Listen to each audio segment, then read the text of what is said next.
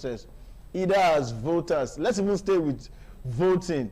What's your take? Where are we on that? All right, thank you very much. Like I said, there was this campaign where we tried to deepen inclusion in our electoral process with INEC, and we very well believe that engaging was the way to go. So we did not only advocate, but we were actually on ground to prefer a solution. That's where the Brave Ballot Guide you talked about was designed in the first place.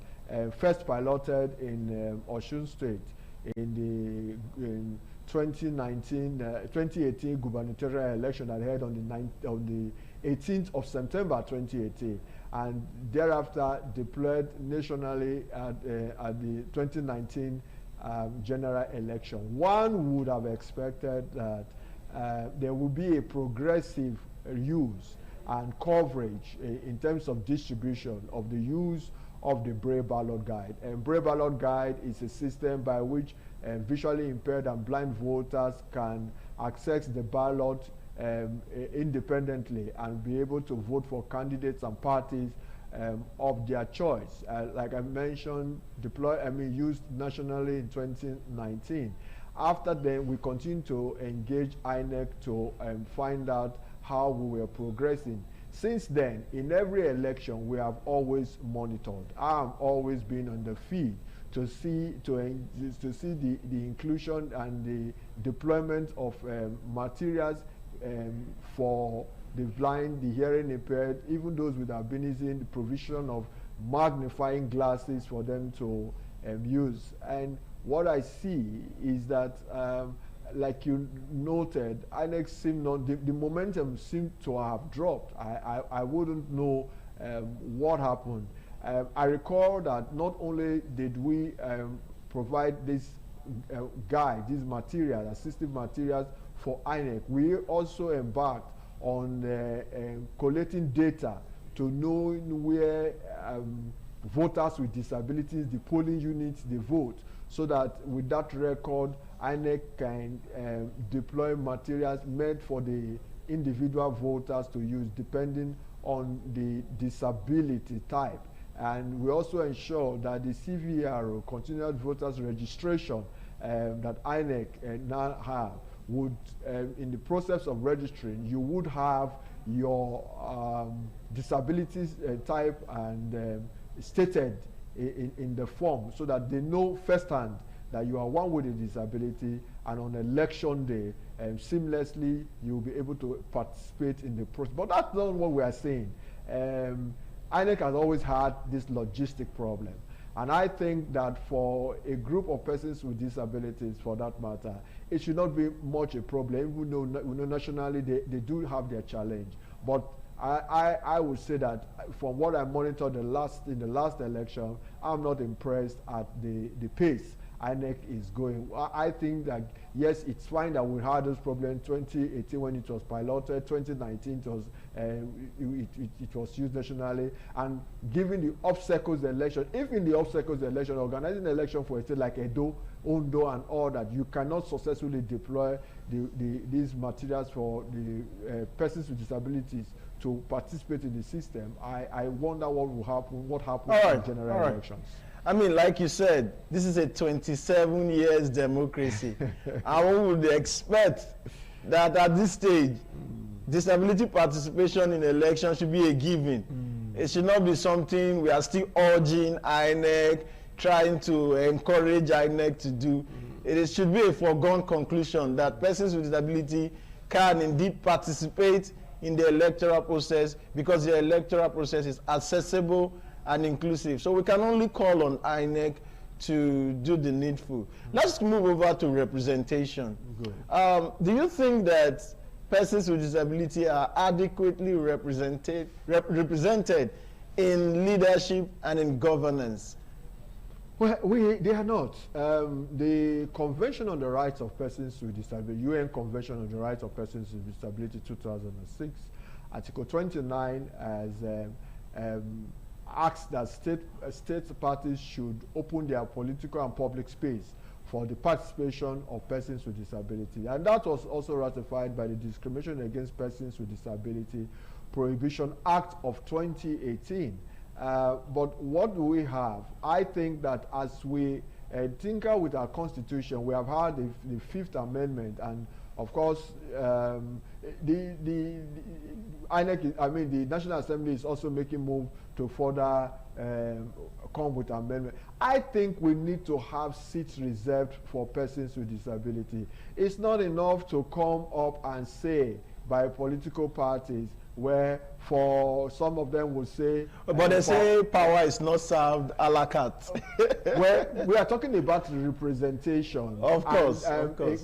Government must be seen to be protective of the weakest, of the minority, of the vulnerable. And a minimum standard. Why are women asking for a 35% affirmative reserve for them? Women? For why are they asking that certain seats should be, 1/3 of the seats should be reserved for women participation? That's why I said that the youth, of course we have, perhaps not serve a la carte, but we have the not too young to run be speaking to the participation of youth. But why are we not having something specifically directed at persons with disability, protecting their representative rights in the executive and in the legislative arm of sorry for cutting that of the without mentioning any political party.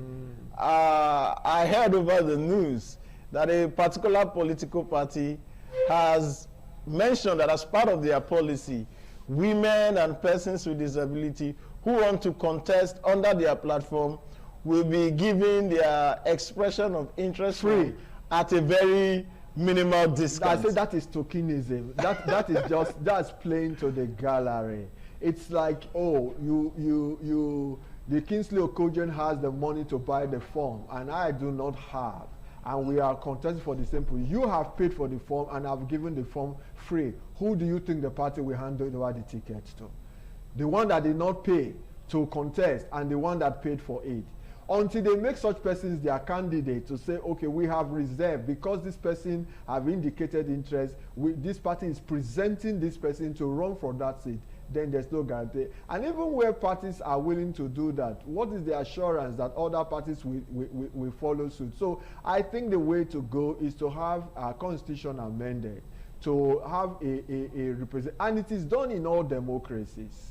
Like in Uganda, for instance. Yes, in Uganda, even in Iran, in Iran and in Iraq, for instance, I know very well, which is an Arab nation. They have certain seats for the, reserved for the Christian population, a certain percentage, right? That is an Islamic country, and so we see that everywhere that certain group must have some level of protection. That is not all they should have, but at least we shouldn't have a 360 National Assembly members with no one representing the disability community and issues. Like I said, we are not just only a community, we are a constituent, and our issues should be so serious. So I think that we will do more to amend our constitution to guarantee some level of protection.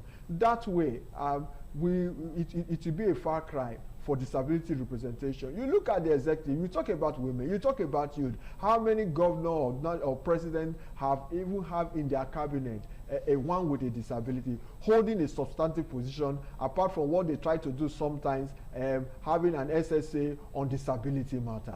All right.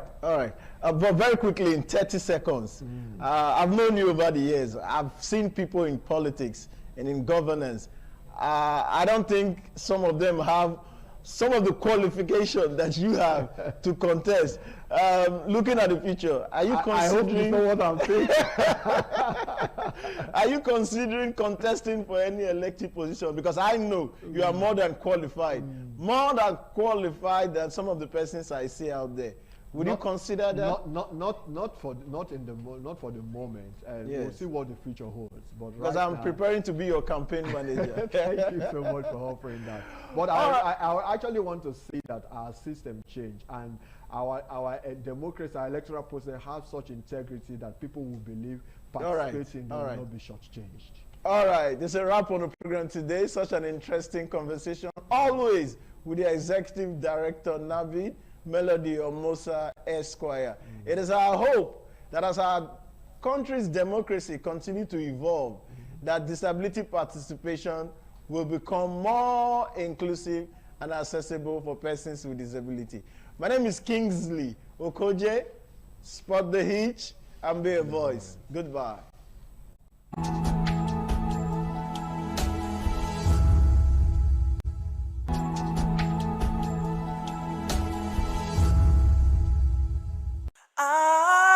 ITV, certainly the best.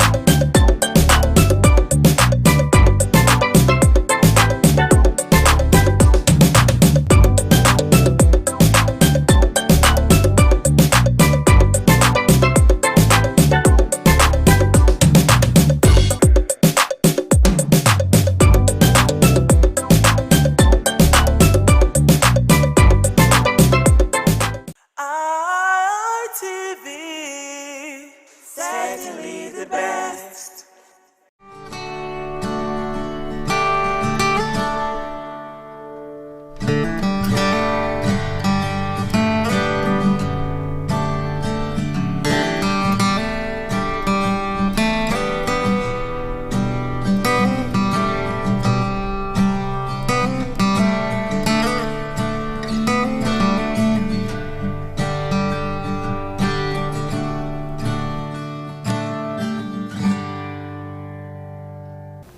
Hello, beautiful people. Welcome to another edition of Youth Perspective on Independent Television. I am your host, Lydia Azuka, and today we'll be talking about social media. We want to see how it is building our future or destroying the youth. Now, to help us unpack this important topic, I have three amazing guests with me in the studio today. Good day, all. Good day. Please introduce yourself. My name is Ekis Olumese. Thank you for having me today. Thank you for coming. My name is Perfect Totagami. Thank you for having me. Thank you for coming. And I'm Udoku Onochie Gabriel. Thank you so much for coming. Okay, those are my guests on today's episode. It's going to be an interesting one. You don't want to go anywhere. Remember, you can watch us live on our website at www.itvradioNG.com and do well to follow all our social media platforms at ITV Radio NG. Now, let's get right into the business of the day. Social media has become an important part of our modern life. Now, over to you, Ekis. Has social media destroyed the youth, or has it impacted the youth so far? Okay, thank you very much. Before I answer that question, I'd like to throw more light on what social media is all about. Go on. Social media are digital platform that is used to create, share, and disseminate information, educational experience, and people are able to communicate with each other. But the basic thing is that social media is a tool. And as a tool, I'll go right to answer your question. Social media is neither building the future or destroying the future. It is based on its usage. It is based on the one that is using social media. So social media can take you as a ladder to success, or it can bring you down. So it depends on how you are able to use it. If you use it well, you get the benefit. If you don't use it well, you get the disadvantage of it. So I believe that social media on its own is not like I said, is a technology, and as a tool, you are the one to use it. If you use it well, it's going to benefit you. If you don't use it well, you have the other part of it. So there are other benefits that we can talk about during the course of the show. But for now, social media is neither building the future or destroying it. It is based on the values that people have. Amazing, Thank amazing. You. Thank you so much for that answer. Over to you, Perfect. Same question. What do you think social media has done to young people in this generation? I think social media in itself, it's an opportunity created to broaden the horizons of mankind, so to speak, through artificial intelligence, connecting the entire world together in a particular space where everybody from different continents, without leaving the comfort of your place, to communicate with each other. So I would say it destroys and builds at the same time, because it's relative to the person that is making use of it at the time. Amazing, amazing. Yeah. And to you, Gabriel, the question still remains the same. Go on. So yeah, for me, I think I'll sit on the fence, because the matter of social media is highly subjective, right? And it still depends on the user and the usage.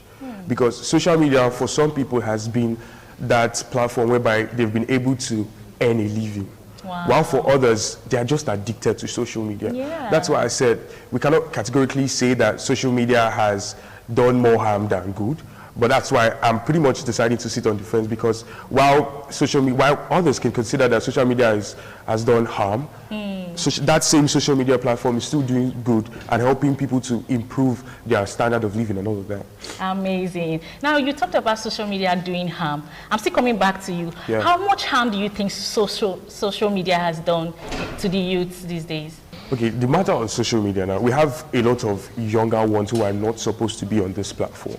Most of these people hide and watch pornography. This leads to addiction. So being addicted to watching porn and so many other things could lead to, improper usage of this app. So yeah, in that aspect, I just use pornography as an example. In that aspect, so yes, social media causes harm. Yeah. Okay, Ekis, this question goes to you. The Prime Minister of the United Kingdom has placed a ban on social media for teenagers below 16 years. Yes, what do you think about that? Do you think it's a good idea? Well, I don't think that social media should be banned totally. Okay. Because apart from the harm that you think it does, there are also benefits. So the most important thing should be proper management. There should be guidance, because everyone is responsible to ensure that our teenagers, they are able to follow the path of righteousness when it comes to using social media. So that's where the place of management, that's where the place of monitoring comes. I know there are issues where most teenagers, they are more knowledgeable when it comes to their parents may not know most of the things that they know. You understand? And so if they are able to outsmart their parents, so in this AI generation, it's not only for the youth, it's also for the adults, so that they can monitor. In phones, there are this thing that you can put, what do you call it? Parental control. Parental control. Yeah. You can control the screen time of your children. You know, so they can be monitored, they can be checked, you know, because they also benefit. If you ban them totally, I don't think that is right. Okay. I think they should be given an opportunity and they should be monitored. Okay, perfect. Do you agree with him? Well, I think for this current generation, this Gen Z generation, that is very subjective to the child that is using the phone. Exactly. Because you now have highly intelligent children that are way more intelligent than their parents. So even if you employ this parental control, do this and do whatever you need to do as a guideline to keep them safe from whatever is killing them. Well, so to say, I'll ascribe it as a relative responsible way of wasting your time. Because why? These children, they allow you to satisfy your responsibility, the urges of your responsibility as a parent. And when you're done with it, they still go through a back door. There's a back door in every social media. And most of these children already know that. Wow. If they're knowledgeable to use social media for themselves, they already know the back door that most parents don't know about. Wow. So I see it as more an aspect that can be used to culture them. What I mean is, instead of restricting these children, you can teach them to use the knowledge for something better. Okay, moving on. Gabriel, I want to ask you about social media influencers. Do you think they have a responsibility in like influencing young people now, like being role models to young people online? Of course they do. They have 100% of that responsibility to make sure that what they are putting out has a lot to do to change the lives of the younger ones viewing them positively. Amazing. Because as a content creator or as a social media influencer, the kind of content that you put out should be that kind of content that helps people, that encourages people to want to do better in their daily activities. Because as an influencer having 1.something million followers, of course people are monitoring how you do your thing. People are noticing the kind of content that you put out there. So yes, 100% they do have that responsibility of putting out the right content to encourage people that view their work. Amazing, amazing. So now, Ekis, I want to ask you, what practical skills do you think young people can learn on social media? Okay. Practical skills that young people can learn. You know, through the coming of artificial intelligence, a lot of persons have been able to learn, and they have been able to make use of it to become richer, in the sense that in their automated system, which you can learn and develop skills. You can use it to create videos, animation and all that, and pictures, you know, and you can see it on Facebook, on Twitter. So many persons are making money because of their creativity. You know, you can just develop a story and use AI to. There was one I was watching that has to do with Uzo and all that. Very interesting, and they have so many views. Now that particular youth is making a lot of money through the use of AI. Is making a lot of money, you know. So through social media, you can also become an entrepreneur. You know, you can use it to promote your business through religious activity. Social media has also benefit a lot of religious outfits. You know, there are churches that are there that nobody would have known. There's through social media. You know, and there are businesses that were promoted through social media. You know, and there are youths that are so talented that, okay, somebody like Jarvis, you know, she has a talent. If not for social media, where we shall be. That's right. You know, so you can see that social media has brought a lot of persons to the limelight. You know, so it depends, like I said initially, it depends on how you are able to put it to use. Amazing. So that's what matters. Amazing. Perfect. Do you want to answer the question, what skills do you think young people can create through social media? I think the platform of social media is wide. It's like unlocking the 100% of the human brain, which is technically impossible, but made possible through artificial intelligence. So there's so many things that an individual can use social media for, but the end result of all these things is just two things: popularity and money. Amazing. So a child or an adult can either become an influencer. It can become a star. And you can't be a star if you are not using social media. Of course. Yes. And that's the reason why most artists that we had before are no longer visible, because the ones that are trending now are the ones that people, even smaller children, can see on social media. So yes, I think if I'm to start calling the different workforce that social media provides for humans, young people, it's going to be very wide. Amazing. Amazing. Gabriel, do you want to answer the question? A whole lot that you get to learn on social media. We look at likes of digital marketing, AI animation. You know, life now, you know, is being made easier for people to carry out tasks, and like I stated earlier on, you know, social media now has turned to that platform where people get to earn a living.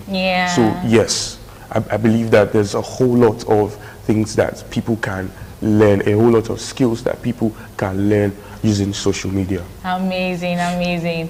Well, it has been an exciting discussion so far. We'll go on a quick break. When we come back, more to unpack.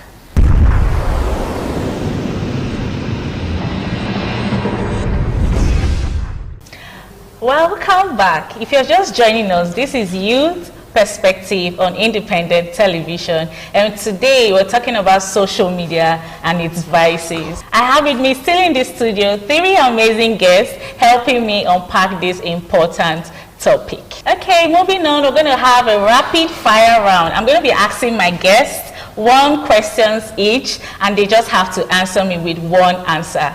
Are you ready, guys? Okay. Okay, let's go. So 1 word answer, Ekis. Social media in 1 word. Social media is amazing. Awesome. Perfect. 1 word. Broad. Broad. Amazing. I love that. Gabriel, 1 word. Opportunity. Opportunity. That's amazing. Okay, another fire round. Biggest benefit of social media. 1 word, please. Success. Success. Amazing. Perfect. Finance. Finance. Honestly, so I've been making emphasis on money making. So 1 word, Gabriel. Viral. Viral. I love it. Another rapid round. Biggest danger of social media. Cyberbullying. Cyberbullying. That's an amazing word. Perfect. I think defamation. Sorry? Defamation. Defamation. Defamation of character. Amazing. Gabriel? And addiction would be the word. Addiction. Wow. That's a big danger. Okay, so should teenagers have screen time limits? That's the question now. Ekis. Should teenagers have screen time limits? Yes, they should. Perfect. Yes. Yes, Gabriel? a very big yes. A very big yes. Okay, can someone become successful without social media today? Can someone become successful without social media today? Ekis. I doubt. You doubt? Okay, perfect. 100%. 100%, okay. Wait, 100% yes or no? Yes. Yes, someone can become successful without social media today. Yes. Amazing. In this digital world? 100% yes. Okay, Gabriel, let's hear you. We're in a digital world now. Even churches are creating content. So, so no. Amazing answers. So as we wrap up, I would like you all to share a piece of advice to young people watching you today. Ekis. Thank you so much. Yeah. To every young person out there, social media can be used to attain the highest height of success. You know, so ensure that you use it, ensure that you have the right value. You know, so social media, remember, is a ladder to success and also a staircase to destruction. Amazing. The choice is yours.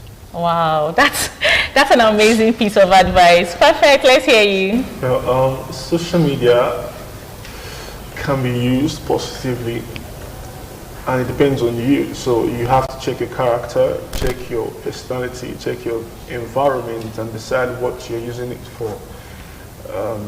I would advise that you use it positively, because whatever you do affects those around you, both immediate and external.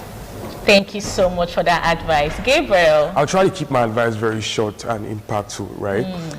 Social media never forgets, right? So ensure that you use it for the right reasons, right? Look at apps like Twitter, that's X. They just never forget. The streets of Twitter never forget what you have done in the past. Use social media for the right reasons, and to my young ones out there, make sure to reduce your screen time.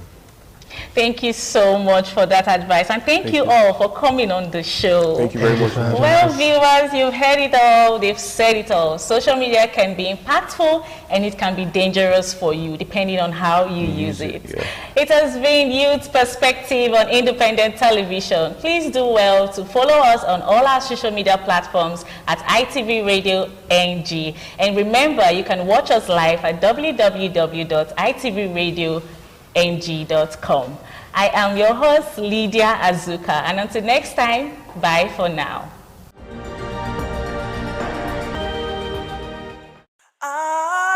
ITV, certainly the best.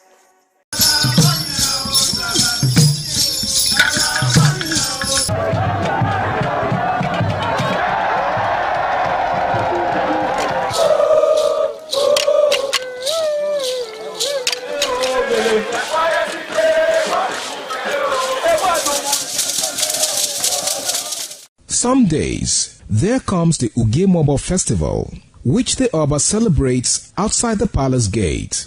A pavilion is built of red cloth where rites are performed to drive away all evil spirits still unsatisfied by the year's sacrifices. The Mobile Festival is to commemorate an event in Benin history which dates back to 1504 AD.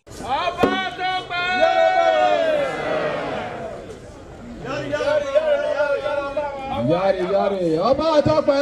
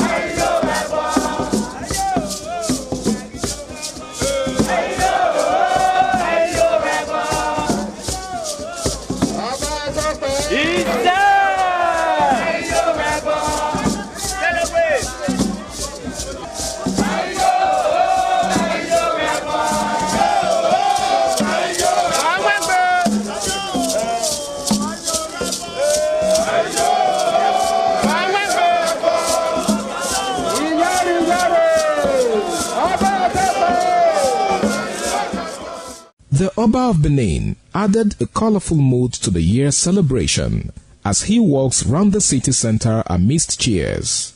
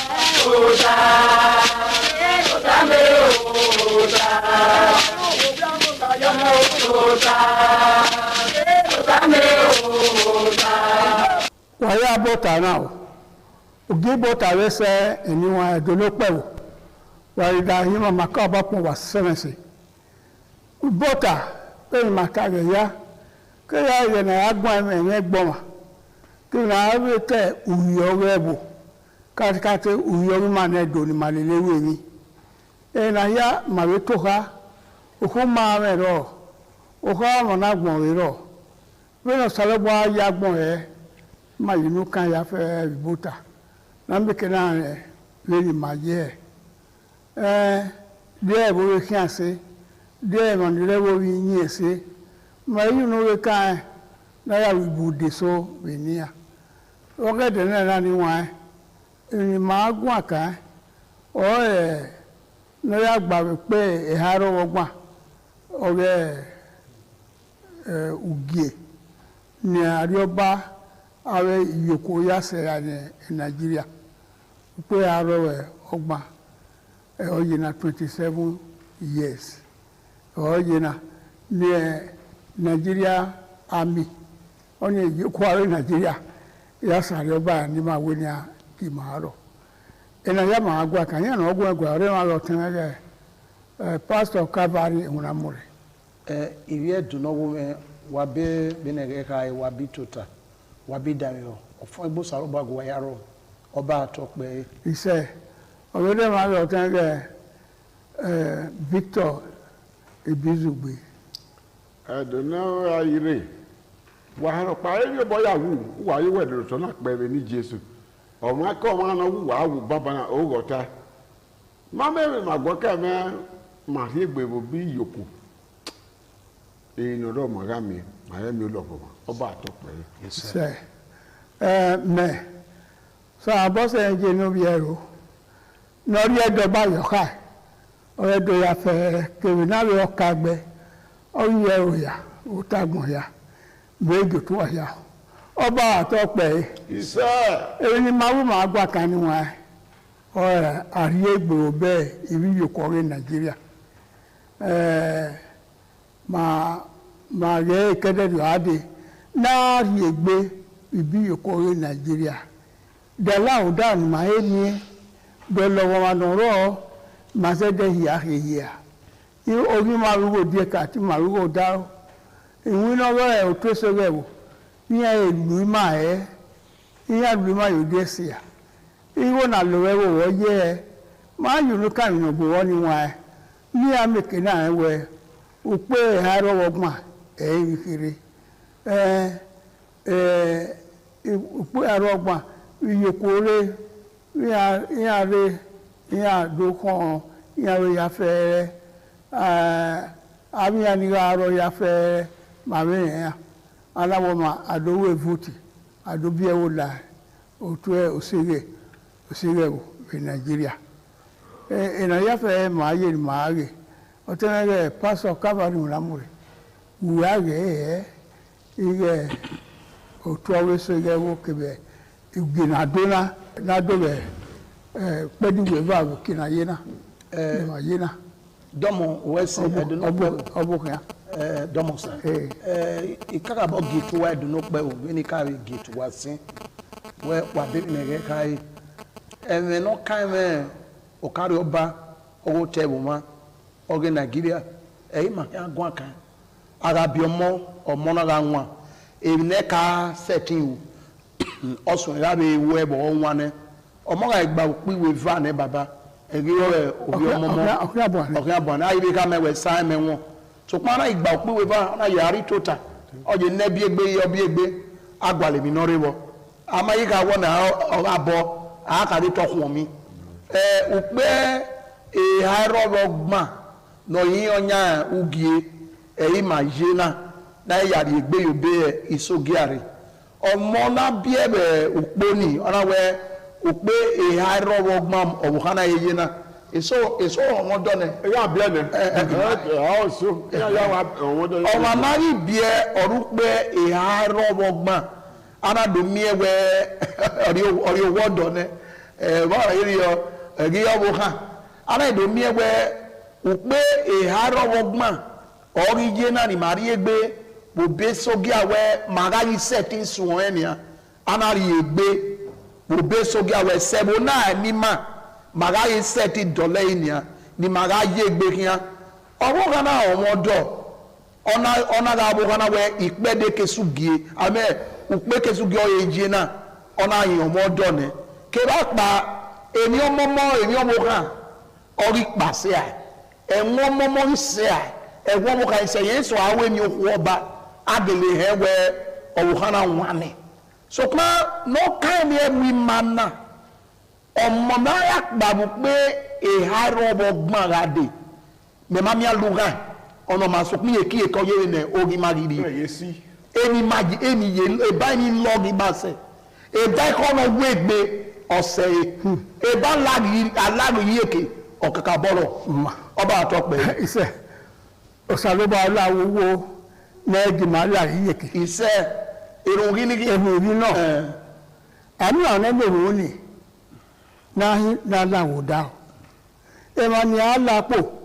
ba ko be ye ko sun e be ye ko we na ya ma we se ye ni ma wa we he ma upo ni ma so ye wi ma o wa ni ma bo lo be na ya du ko e wo we oge ulima ko ke oge simu na ya pe be na awe o lapa he eyuna ewule be ewune o ya se ìwìn ọ̀rẹ́ òwázígó ìgò nà mìíràn àwa fíẹ́wò rí àwa mọ́tò ẹ̀yìn àná nàìjíríà ọ̀yà ẹ̀wòyà ayádọ́ àgẹ́ kìsì ẹ̀wòyà àgẹ́ lórí mayes ó fi gbọ́n ní màmẹ́ ukpọ́gẹ̀nẹ̀ màkìrẹ̀ the whole world òtàgbọ̀n yà fẹ́rẹ́ ìmáyè kàṣẹ́ màá wà lù ẹ̀wọ̀n èrè ìwé láàyè màá mú yọ de ni amata lo ya adweni ya fera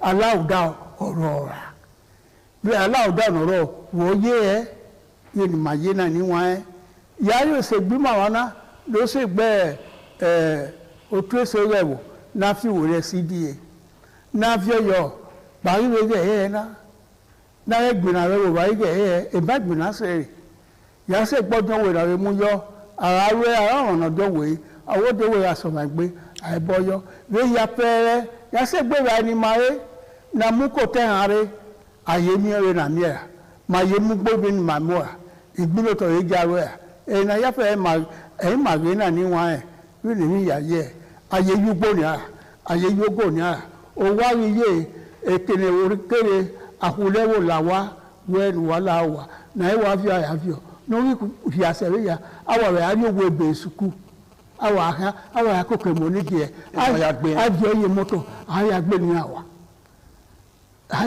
ìyà márùn-ún ní àrú àwọ̀ àmọ́ ni ìwò náà ìyàwó ìwò yẹn náà ìwò àríyàsẹ̀ àwọ̀ náà mú rẹ̀ ní èmọ́ ni èso wù ní yòdọ̀ ìkíni máa yé nìkí náà ọ̀dà òpé àrọ̀ ọgbọ́n ní sójà gíṣẹ̀ àríọ̀bá àdìmá ẹ̀yìn máa yé náà ẹ mà náà ó lè má rí ló kàn ẹ́ aláwọ̀dá àrọ̀ ọ̀tẹ́rẹ́ ìbísù gbẹ́sọ́ Victor wọ́n rí yẹ́ wọ́n rí wọ́n wọ́n mí ẹ̀ ó dá a politician wẹ̀.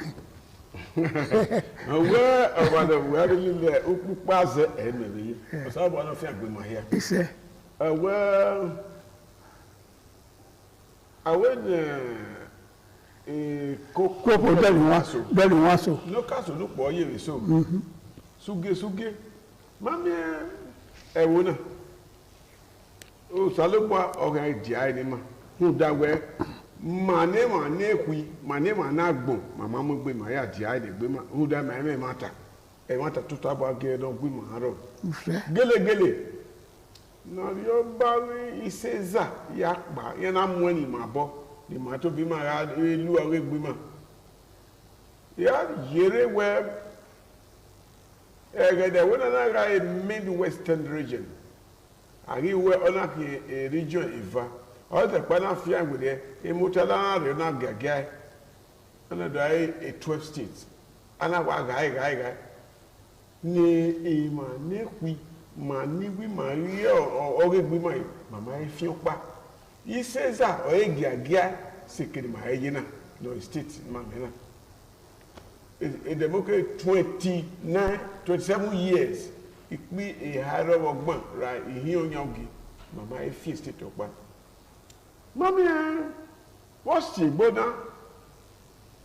ọwọ́ mi gbà lórí mi ní pàpà lọ́rẹ́ àwọn náà fi ẹ̀rọ akọ ẹ̀ ẹ̀dọ́ anáfíà ìgbé náà fi ayé ìfà òtẹ́ ẹ̀dọ́ south ní ẹ̀rí àgbọ̀lẹ̀ ìstétì ẹ̀dọ́kọ̀ gọ́ọ̀mẹ̀ntì náà rí gbé ìsẹ́ta wẹ̀ ẹ̀sì ti wà màmí gbọ̀lẹ̀ lọ sí késùgé ẹ̀ náà ti rí àmì gbọ̀lẹ̀ àríwí ẹ̀yà ayé tìrìtìrì bí màá tẹ̀tí kùkù gbé ni màá mú díà ni màá máa náà fún ìmọ̀ ìyá gbé náà ra ẹ̀ náà fún rẹ̀ gbé ká gbé máa orí ọ̀nà ògbí mọ́ ọdún ni ọmọgí wínímà ọmọgí ìgbà ẹ sọ bí àràtọ̀ ní àbẹ ó padà tẹ dìkírì ó pẹ́ ní ẹwà àtà ni èmi àgọ́lẹ̀ àwọn àpá ẹ̀mú ẹ̀yà ọ̀hán jọ̀ máa gbọ̀n ní ẹwà wẹ̀ ẹ̀yìn mọ̀ ẹ̀yà dòsí kiri mọ̀ iye náà. OSC. màní wí màá tó máa wọlé gbímà màmá mi ò tó yẹ ẹwẹ́ o làhọ́ gbìmàkú òní òkùnkùn gbé ni màmá wẹ̀ sọ́wọ́ ìwògbó pánà lọ́pàá ìṣẹ́gun ògbólógbà náà fún regardé àdìsẹ́lẹ́fà ìlọ́kàn náà fún màgbére ọba àtọ́pẹ́. Ẹniwa ẹ wọ́dà ẹ̀ ní màtá aláwùdá ọ̀rọ̀ rà ó ní màgùn kan náà bàá yá mi aláwùdá ẹ̀ bàá yá mi àfiwòye ẹ̀ náà rí ẹni má ẹ̀ máa ní ìyàwó ìyàfẹ́ gbòdé ìwé náà ó lápá yìí àwẹ̀ pòlísì bòye ẹ̀ ní àfẹ́ wúyọ àwẹ̀ nínú àwẹ̀ tó ṣe rẹ̀ wò àfihàn ayọ̀ ayíhì àwa náà wọ́n yé ẹ̀ náà níwọ̀n ẹ̀ nga wà dọ̀lẹ̀ yìí àwa mẹ̀ ọ̀kárí ọba ọ̀rẹ́ wò àwa awẹ̀ ìwò náà lòwẹ́ wò yìí náà yà yé ẹ̀ ọwọ́gbọ̀n yà wà nù àwa dọ̀lẹ̀ yìí àwa àsùpò púpọ̀ ní náà ẹ̀ miẹ̀ àwa àsù èrè ìwé nàti èrè ìwé àwa àsù ẹ̀ àwẹ̀ òkèrè òrarọ̀ ẹ̀wọ̀n náà ètè yé èyàn ni yà fẹ́ ìyá nya ẹ̀ rẹ̀ abótóse rẹ̀ wò ìyá mọ̀ ẹsẹ̀ rà bọ́ọ̀gì jẹ́ ẹ̀ náà òhàmì ròye ùsẹ̀ ròye ẹ̀ nìkiri bàá rẹ̀ ẹ̀ nàánà miẹ̀wẹ̀ èmi náà yà fẹ́ rọ̀ fi wòlé o sàlóbà pa màwé tutù ẹ̀ mọ̀ máa tutù sàlóbà sọ́pà màwé wúrẹ́ òwúrẹ́ òwò sàlóbà àwé wúrẹ́ èmi àrẹ̀ ọ̀rìn màní màrú ẹ̀rọ pàdé yọ àwìn Nàìjíríà ọ̀dẹ̀lẹ̀ yọ àwẹ̀ èmi màá nọ náà màá náà délé yọ ẹ̀ ọ̀tẹ̀mẹ̀ pásítọ̀. dọ́mọ̀sán ọwọ́ mọ àlànà gbé fúláwọ́ rẹ̀ ọba rẹ̀ làbúdèrò ọ̀rẹ́ ọ̀pá màmá ẹ̀rí wọn nìyí nda edọ́mẹ̀tì ní ma yìí. ayò yà ni. dọ́ọ̀ ẹ̀rí náà yà nùrà ẹ̀ ọmọ náà làbú nà gbé àdùdé nẹ. àìbọ̀dọ̀ má rí i. ọ̀nà ìlàbúdèrò ayò yà ni ẹ̀ gọ́mẹ̀tì má yẹra bàbá. máa ní èrè sọ́gíà ọjà yà jà náà ma wọ́n má gbọ́ àwù ayò yà nù. so pa amara wi mala na mo ja abia ge government ge sogi awi ma e awa agbo ba gbia awa mama gwa we na akwe e gadu magbera akpori ne na wo ma na do mu yi ma bona te dre mo wa mu ni atobi a we pe pe na gwa lo e ya na mo gwa mi we usaka me ora do gbo de natana nu da ugage wọ́n bí ẹ̀gẹ̀ náà ká rọ̀ bẹ̀gẹ̀ ní èso kí a náà rẹ̀ federal government àti òun ògìtẹ̀ ìrùdọ́ ààrẹ ọlágbádá náà rẹ̀ dáadé state ya ẹ̀gẹ̀ náà wọ́n yà gbọ̀lọ̀ tó tọ̀ ìbá wọ́n ní adóbọ̀ iná rẹ̀ dáadé mẹ́nà yà lù igó ẹ̀ 3,000 wọ́n máa sẹ́lẹ̀ yà dé fún ẹ̀yẹ 5 litre ìzàgbódó lékeré àrùn dà egi ẹ̀ yé hàn ń dà èso bíà ọjà yà jà náà ma we are unyine mani ma bena ya segbe de ege sogi ano baba emi ya igba no dado gwa ogwa eyegbe ogwa nyunyi mo so pa aya mi na we omo rarira omo na doji omo na musaka me ayi mi no ta ore ya we no ri obi abu no ri owo na ozo omo no ke afi omo no say ba captive view aba eni ọdún oligi yàrá ọ mami ọjà ọwọ́ mọ alani na abọ ewude na gbé abọ ewude ọlàwude ọkì na iye ọjà náà ọjà nọrọ ege sogia so pé ẹgbẹ́ yà mí màmú ọjà ni ala wo ma gwa bo wo de egbe na we ligi ina ya swena o amuli no ro te wi mana usaka ne ro te wi mana the democracy na oto agbe ya wadoge no gege na ya democracy na ope arobogban ke ba panu wege be na ofi boye e bi oto we ade awu be de ne noro na ana ka we bueno no bueno ba si wa no ke my dead awe again no ya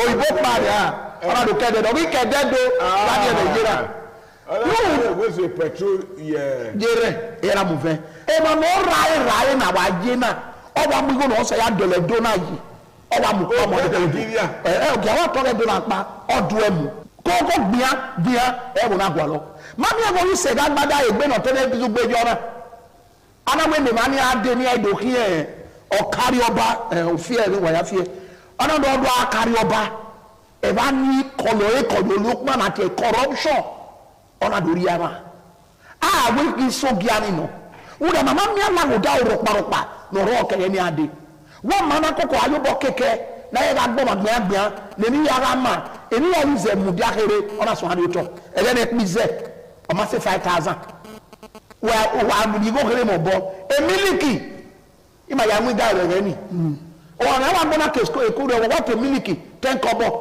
o wa mo bread o wa to wa nya no enwemila wa enwene obu yo rugbo emiliki ni ano ma no 1,000 adopa me na yo no de ni ya mi go ya desel eni na gbe kan ara sioma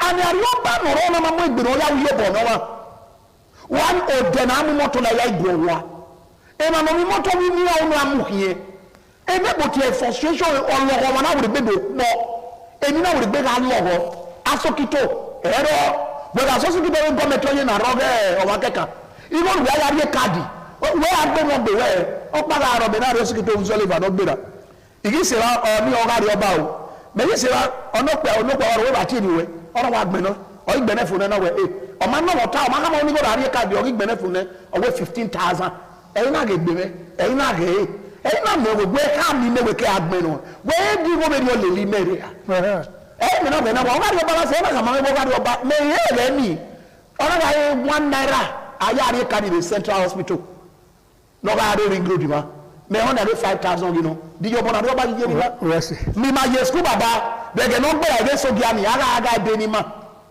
e ge gbe mu dia be ge so dia no gbe mu dia na ru ara mo mi la le da de school we iri eni ni ta de iri eni no rari oba e mo na de se no re bo so pe na de je na a do bo we ranu lo to oba mi o we yi o kan me bread do nu a kan ye yo nu we pe o yo oba to pe ise eniwa ya yi wa da yi ma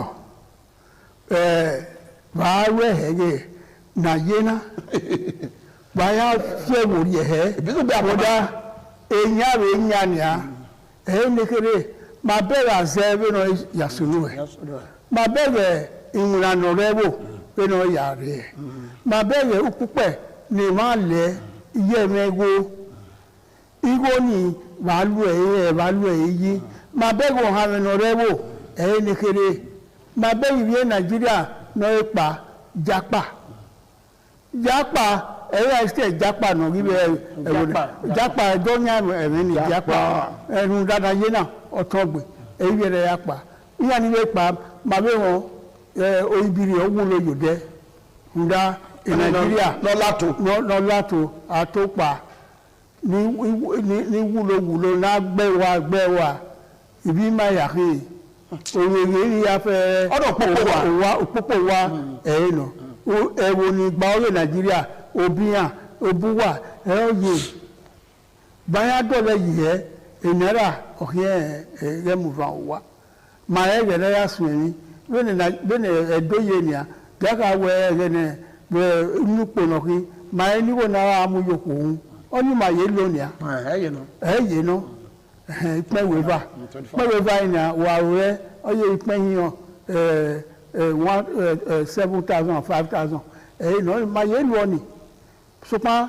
be na idele wo ye baya we ya aremewe wa so ta we alauda agwalo alauda ono alauda na agwalo na esi yeke nda na iye na wa mi ono no ma ni o se ti yobo mu yi ai gwale na ni ana se koto Nigeria iye o podegbe wedona ewo eyan ewo ile wa ile ri ewo do tagbon ma le ri elu yan mi wa kegbe ni re lewe wo yan wi ale die do yan asedo yan mai mi wa ya wo na mai mi wa ya gbogbo mai mi wa ya we mai mu ayire ma bo ye wedona o to se we wo ya ni ma e matuti na ni yiro ya se gbe governor ya se ya fe na ya fe magwalo to na ya do ugere 27 na haro ogma na yiri egbe obe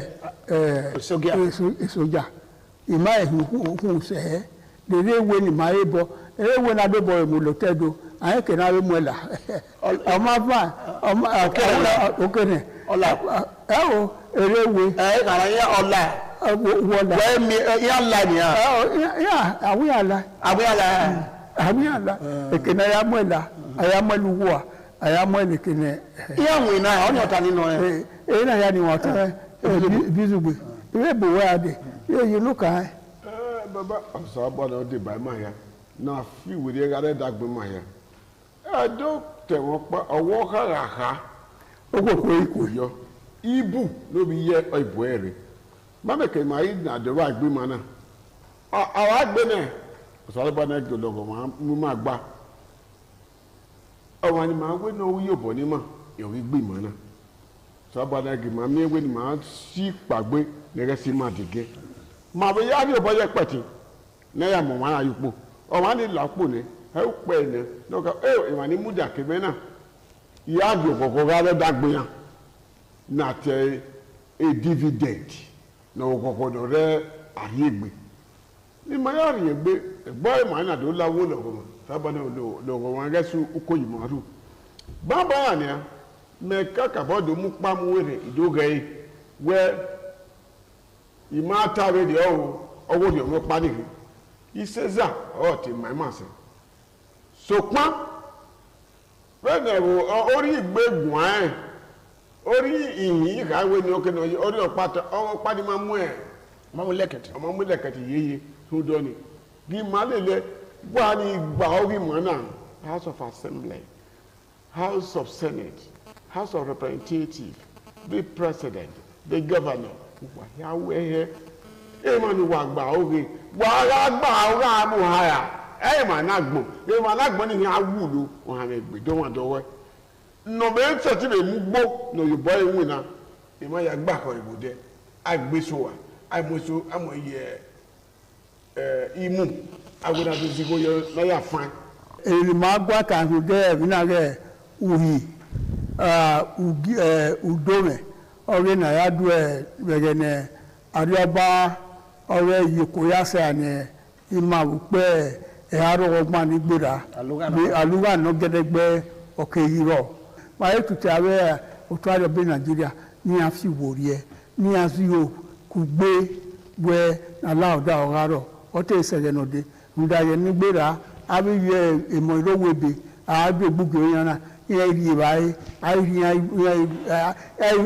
stadium ya ri ya ahi mi ropa we ya ye we go na ye na ni wa se Nigeria ri ile petrol wa imu ri ahi se tin ki amode ahi se tin yugbo ahi se tin yogo e ni bu ya fe wa e wa ma na tuti ari oba ya fe ma po so ro ba ye de na no ri ma so e ma ni gbe mara no saruba ge gbera ya ni ko ni re hospital re ke no hino no be lo wa ni gbe mara ni ka no ge gbera wa saruba ge gbera wa ya fe ma na mu gibota de na yito ma ya ka uge na dona saruba de ba ma ya fe oba ato pe ise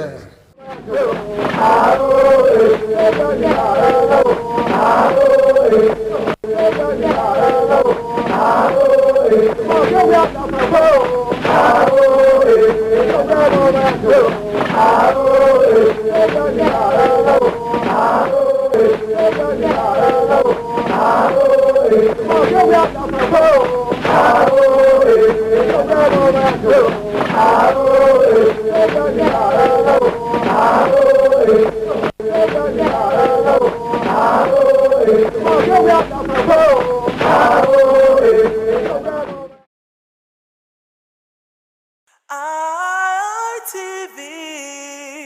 certainly the best.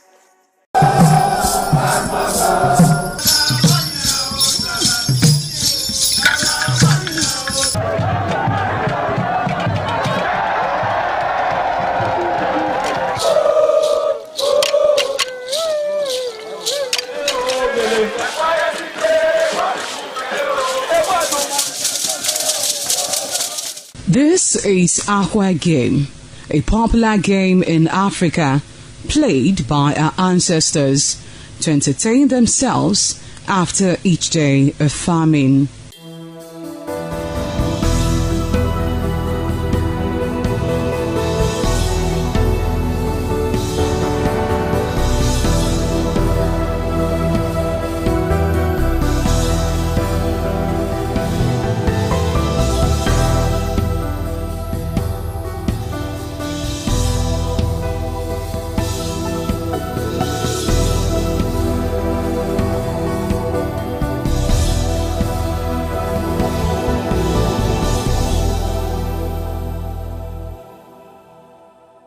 It is also relevant in our coronation in Africa.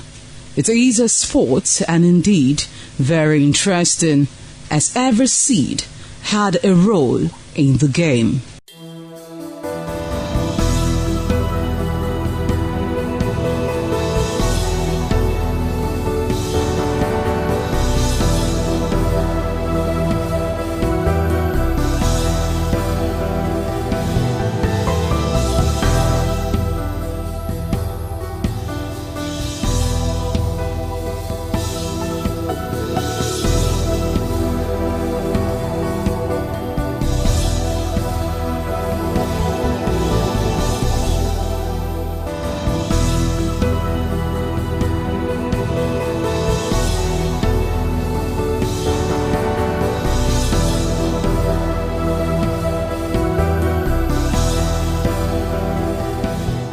Playtime is 45 minutes per set.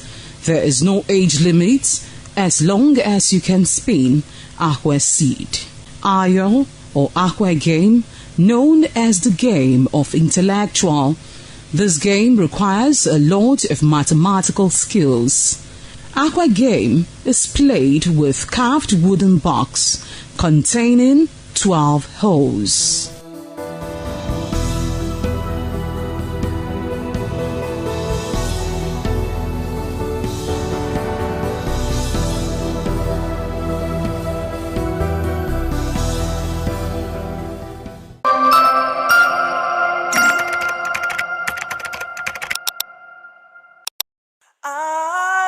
ITV, certainly the best.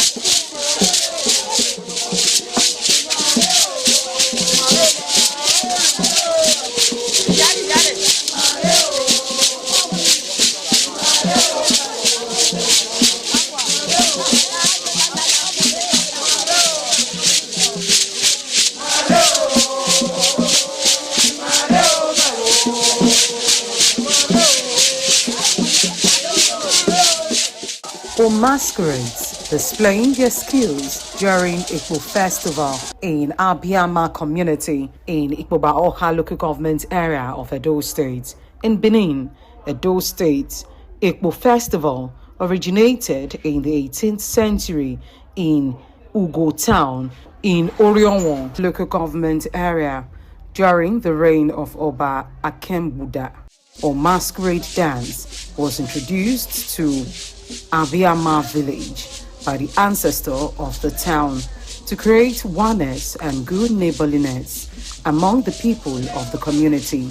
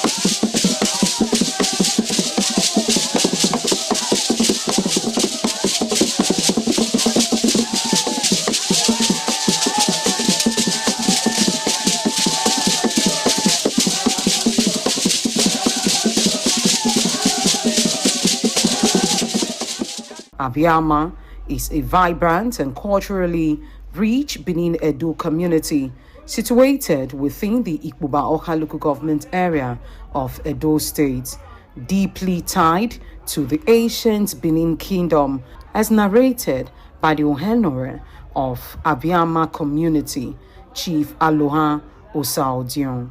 This community is a home of heritage. They know us that we always have a culture, different type of culture. The one we are gathering here for is the Ikpo. We call it Ikpo. The Oibos call it masquerade, but according to Benin language, it's Ikpo. It has been a long time we celebrated this festival, which is 26 years ago.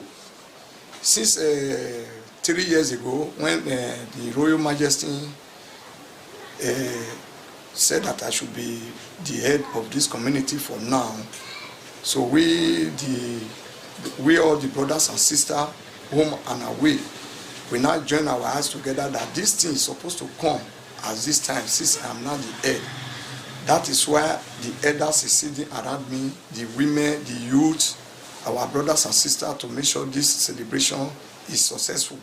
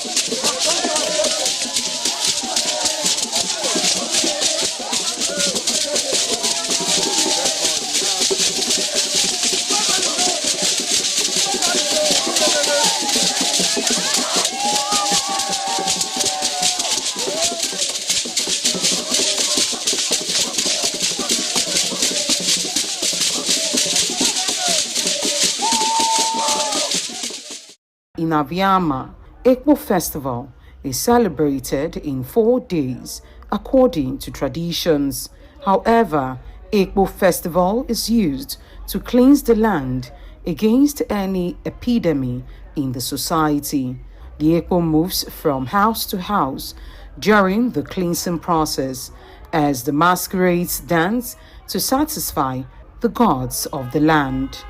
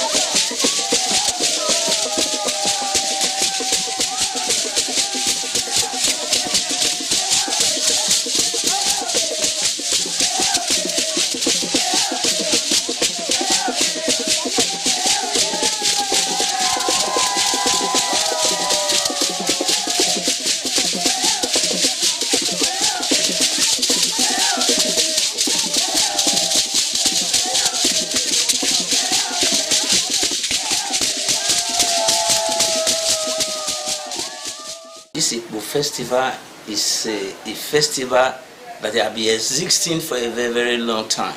It's a very, very unique festival that we are doing now. And this festival is a festival when you hear that Aviama, they are doing their festival as Ekpo festival, people are coming from different areas all over the Benin Kingdom. A festival that unique us together, that all of us will be together. Like since then I'm here, so I felt I want to witness it again. So that is why everybody, we are all here.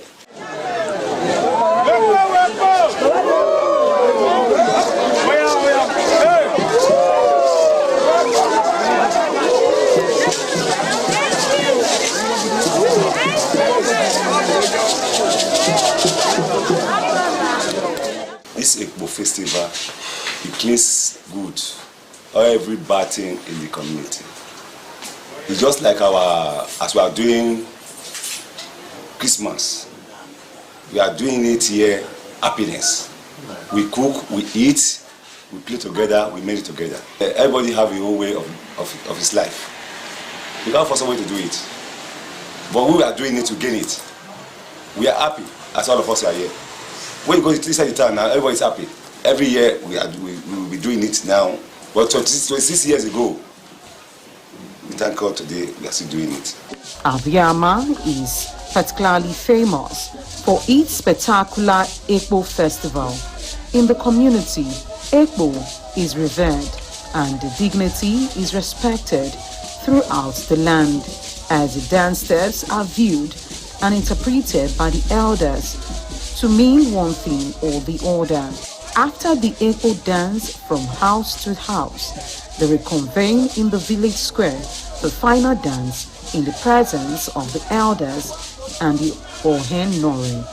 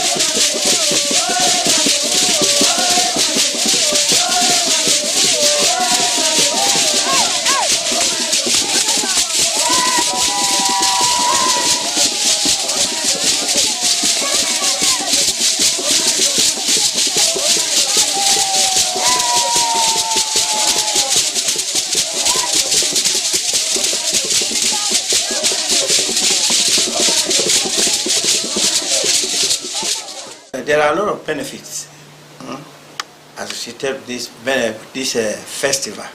Number one, it is normally held between January, February, March, every year. You know, that period is always hot. Then this, what we call it, measles, chicken pox, this and that. And the moment this Ekpo masquerade come out, they will all vanish.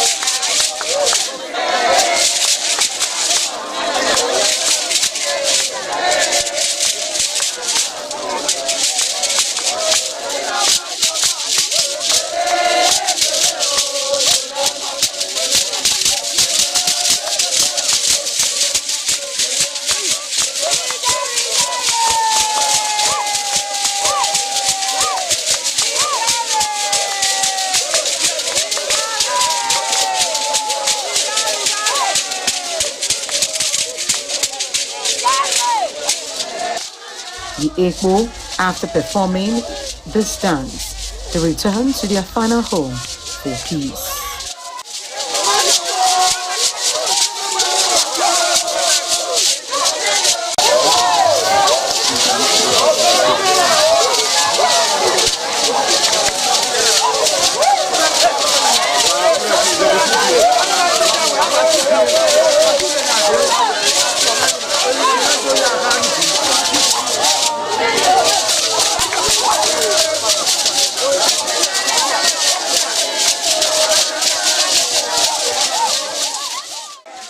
The final masquerade is the mother of all masquerade who came to bless the community as the women present white chalk to the masquerade for blessings.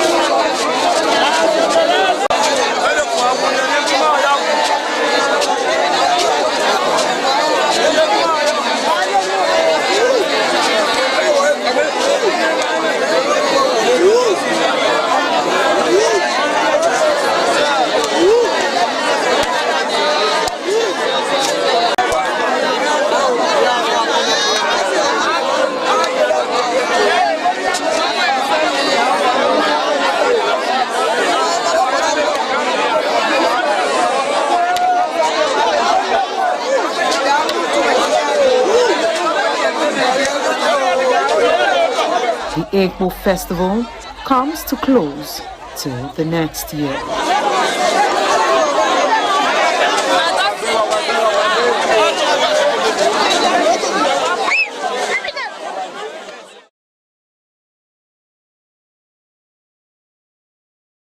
ITV, certainly the best.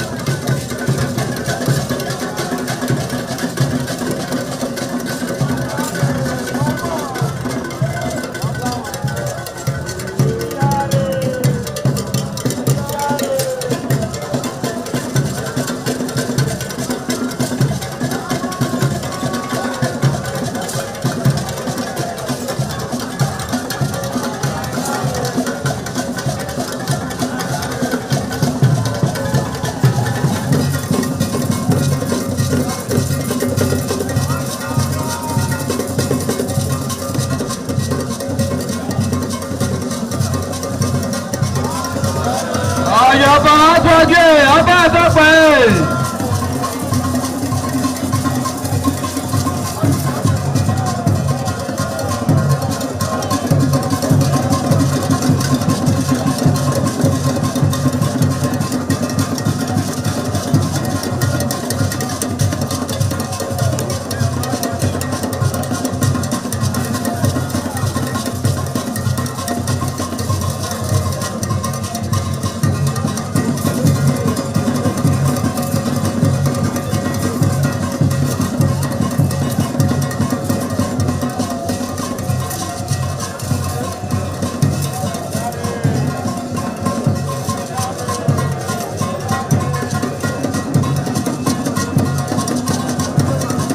Oṣòdì aṣáájú ọbẹ̀ ọ̀dọ́pẹ́.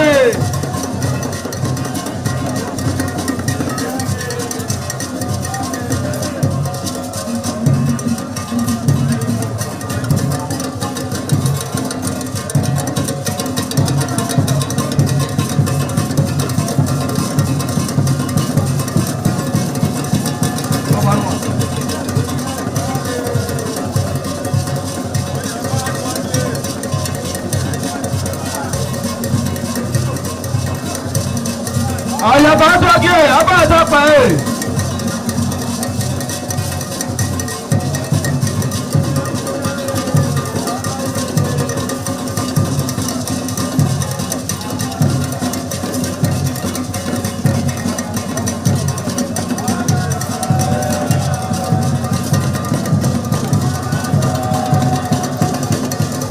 Ọ̀dọ̀yẹ àtọ́jú ọbẹ̀ ọ̀dọ́pẹ́.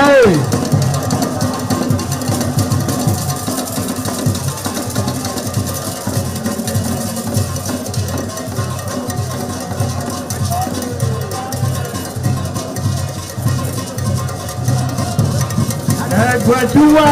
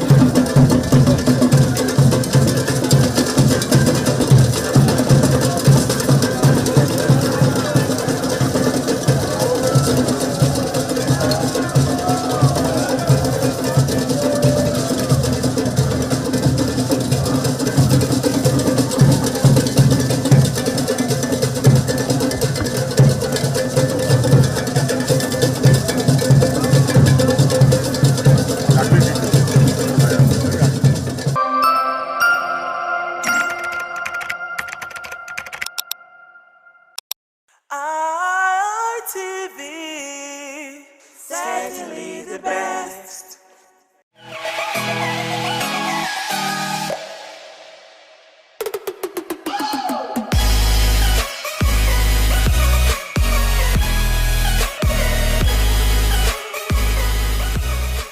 All right, beautiful people, it's another lovely episode of your favorite Men's Rendezvous on television, and it is none other than the Guys Hangout Show on Independent Television, broadcasting live from the City of Bronze. Yep, it is the city where the king is truly king. Now, for the first timers out there, the Guys Hangout Show is one show that encourages young people to prioritize their lives, put themselves first.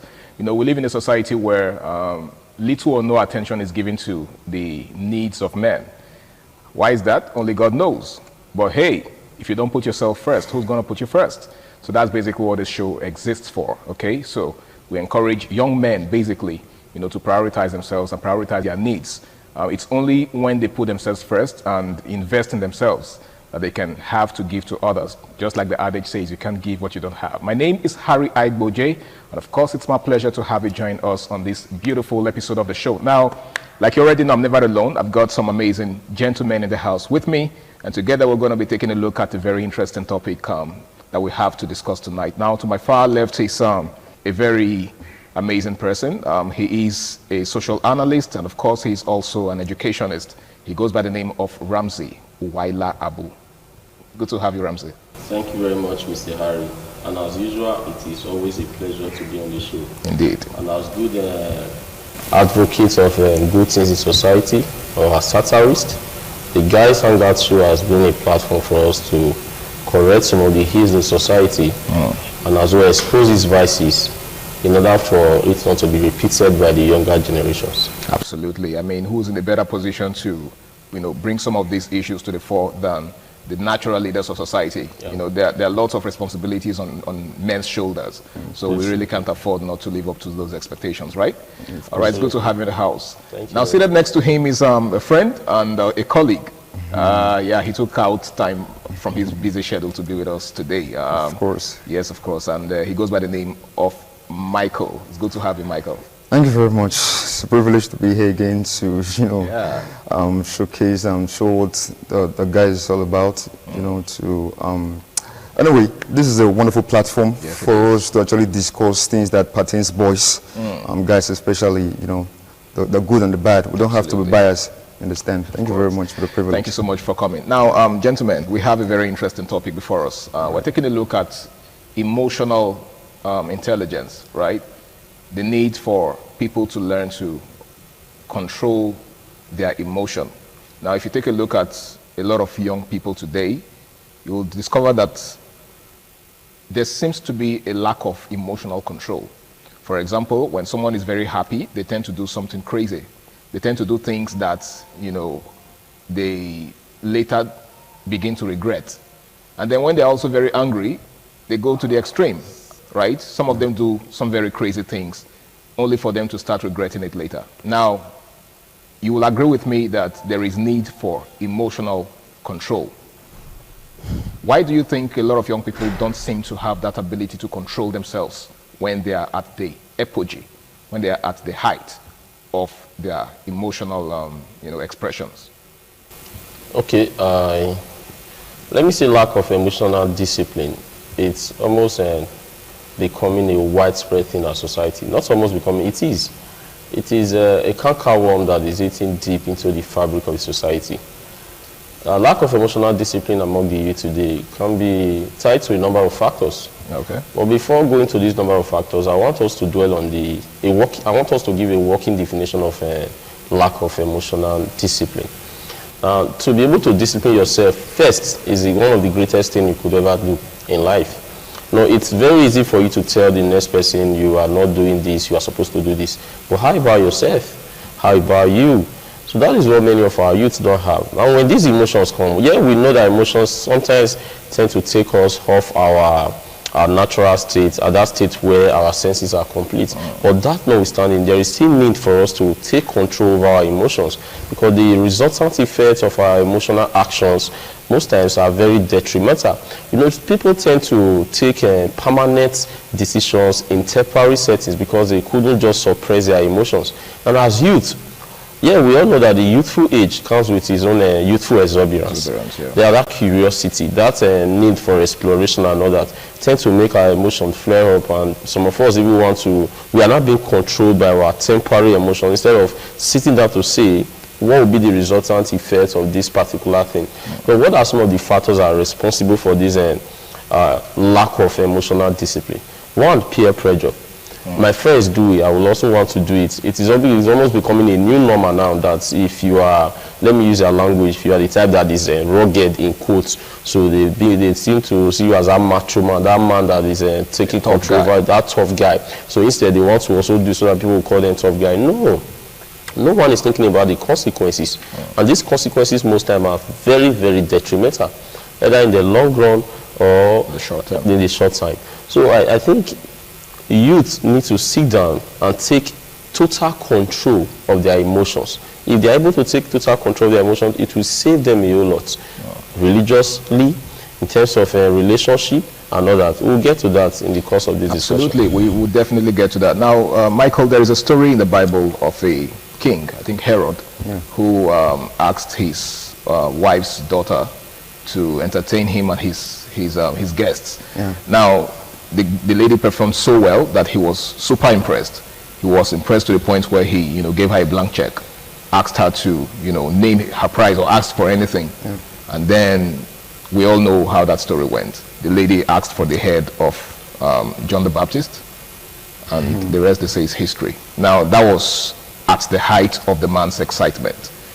right? Yeah. And that's a case in point, you know, as far as this discourse is concerned. Yeah. The fact that some men, particularly, we're actually looking at this as it affects us men, because, you know, a lot of things go wrong when a man loses his emotion. We're not saying, we're not trying to, you know, give exceptions for other people or other classes of society, women and children. But, you know, men are supposed to be in charge. Of course. Right? They're supposed to be at the helm of affairs. And then imagine what happens when someone who's supposed to be at the helm of affairs loses control, like in the case of Herod. Yeah. And we all, like I said, we all know how that story went. Of course. Yeah. Why do you think some men lose it in the height of excitement? All right. Sometimes we let our emotions get the better part of us. You know, and we need to do things that we're not supposed to do. Okay.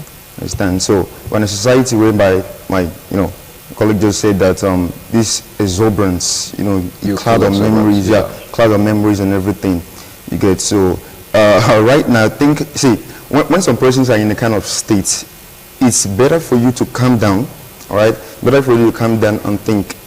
Some will even recommend that you take a deep breath. Of course, just take a deep breath. You understand? You know, sometimes when, if I can make a, should I say, salacious allusion, when some men are in this, what should I put it now, this ecstasy, they tend to make rash decisions, and, you know, because of that ecstasy, you know, something that they can't actually do.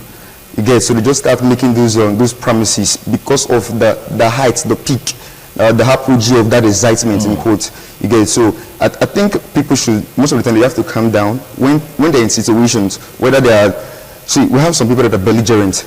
You get, so when they're in a particular situation, they should try to, okay, keep calm. Just keep calm so that your emotions don't get the better part of you. Okay. You get, sometimes we got to do things that we later get to regret so much. In fact, you'll be like, am I the one that did this? I can't believe it. You get, these some persons that in television, they'll ask them, so how do you feel? They'll not be melancholic, like, well, I feel bad. That's because they are allowed, you get. So they allow their emotion to get the better part of them. You get, so if some persons actually bring themselves to a check, like, this is how should respond in situation. For example, now, okay, all right, some persons they're asking for donation. Some persons out of shyness or whatever, out of they want to impress, intimidation, they just begin to call. At the end of the day, now you're calling them, they're running away from. Like we say in our local parlance, when their eye clear. Of course, when their eye clear in the local parlance, you understand. So sometimes when they're in different situations, you try to be classy. Okay. You know, not so fall into regret. Now, there's a particular story I stumbled upon on social media of a guy that was just thinking aloud, right? You know, some of these guys will just come on social media and say certain things, like share their experiences and all. So, dude was talking about an experience he had with his, you know, with a lady, right? He said that he used to, every time he comes on social media and sees people talking about PS5, that he remembers a certain experience he had with a lady, how that he used to play PS5 a lot, and then at some point, a certain girl he was dating at the time got fed up with the fact that he was getting too addicted to the game. And then she came, you know, seized the PS5 and then soaked it in water, right? And that was how he lost his PS5. And ever since, every time he hears people talking about PS5, that experience just, you know, comes rushing back into his mind. Now, this, to a very large extent, has affected lots of relationships, right? We have people men who just tend to lose their emotion or lose their senses the moment they are angry, for example. Lots of cases of DV, domestic violence, are born out of this, you know, lack of emotional discipline. You're angry, someone offended you. Now, just like Michael just said, one of the measures that people usually recommend whenever someone is angry is that they take a walk, right? Take a walk away from the scene. But that doesn't seem to be the case anymore. Now, that singular act by that lady was born out of a lack of emotional discipline. Now, how much damage do you think this could, you know, do to society if it is not checked? Definitely, it will increase the number of inmates we have in our prison. It will encourage more violence, as people will tend to learn from the wrong people. It will cause a lot of breakup. It will increase divorce. It will increase the rates of crime.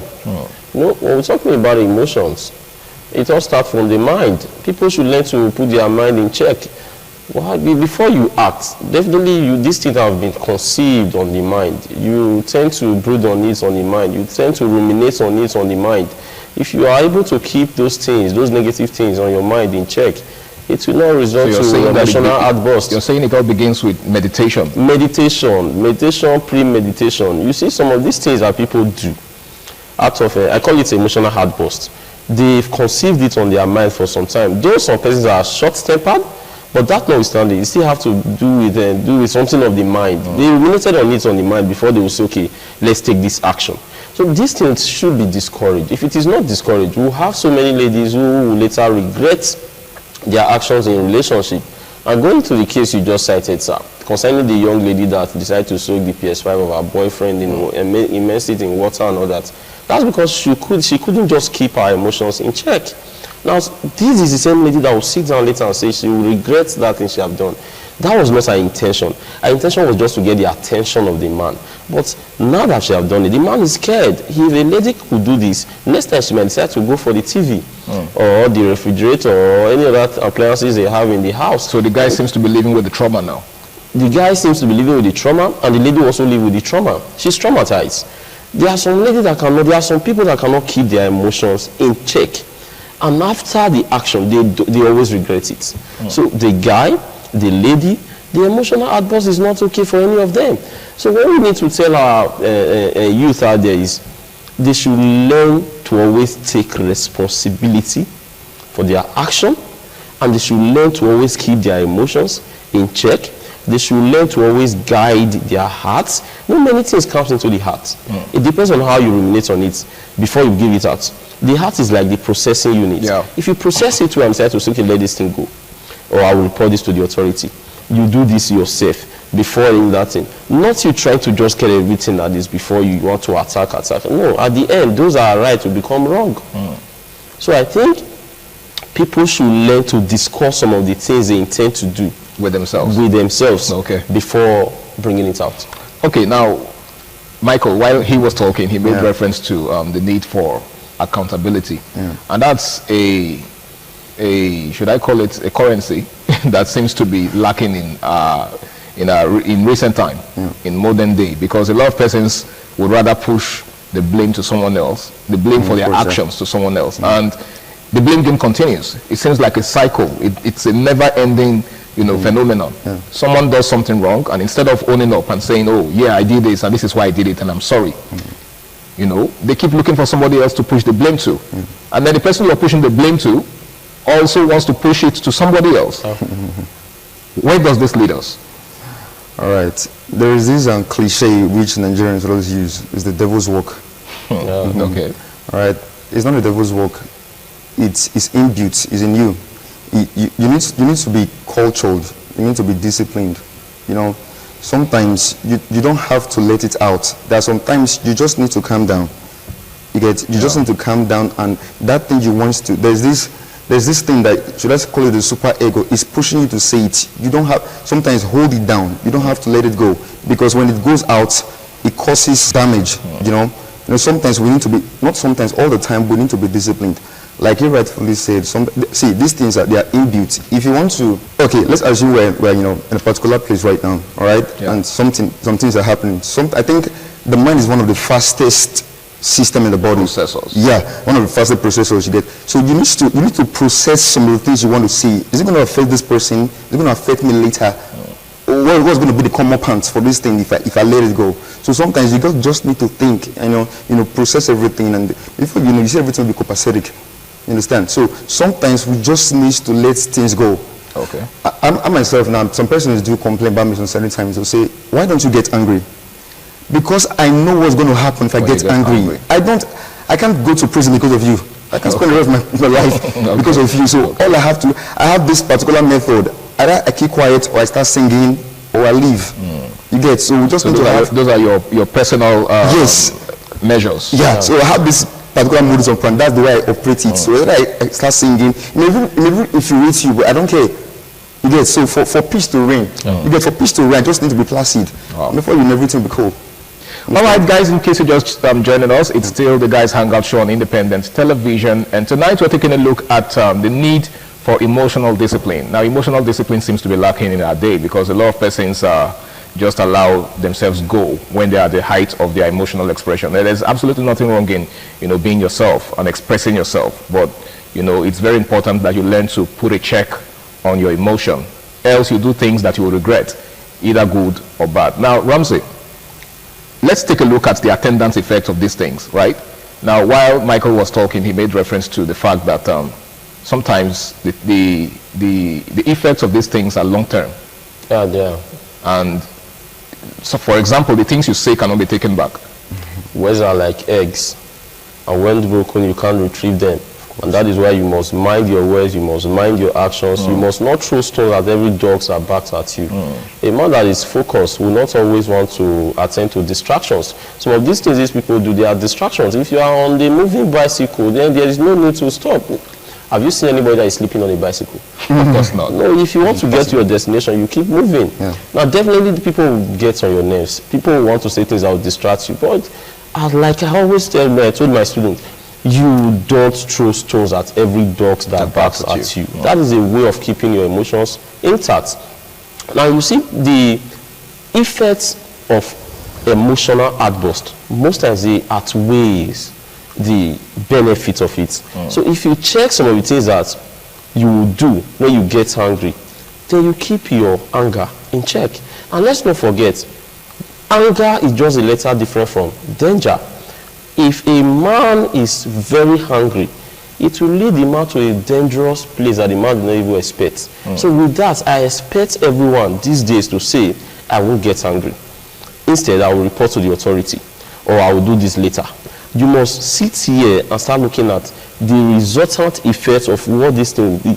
A wise man once told me, he said, we know how fight starts, but we don't know how it ends. So if you know you don't know how a fight is going to end, then don't start the fight. Start the fight, okay. So it's time for us to sit down and say, this is not the time we allow emotions to get over us. Rather, this is the time for us to keep our emotions in check. And most times you find out that you will be very happy later if you are able to keep your emotions in check.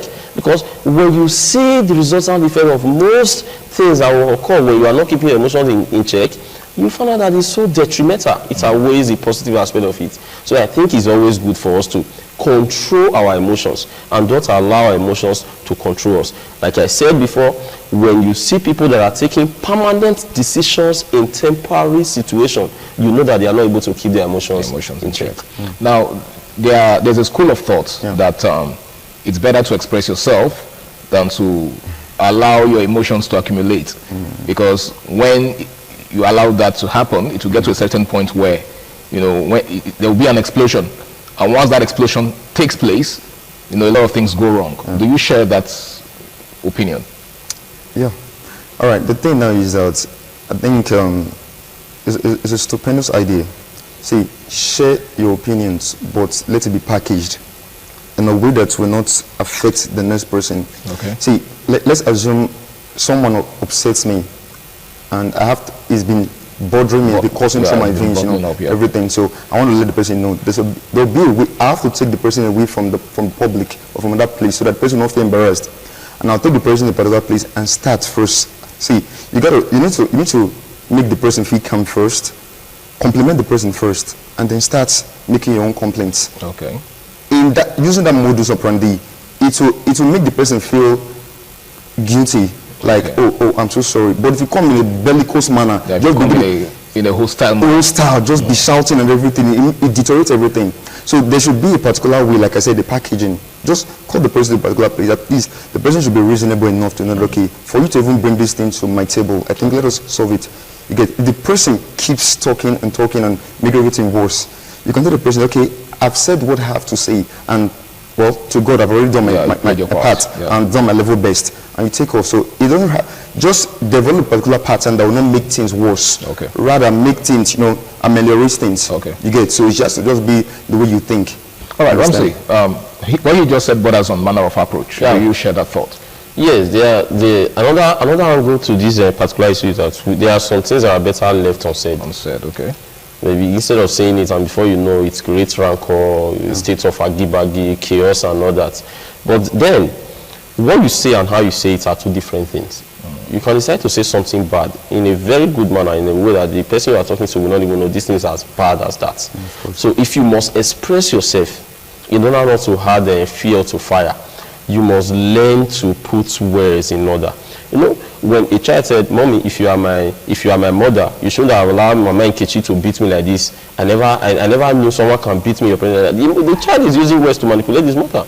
Another person will say, "Okay, Mommy, this is what happened." Okay. So how you say it and what you are going to say matters a lot. But I think if you must express yourself, put all your skills and dexterity, your communicative skills to how you are going to put that message across. It will help settle the dust. All right, thank you so much, Ramsey. Now, on the final note, because time is actually fast spent, what's your advice for people out there who always tend to think after they've acted?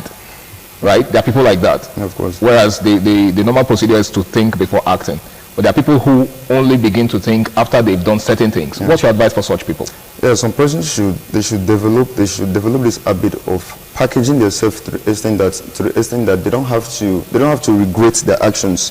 Before you just blow off, think about what is this my outburst going to cause for me and for the person. What is going to be the end result? Okay. Just have to calm down sometimes. You see, the mind is very, very delicate. It can traumatize you. After you've hurt someone with your words, it can come back like a boomerang. It can boomerang, come back to you. You may never believe, you may not even sleep because of what you've said. You are thinking of. So it's your conscience that's not helping you. Yeah, of course. You just need to think like, okay, how will you feel somebody tells you this particular thing you're saying? Shoes, okay. So you just need to just calm down. All right. Most of the time now, I believe to think like, this what I say to this person, let me edit it. Okay. Like I just send somebody a message. Sometimes it's too late to even edit. Of course, it's too late. You get. So sometimes I just throw my advice and be like, okay, I'm so sorry about that. All right, thank you. Ramsey, you said something about, I know on the final note though, I know you already said something about discussing some of these things with yourself first. Yeah, so would that be your final word on this? Yeah, everyone out there should learn to be in total control of their personality in all ramification. Okay. Don't throw stones at every dog that barks at you. Keep moving and be focused. All right, gentlemen, I want to say a big thank you for taking out time to be with me on tonight's edition of the show. You guys made it a success, and I really do appreciate it. Thank you very much. And I hope that the next time I call upon you, you will be able to oblige me. Absolutely. Thank you so much. Now, it's been the Guys Hangout Show on Independent Television, broadcasting live from the city of Bronx. And tonight, we've been talking about the need for emotional discipline. Now, it's very, very important that you learn to control yourself. There is absolutely nothing wrong in expressing yourself. It's why you're human, right? But it's also very important that you learn to put a check on yourself, just so you don't do things that you'll regret. Nobody wants to regret their actions. It's never a good thing, okay? So it's very important that you learn to put your emotions in check. My name is Harry Igboje, and until I come your way again, same time, same station next week, this is me saying, stay out of trouble and enjoy the rest of your night. Bye for now.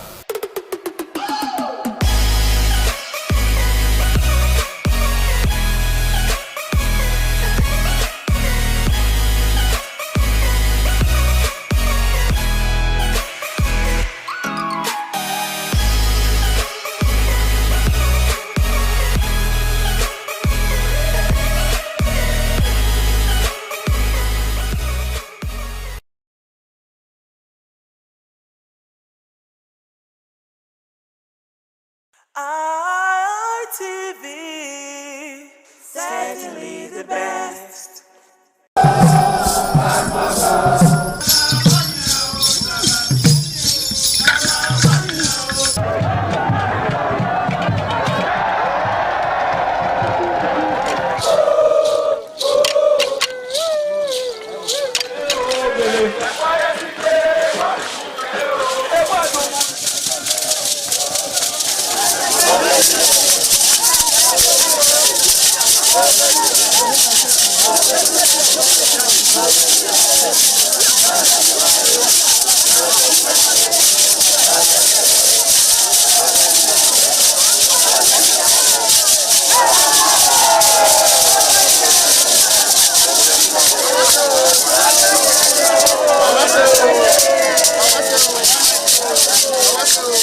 Top on the list of the initiates was the eldest son of the Esama of Benin and former governor of Edo State, Chief Lucky Nosakare Igbenedion. 11 of his siblings, namely Bright Ayamekwe Igbenedion, Honorable Charles Osenwike Igbenedion, Peter Osawari Igbenedion, Dr. Fred Osanwi Igbenedion, Barrister Mike Osare Igbenedion, Efosa Douglas Igbenedion, Upoma Enes Igbenedion, Osawe Igbenedion, Edosa Igbenedion, Dr. Daniel Omorige Igbenedion, Agbon Steve Igbenedion, as well as the Executive Director Operations, ITV and Radio, Chief Elder Ugbeide Nwonse.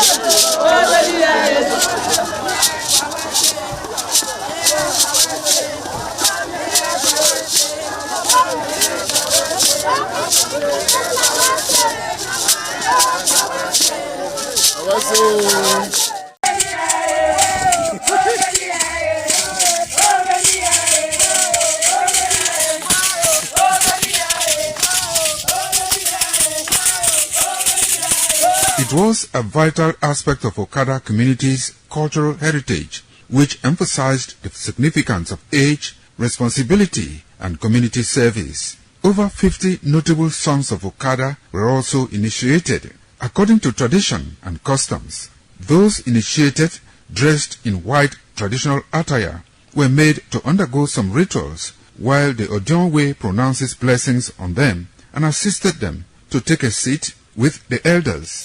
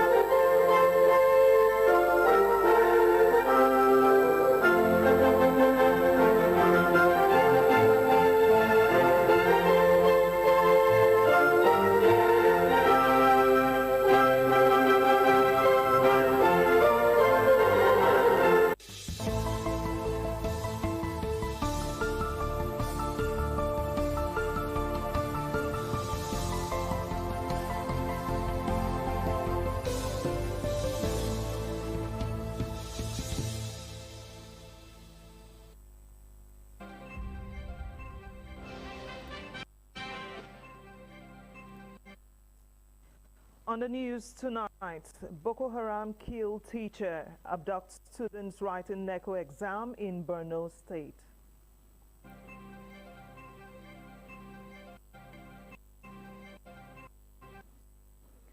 President Tinubu says Abuja's Karu Road will boost local economy.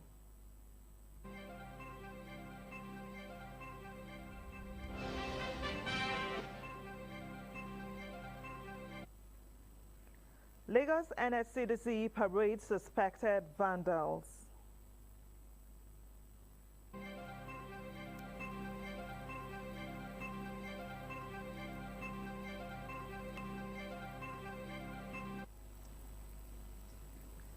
Edo State's government unveils 2026 Carnival, reaffirms commitment to promoting arts, culture and tourism.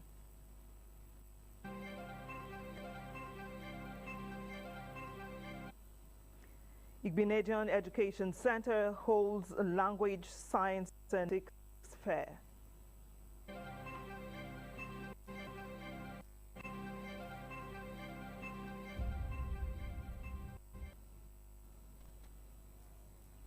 Many thanks for joining the main news on ITV. I am Joyce Ikogu.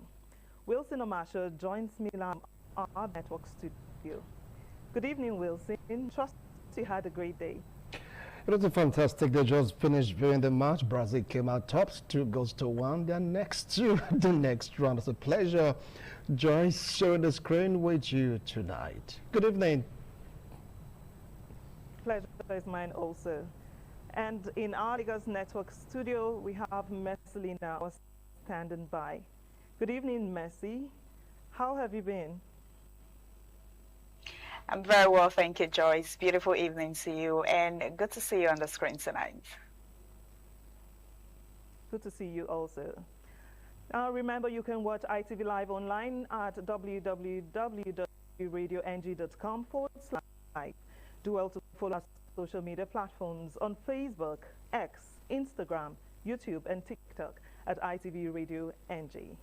Now, let's hit the road. Gunmen believed to be bandits an unspecified number of students from the Government Day Secondary School in Lassa Town, located in the Askira Uba local government area of Borno State. The criminals attacked a community on Monday morning while the students were writing the Senior School Certificate Examination SSCE, organized by the National Examinations Council, NECO. One teacher was shot dead during the incident and another sustained injury. Residents who confirmed the development to journalists alleged that Nigerian military troops stationed in the area had left on a patrol to Uba, a nearby town approximately 16 kilometers before the bandits struck. Spokesperson of the Borno State Police Command, Nahum Das, confirmed the incident and acknowledged that students are still missing following the. And now to infrastructural development. President Bola Ahmed Tinubu says the ongoing of road infrastructure across towns in the federal territory is aimed at stimulating economic and improving the quality of life for residents. FCT correspondent Joy Igoche Ehiakina reports that President Tinubu, represented by Vice President Kashim Shettima, stated this on Monday while inaugurating the rehabilitated and expanded township roads. Speaking at the inauguration, the president said Karu Township roads are a clear demonstration of his administration's commitment to easing traffic congestion, improving connectivity, and enhancing the living standards of residents in the FCT. He described the project as another milestone in the implementation of the Renewed Hope agenda, aimed at modernizing the nation's capital and driving economic activities with its communities. When we took office 3 years ago, we recognized that true development must reach where the people actually live, work, and commute. For years, the Karu Corridor, serving as a critical gateway between the FCT and neighboring states, suffered from severe traffic congestion that drained the productivity and energy of residents. By expanding and rehabilitating these roads, we are not just laying asphalt, we are injecting life back into the local economy. Earlier, the Minister of the FCT, Nyesom Wike, assures residents that every community and district in the territory will continue to benefit from developmental projects and the dividends of democracy, irrespective of political affiliation. I don't know who does not like good things. I don't know who does not like good things. It doesn't matter the political party you belong to. It doesn't matter the association to. But when you see good things, you say, this is a good thing. Whether anybody hates you or not, he cannot hate this road. The opposition people use this road. Those in government use this road. They are not politicians, they use this road. As you are coming in here, is a thing of the light. This is what development to be. From Abuja, Joy Igoche Herkina. The Registrar and Chief Executive Officer of the Medical Laboratory Science Council of Nigeria, MLSCN, Dr. Donald Ofili, says that the council is intensifying efforts to advance laboratory action, quality diagnostics, and patient safety across Nigeria. Joseph Kadri reports that Dr. Ofili stated this when the management of ITV and Radio, led by the Managing Director, Engineer Obaseki, had a visit in Abuja. Receiving the ITV and Radio management, the Registrar and CEO of MLSCN, Dr. Donald Ofili, appreciates the organization for its consistent coverage of the council's activities, describing the media as a key partner in promoting quality laboratory services. He says the council remains committed to strengthening laboratory and in vitro diagnostics accreditation as well as patient safety, stressing that the media plays a vital role in creating public awareness. The MLSCN Registrar assures that ITV remains a strategic partner, adding that the council's goal is to ensure Nigerians receive reliable and timely laboratory test results. As a regulatory agency, we believe that citizens of Nigeria should have the best in terms of laboratory diagnostics. As a regulator, our desire is that patients should have very reliable test results. Patients will have results very timely. The efforts being put in place at institutional level need to be escalated by the press. And that is where you really come in. For you, it's a round peg in a round hole. And I want to commend also the founders of that ITV for specifically choosing you to lead this effort at this time. Earlier, the Managing Director of ITV and Radio, Engineer Elvis Obaseki, congratulates Dr. Donald Ofili on his appointment, expressing confidence that his leadership will usher in a new era for the country. Engineer Obaseki reaffirms ITV's commitment to supporting medical education and expanding collaboration with the MLSCN. He also prays for God's wisdom, strength, and a successful tenure for the registrar. Always, my team and I are committed to offering our services in public health education, as we will continue to deliver professionally and faithfully on our existing partnership with MLSCN. Under your watch to promote adherence to international best practices and reinforce public confidence in medical laboratory science practices across Nigeria. Congratulations, sir. Presentation of gift by the ITV and Radio team, followed by a group photograph, are the high points of the courtesy visit. From Abuja, Joseph Kadri, ITV News. Our Benin Network studio next of call. Wilson, over to you. Thanks a lot, Joyce, and welcome to our Benin studio. Moving on, the Edo State government has reaffirmed its commitment to promoting arts, culture, and tourism as key drivers of economic growth and sustainable development. Governor Monday Okpebholo, represented by his deputy, Right Honorable Dennis Idahosa, made the commitment during the official unveiling of the 2026 Edo Carnival at Protea Hotel in Benin City. Deborah Obefon reports.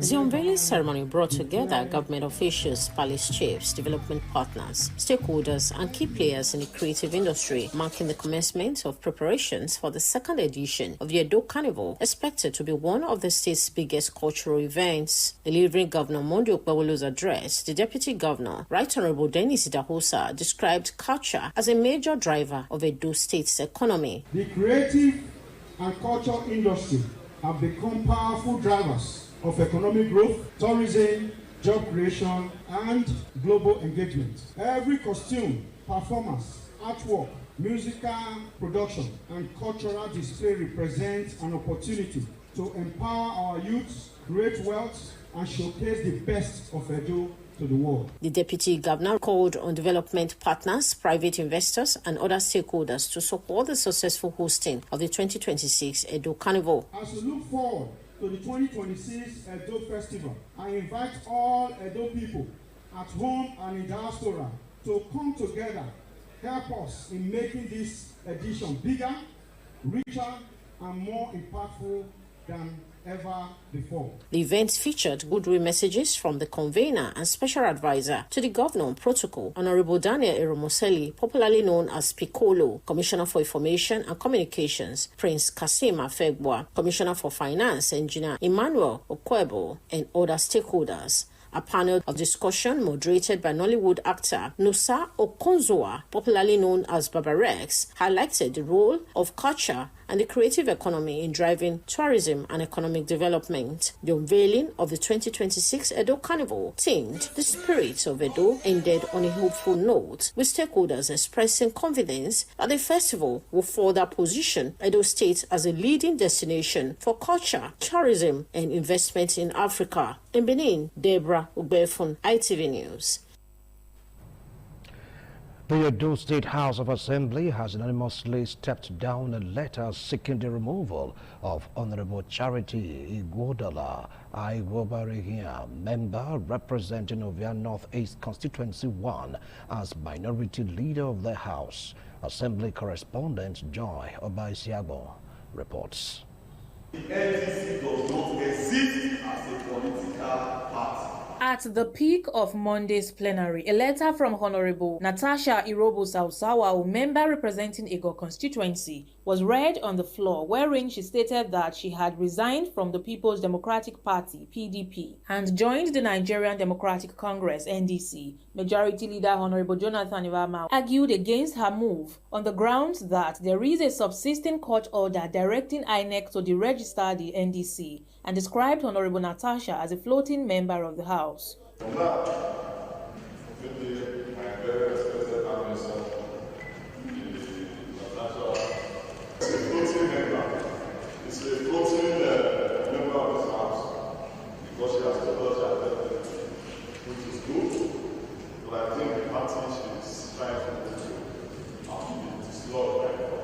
A similar point was raised by Honorable Ade Isibo, suggesting that Honorable Charity Ighobarehia, who is also a member of the NDC, should step aside as minority leader as the NDC is not recognized. And it is just by the magnanimity of his colleagues that the member representing of their North East 1 is even allowed to sit in this chamber. Otherwise, the sergeant at arms would have stopped him from there. So go back. Responding, Speaker of the House, Blessing Agbebaku, said although a name has been submitted for the minority leadership position, the House was lenient and allowed Honorable Ighobarehia to retain his position, after which the matter was stepped down. Going by the court judgments in the local judge, that this has happened. As I said, I agree with you that for now, there's no party. Like when the appellate court say otherwise. From the Edo State House of Assembly, Joy Obaisiagbon, ITV News. The Montessori Nursery and Primary arm of Igbenedion Education Center in Benin City have held a combined language, science and mathematics fair for the 2025-2026 academic session, providing pupils with a platform to demonstrate creativity, innovation, critical thinking, and effective communication skills. The event featured science exhibition, mathematics display, language presentation, and other educational activities aimed at promoting problem-solving confidence and holistic learning. Donald Eyimiye reports. The fair featured a wide range of educational activities, including science exhibition, mathematics projects, and public speaking, poetry recitals, drama presentation, and interactive learning displays, all designed to encourage critical thinking, innovation, collaboration, and effective communication. An impartial panel of judges assessed participants in their respective classes, evaluating originality, presentation, confidence, teamwork, and practical application of knowledge. Is in this palace. Live in this palace. I can never kill a king. Use them when talking, writing storybook, and asking questions. Highlight was the presentation of cash gifts to the winners by the administrator of the school, Pastor Angela Igbenejon, on behalf of management. The result you're seeing here has nothing to do with management. It is all the judges. So let us receive it with oneness of heart. And like I've heard from our parents that all our children from all the classes, our teachers did excellently well. In their separate remarks, the principal of the Montessori Primary Arm, Mr. Wiremu Iro, and the principal of the Montessori Nursery, Mrs. Ann Ape, said the fair underscores the school's commitment to nurturing well-rounded learners by integrating literacy, numeracy, and scientific inquiry. I want to appreciate the chairman of this great school for giving us the platform to thrive. I want to appreciate the deputy chairman for also adding a pat on our back. It's a program that we set aside to educate the children. So I'm very grateful that the Science and Language Fair for this year has come and gone. Some parents commended the school's management for sustaining the innovation over the years. The standards are high and impressed with the Science and Language Fair. The event was graced by teachers and parents. From Benin, Donald Eyimiye, ITV News.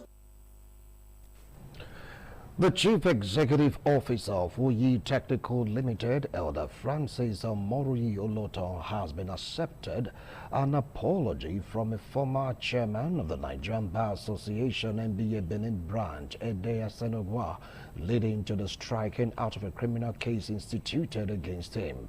Jonah Omowa, who was at the Federal High Court in Benin City, brings details of the court proceedings. At the resumed hearing on Monday, the police prosecutor, P.O. Odion, informed the court that the defendant had written a letter of apology to the nominal complainant, which was accepted by Oloton. Consequently, the prosecutor applied to discontinue the case. The counsel to the nominal complainant, Olayiwola Afolabi San, alongside Douglas Ubonkwa and H.E. Edobo, as well as counsel to the defendant, F.I. Esegile, supported by I.E. Ighodala and Adesuwa Ediaye, raised no objection to the application for the discontinuation of the matter. The prosecutor recalled that at the previous adjourned sitting, both parties had indicated their willingness to explore an out-of-court settlement and sought an adjournment to enable them to conclude discussions. In his ruling, the presiding judge, Justice B.I. Kadri, struck out the case. Counsel to the nominal complainant, Douglas Ubonkwa, commended the ruling. It's a good thing for there to be peace. We hope that everyone have learned their lessons, especially the defendant in the matter. But on a general note, everybody's where it's peace. We want peace, and peace. Francis Omori Oloton, the peaceful man, is someone that does not look for anyone's struggle.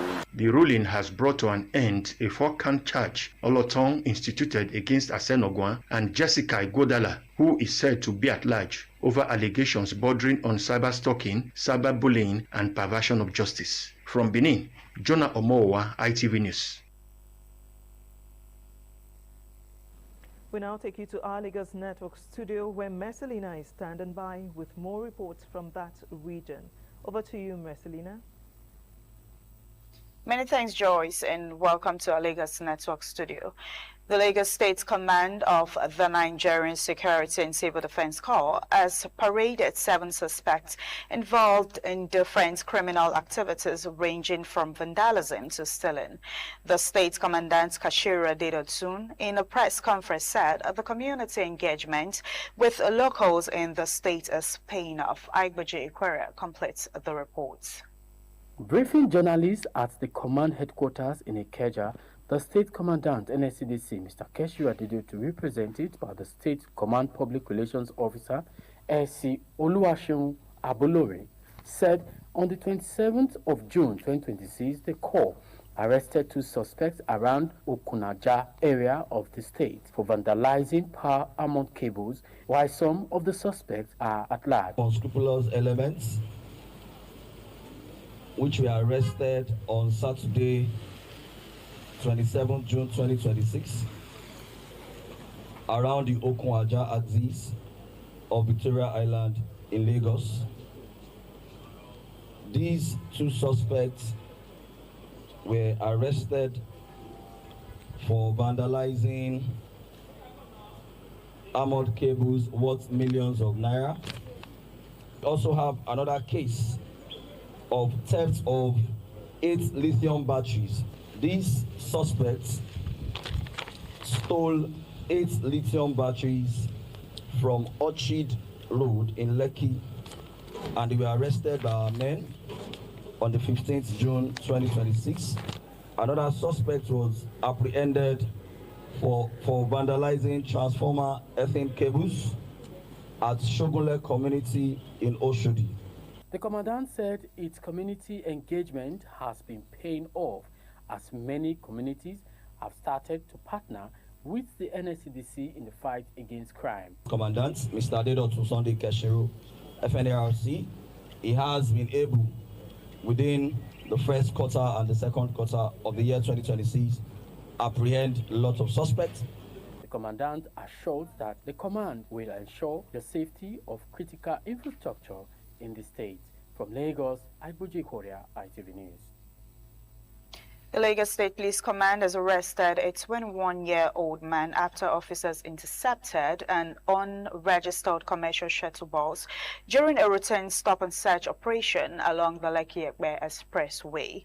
Police say the suspect was found with a suspected human body parts, firearms, and items believed to have been stolen during previous robbery operation. Aigboji Ikwere has the details. The command says officers stopped the vehicle with 6 occupants during the operation. A search led to the arrest of one of the passengers identified as Samson Onilewaji, who was allegedly found in possession of a suspected human rights hand, 2 locally made pistols, 1 live cartridge, 2 axes, a POS terminal, and 5 ATM cards. Police says the suspects confessed to recently robbing 3 individuals of their belongings, including the recovered POS terminal and ATM cards.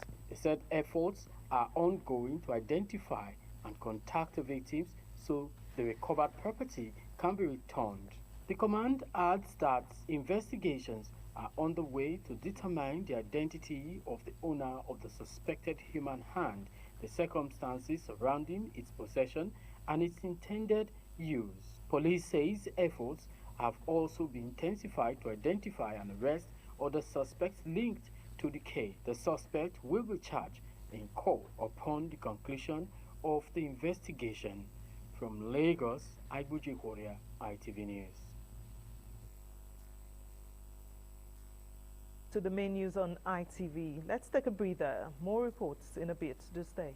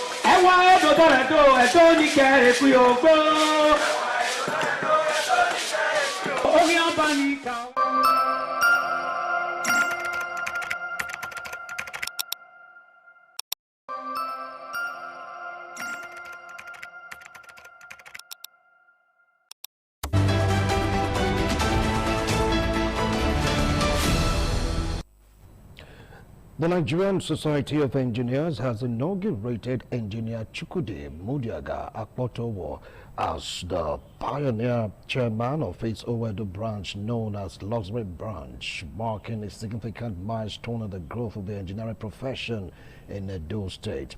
The event also featured a renewed call on engineers to promote community-based projects and uphold professional excellence in driving sustainable development. Ehis Ohonamure reports.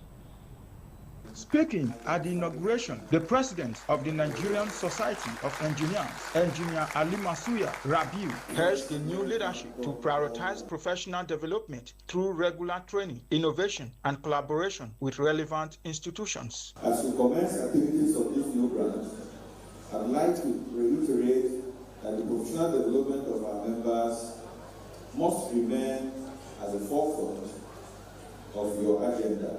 Representing Governor Monday Okpewolo, the Commissioner for Finance, Emmanuel Okwebo, described the new branch as a major milestone for engineering profession in Edo State. Sustainable development cannot be achieved without the active participation of professionals, particularly engineers. In his acceptance speech, the pioneer chairman of the Owedo branch, Engineer Chukwudi Mudiaga Akpotowo, pledged to make the branch a platform for innovation, mentorship, and engineering excellence. The Nigerian Society of Engineers exists to promote professionalism, competence, ethical practice, innovation, and national development through engineering. The event featured a keynote lecture on reimaging Edo through engineering excellence, highlighting the role of innovation and engineering in infrastructure, economic growth, and sustainable development. The beginning growth was not cast in vain.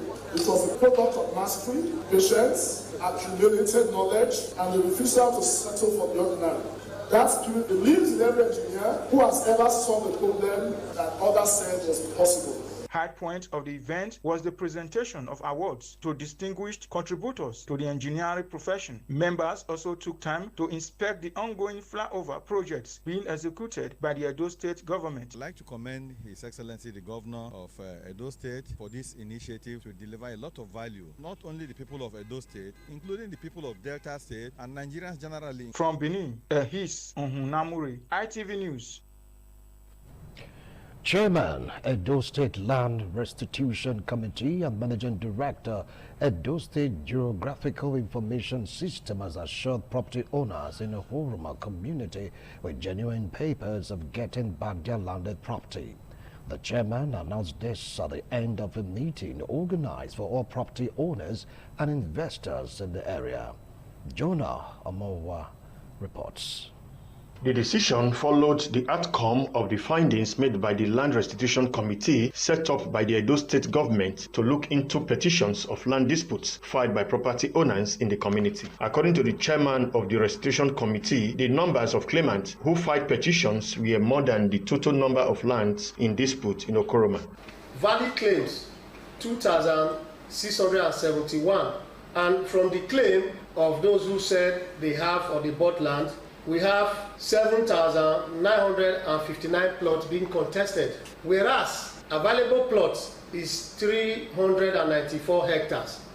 That translates to approximately 3,914 plots, haven't extended even into the Ogba reserve. From this available plot, if you remove infrastructure, that is land for roads, 1,050, including setbacks. Burrow Pit, which we discovered when we were not doing the allotment, 43 plots. River Bank, 147. We urge those castigating the committee and the state government through frivolous publications to desist from it and allow the committee to do its work. A man who is giving you something back without you paying anything, I think the least you can do is to support his government, support all he's doing, and to ensure that there's relative peace in the state. Some property owners who attended the meeting appreciated the committee and the state government for the efforts at restoring peace to the community. With what you have done for us today, many of us will go and sleep well. We know that many of the statements out there are false. Many people told us they were all rumors, that it was never going to be true. But today is a reality. I myself, I have seen my lands. We, the developer, we appreciate them. God will continue to bless Okpebholo. God will give Okpebholo more wisdom to ballot this Edo State. From Benin, Jonah Omowa, ITV News. A renovated toilet facility, borehole complete with a new power generating set and signposts have been inaugurated at Iyoba College, Benin City. The projects were executed as part of activities marking the reunion of Iyoba College Old Girls Association. Ikpomusa Ugiagbe reports. These are Iyoba College Old Girls Association marching through Benin Technical College Road to their alma mater. This time, not to go into a classroom to learn, but to give back to their alma mater, which made them what they are today. Welcoming guests, a member of Iyoba College Old Girls Association, Dr. Julie Inomakalos, said the gathering reminds them of the values of discipline, hard work, and sisterhood instilled in them by their alma mater. This reunion is not only an opportunity to reconnect with old friends, but also to strengthen the bond that unites us as proud daughters of Iyoba College. The Permanent Secretary, Ministry of Education, represented by Daniel Giwa, said access to clean, safe, and dignified sanitation is not a luxury but a basic right, pillar of public health, and a reflection of value placed on human dignity. These new toilets will reduce health risk, improve hygiene in the school, and create a safer, clean environment for our children. High Point was cutting of tape to inaugurate the projects, unveiling of signboard and distribution of notebooks to students. President, Iyoba College Old Girls Association, Eunice Omoegi, and some beneficiaries comment. We are here to give back to our school what the school taught us, to go out there and be responsible. We want to thank the old girls because now the students will not go to the bush to go and ease themselves. Anytime we want to ease ourselves, instead of us going to the bush, so we can easily go to the toilets. The reunion climaxed with a thanksgiving at Christian Dominion Center, Benin City, and prayer offered for them by Bishop Chris Otaigbe. From Benin, Ikmomosa Ugiagbe, ITV News. Veteran musician and comedian Idowu Moye, popularly known as Maleke, paid a visit to Use, Ego local government area of Edo State, on a community meeting focused on security, development, and misinformation in the area. Joy Abaisabo reports that residents and natives of Ogida, Use, and other parts of Ego gathered to air their grievances during the engagement held on Sunday. Maleke, who described Ego local government area as a home to him while growing up, said he has in the past supported the local government administration through various interventions. He said he deemed it necessary to organize a community meeting, which he described as a non-political gathering, convened in response to concerns about underdevelopment, misinformation, and insecurity in Ego local government area. The government is not the government. Look at the government. But you know why we not feel react as government? Fear, accountability, self-challenge, confidence, inferiority complex.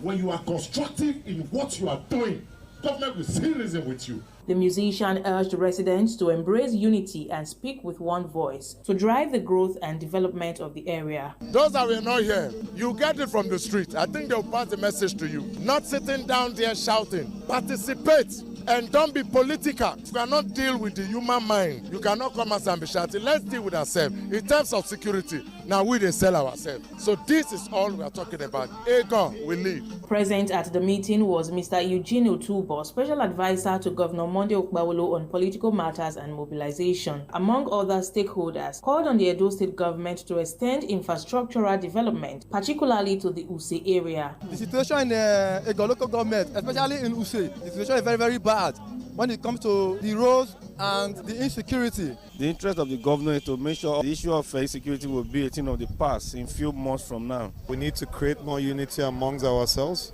and it starts from us. Youths, big up yourselves, spread love, make sure you make every day a plus. Practice what you can do that will bring light to your community. Everything is not about government. I want you to know that leadership begins with you and me. From Benin, Joy Obaisiagbon, ITV News. We will take another break. We'll be right back.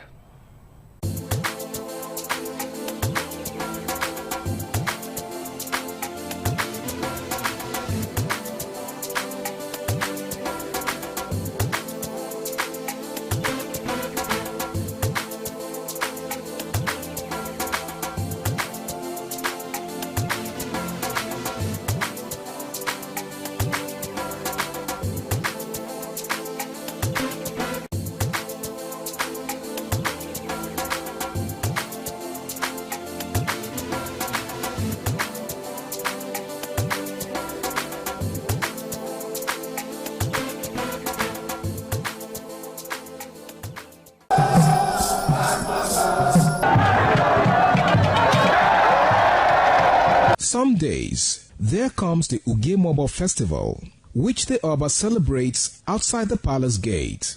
A pavilion is built of red cloth where rites are performed to drive away all evil spirits still unsatisfied by the year's sacrifices. The Ugemobo Festival is to commemorate an event in Benin history which dates back to 1504 AD.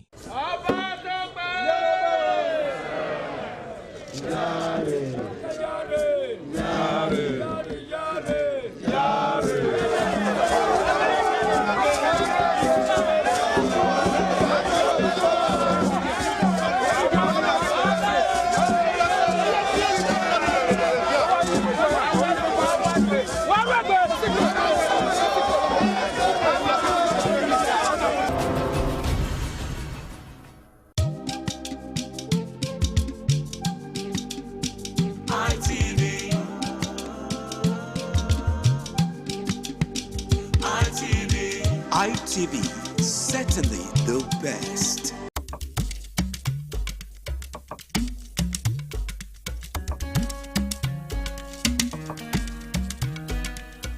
What does one do with a bunch of memories? Laugh about them, cry over them, or capture them? I know what I'll do with such memories. I'll showcase those memories. Yes, I will show them to the world. I will flaunt those memories. Showcase that marriage ceremony of yours. Burial ceremony? Yes, let the people know that you buried your person in a grand style. Thanksgiving, ordination, baby dedication, housewarming party, and lots more on your entertainment program, Memories, on Independent Television. Every Sunday, remember, for your event to be considered thick and classic, then it has to be on Memories. Memories.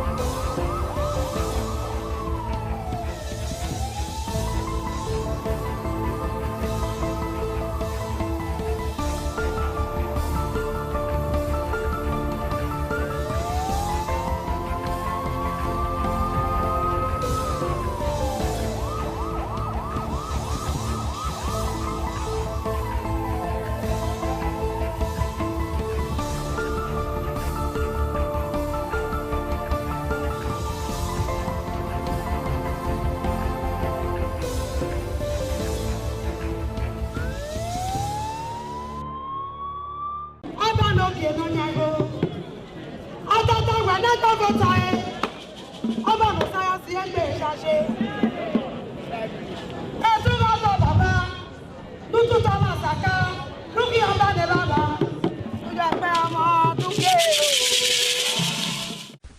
Cultural Dance, a unique dance and quality dance steps of the Benin people. This dance is a vibrant mix of traditions, arts and beliefs, deeply rooted in the country's diverse ethnic groups and their rich history. The dance has artistic expressions depicting the people's history. Benin people have been famous for bronze and brass work, some of which is said to date back from the 13th century, especially ivory and wood carving. In Benin, the people dance to show respect, honor, dignity, which they honor. They dance to show royalty, as naids are seen in their numbers around their body depicting the symbol of kingship.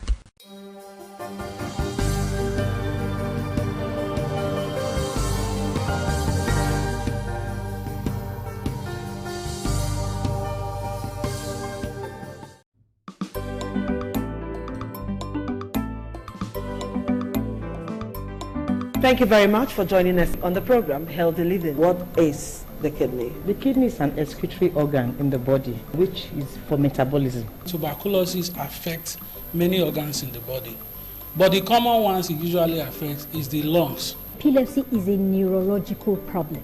Okay. It is an injury in the brain which causes someone to begin to convulse, to go into fits. It is curable, but the cure is a long-term thing. If you eat well and avoid those risk factors that will make your immunity to be down, then the risk of contracting tuberculosis will be reduced. If you're healthy, then you're wealthy.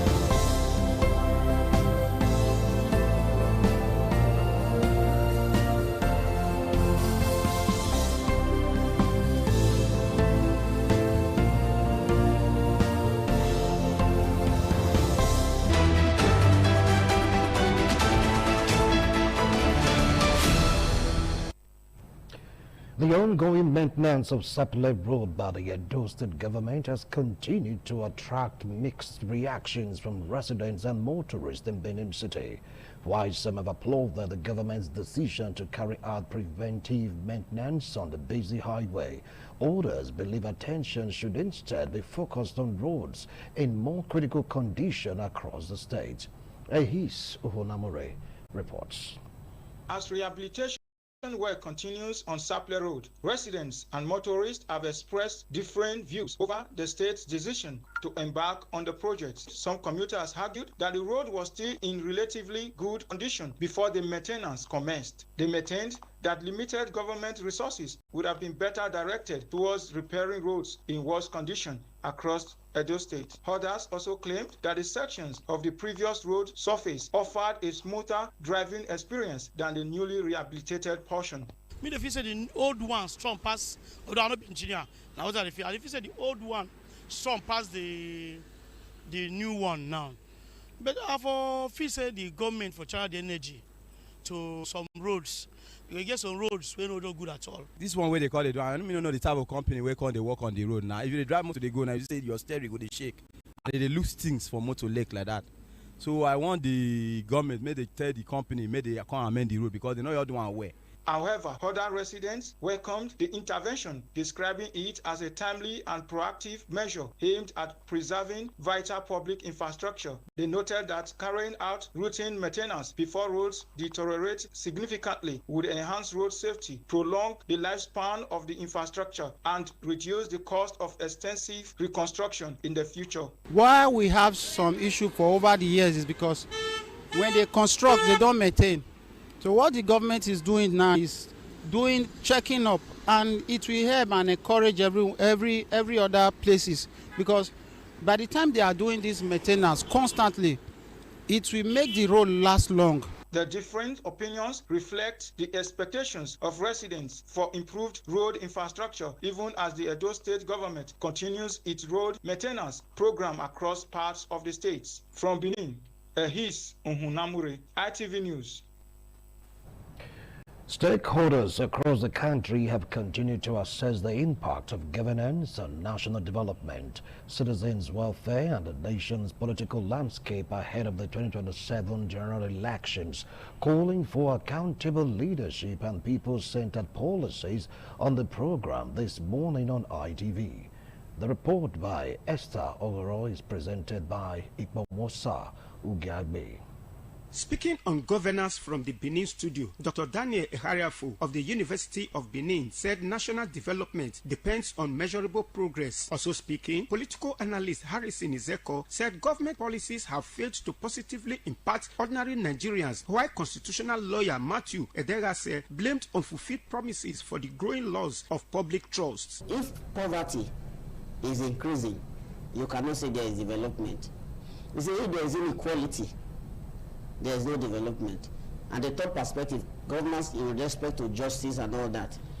When these three index of development are clear, you will say such a country is making progress. Our pain is that every Nigerian that walk in the street in this country today, for every 10 person you see, 8 are not even eating. We were given these assurances that we should take the pains, that the gain is ahead. But some of us who are not stupid knew that when you see a team that is playing badly, you don't need an analyst to tell you that this team will not go for the tournament. From Abuja, deliberating on unemployment, National Coordinator of the Kwankwaso National Network, Asewaju Mashood Shitu, urged the First Lady to champion programs that will transform local businesses into sustainable sources of employment. It's not just to say, go and fry the same kuli that these people have been frying for donkey years. But if there are programs that now we are introducing a new program for how we can fry kuli that can be packaged, that can lead Nigeria to another level. Meanwhile, in Lagos, commenting on the registration status of the NDC and the Kogi Federal High Court judgment, a political analyst, opposition parties ahead of the 2027 elections. So the idea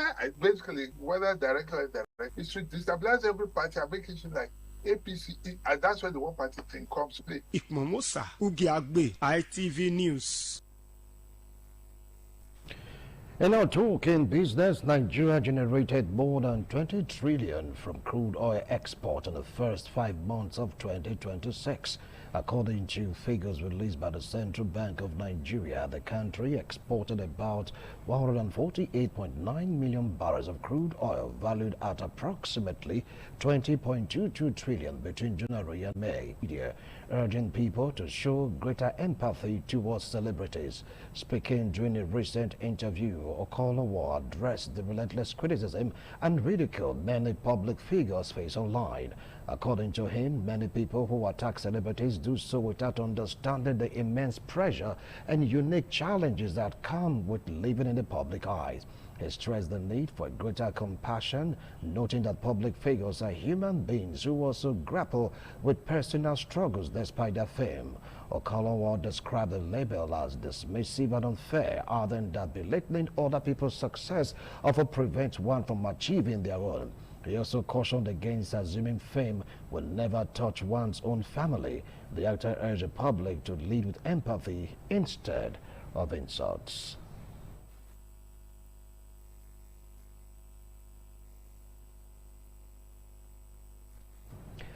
For more stories in the exciting world of sport, let's join Tululope Oguntume.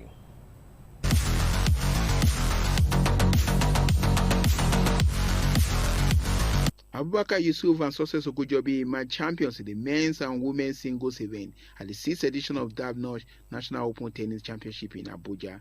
Yusuf defeated Kanis Abua 7-5-6-1 to claim the men's title, ending years of frustration against his long-time rival. In the women's final, defending champion Ogujobi came from a set down to defeat Itoro Basi 3-6, 7-5, 6-1, successfully retaining her title and avenging her defeat to Basi at the CBN Open. Both champions expressed delight with their victories, with Yusuf celebrating his long-awaited triumph over Abua, while Ogujobi described her win as a sweet redemption after her earlier loss to Basi. Because I know we played last year in Benue. I won the first set 6-1. I was serving 3-1 40 love down, and I lost the match against him. And that's why I have to stay focused, because I know what he can do.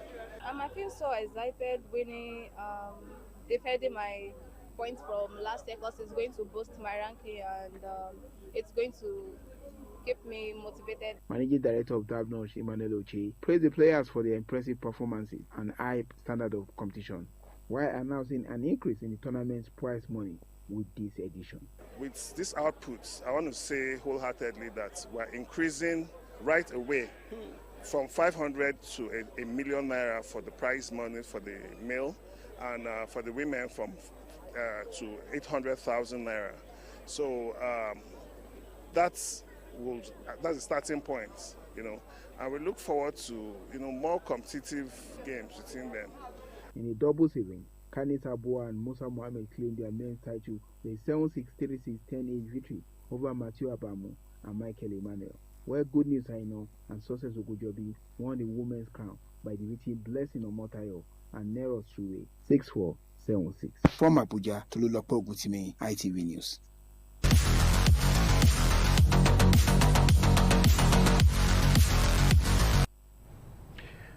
And that's it on ITV News tonight. Thanks a lot for watching. Good night.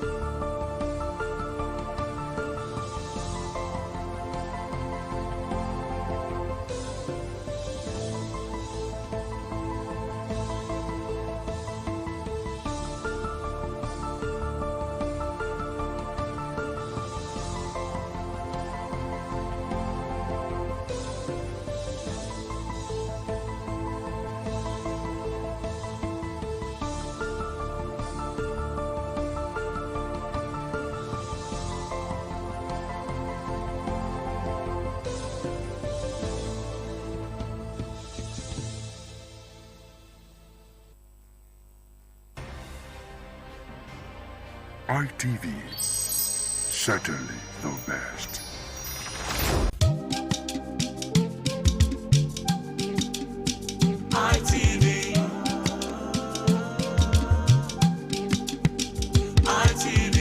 ITV, certainly the best.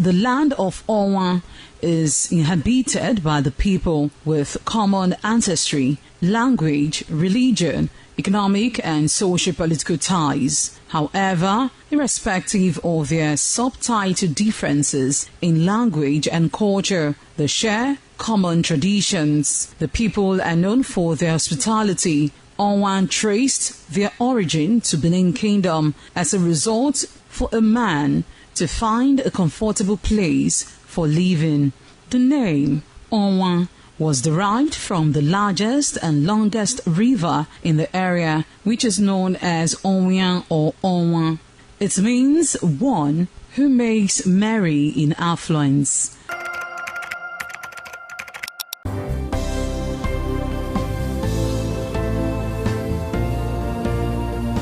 Thank you very much for joining us on the program Healthy Living. What is the kidney? The kidney is an excretory organ in the body, which is for metabolism. Tuberculosis affects many organs in the body, but the common ones it usually affects is the lungs. Epilepsy is a neurological problem. Okay. It is an injury in the brain which causes someone to begin to convulse, to go into fits. It is curable, but the cure is a long-term thing. If you eat well and avoid those risk factors that will make your immunity to be down, then the risk of contracting tuberculosis will be reduced. If you're healthy, then you're wealthy.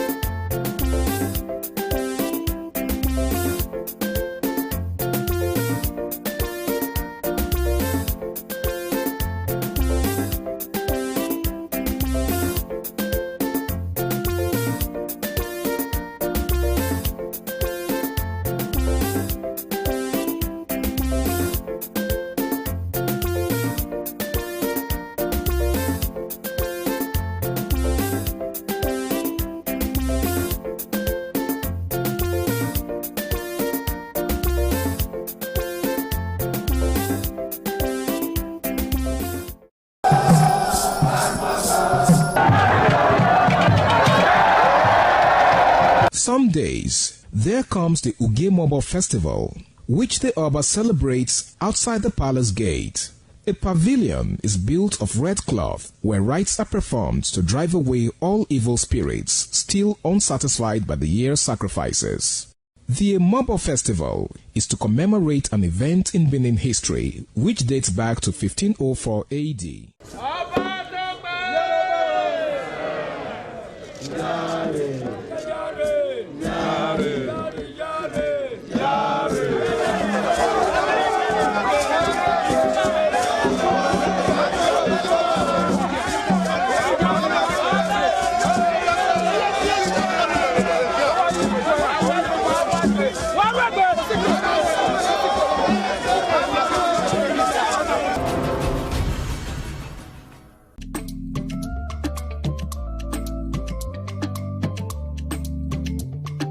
The man went out to bring in thugs to come and beat her. Yeah. In a situation like that, do you think women would have seen that and still want to speak? Bully, we're talking about. That's what I said. So when they bullied her, Yeah. if she's not bold enough, she will shut up. What is your advice for girls out there that are so desperate to be married? We women, we have to be really intentional about our parenting. If you know a child is being abused, or you see signs, a bruise or a child, it has to be investigated. People barely even breathe when they are going for a shrebi and something. Party. You have to be They smart. can't sit If down. you see where they are dressing them up or dragging on both sides, you cannot you cannot breathe. And these women will stay in those events for hours just to keep up with that beauty trend. Is that healthy? That's not healthy. I am Patricia Uremu Gabriels and we're reaching you live from our Lagos Network studio. Of course, Women in Conversation is a program designed for women to discuss about themselves.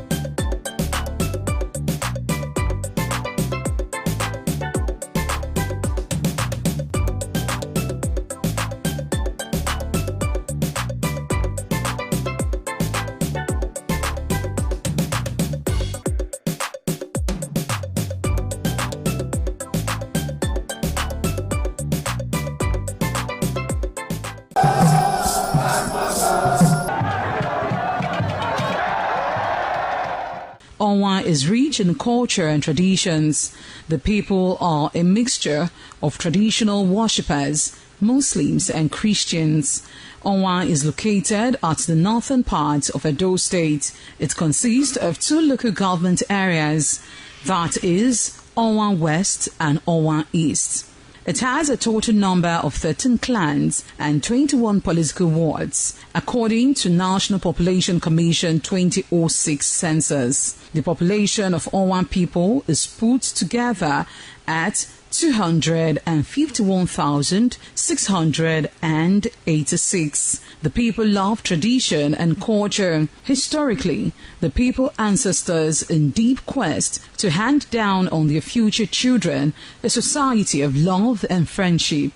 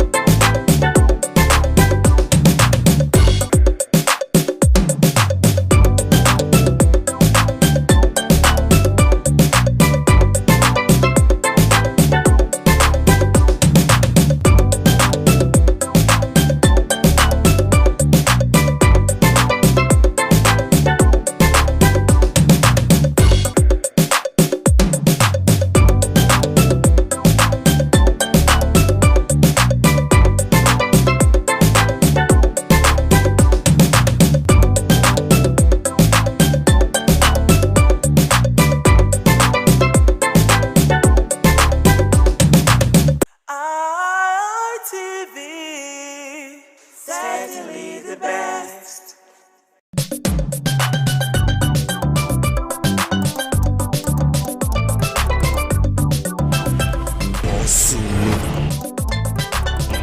Only God can do what no man can do. However, Nigerians can no longer pay for transport. However, Nigerians be want come out for house, may they go hustle for their daily bread. But the transport where they want to come out, it already work the daily bread for the house. When you calculate the transport where you want to come out, go hustle. Go reach where you want to go hustle, come back. But His Excellency, those new Cha-Cha CNG bus where you buy, where them dey? I know they government transport, but when we want start to the user, you know say this kind of election time now in Nigeria still they happy. We don't see am say you don't buy sharp. Papa, how are you? Well, well done.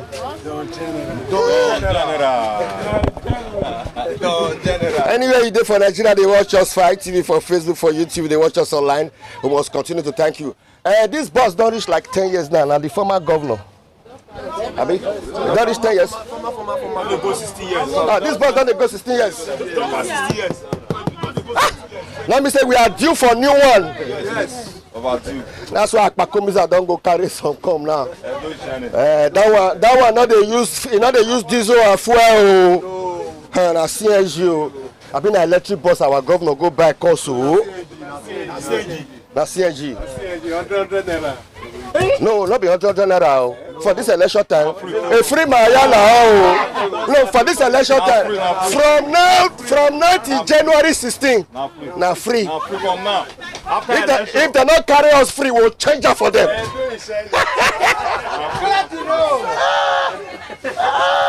300 naira. Who wants to die for the 300 naira? This is not there. This is not there. Anyone? His Excellency, the executive governor of Edo State. Whoa.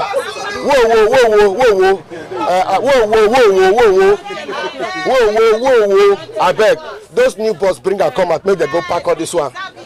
Abi? Yes, Edo people deserve it. Edo people deserve. We deserve to have a new bus. A new bus. Yes. Yes. Honestly, never enter street. I bet may enter. May enter. What they pay you for back? If they pay me for, if I don't even get space to pull my leg. You know, see. They should prepare and add it to you. No.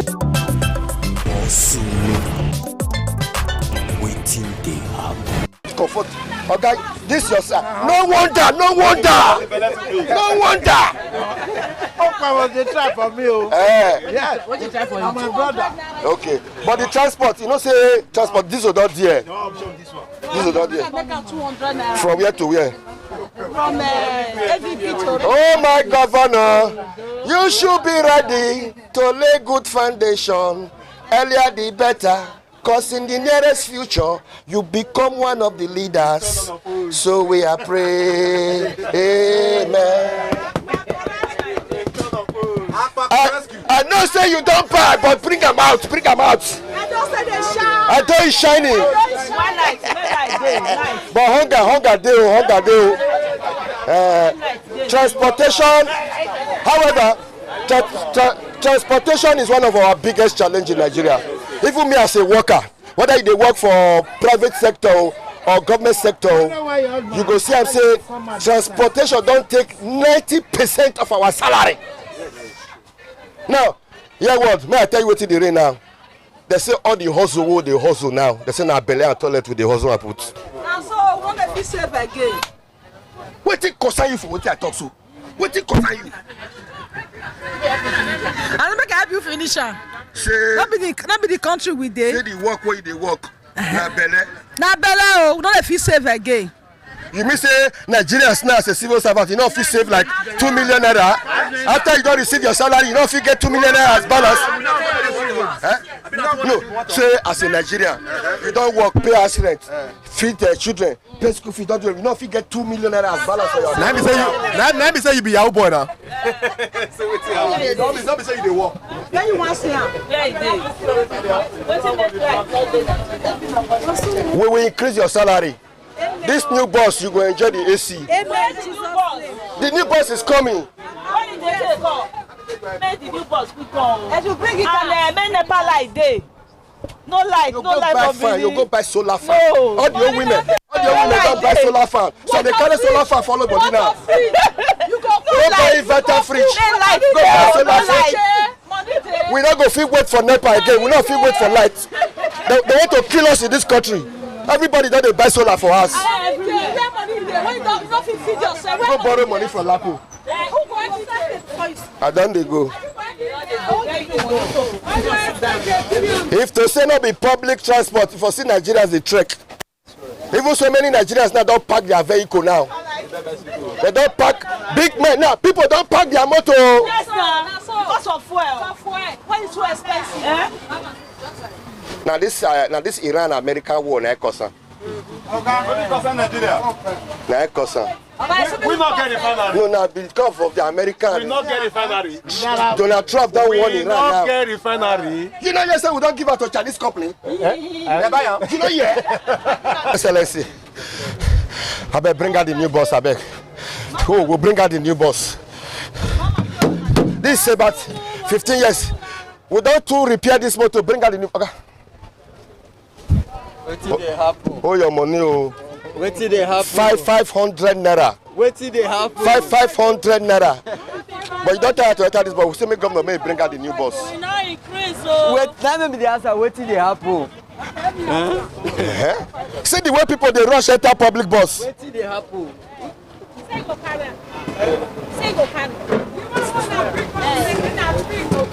Now, no, it's Excellency. As an area journalist, as an area journalist, this new bus so make Edo people enjoy this bus till the end of this year. In fact, till January 16th.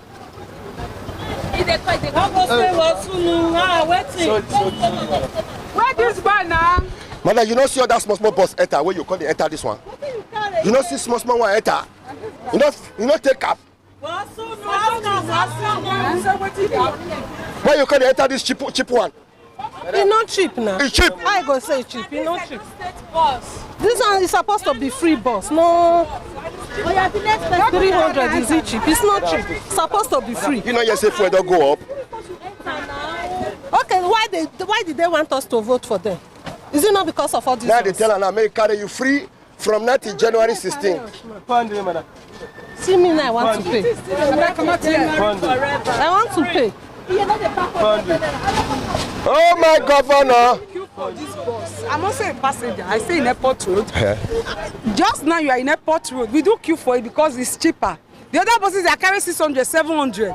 You know, in this economic now, we cannot afford to pay such amount. That's why we are trying to manage and queue for the bus. We queue. We are many. The governor have bought new Shasha bus. We thank him.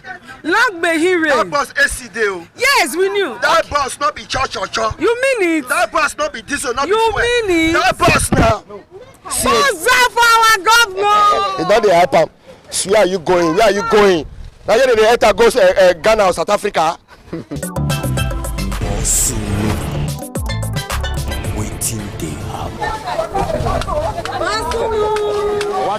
I want to personally warn and tell you people the truth and nothing but the truth. Santana. Madam, how business? How you the family?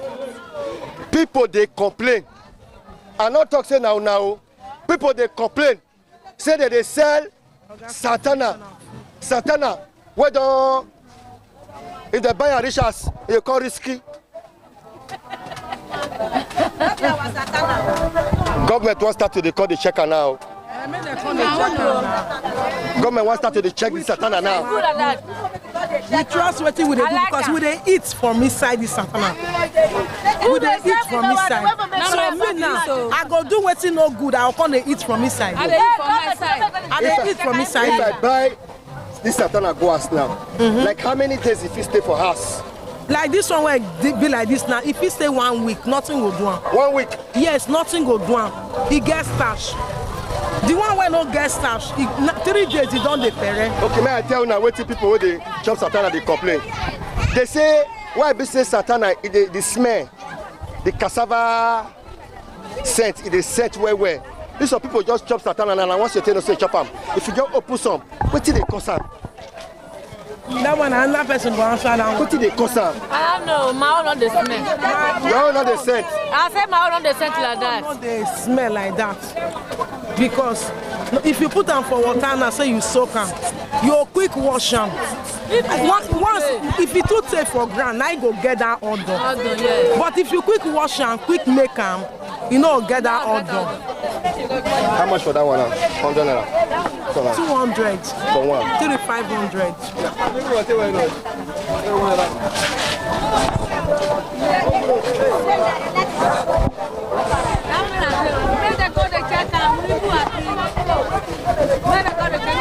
And for restaurants, now they sell on 1,000, 1,500 though.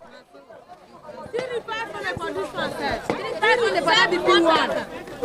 This one 8,500. From 9. Yeah, give me 500 naira. I get now me. Wait. Me and my 4 children, and my wife and dog. No, not that. Eh? This one at 8, I'll give you. 8. And so restaurant they sell on 1,500 naira. No say for this country they know they shame again. No, they.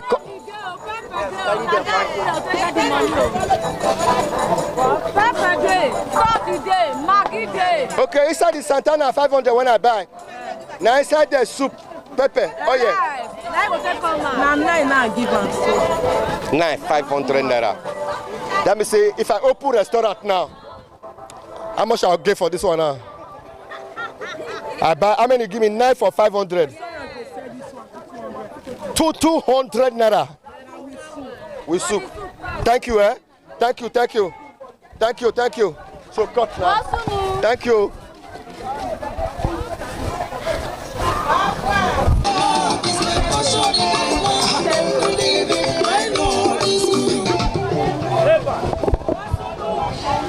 I greet you. Don't chop today. I never chop.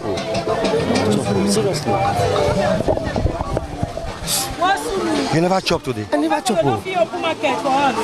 It's just everywhere. It's ACB. They don't pack everybody come outside though. They say they want to do the market. So right now, they're hungry. You know, like as government they do the market. I like as they do this thing, but I don't know what they will not just evacuate everyone like that now. It's a bit chop satana. I sabi chop amo. Like how many satana you fit chop? If I say 4, I go finish 4. Only 4 satana. Only 4. I will tell you. Like which kind of soup you use? I will use correct melon soup. Simbangasi water leaf. Yeah, water leaf.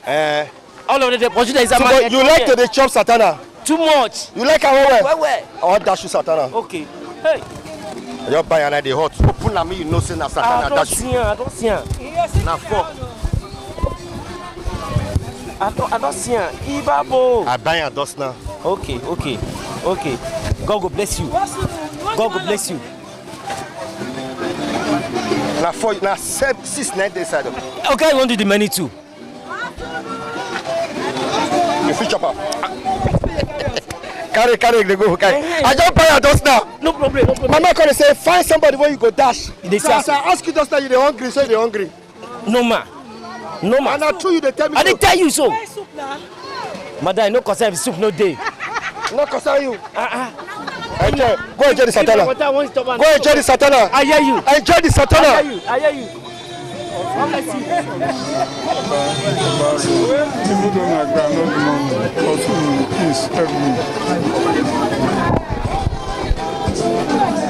May I help you with something? Yes. Where are you coming from? I'm coming from your leg at a check on Gulf Road. You know Lily Hotel? Where you they go? I dey go Ekenwa Road. And you not get transport fare? I don't get transport fares. Even though I get mercy here, even though I never take am. I just surprised when you come meet me. Just surprised you come meet me. See. And I God say make I meet you, sir. Now God do am. I know say you must give me something.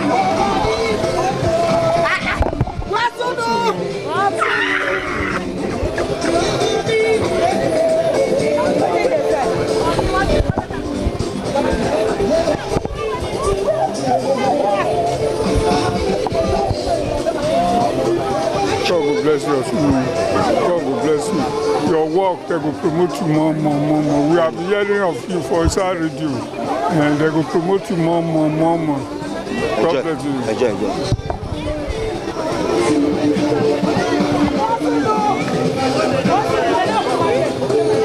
I don't suffer, not be small.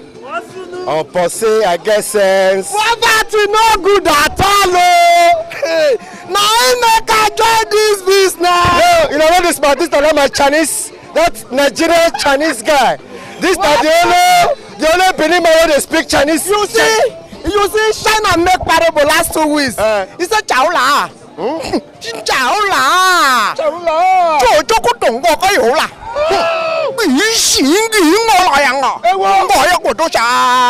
You know the meaning? They said they don't already buy our property finish for Nigeria. Very soon, if you know less China, you know get where you see work. Only talk to Chinese. They tell you so. What did they tell you so? Very soon, we'll be a second slave to China if we not take time.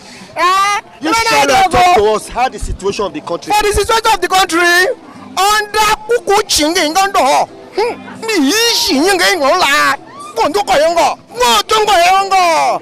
more you look, the more you see, not be less again. The more you look, the more you see. What you concern, hammer. I just show my lord. We'll see. I just show, not the adjustment of Aru again. Not the adjustment. Either you agree or you no agree. They borrow money, you say you know there. Anything concerning Nigeria, na stand that they stop. I gotta do what go favor you. Issue. What's on your belly that they come out to? Nigeria know you affect you at all. Dominica, tell me no Domema. Salon for tell me no Domema. I don't they go. Okay. How do you also know? Bro, I don't get your number. May give my number. You get many things. I defend you for long. I beg. Agree to. I beg you. Number 0080 55 40 73 59. Help me tell Nigerians make we be our brother's keeper. No. No be so we not like to be our brother keeper. Unless our gospels don't spoil. To be a brother's keeper nowadays, your brother where you say you want being a keeper, he don't remove gospels come out for your back. So your code according to your materials, your size no dey market. As people they watch us now, they feel say you know they okay.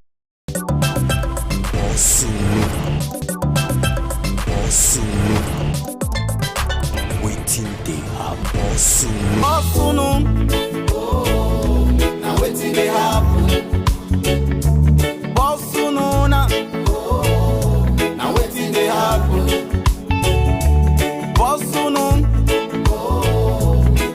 they happen. We must continue to thank God for our life. I sincerely sympathize with the families of people who be said they don't die or timely deaths don't kill so many innocent Nigerians. May their soul rest in peace. However, Nigerians they call on the federal government of Nigeria. Make them sharply. Nigerians they call on the Nigerian army.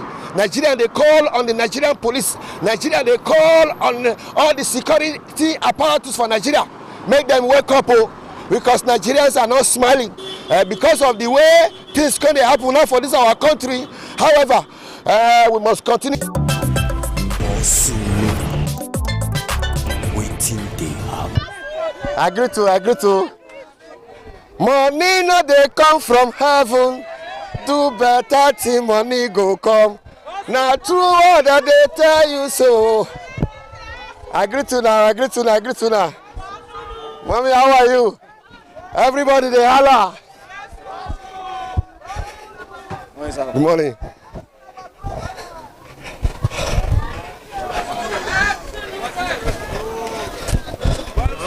Why una block the road? Why una block the road? Why una block the road? Why we not go block the road? Why police decided to kill our members? The one way hungry no kill. Now police come to kill them. Why we not go block road? Opera they suffer, where keke they suffer. Now police they kill them now. What happen? Nothing happen. Wait, una block the road, abi una park the keke? We block the road. We need justice. You did that what happen? Oh, not in a night it happen. But eyewitness they say see what happen. Now police station from the commissioner of police and they come from so. I see your people that they go outside. But they say we can't really investigate the matter. Okay. The truth and nothing but the truth. Yes. Waiting happen. The person die, be still there alive. He die. The keke rider don't die. Yes. Waiting happen. Now one policeman yesterday night around 9 to 10 for Osumbolen.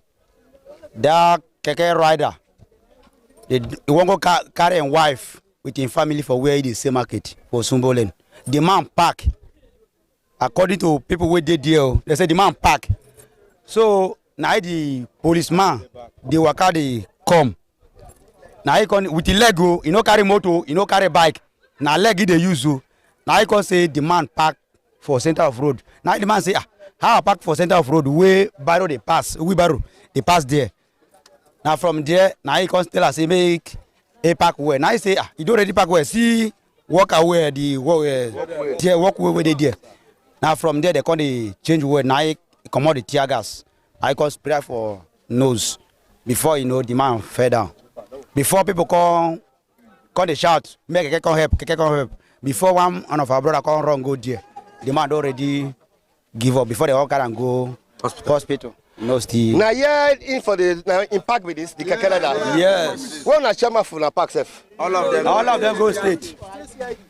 No, what did this man talk so na true? I've been so what do you hear or what do you see? Na true be that, na true.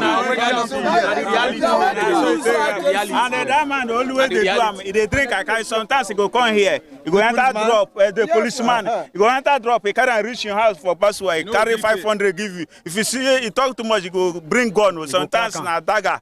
He go say if you go anywhere. Now police. Ogida police station. No, they say I want to. But what I want to be police officer can't do for this side. They stay for this side. And he used to enter our keke when he's going. So he used to enter here whenever he's going back home. So he usually trek when coming back. So I was so surprised to see the man decide to. But the police officer they drink. They drink. Our new IG said they don't want to see any police officer when they drink. This one always they drink day and night. They know the like a man. He's even drunk yesterday night. Now when we say your colleague don't die now, what do you want make government do now? We want justice. Justice. Make them sack the police officer. Always justice. The dead body not go rise again. Because no, the dead body not go rise again. You go rise, but we want justice from the government. Which kind of justice? Sometimes we dey hear public execution for this kind of matter. We no want may they put the person for sale later they will go and see him for street. We don't want it that way. Make government do the needful and warn the police say make they stop their brutality. It's no good. We don't like it. They don't treat us well, but police supposed to be our friend. But the way the police they treat masses is as if we are enemy to them. So we don't want that. Police officers are supposed to protect life. They're supposed to be our But you know, friend. the way they talk the story, how it happen. I hear everything. I hear how it happen. Like I was saying, Nigeria police officer supposed to protect life and property. Not to the destroy, not to the key. You understand? So I dey beg those state government, make them, even all these officers, if not to go carry them, go find out whether most of them no go training at all. Okay, make we do the other flip side. Wait, make I just ask people because we don't see them say Nigerian police now they be the nearest security officer to protect us. Yes. But what do you not like for police what they do? Number one, the brutality and oppression. The brutality of police is too much. If you not give the 200. You understand? Just like yesterday when I was going to Saple Road, police blocked me close to that, what do you call, that roundabout. Yes, No, not 5 junction. That roundabout where for Sapele Road, yes. He was saying this is what do you call Salah. I must settle and for Salah, saying we want to go Salah. Now tell us what is me? I'm a Christian. I know that if I settle you, who will settle my own? That's why you don't like police. Not be say why. That's why I don't like police. Your children join police. No. Okay. Why you don't like police? Okay. What you don't like for police? I know free talk. I don't like police. Police now our friend, and they are there to protect life and property. What we don't like, what I don't like about them, that operation, forcing people to collect money, because it's happened to me in this road by Ogo Street Junction. When they mount their red block there, as I drive my keke reach there, the next thing police say, man, I give her money. I say, okay, I no get money. If you get opportunity to join police, you will join. Okay, I know sure they go join. The way they see the police, the way they see, I know sure they go. What you not like for police? Police. What I got it. They must give her money. Oga, you see, police they too oppress people. They know they do their work, and many of them they don't go training. Then pass back, put them. Not all of them search them, sir. They are not going to training. Then pass back, enter. That's why the operation is too much for the national. Make your child. God forbid. Go do waiting. Times our Nigerian police need better reform. This guy now, if I ask a question now, what you not like about police? Just the hear what you want to talk. Police are your friend now. No be nowadays. Now before. Me I dey come for somewhere like this now. Back where I be fly before I enter bus the Coring Road. I dey come for Sapele. So they first day for there in the evening. This morning they still dey there. As they say, I wear clothes, I dey dress well. You do this guy. One or two things. Everything. So I just call the notice. They can't stop my bike. So other bikes they pass where girls sit down, where women sit down. They just stop my bike, collect the bike man key. They start to search me. They say search yourself. I say, officer, see my back. Na power bank dey inside and other things. He say open now. I be the craze. All these 1 or 2 things. So Sapele for Idogbo side. Not on Idogbo. I don't forget the street. So I was like, okay. Man, no go outrash the maid. They no go say I no talk when I make a converse. But anytime you see police, you dey fear. Why I go fear? I don't carry any exhibit or anything. But they suspect you. They always suspect. They try to misunderstand me. So 1 or 2 things. So we just need to just remain calm. But you like join police. if my friend Papa be police, I go avoid that person. Or you join FCC. I not there anyone. Or DSS. Not all of them are one. Or vigilante. All of them are one. Waiting they happen soon. Now waiting they happen. Now waiting they happen. Now waiting they happen. Waiting they happen. ITV, certainly the best.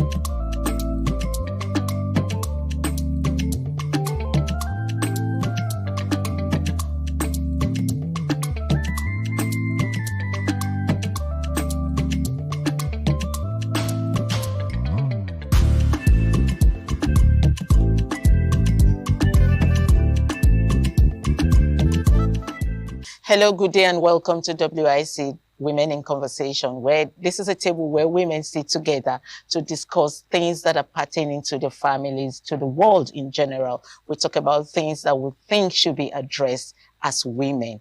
Anyway, today on this table, we will be looking at a very interesting topic that has been making waves in the social media. We're going to be discussing it and try to get our views and opinions of each woman that is seated on this table. You know how interesting this red table is. The red table is a beautiful space for women where we discuss and give it a positive answer. Anyway, with me this day to do this is Esther. Esther is on my right. Esther is on my far left. Esther Unen. Esther is, she is an administrator, educationist, and a proprietress. Esther runs a school. She didn't want me to introduce her that way, but I insisted that the world should know that she runs a school. I knew why I did that. I'll let you know that later, but she is also a proprietress. Esther, you're welcome to the program. Thank you. Thank you. It's good to have you here as a proprietress. Of course, Children's Day is coming up very soon. So you're going to come back to this table to tell us more about children. Okay, so let me go to my near left where we have Dr. Juliet Igwe. Dr. Juliet Igwe is the business person on this table. She is a business and a leadership coach. You're welcome. Thank you very much. It's good to have you. And then to my right, I have Gift Furera. I hope I pronounced that rightly. Okay, so Gift Furera is a professional chef. She's going to be serving us lunch after this program. But anyway, behind the camera, I asked her what Furera means, and she says it's a beautiful flower. She's as beautiful as her name. Thank you for coming. Thank you very much. Okay, ladies, we're going to be looking at relationship with divorced persons, and I decided to bring in this to the table because of what has been making round on the social media pertaining Pastor Peace Ibioma. I hope we all know who Pastor Peace Ibioma is. She is the wife of Pastor David Ibioma. Okay, so during the week, Pastor Peace Ibioma was trending online after advising married women not to keep close friendships with divorced women, claiming they could negatively influence their marriages. The pastor went further to lay curses on women who snatch women's husbands, praying that they also will be inflicted with cancers, and even laying curses on the children. I saw the video and I decided that you women should speak about it. I don't want to talk about it. You all have your opinion. I have my opinion about what happened. So you have your opinion on what happened. I'm going to start with you, Esther. I also know you are a pastor. That's why I'm going to start with you. I know that you're a pastor. And this is a woman pastor who had come online advising married women not to have negotiation or not to have friendship with divorced women. And she went on to curse them and curse the children. What's the take on this? Well, personally, this has to be my personal opinion. Okay.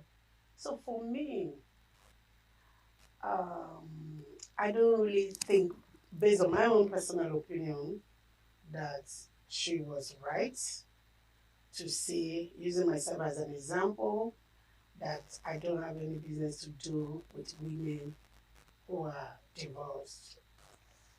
Looking at it critically, it might not be their fault.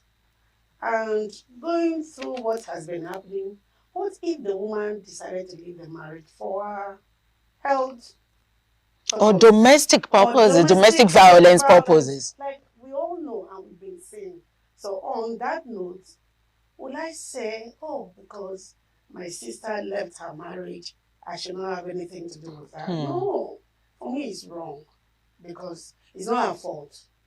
Basically, it's not her fault. For the sake of life, we all know, instead of a woman dying in that marriage, please leave. So I, as a fellow woman, should not, keep distance from the person. So personally, I don't think that was proper. As a pastor, is there a sin to divorce? For probably like you said, it could be domestic violence sake. It could be different reasons why a woman decides to divorce. Is there a sin attached to that? Well, the Bible critically states that God hates divorce.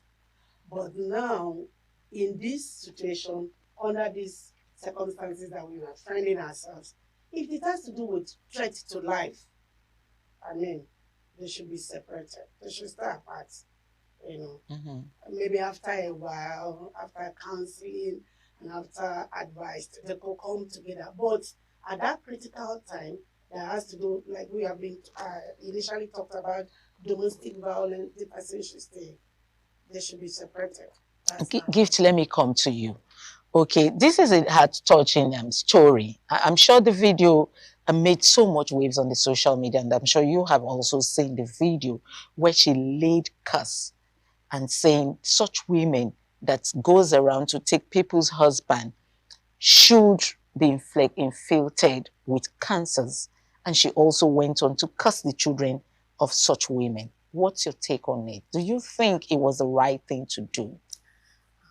Well, for my own personal opinion, that cause wasn't necessary. Yes. And then if I will start from where she said, that we have, relating with divorced people is wrong. To me, I feel maybe because she might be speaking from the position where she is. What position? As a pastor's wife, who must have seen a lot of things concerning divorce, and probably for the reason of evil communication. You understand? If you affiliate with the divorced people, evil communication, probably she might be talking on that terms. So, but laying curse on somebody who took somebody's husband and even to the children, that is not necessary at all, because it is not in her state to judge.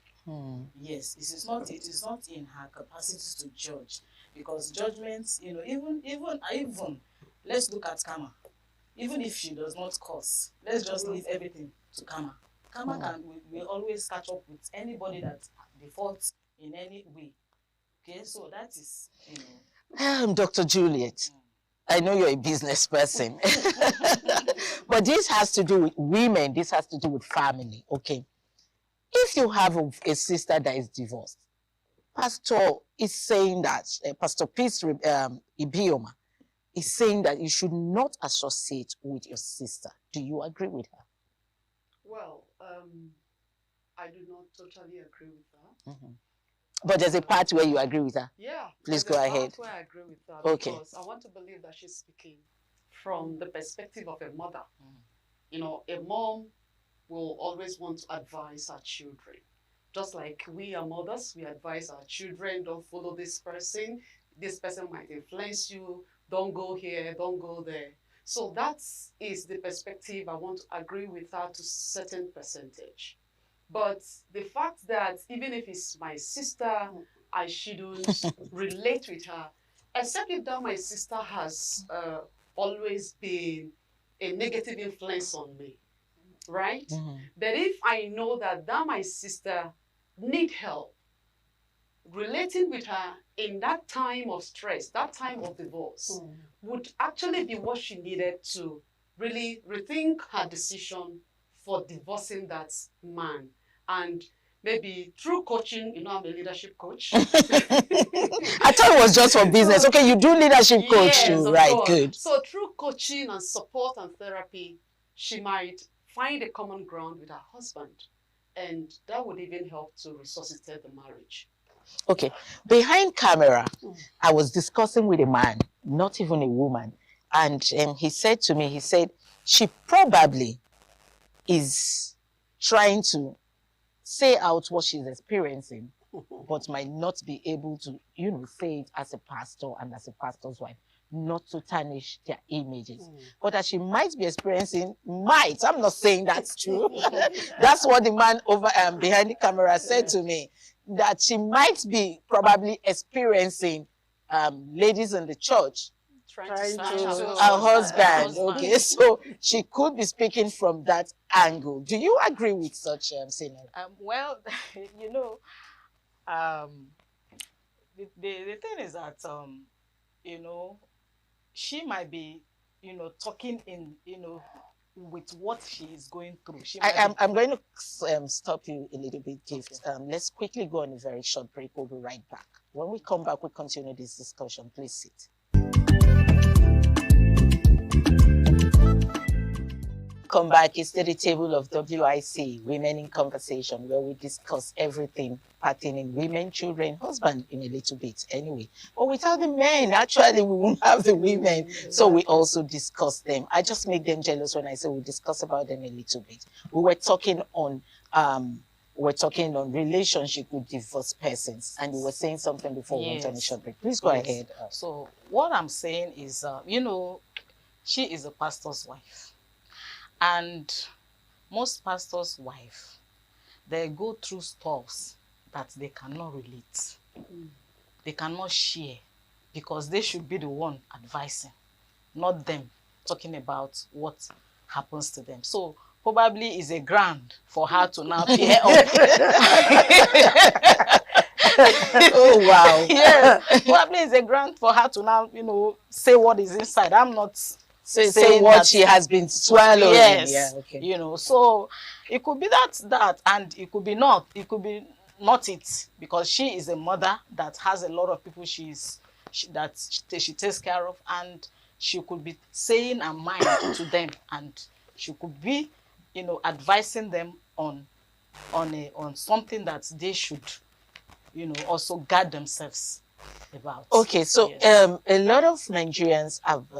This has sparked a lot of reactions from Nigerians. Okay, yes, you want to advise your people as a mother, as a woman, but does it warrant you cussing? Let me start with you, doctor. You're looking at me. Does it warrant you cussing that they will be inflicted with cancer? We all know what cancer is, and then also curse the children. What is the business of the children in all of this? They didn't ask that they should come through, that person, or through a relationship that is of a person's husband. They just found themselves in the woman's womb and having that man as a father. So what's in fact, that was a no-no for me. You can't afford to curse people on the altar of the Almighty God. In fact, the Bible said you should bless and not curse. No matter the level of provocation, considering her standing, she shouldn't stand at that altar and curse people. That was where she got it wrong for me. Like when I spoke earlier, I said, I agree with her to some certain level. But for that part, it's a no-no. Let karma do its work. If Jesus had cursed all the people that worked against him, I don't think we will have someone like the great Apostle Paul. Because Apostle Paul worked against Christ. In fact, he killed a lot of Christians, but Jesus was still, he saw something that other people did not see. That someone is divorced today doesn't mean that the person is 100% a bad person. And that doesn't mean that the person cannot retrace her step and make the marriage work. So, cursing that person, it's a no-no for me. She would have stopped at the level of advising even to the people not to, not to go into divorce or snatch people's husband and leave that cursing part alone. So that is a no-no for me. Do you think the curse came from a place of a personal interest? Like the man that spoke behind the camera saying she probably is going through a whole lot in her marriage and decided to use that curse to, send a warning to people that she knows and the people that knows her, we don't know. Well, for me, I may say yes and no. Okay. Yes, on the ground that it might not be a person.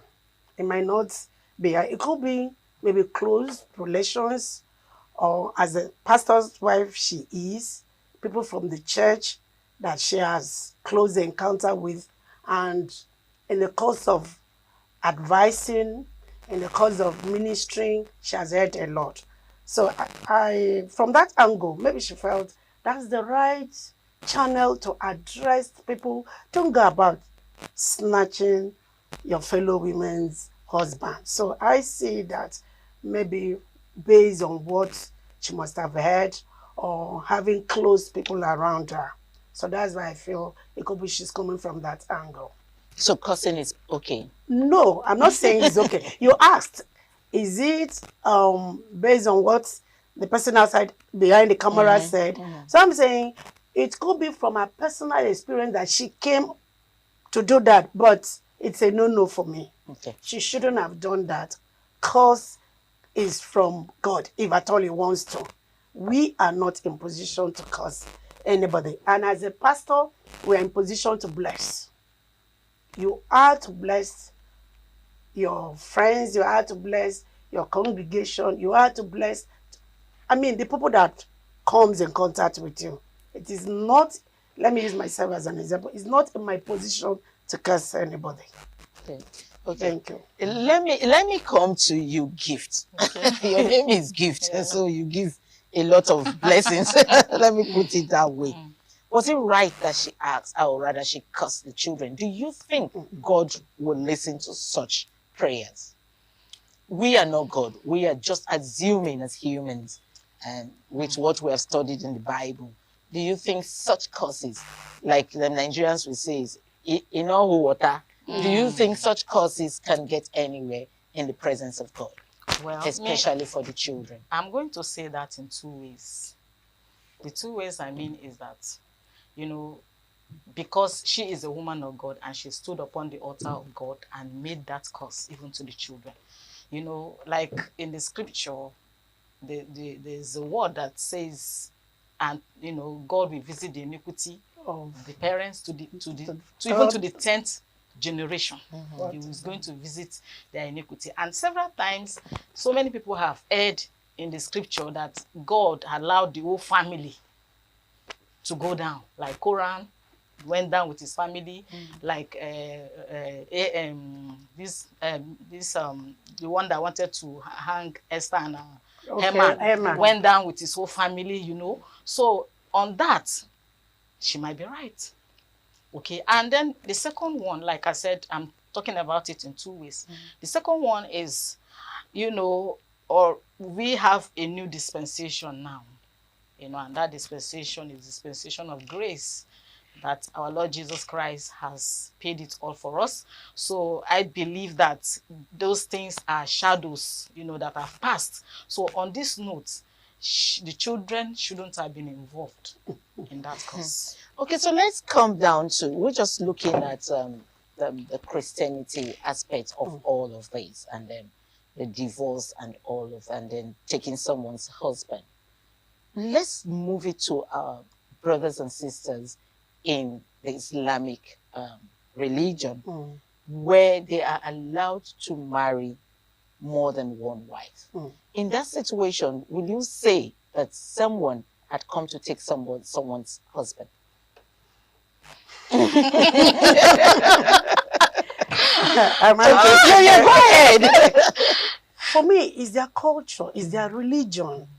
So the women there already know this is what is obtainable in our culture. So the man is not even the woman that goes to meet the man. It's the man that after the first wife, the religion says you can marry up to 4 wives. So it's not the woman that goes to meet the man, it's the man. So in that culture and religion, is acceptable by them. Yeah. And so you think this cause will not affect such people? Because we're particular about the cause. She's not referring to the Muslim. No, she generalized the Muslim. You said the man goes to meet the woman. Do you think that this husband snatching thing, that is always the woman that goes to the man? Is it not the man that will go and tell the lady, I like you. Beautiful. That's what I'm saying. And from there, they start the relationship and the snatching starts. So for me, that's what I'm saying. The man goes there. So, okay, I understand your question. But you know, in this part of the world, there are women who are consciously snatching the man. Yes. You speak as if you have seen one before. Can you share? Snatching, consciously snatching. Can you share with us? Deliberately snatching. Okay. Can you share with us? Well, I've not seen one, but we've heard, of course, we've heard a woman trying to, you know, be nice, going to extreme of doing things that ideally she's not supposed to do. You know, when you try to show, how do we have side chicks? So when you try to show a man some kind of love, whom you think the wife is not doing at home, that is a way of, you know, preparing the snatching. Yes. And maybe there are some things you are doing which, as a wife, we all are wives. We know by the time you get up in the morning, running after children and do a whole lot of things, you might not really have that time to give the man. Let me come down to this. I have seen a story where men walk away from their marriages, from their wives. Okay. And now if a man decides to leave his wife, not even divorced, but you just walk away and, you know, not even giving the wife the reason why you decided to walk away. You just took a walk and leaving the wife with the children. And then years have passed. And then another woman finds him and decides to marry him. Does this cause also? Because I am particular about the cause. No, yeah, of course the cause won't happen because that other woman that came later already was not in the scene. Was not in the scene at all. Which other woman would have caused the wife caused the husband already. Okay. Abandoning the any strange woman. She was not aware of any strange woman. So the cause now is on the man alone. And you know, for the fact that some people enter marriages for some certain reasons. You understand? Because some of these marriages, some people enter transactionally. Okay. Maybe the woman has money and he came in, or the man has money, she came in, and now there's no money. You understand? So the man is off. So in the first place, the man did not even, for me, in the first place, in some situation, the man did not even come into the marriage with his heart, with being committed. You understand? Most cases it's like that.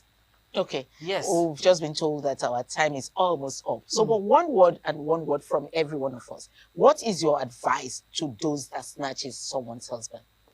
Please stop it. That is just one word. It's if you snatched someone's husband, just be assured that that same husband will be snatched from you. So stop it, whoever that is involved. Stop it. Don't snatch someone's husband. To you, what is your advice to the pastor? Pastor Peace Ibioma. What is your advice to her? Continue to curse, or, take back the curse and pray for your congregation? Of course, she has to pray for her congregation. But I want to advise women, married women, take care of your husband. Make him happy, make him comfortable. If you notice that there is snatching going somewhere, let him know that thing he saw there is still here. Right. So that thing that he saw there is still here. What will you say those things are for women? Advice to women out there. Well, I would say that, they should respect their husbands. Yes, and make them want to yearn coming back home, wherever they are. And to those who are snatching husbands, I would say that women, we are the demons of ourselves. We are the witches to ourselves. Please, let's love ourselves. Let's love ourselves. Okay. Yes. Coming from Gift, she's giving us Gift advice.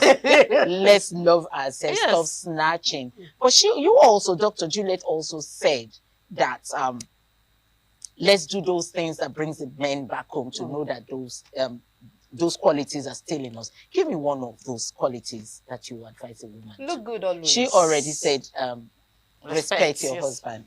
But give me one word. Look good always. Looking good always. Respect him. Give him quality food.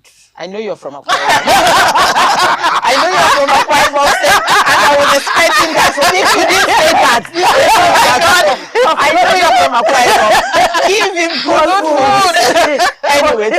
ladies for coming onto this program.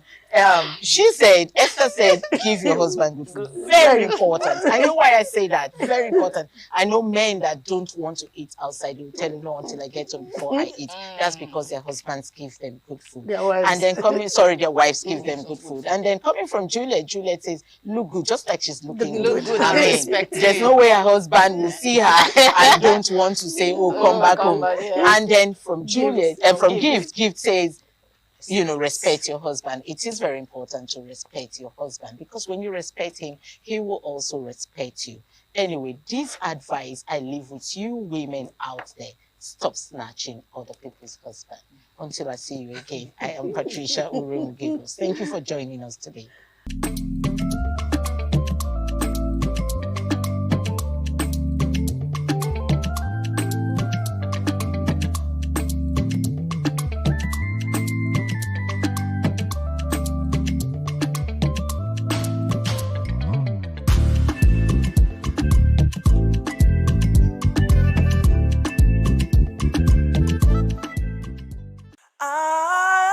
ITV, certainly the best.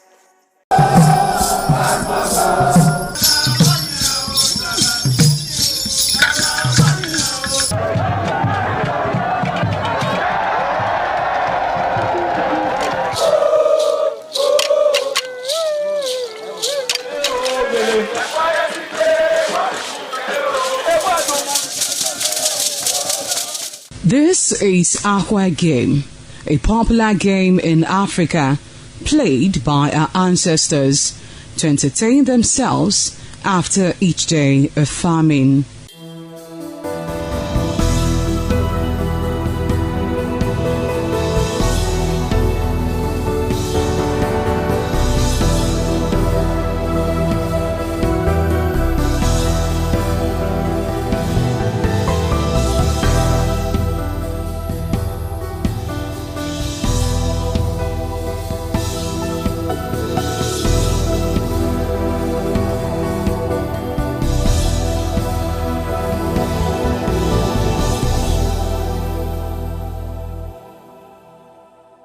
It is also relevant in our coronation in Africa. It is a sport and indeed very interesting, as every seed had a role in the game.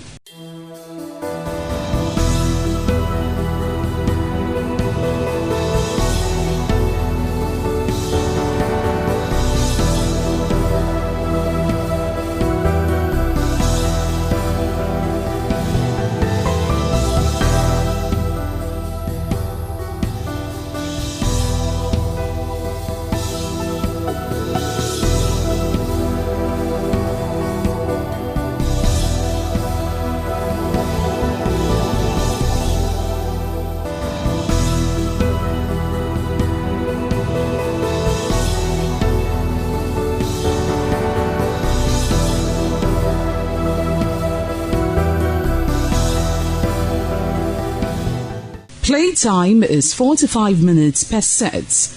There is no age limit as long as you can spin aqua seed. Ayo or aqua game, known as the game of intellectual. This game requires a lot of mathematical skills. Aqua game is played with carved wooden box containing 12 holes.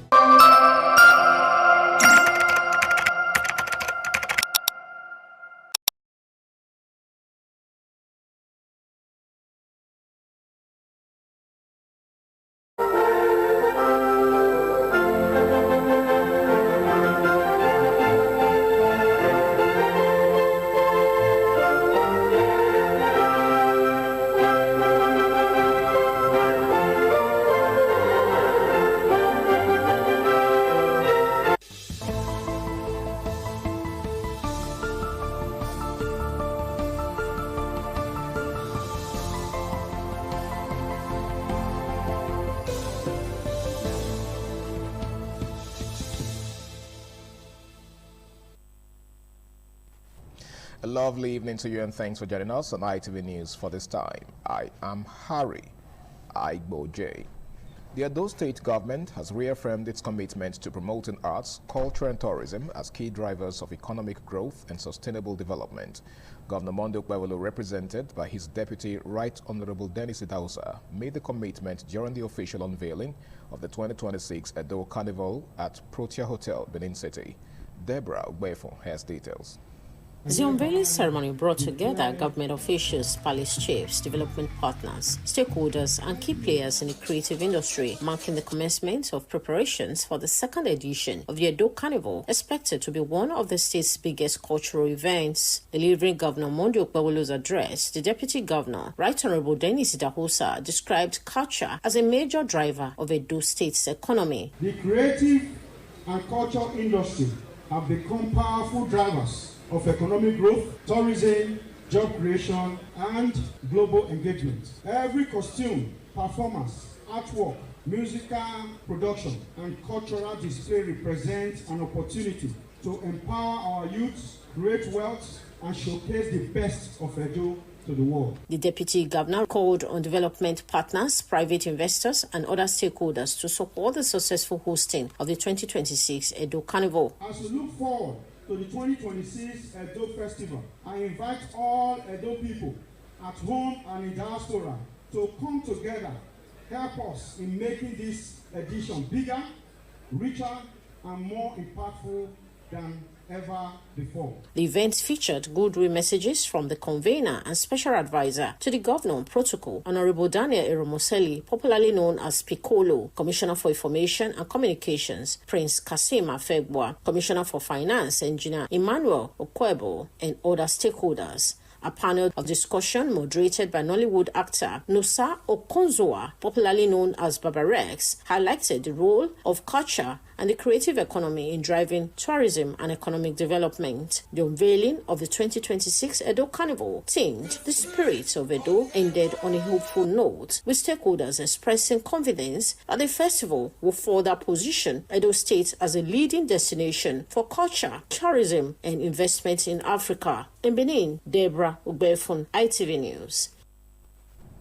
And the Edo State House of Assembly has unanimously stepped down a letter seeking the removal of Honorable Charity Ighodalo Agwobawiyan, member representing Ovia Northeast Constituency 1, as minority leader of the House. Assembly correspondent Joe Baisiagbo reports. The NDC does not exist as a political party. At the peak of Monday's plenary, a letter from Honorable Natasha Irobo Sausawa, member representing Ego constituency, was read on the floor, wherein she stated that she had resigned from the People's Democratic Party, PDP, and joined the Nigerian Democratic Congress, NDC. Majority Leader Honorable Jonathan Ivama argued against her move on the grounds that there is a subsisting court order directing INEC to deregister the NDC, and described Honorable Natasha as a floating member of the House.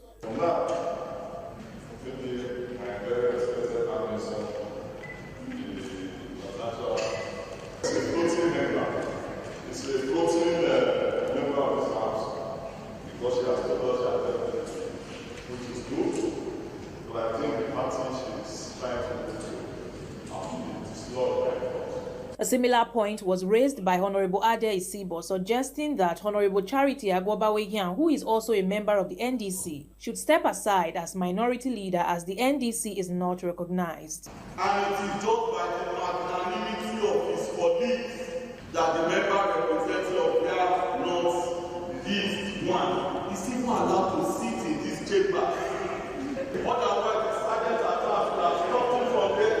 So go back. Responding, Speaker of the House, Blessing Agbebaku, said although a name has been submitted for the minority leadership position, the House was lenient and allowed Honorable Agwobawiyan to retain his position, after which the matter was stepped down. The vote by the court judgments in the local judge now is decided. As I said, I agree with you that from now there's no party.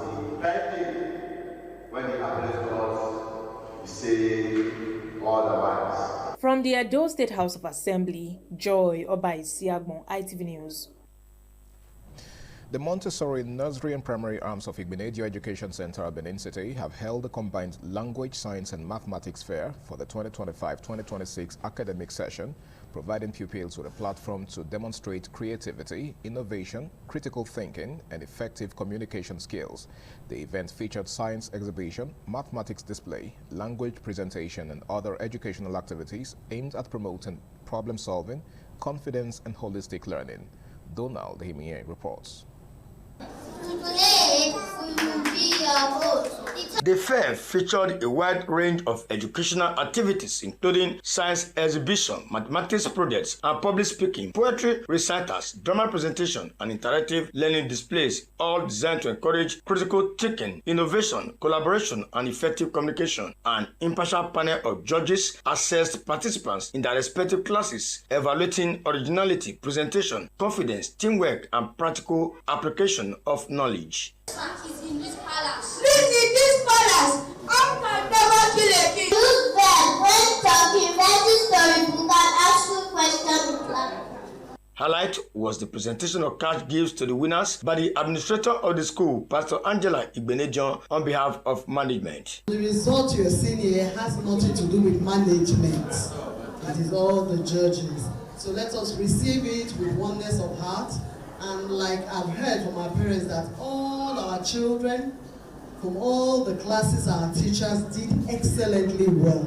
In their separate remarks, the principal of the Montessori Primary Arm, Mr. Wiremu Iro, and the principal of the Montessori Nursery, Mrs. Ann Ape, said the fair underscores the school's commitment to nurturing well-rounded learners by integrating literacy, numeracy, and scientific inquiry. I want to appreciate the chairman of this great school for giving us the platform to thrive. I want to appreciate the deputy chairman for also adding a pat on our back. It's a program that we set aside to educate the children. So I'm very grateful that the Science and Language Fair for this year has come and gone. Some parents commended the school's management for sustaining the innovation over the years. The standards are high and impressed with the Science and Language Fair. The event was graced by teachers and parents. From Benin, Donald Ihiminyeng, ITV News. The Chief Executive Officer of Uyi Technical Limited, Elder Francis Omori Oloton, has accepted an apology from a former chairman of the Nigerian Bar Association NBA Benin branch, Ede Asenogwa, leading to the striking out of a criminal case instituted against him. Jonah Morwa, who was at the Federal High Court Benin City, brings details of the court proceedings. At the resumed hearing on Monday, the police prosecutor, P.O. Odion, informed the court that the defendant had written a letter of apology to the nominal complainant, which was accepted by Oloton. Consequently, the prosecutor applied to discontinue the case. The counsel to the nominal complainant, Olayiwola Afolabi San, alongside Douglas Ubonkwa and H.E. Edobo, as well as counsel to the defendant, F.I. Esegele, supported by I.E. Igodala and Adesuwa Ediaye, raised no objection to the application for the discontinuation of the matter.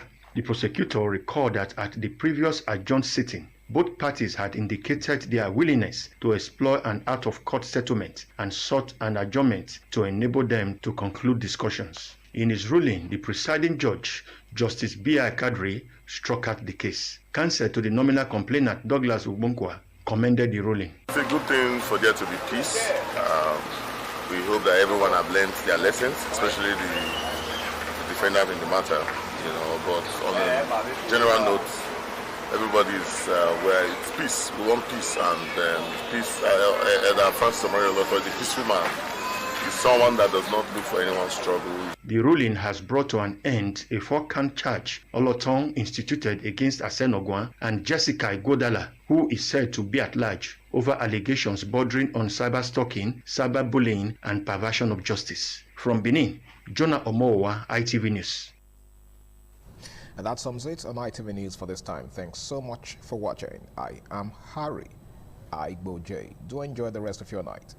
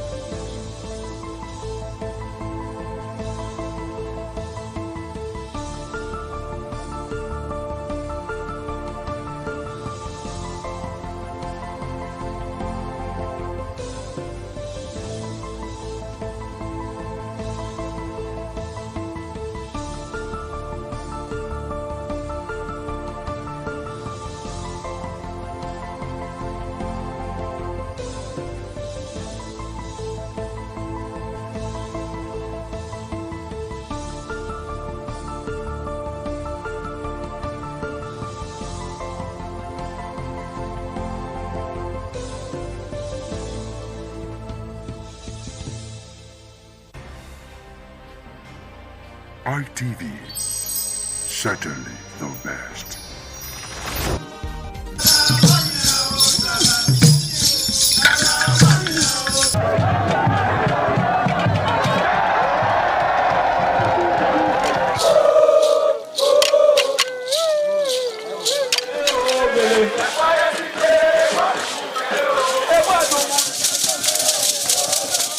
Some days, there comes the Ugemobo Festival, which the Oba celebrates outside the palace gate.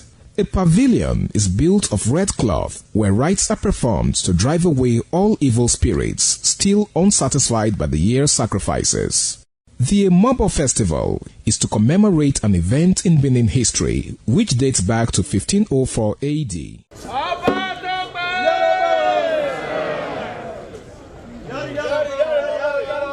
Yari yari, Ọba Tope.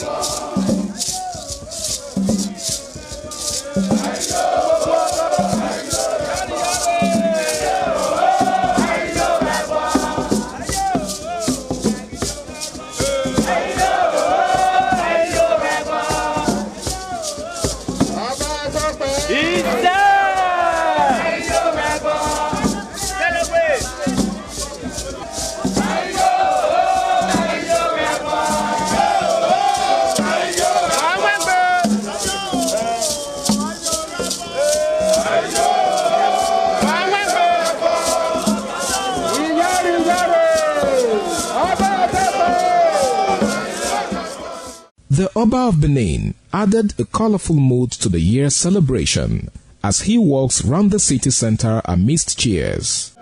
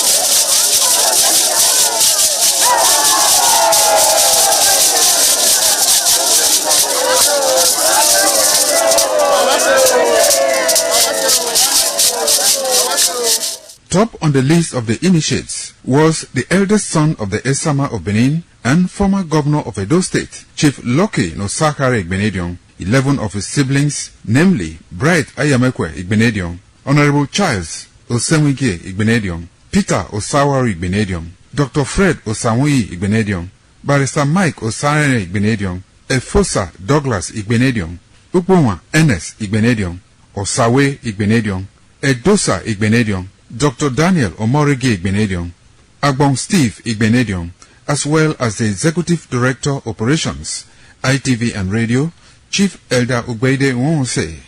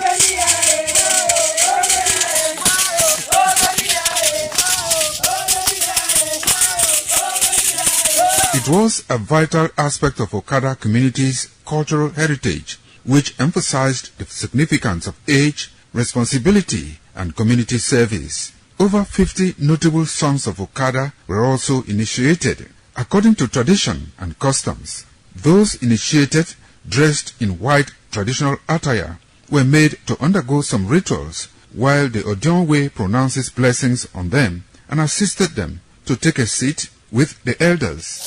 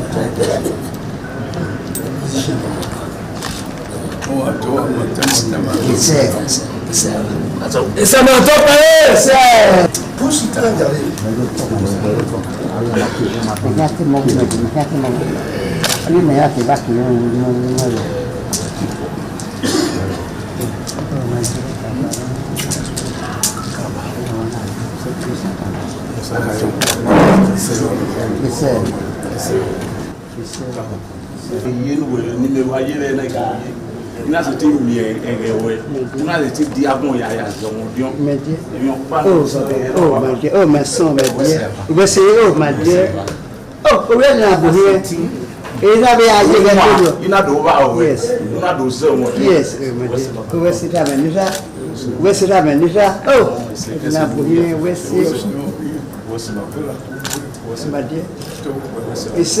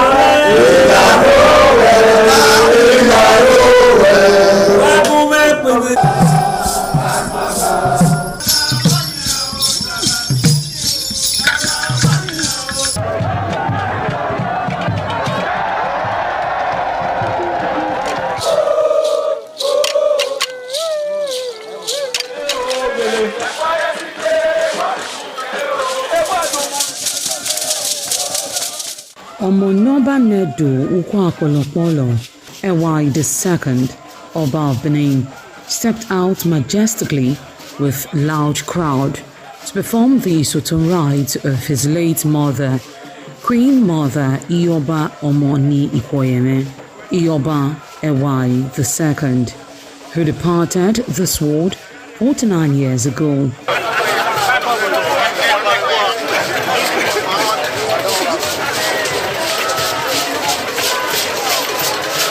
Isoton is a traditional rite of the procession in memory of the departed person's spirit in Benin Kingdom. It is usually heralded by public display of the departed person's influence during their sojourn on earth. The display of a human effigy symbolizing the departed royal matriarch was preceded by the Oba of Benin, who led the procession from his palace to the Emotan Shrine at King Square in Benin City, where he offered prayers for the repose of the soul of the Queen Mother, Ioba Ewai II.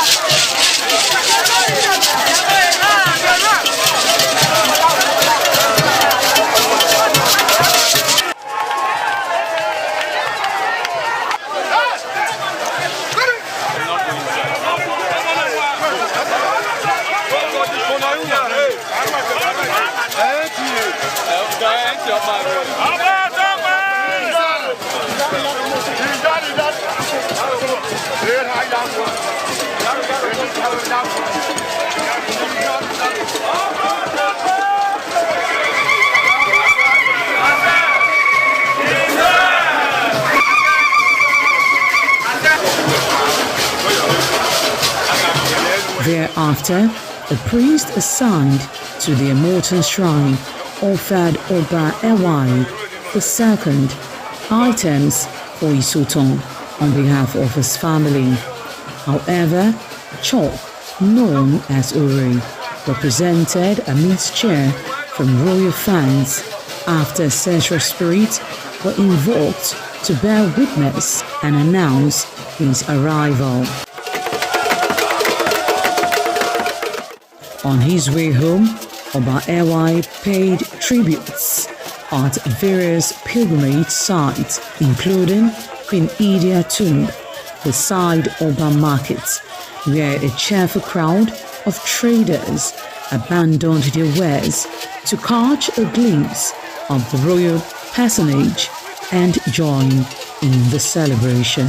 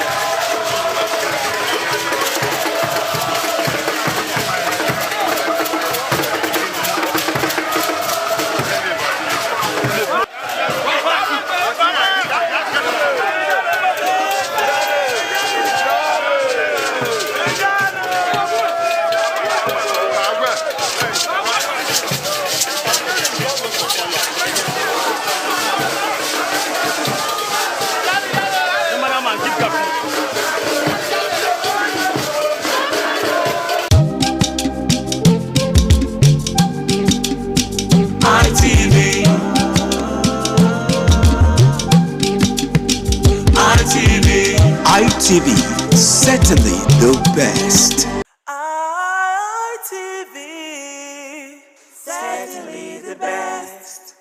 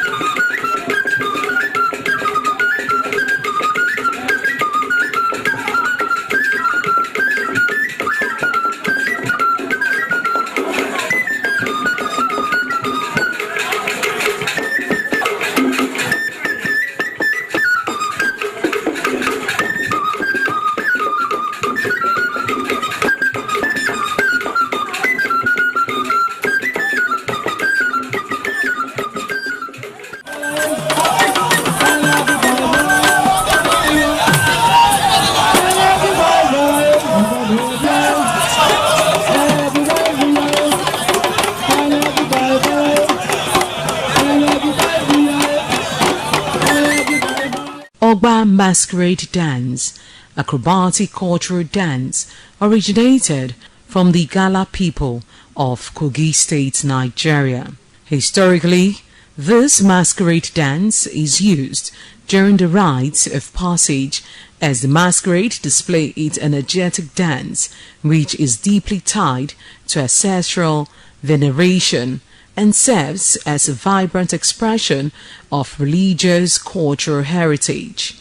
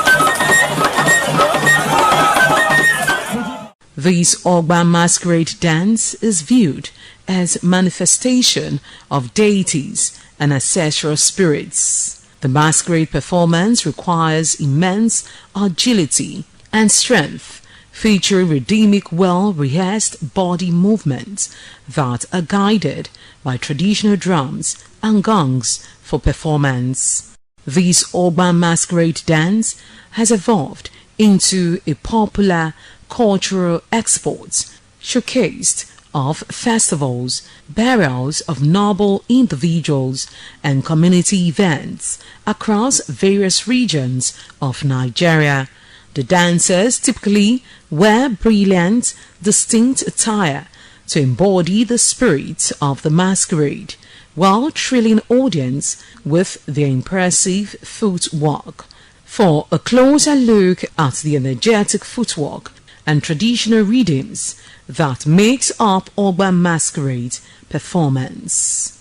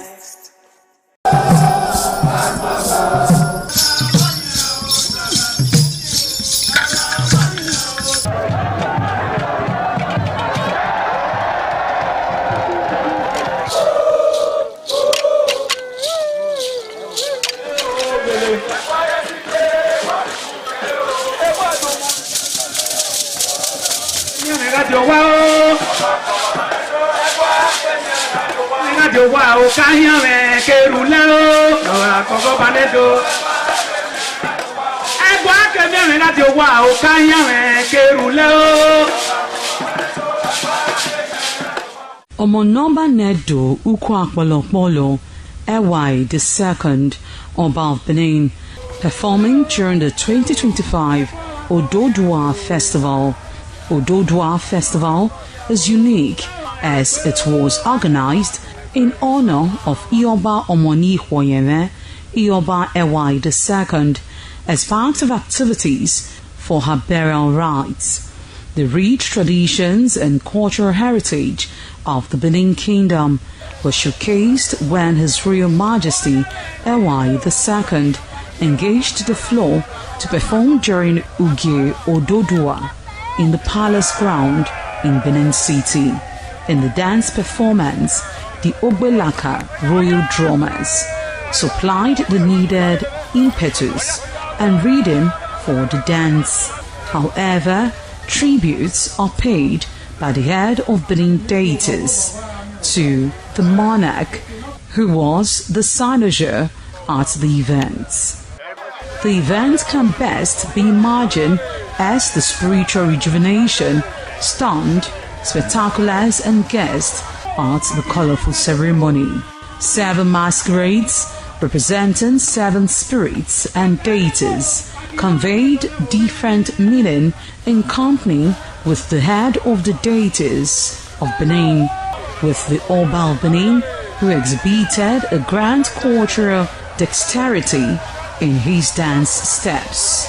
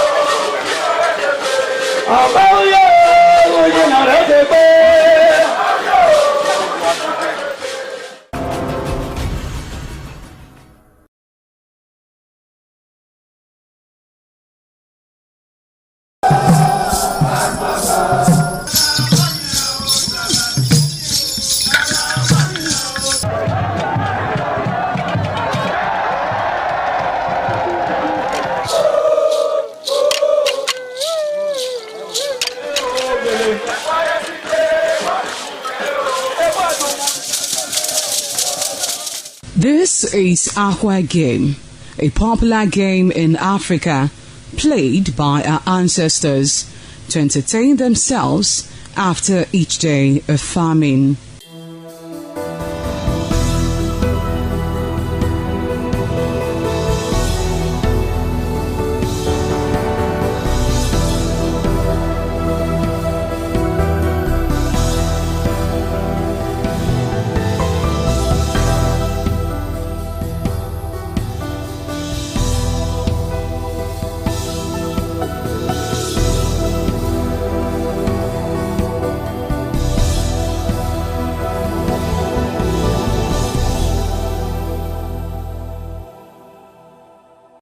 It is also relevant in our coronation in Africa.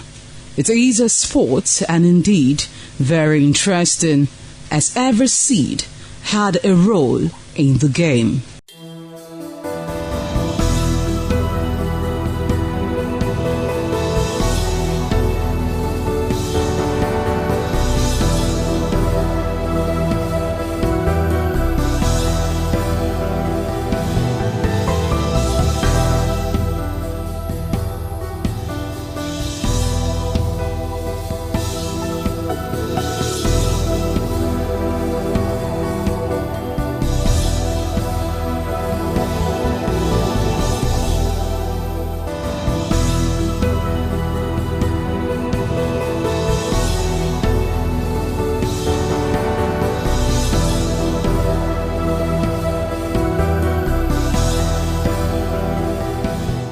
Playtime is 45 minutes per set. There is no age limit as long as you can spin Aqua Seed. Ayo or Aqua Game, known as the game of intellectual.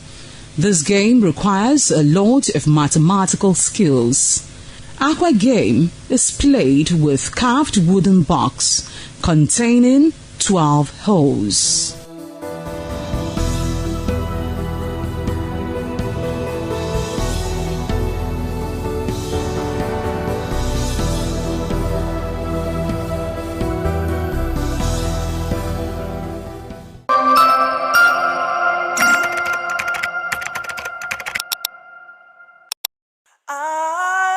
ITV, certainly the best.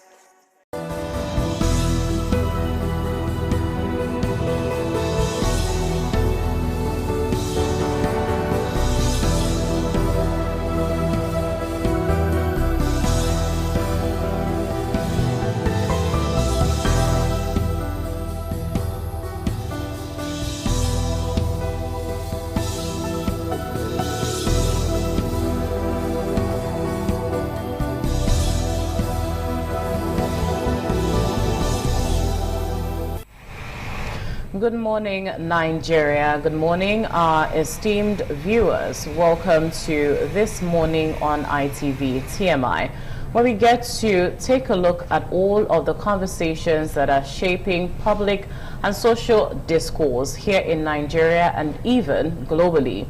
I am Chukwufumnanya Adigwe here in our Benin Center.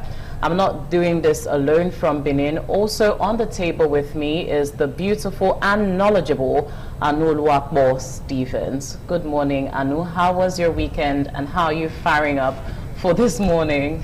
My weekend was great. Good morning. You look great. Good to be here. A whole lot of things to talk about over the weekend. It was from one drama up until another. Politics, the Olodo uprising, the list actually is endless. Even the First Lady is not left out in the trend. Definitely, we will get to talk about, especially that comment that went viral particularly. Right. Also joining us in the program is Abuja Center, and we have Joseph Kadri right there standing by. Good morning, Joseph. How's it this morning in Abuja? How was your weekend and how are you firing up for the program? Very good morning to you, Chukwufumnanya Anu Luakbo Stevens, of course, Dr. Victor in Lagos. Good morning, everyone. Nigerians, welcome to This Morning on ITV, a program package for your viewing pleasure and loaded with various information.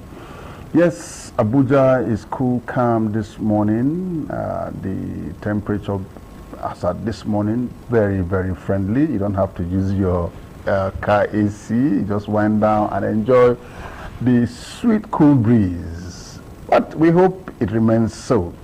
However, so much happened, like Anwolo was even said, and we'll talk about it. But just that it appears those responsible for the reduction of pump price, they have forgotten their job. When Nigeria was selling at 839 naira per liter, the price of crude oil was at around $72. But now it has come down to that rate, and the price is still over 1,200 naira. What is happening?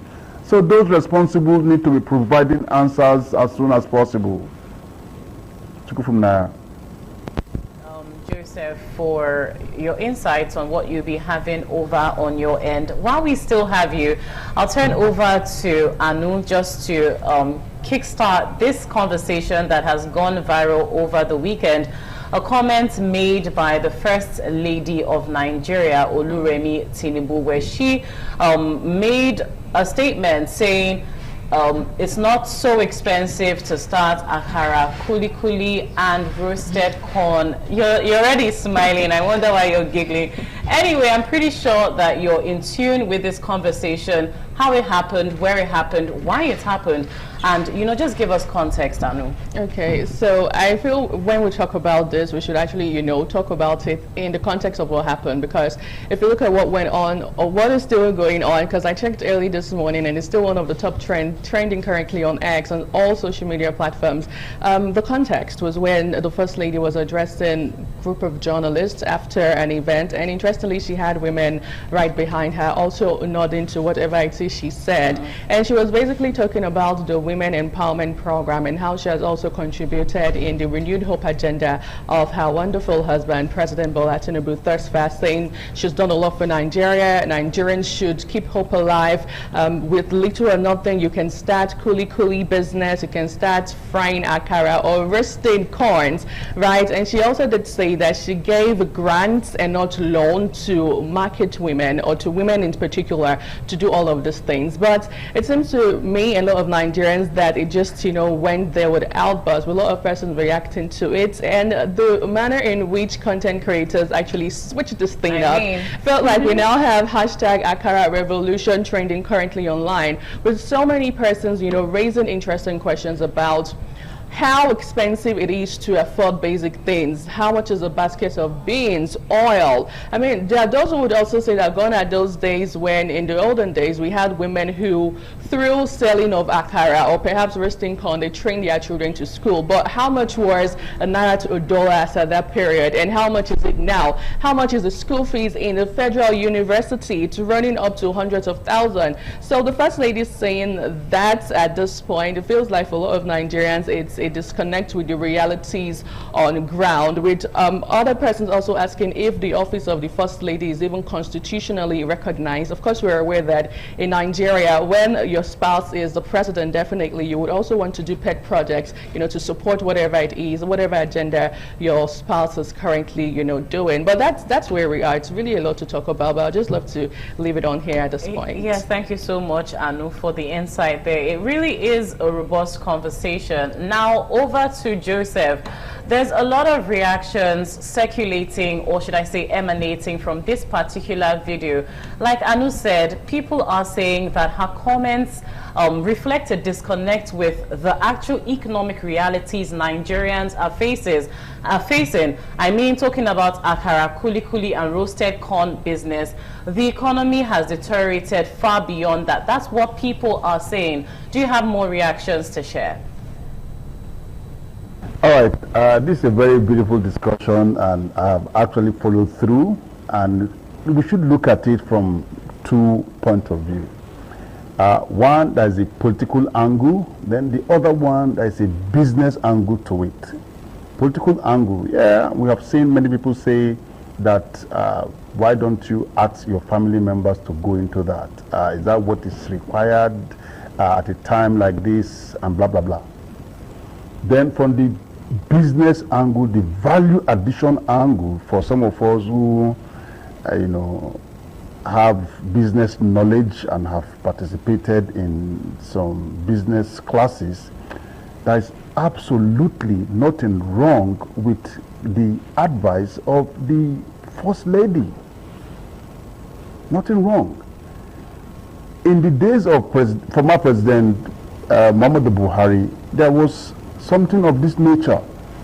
Trader money. Trader money was 10,000 naira per woman. And we saw even in the Buhari Area Council, where ITV is situated, the Vice President came here in front of ITV, women came together, and they also benefited from the 10,000 naira, given to, each woman. And of course, this kind of money is for party faithfuls. The list cannot have those that are not members of the political class, the ruling party. So, for what the First Lady said, for me, it's something that is encouraging. And we must also know that if we have been talking about value addition to our agricultural product, it does not start today. And there are many people who are looking for startups. It's Renewed Hope Initiative grant. The grant is for vulnerable persons, vulnerable women. And if that grant goes to you, she's saying, please, you can, invest it. We have that passage in the Bible where people were given talent and some multiplied their talent, others went to bury their talents. And so she's saying, for the little talent that will be given to you, try and multiply it. And how do you multiply a token? Go into business. If you convert, if you go into bean cake making, in the long run, you are going to even create job for more people. Because if you have people go into akara, it means they buy beans, they also buy vegetable oil, they may use charcoal or firewood, they may also get some polythene bag or paper to tie it or to package it. And in the long run, you are going to have more vegetable oil company employ people, right? And then if you go, when you talk about kulikuli, people are now exporting kulikuli. I have seen some family members of mine in the UK and US, they say, please buy, package and send, which means that people are earning a living from it. So for me, there is nothing wrong with that. The business point of view, and somehow we may even commend her. That's my opinion. Joseph, you've gone a long way in trying to make sense of the First Lady's comments. I think at some point you even nearly turned into a preacher. Anyway, Anu, what do you think? Do you think that there's actually sense in this? She's saying she's giving grants, and she's also trying to give an instance on how they can put these grants into business. Does it make sense? Or are Nigerians right? And on the other hand, are Nigerians just taking it out of context and making a whole caricature of the situation? I don't think Nigerians are taking it out of context. I think what is actually going on right now is that everybody is practically tired in Nigeria. The situation in the country is worse. Cost of living are high, insecurity, food inflation. How much is a basket of beans? How much is oil and all of that? I think a lot of questions should be asked. How much was even given as the grant? Because I saw a woman online actually breaking down how much you get a cost of beans, bag of beans and all of that thing to actually start up an akara business running through hundreds of thousands or 100,000 naira as the case may be. And if we actually ask persons supporting the First Lady in this beautiful scheme, if you would allow your child to fry akara in this day and age, I'm certainly sure you would say no. In the era of AI, in the era of digital technology, when the world is actually moving, right? We're talking about frying of akara and kuli and corn right here in 2026. I know back then we had women who did all of that, but then again, would you allow your child to do this? The question, the answer is no. The presidential aide to President Bola Tinubu, one of the presidential aides, Sunday Dare, in an interview with Shehu, actually said, oh, his mother actually raised him up by selling akara and banana, right? But then again, the question is, would you do that? Thumbs up to her. And if we even go back to the olden days, it was when it was like poverty was actually in the, the high, and then you had to just do whatever you had to do to ensure and there that are already a lot of family. People doing those things. You go on the road, you can, from where our communications village right now to maybe main gate or something, you can count almost 20.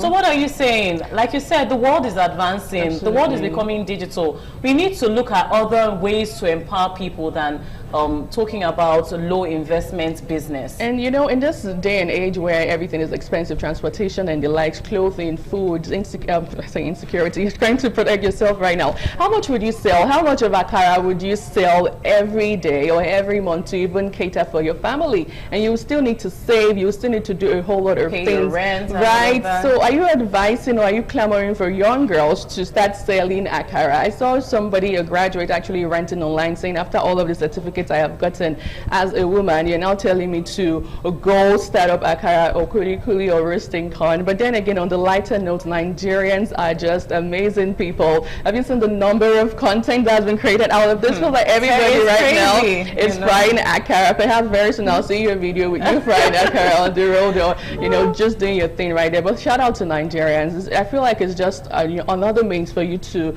do the needful. I feel Nigerians are not asking for too much. What we're asking is for the government of the day to be in connect with the realities on ground and help us make the country better. Thank you, Anu. Thank you, Joseph, also for weighing in on this joint conversation that we've had this morning. Anyway, we'll take a short break now, after which we'll have our newspaper review segment. We'll take a look at the national dailies in just a little bit. Don't go away.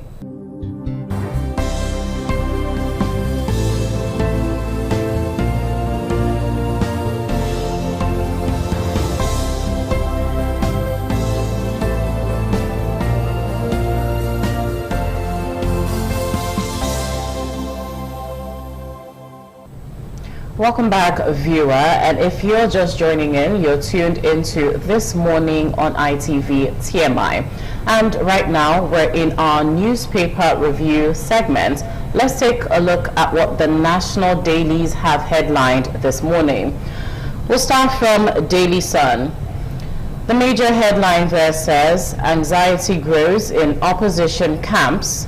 Options for Atiku, Obi, others narrow over parties' legal battles. Also, Nigeria's democratic institutions getting weaker, Bode George warns. Also on Daily Sun, Anglican Church raises alarm over terrorists hiding in Southeast Forest. Now, on the business scene, CBN's terror financing crackdown raises compliance burden for banks and BDCs. Away from that, federal government borrowings from local banks jump 75.6% to 40.38 trillion naira. Away from that, primaries. APC disowns purported lists of successful candidates. Also on Daily Sun, use of foreign reserves to check cost of living. Nigerians urge federal government as petrol prices defy crude oil slump, deepen cost of living crisis. Also on Daily Sun,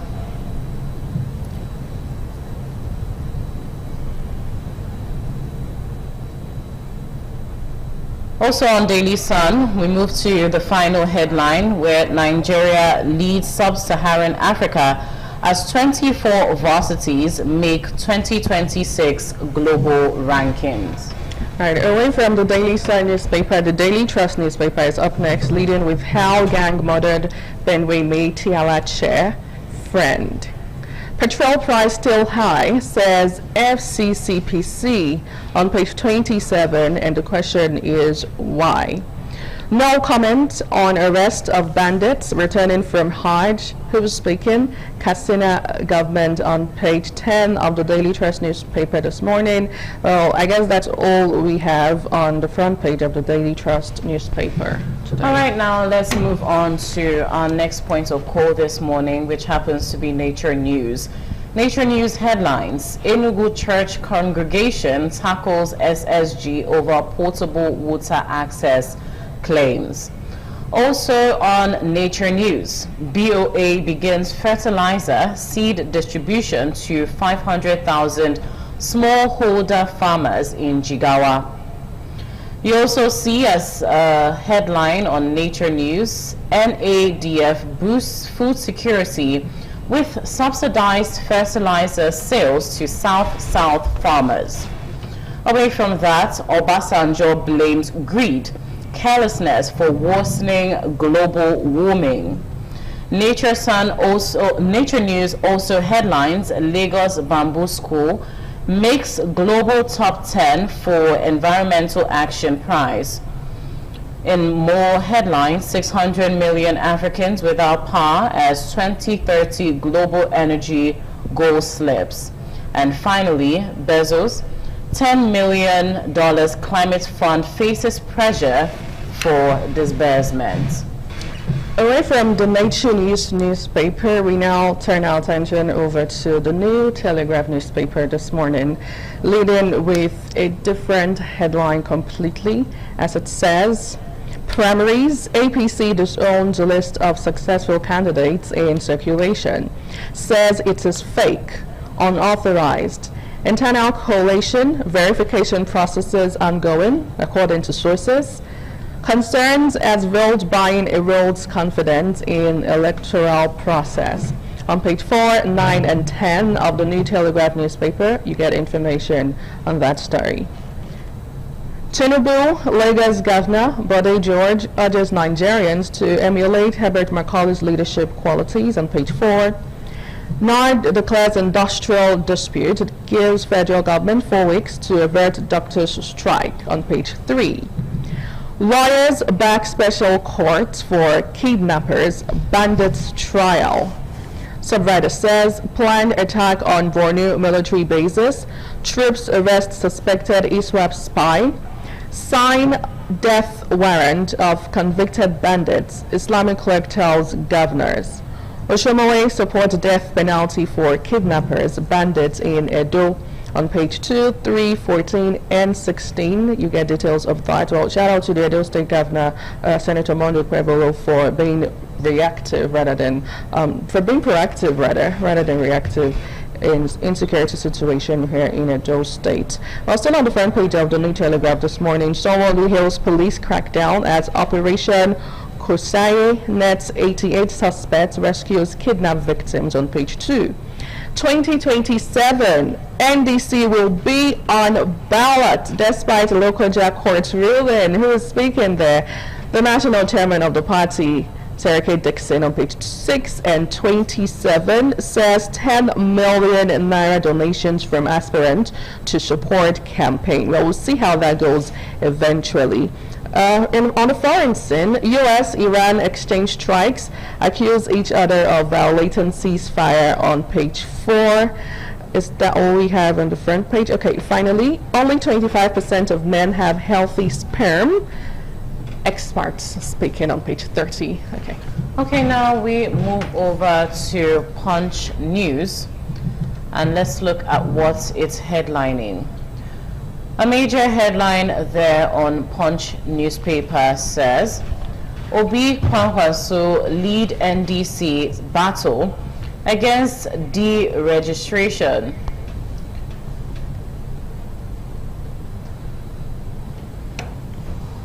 Also, on Nigerian Tribune, it headlines Obi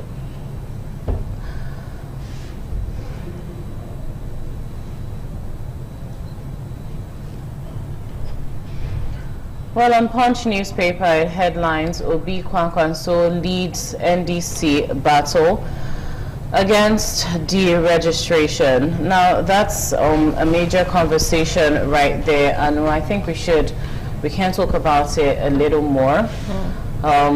With people basically saying it's a way to, speak up against democracy and all of that, saying that the ruling class is trying to come against the uprising political parties that may be making waves in view of 2027. Right. The conversation regarding opposition parties being voices being stifled has risen again with the recent deregistration conversation emanating from the local judge court of the NDC. We saw that happen over the weekend, and to a lot of Nigerians it was shocking and also not shocking at the same time.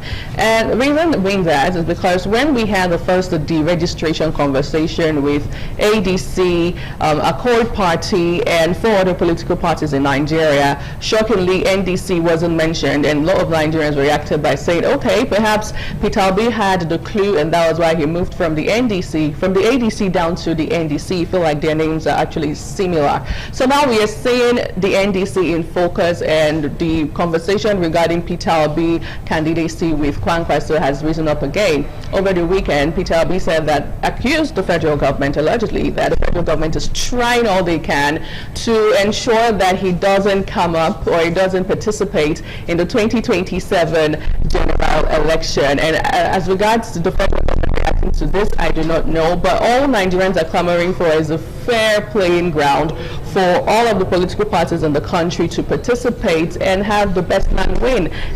Credibility, that's what we want. Fairness, justice, and the right things being done ahead of the 2027 general election. Anyway, it's an ongoing conversation. Yesterday on the National Daily, the chairman of the NDC was at the sister station and he said a whole lot of things, one of which is they are still going to participate in the 2027 election. But will that actually see the light of the day? Only time would eventually tell. All right, thank you so much, Anu, for those insights. Up next, we'll take our discussion segment right here in our Benin Center. We'll be talking about the impact of governance and how it's affecting public perception ahead of the 2027 general elections. I have a lot of insightful guests join me to give robust perspectives on this conversation. Stay with us.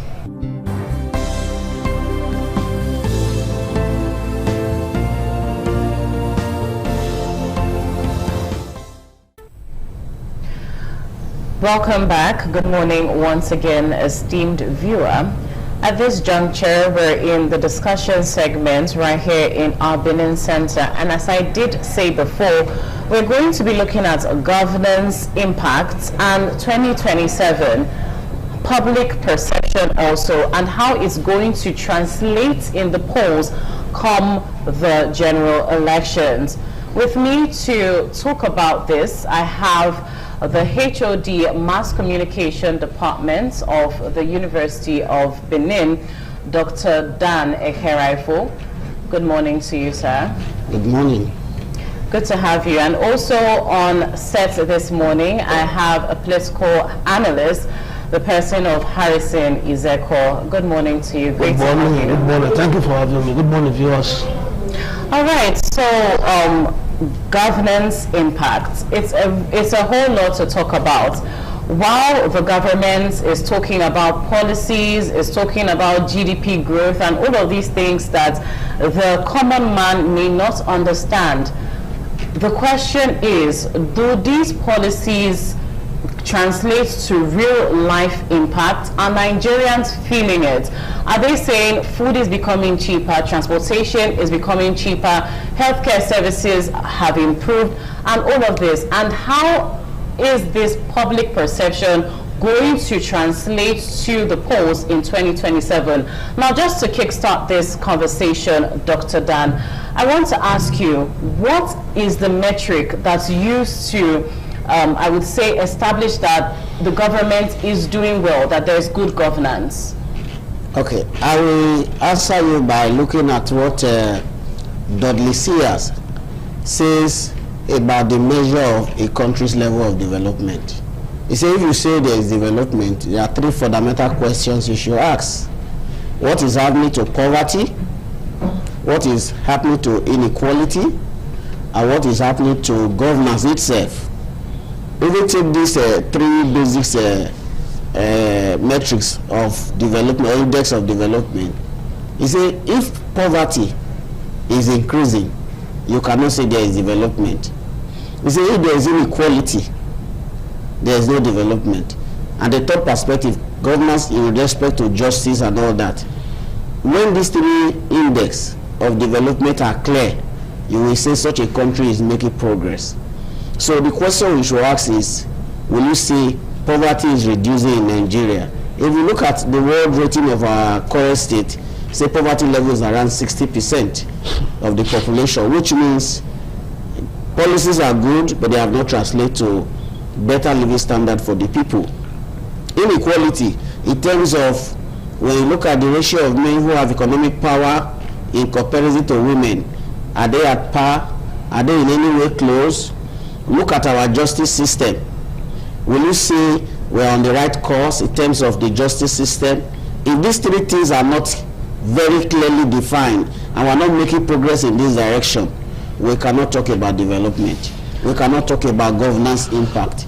It is when they're on the positive side you can say, indeed, the policies of government are yielding the right results. Thank you so much, Dr. Dan. Now, Harrison, I'd like you to weigh in on this. Over time in Nigeria, we've seen a particular type of trajectory where some people vote based on political affiliation, they vote based on ethnicity and all of that. But come 2027, do you think that a measure with which Nigerians go to the polls is going to be based on how the ruling government has, done so far? Well, thank you very much. And I think we need to look at what happened in 2023 during the obedient movements, when everybody came out resolute, people was ready to cast their vote, people troop out, even in my own center, and somebody was even in the political space. At about 7 a.m. that morning, the persons I saw in my center were over 200. And that's a center I've never recorded above 120 for the both party. I knew something had happened. And for that moment, I knew that we are not going to get votes from that place. At the end of the day, we were struggling to get 25, 30 votes when you see the Labour Party was having 400 or something. But at the end of the day, the vote to the perception of many persons did not actually reflect the voting at the various center. And the people feel bad. Now the present government are taking over. Election 2027 is closed. For me, I know if these present governments will conduct free and fair election, they know they will not win one state. With the current economic situation in this country, both those in APC, PDP, or the party, everybody goes to the same market. Everybody is feeling the heat. You should not be few among them in the party that is benefiting it. And if you want to ask me, the voters are those who stays at home. The politicians are less than 12%. You can't even draw down from their recent primary they did. How many of them? The whole of Florida, I think we're talking about 20-something thousand people. This is a place where you get how many thousand when it comes to voting. So, the 2% make their mark and send a very clear message to the politician.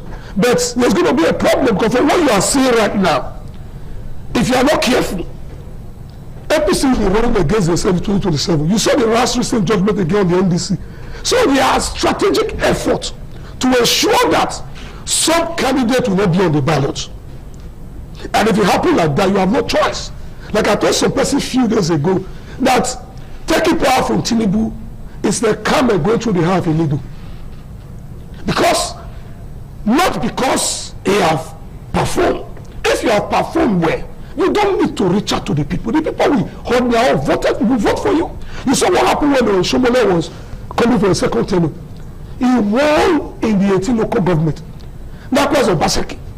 But this time they already see that the policy they talks about only appear in paper. It does not reflect on the common man on the street. And so They are trying to strategically make sure the people will not be able to carry out their civil responsibility. But I let me say this, that if there is free and fair election, the people will make it back. So and the result will be on the other side. Said, Harrison, do you think the government is more concerned with politicking than actually delivering people-based governance? The present government we have in Nigeria, in fact, when they took over after the first tenure, it was not more than 6 months. They were already preparing for second tenure. They had no business apart from how they will take over power 2027. And the reason for being in government is to meet the needs of the people. In Nigeria today, you can't travel anywhere. I was telling somebody that those days, my father would leave Benin to go and watch baby showers in Lagos. They will travel that same day. The month we end by 6, they will still get to Benin before 10 a.m. That same day. Today, can you wake up and say you are going, even if you are traveling to Lagos, you don't even know when you get there. So nothing is working, but what we have tried is how they will grab power. I don't know that. I don't really understand why people will get into power. What they are supposed to do, they will not do. They want to see drag power to themselves. The man told us that if I cannot give you electricity, do not vote for me. Do we have electricity now? Everything is said when it was coming in. Let me fact check one after the other. Is there any direction or let's say there is a step? I don't ask the man. I was one of those believers that when Tinubu get into power, things will change. Because of that, the way they were saying it, if he developed Lagos, he did this in Lagos, and he had that political will. My dear sister, the reverse is the case. All right, Harrison. But Dr. Dan, do you think we are being blindsided, like being myopic to the things that the government is putting in place? The government has set in place, according to the government, of course, policies that may in due time bring alleviation to some of these burdens that Nigerians are facing right now. In many broadcasts, the president has come out to say these are measures right now that may be uncomfortable, but they're going to yield great results. Do you think that Nigerians are being myopic in saying these policies that you're saying you're putting in place, they're not translating to real life realities? Thank you. If you look at the problem of governance in Nigeria, most of the time the focus is on the federal government. We don't ask questions about what the state governors are doing, what the local government are doing, until the 3 arms of government or the 3 tiers of government work in synergy. We cannot get the type of development we envisage. Policies are good. For instance, the first subsidy removal, ordinarily you will say it has brought more money to government. The question is, with the huge amount of money governors are getting, even the federal government is getting, what is the level of impact? That is the question. Let's look at the issue of security. Most of the time, the blame is tabled on the doorstep of the federal government. What of the states? A state has demonstrated to us that if the will is there, we can get certain things right. Enugu state government has what they call the command and control center, where every part of the state has a geographical mapping.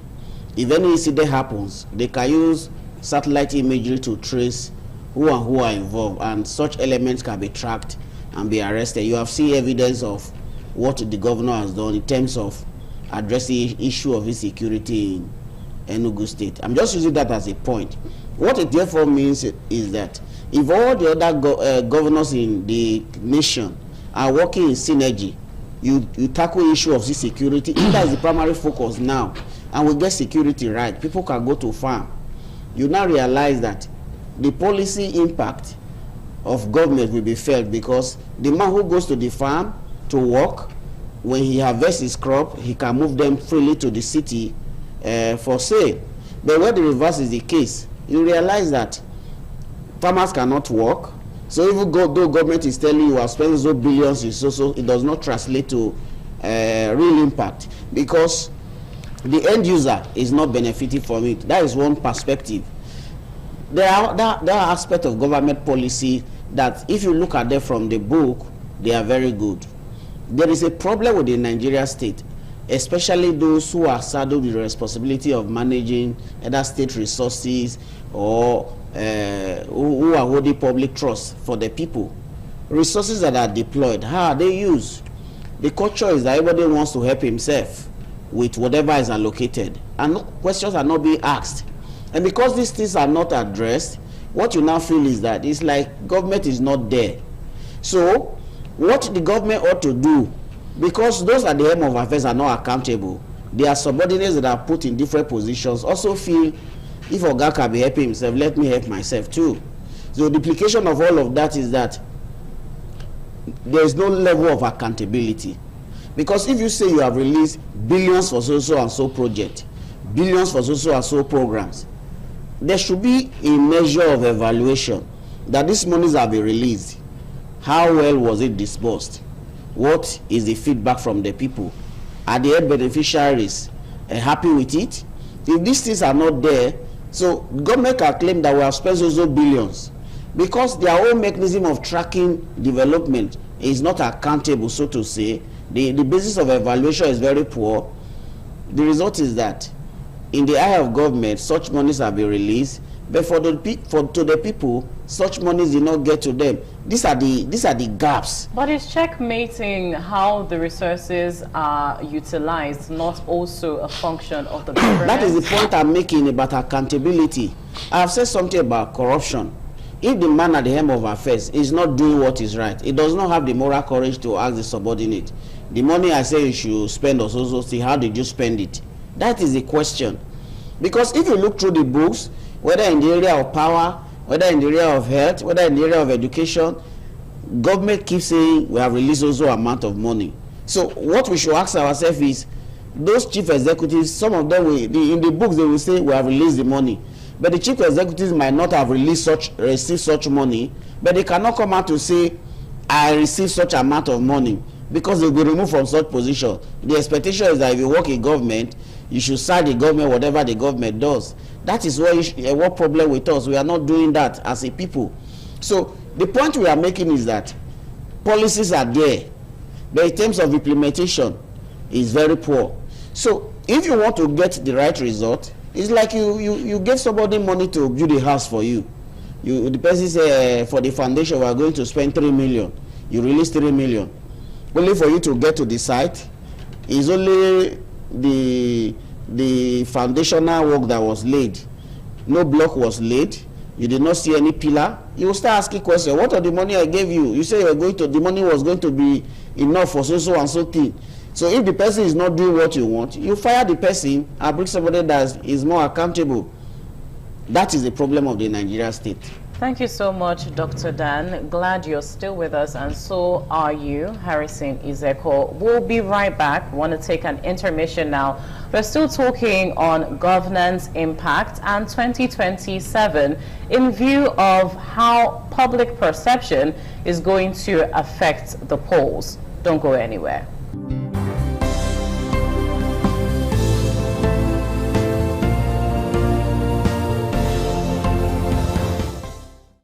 Welcome back to This Morning on ITV TMI. Now, as Nigerians look forward to 2027 general elections, one conversation is increasingly important: governance and how the public views it. In light of that, we're still talking, and I still have on the table here Harrison Izeko and of course Dr. Dan. Now, to you, Harrison, I want you to tell me, do you think that, like I've asked Dr. Dan previously, that citizens might be myopic to the policies that might yield good results later on? Well, I think that is not the fact at all, because the policy himself is that the man who is coming up with the policy first on his own is not genuine about it. And I'll give you my reasons. One of the best things this Tinubu government came up with was the autonomy of local governments. Tinubu himself went to Supreme Court and he got judgment that going forward, local government will get the allocation from the federal government direct. that no governor or House of Assembly can dissolve any elected local government. The Supreme Court judgment of a country, of a city president who went to court, when they came back, as we speak in tomorrow, allocation of local government still goes through the governor, and the president is seated, is aware. Local government is still being dissolved, elected local government, the president is aware. That's why I said he is not genuine about it. They just say it, and after all, they give the governor some tips. They are going to support him in 2027. They just back them. That is why most of these policies is not translating to the common man. You have, okay, subsidy have been removed.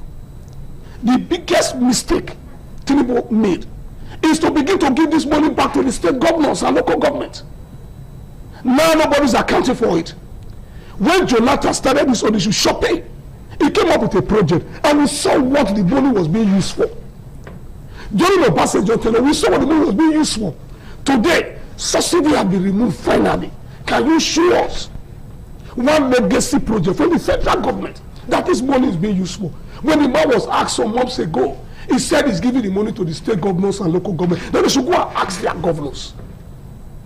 Security is an exclusive need of the federal government. That is why security issue will always cry to the federal government, because the constitution has not been changed.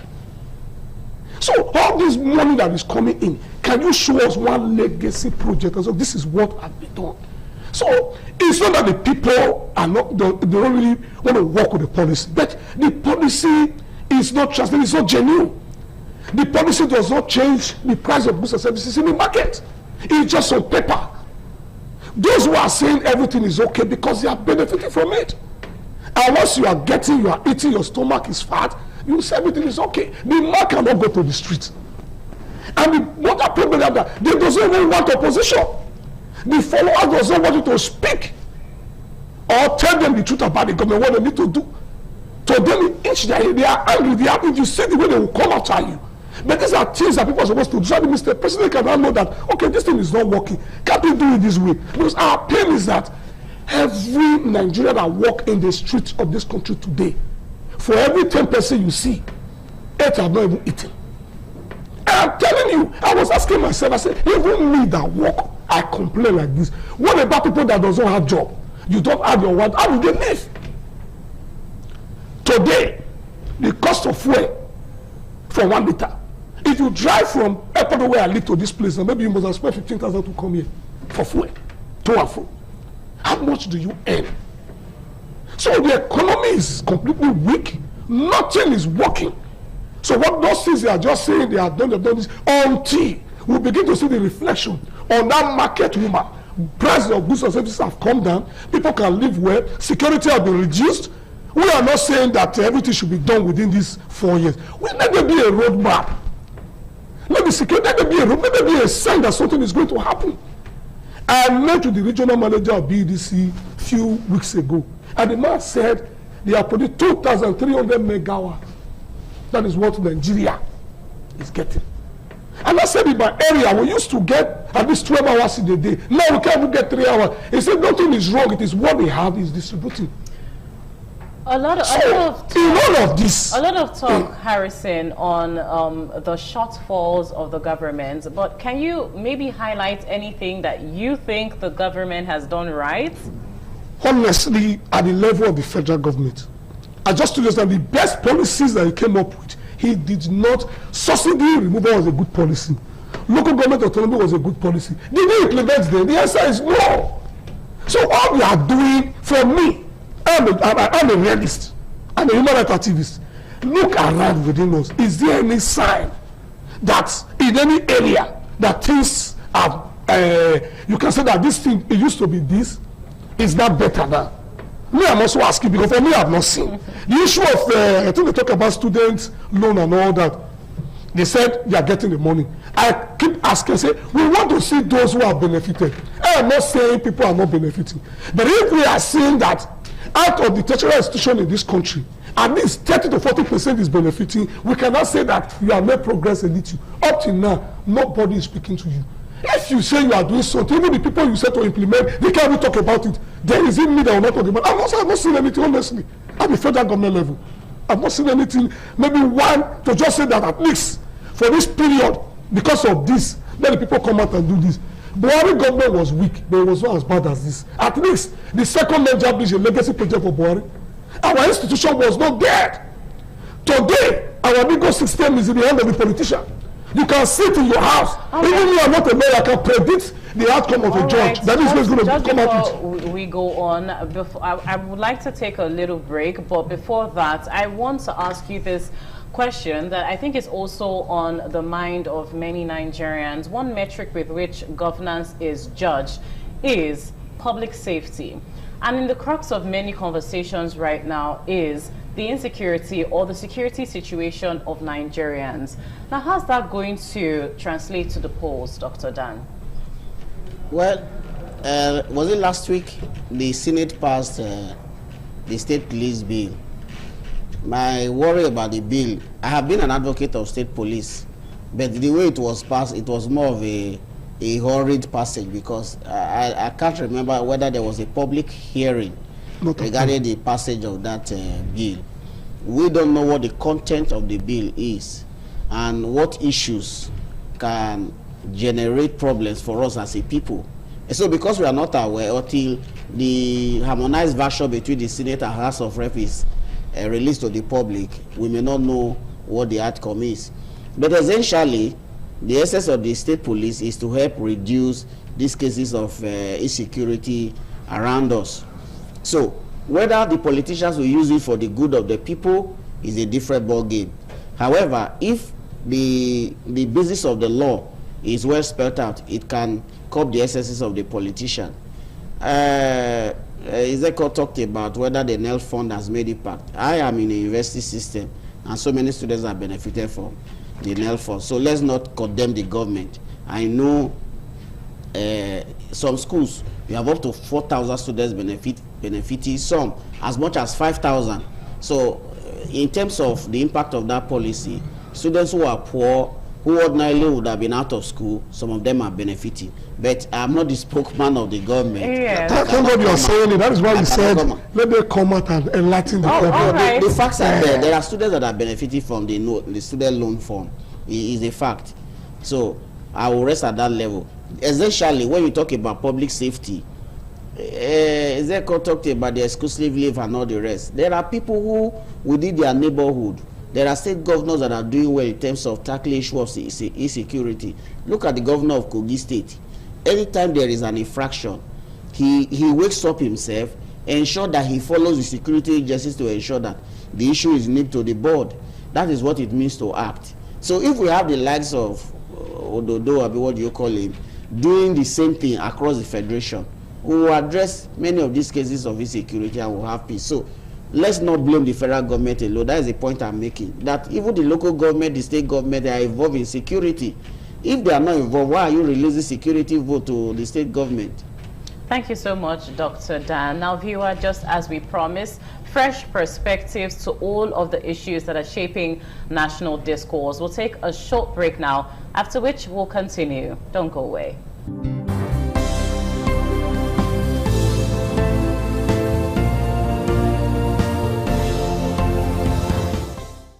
We are still live on This Morning on ITV TMI, and joining us on set is another insightful guest, a constitutional and human rights lawyer, Barrister Matthew Edegase. Good morning, welcome to the conversation. I'm pretty sure you're already in tune with what we're talking about. It's good to have you. Thanks for having me. It's Edegase. Okay, Edegase. Thank you for that correction. Now, just to pick up where we left off, governance 2027 and public perception, all of this are going to characterize what happens at the polls come 2027. But we've already talked about that. But what reforms can the government put in place to salvage this situation, maybe rebuild public trust ahead of 2027? Ahead of 2027, the people, the electorate, and indeed the masses of Nigeria are in assessing the performance and the status of government policies, the current government in power. Three major issues will be looked at. the issue of security. How secure is Nigeria today? They are going to look at that seriously because that has to do with their existence as a people. Then they are going to look at the economy. Are Nigerians living better than they are now, than they were before this government came to power? And they're also going to look at the issue of infrastructure. Are we having a steady power supply now? Are we having better roads? These are the issues they are going to look at. And if I have to give my opinion on these three major areas, I think the government has not lived up to expectation, especially when we now face the reality of the government that promised uninterrupted power supply within 6 months, now relying on solar for Aso Rock, which means they have abandoned that their assurance and promise. If you say you give me food and now you have no food in your house, how do I put my hope on you feeding me when you cannot feed yourself? So the government have failed in that regard, and they have evidence to show for that. That they have not disconnected themselves from the national grid and have resorted to solar, which means it's about themselves now to survive the crisis of electricity problems, abandoning the people of Nigeria to their fate. The issue of insecurity, as we speak, those kidnapped victims at Osun State, is it Osun State? Oyo State. Oyo State. They are still in the kidnappers then, over a month after. So they have not been rescued. We were treated to a sorry tale of the kidnap of a retired general and the wife, who eventually died in the hands of the captives, of the captors. So we are not going to say we have made any progress in the direction of security. So that itself is a minus. All right, you've highlighted some shortfalls now. My initial question was, and is still this, what are some, do you think that the government can still salvage the situation in view of 2027 to rebuild public trust? Rebuilding public trust is not a thing of theory. It should be practicalized. There should be things on ground that you can build hope upon. I think the mantra of this government is a renewed hope. You cannot renew hope. Hope is not an item that you can buy spare parts and refurbish. It's either you have hope or you are hopeless. You don't renew hope. Hope should be met with expectation and realization. So if you cannot make hope meet with actualization, there's no middle way. You don't innovate it. So renew hope appears to be like we want to renovate hope. If the hope is not realizable, it is hopeless. So when they want to build public confidence, if that is what they intend to do, they have to take practical steps. And we are not seeing that desire on their part. What we are seeing is politics, campaign and electioneering maneuvering. In fact, governance has been abandoned. So I do not think they have shown willingness to even rebuild public confidence. Thank you so much. Now, Dr. Dan, do you think that there's still time to rebuild confidence in the electorate as 2027 is on the horizon? Thank you very much. If you have been living in fear and the thing that is causing the fear is addressed, the tendency is that your hope will be renewed. Right. But is there enough time? When you talk about time, a singular policy decision led to inflation and all the rest. So if government wants to act, in 3 months they can make an impact. It's the willingness to act that is the problem. For me, when you look at all of this, what is the quality of persons that we are throwing up for governance? Do they have human feelings? Do they think as human beings? Do they think, oh, indeed, people are hungry? If you don't have people like that in government, all this talk will not amount to anything. One, if they are to go anywhere, an army of security agencies will go with them. Even in their homes, you have hundreds of policemen guiding them. So when we talk about security, it's not what bothers them because they themselves feel secured.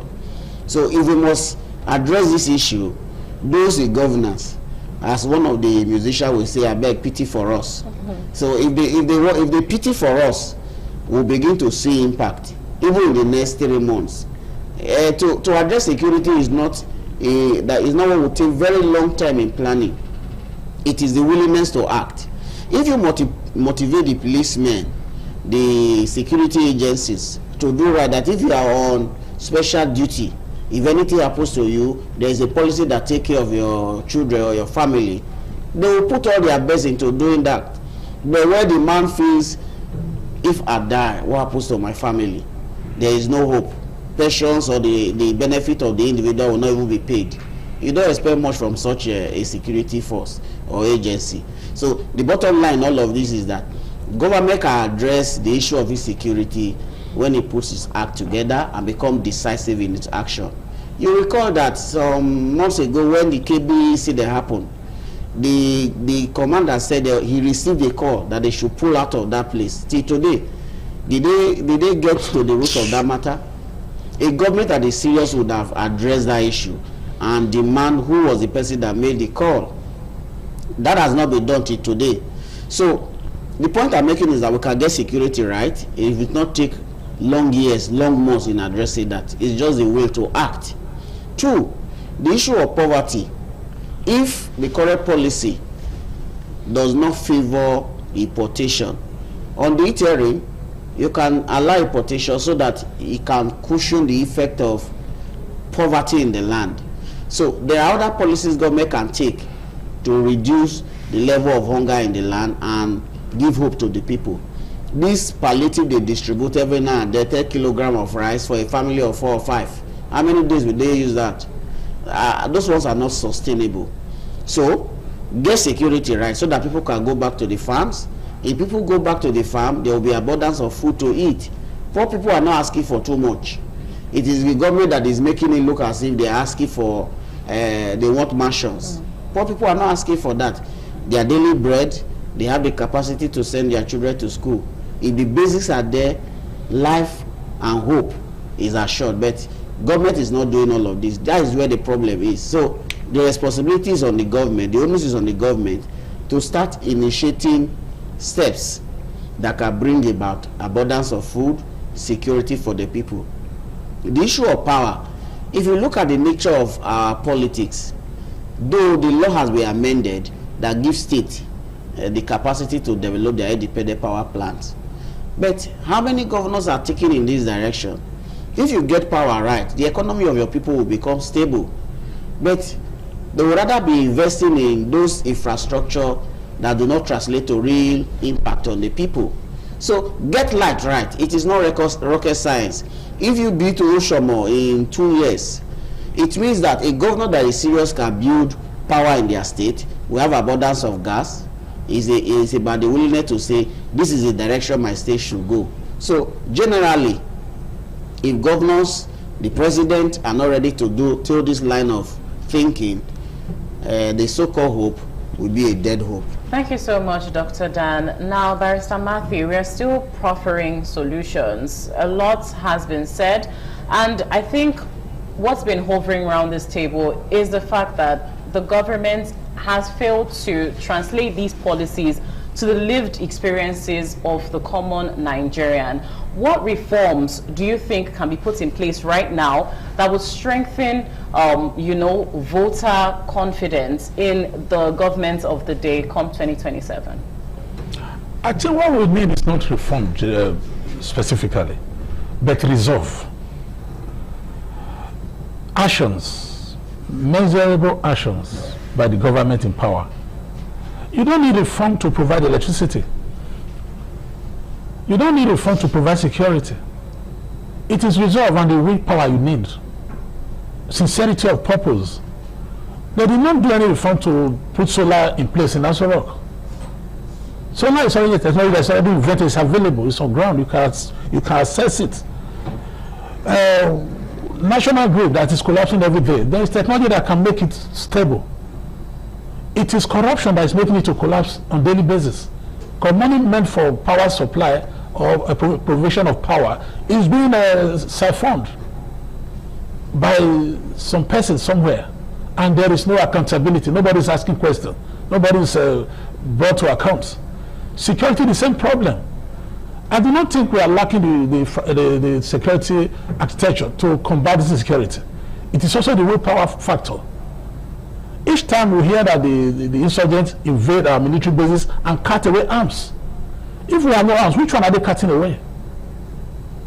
The fact that they can invade our bases and move our arms, which they eventually end up using against us, it means if we have more arms, they will still cut it away. And we are not virtually funding terrorism by default. Because each time they come to invade military bases and take away arms and purchase taxpayers' money, it means we are funding terrorism by default. So buying more arms is not even the answer. It is using the arms we have to achieve the purpose. We have the Tucano jets that were purchased during the Buhari era.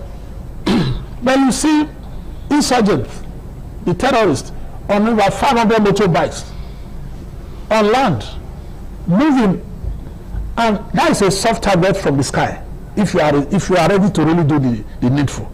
But they go and they return. Nobody in the air is confronting them. One Tucano can take care of those 500 vile elements terrorizing the nation. Motorbike does not move at the speed of light. And if you are moving in group, in that number, it's a very easy target for somebody who is operating from the sky. So the willingness to do the needful is lacking. Reform is not going to do any magic if the will is not there. Thank you. Harrison, are you of the same opinion that Barrister Matthew has told as concerned proffering solutions, what the government can do to rebuild public confidence ahead of 2027? Yeah. Well, there should be first the political will. The man at the center should be genuine enough that he actually wants to eliminate the suffering of Nigeria. He's ready to carry out the policies which he claimed when he was coming, what I want to do. Most of the things they are doing at the level of the federal government, you will see by the time it's translated to the state, you discover that there is no genuinity in what they are doing. You cannot begin to push money to the state. Nobody accounts for it. You just talk about the student loan just now. Me, I'm not even aware. Thank God I've been enlightened because it's from the university community. The people that you have appointed, what are they doing? Everybody is a lot to themselves. Once the federal government push their own at the state level, everybody do whatever they like. So if they put practical step in place and the economy is okay, the people can move from one point to another, security is being reduced, the hope will be built. The people, you don't need to tell them to support you, they will support you willingly. So for you to be telling people renew hope, all is well, or you bring some food to one location, distribute to people, everybody go, that is not what we need. We are talking about practical reform, what people can feel, they can feel the impact. You can take bus from Ring Road to this place, you don't pay as much as 700 or 1,000 naira. At the end of the month, how much are people receiving at the end of the month? So the federal government on their own should focus in the next few months on security. Let people be able to travel from Abuja to Lagos on road. You can't travel on road, you can't even buy tickets. Traveling by air is so expensive. So what do they want the common man to get? So as we speak today, the government does not favor the common man in Nigeria. It's only the elites that are in charge that are benefiting from it. So we are begging them to please come up with practical steps that will ensure that the common man, that woman that is selling akara is a wealth of settlement, that people should not begin to go and fry akara and say that it's a good business. Talking to Nigerians as if you are doing us a favor, that is your personal money, that we should go and sell kulikuli. So they should allow us get money to sell the kulikuli and akara so that we can live in peace. They should she's giving grants. Is it her personal money? The way Amanda, she was even saying it, it's like, it's my money, I want to help you people. That is the problem we have, because the people in charge right now, the kind of confidence they have, they think that the country is their own. Nobody can see anything. Whatever they say is final. And that is where the people are being angered. Because the way Amanda, you present the issue, even their aides, the way they talk to the people, look as if you talk, you will die now. Nobody should exist because they're in government. I don't think a country can be run in that manner and the people will get reform. Thank you so much, Harrison. Well, I think that we've done a good job right here on this table already, talking about governance impact and 2027. But there's this question that I asked prior to you joining us, Barrister Matthew, and it's this: is it possible that government policies might be tough right now, but they're going to translate to being great impacts to Nigerians later on, and then the public space is just complaining? If you are privileged to have read the novel The Animal Farm by George Orwell, this was the same slogan by the pigs who were the leaders in that satire, that happy days ahead, that they were eating up the benefits in the now. So that is what is playing out in Nigeria. Throughout the 8 years of Buhari wasted years, we were given these assurances that we should take the pains, that the gain is ahead, that Buhari is doing a very wonderful job. But some of us who are not stupid knew that when you see a team that is playing badly, you don't need an analyst to tell you that this team will not go far in the tournament. So Buhari was killing the nation, and some cheerleaders were praising the policies that are meant to be useless and to achieve failure. Until Buhari left office, those cheerleaders turned around to say Buhari destroyed the country for 8 years. They abandoned their own Animal Farm slogan of hope ahead. Now they came up with this renewed hope, which means Buhari achieved hopelessness. They want to renovate the hope. Whereas they were telling us within that 8 years period that we should be patient, that Buhari is doing a wonderful job, that the economic benefits of Buhari's policies, which were naturally visible to the blind, that they are failed policies, that we're going to benefit. We benefited hopelessness at the end of the day. Now this renewed hope thing is just a way of admitting that the assurances became a fraudulent enterprise. Now they are wanting us to believe this lie again, that what is obviously failing is going to yield success. Let me ask you, this government came to power, how much did they need dollar to naira exchange rate? Okay. If this policy is working, by now naira should have gone back to below where it was before, where they came with these policies. Even the policy is not working. Naira remain above 1,000 naira to a dollar. The price of energy has not gone down. At a point, they use the Iranian war as an excuse to cover up the failure of policy. Now the Hormuz Strait has been reopened. What is the collateral benefit to Nigerians? The price remains high. I'm not sure it's as high as in Iran as it is in Nigeria, where the war is taking place. We are not a neighboring country to Iran, for God's sake.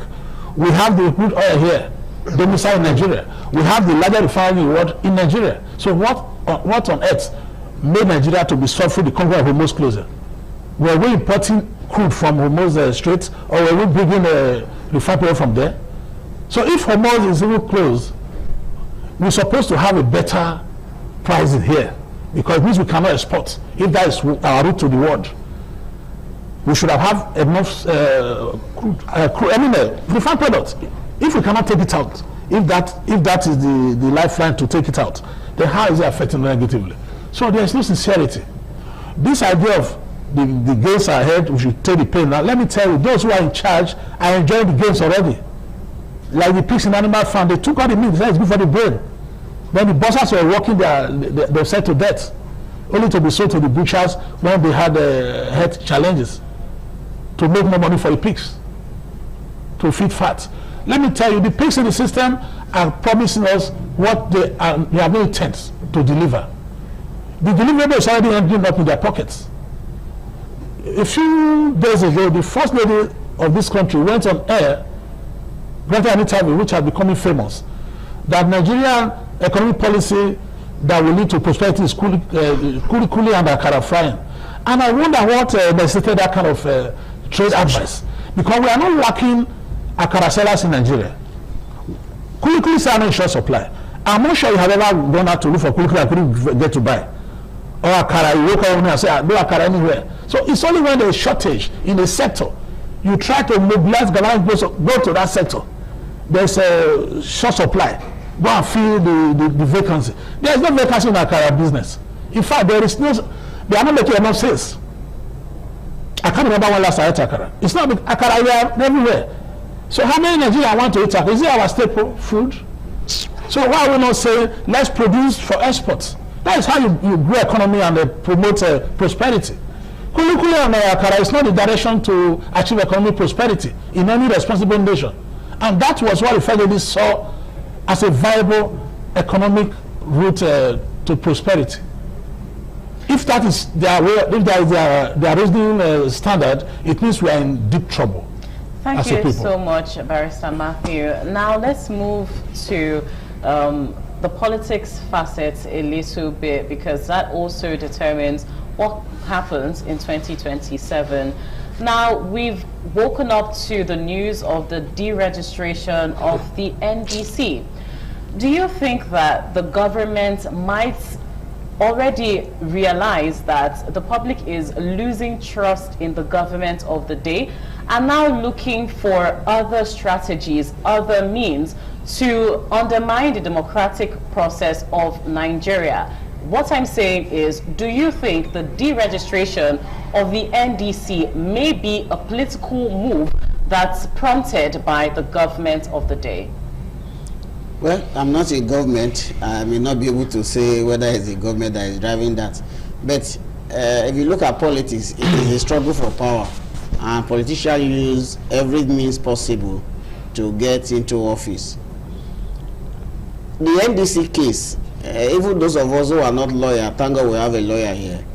The people went to court to say, you cannot stop us from being registered. The best that judge would have done was to say, let them go back to the court. But instead of doing that, he ruled that NDC should not be registered as a political party in the first place. The party, what is it PDM they call it? It has not been registered as a party. So I don't know the basis for which they came to court to say this is the logo we wanted to use. In copyright law, if you have not published your material, you cannot claim copyright over it. So because the party was not registered as a party before now, what is the basis of laying claim to the logo or whatever? It is all politics. I heard Minister Oyesowike said in one of the interviews that these parties will not be on the ballot in 2027. And I told somebody, don't play with that thing the man said. And what is playing out, the registration of 5 political parties, ADC, APM, Accord, and all the rest, and now NDC, is a death nail on all the other parties. The implication is that APC wants to go into the polls as the sole party or the strongest party. The other ones that will come are very weak parties who may not have the type of politicians that can challenge the ruling party. So part of what they are doing is to use all these strategies to stop other parties. But I would have thought that Tinubu, who claimed to be a Democrat, who say he fought from the trenches, will allow people make decisions as to who they want to govern them. And since it's not taking in this direction, the result of what we are going to get, we may end up having APC as the only party that will be on the ballot. And when it's in that state, you can imagine what the results will be. Barrister, as just highlighted, we have a lawyer on the table, right? In view of this deregistration of the NDC and just the back and forth in court as regards it, is it constitutional, or do you think that it's something that the government of the day has resolved to do in order to secure a win at the 2027 polls? What we have out there is not the registration of the party, NDC. It's a judicial pronouncement, a ruling, that the court gave a ruling earlier on and is now reversing itself. It is not the court that registers a party. So it's INEC. And INEC have been doing business with this party as a registered party up to that day they made that pronouncement at the court. So INEC has not registered NDC. Although they are saying they will comply with the court ruling. That is neither here nor there. It is not the court that registered NDC. So it is not the court that will tell INEC how to do their job. The Independent Electoral Commission, for God's sake. If there is any deficiency, they wouldn't have registered or done business with NDC till this point. Yes. So you cannot approbate and reprobate. INEC cannot be doing business with a party. They monitor their congresses. They send their officials. They have their name on their portal. So what are they even talking about that they will comply with the court directive? Court of itself, it is just a wave in the dark. Nobody knows what the court is saying in that regard, because what they have said that they revise themselves. Are they the one that registered parties? No. If INEC is now saying they too will revise themselves, then we'll start talking from that point.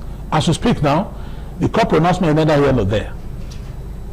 Court said they made an error in arriving at their own decision earlier on.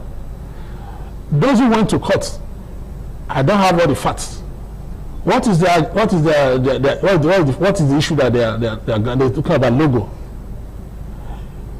At the point of registration, that's when logo is of any moment.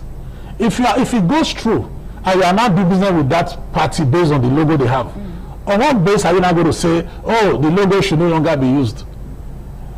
INEC is indicting itself by that decision, if they eventually take it.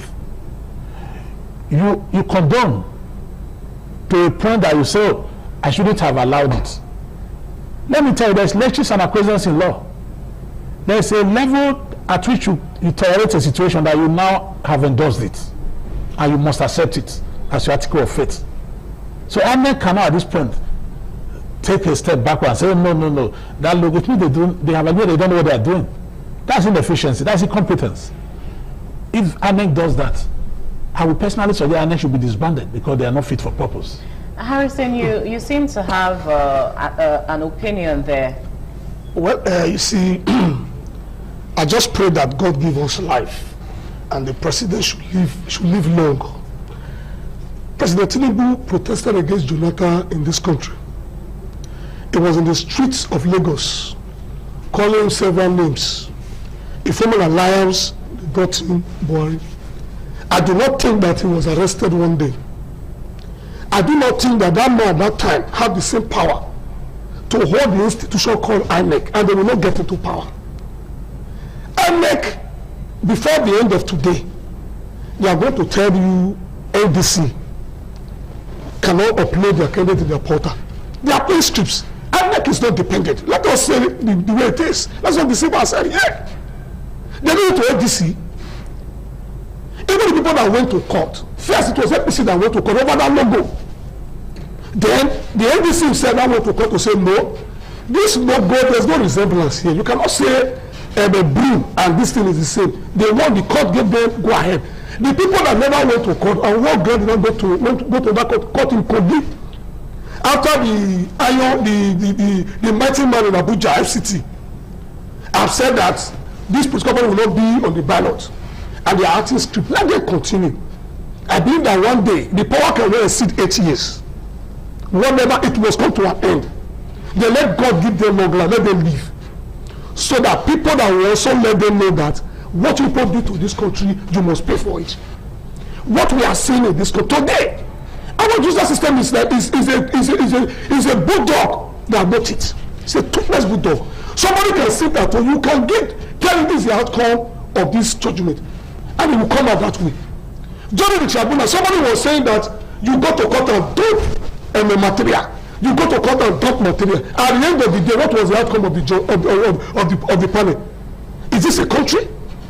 The security institution, no way. The police, no way. Everything, you just give command, let them go. And you think that this will lead us to something else. They need to be very careful. Because the way we are going now, when you drag a goat to the wall, when they cannot know that they will turn back and face you. That is the extent they are moving Nigerians to. We must have an election in 2027. They should allow the political party to have, even if they win, let them win. But this trying to mobilize every other person not to join them on the ballot, Nigerians will not accept it.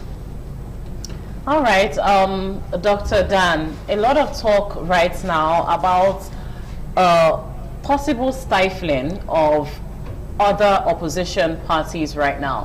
What can these parties do to make sure that democracy takes place, they are not being stifled, and they are also viable options ahead of 2027? The type of politicians you have are not people who think like statesmen. Even with the political parties, if somebody is ready to offer a huge amount of money to an individual, you can be rest assured that that individual will wake up this morning and instigate a crisis in his party. Why do you have that? It is the greed within our national life. So if you say political parties will not have crisis, it's like you are telling me where individuals are, we cannot have a crisis or they cannot be quarrels. The problem with the politician, even like the other party that has taken this party to court, you may be rest assured that certain amount of money has exchanged hands, and that is the basis for their action. If they win new way for this country, issues of this nature, if it's the issue of logo, they can make a little twist of their design. The logo speak volume about what you intend to do, but when you see people who want to be thinking about nation building, always thinking about what they want to get now, there is little or nothing we can do to salvage such situations. The smaller parties that you think have peace, let a big politician go into that party, another round of crisis will come in. Because those are the hem of affairs. They call them political strategies. They are monitoring trends in all these different parties. If they just find an alliance that is going to work, they will create a crisis in those parties. And it is the members of the party that normally instigate this because of what they stand to gain. Staying with you, Dr. Dan, when you talk to people in public spaces, even in buses, online, different social conversations, you see that due to, say, the economic hardship, maybe the insecurity in the country, there is voter apathy. Yes, people are saying, whether A or B, I'm not going to the polls. What do you have to say in regards to this? The current set of persons in government, are they doing those things that excite people? That you say, oh, because of the level of performance of this person, I want to go and vote? So, because generally, governance is poor, the deliverables are poor. As a result of that, people don't have faith in the system. So, if you add the security to the poverty level and all that, you're asking people to vote, they will tell you, all the ones we have been doing, what is the outcome? So, if we must address voter apathy, governance must become more accountable to the people. Those basic indices of government in power, in terms of how it translates to citizens' well-being, those things must be put in place. We have talked about security again and again. We have talked about reducing poverty. We have talked about making power available. If these things are there, the level of apathy will change. Look at the number of young people that are leaving school. Those who are graduating every day, some don't have anything to do. Parents are praying every day, fasting. But if it's a society where we do actual planning, we know the number of students that will graduate in the next 10 years. You start creating avenues where the businessmen and women can expand on their capacity. And when they expand capacity, they will take in more hands to work in those industries or companies. But we are not doing that. So as a result of that, people don't have faith in government. So even when you talk about election, the fear that hooligans or thugs will come on election day and shoot sporadically, people can get killed. When you put all of this together, it discourages many from coming out to vote. So INEC will be doing what you call voter education, trying to tell people that, oh, their votes will count. It's more of a mere talk, because people don't get the benefit. Until governance become meaningful, voter apathy will remain very high. Every elections, you realize that the percentage of registered voters to those who come out to vote is always very low. The highest we've had now is this Oshu election, where you had 37% of voters coming out to vote. last election, the presidential, I think it was around 27% of registered voters. That is very poor. I think we have the poorest in Africa. The reason for all of that is that people don't have faith in the caliber of persons who come out for political position, and those who have even held positions, they've not shown accountability. Until we start reversing all of this, voter apathy will remain very high. Barrister Matthew,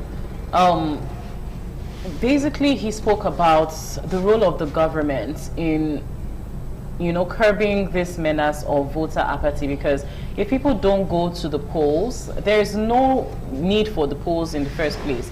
But what can opposition parties do to renew voter confidence? Not just the government of the day, the opposition parties, do they have a role to play? You have come to the real issue. It is not the duty of a tyrant to encourage public participation in governance. In fact, the apathy works in the favor of an unpopular government. So it's their responsibility to even encourage it. It is rather the opposition who want to take over power from a failed leadership that should work hard to mobilize the people to take their destiny in their hands. And that is lacking because the political class has a conspiracy of silence. Because in one way or the other, they are benefiting from the rot. It's across political divide. Nigeria is not a one-party state. And neither is the Nigerian federating unit governed by one party. There are PDP states, there are APC states, there is an Afghan state, there is a Labour state. So they seem to have one thing in common: alienating the people from governance by their actions and inactions. Apartheid was fought in South Africa by the oppressed people, the victim of apartheid. It was not encouraged by the operator of apartheid that they should fight against them. That is not their responsibility. It is the duty of those who want to take power to mobilize against failed leadership. In Nigeria, operation politics is almost non-existent. All we hear is lamentation day in, day out, as if they throw their hand in the air in despair and say, we are helpless. Operations should not be helpless. They should be resolute. And they should be up and running. The willpower should also be on the part of opposition to do the needful. They should play operation politics in a robust manner. In fact, an opposition leader should be ready to be sent to prison, if need be, on his conviction like Mandela did. This idea of running away from reality and taking reality to take care of itself will never provide the desired result. It will play in favor of the tyranny that is in place. And let me tell you something: poverty has been weaponized. He spoke of voters apathy and the ratio of voters turnout, voters against registered voters. Even at that, there is still a disparity. All right. Because those who are coming to vote are not basically going to vote, they're going to sell their votes. Thank you very much. Thank you very much. I mean, here in our Benin Center, we've been talking about governance and 2027 in view of public perception and how it's going to affect the polls. And one thing is clear: on the horizon of 2027, people are not just looking at who is on the ballot, they are looking at how governance has translated into their daily lived experiences. I've had very insightful guests on the table. I've had a constitutional and human rights lawyer, Barrister Matthew Edehese. I've also had a political analyst, Harrison Izeko, and I've had the HOD Mass Communication Department of the University of Benin, Dr. Dan Ekerifo, join me. Thank you so much for joining in, sirs. And here's where we call it a wrap here in our Benin Center. We'll take an intermission now, and then Abuja continues. Stay tuned.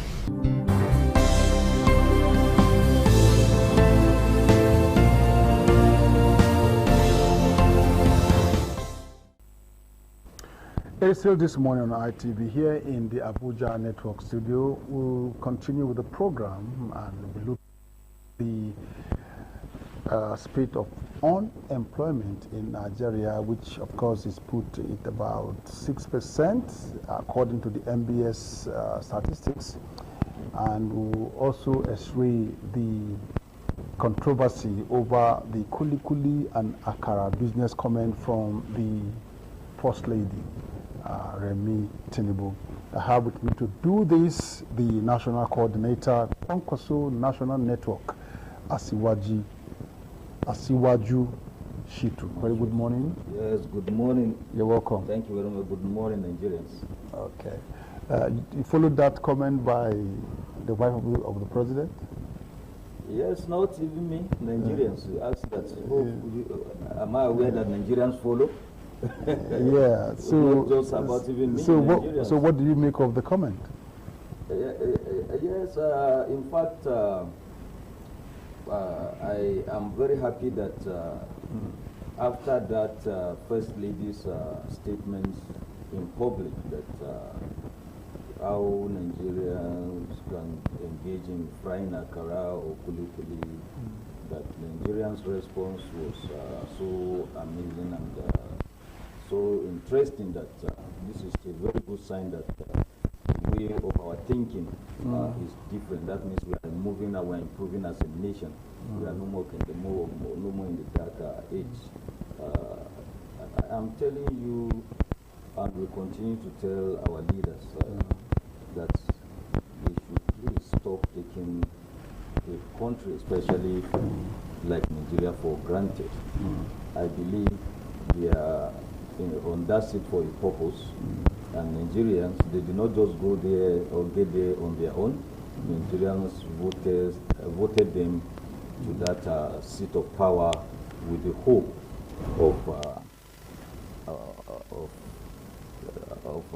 about the security of their life and a lot of things that is guided by the leadership in the government. And let me just tell you what from the response from the Nigerians, which are also part of this country. These statements, I can limit it to maybe to come up from a councillor, not even a local government chairman. So if a councillor made that statement, it's fine. A councillor at that level. Let's just say if a councillor was the one who made that statement. They encourage some petty, very close, at that level, very close. A councillor can make some. It's fine. So what is different between a councillor and?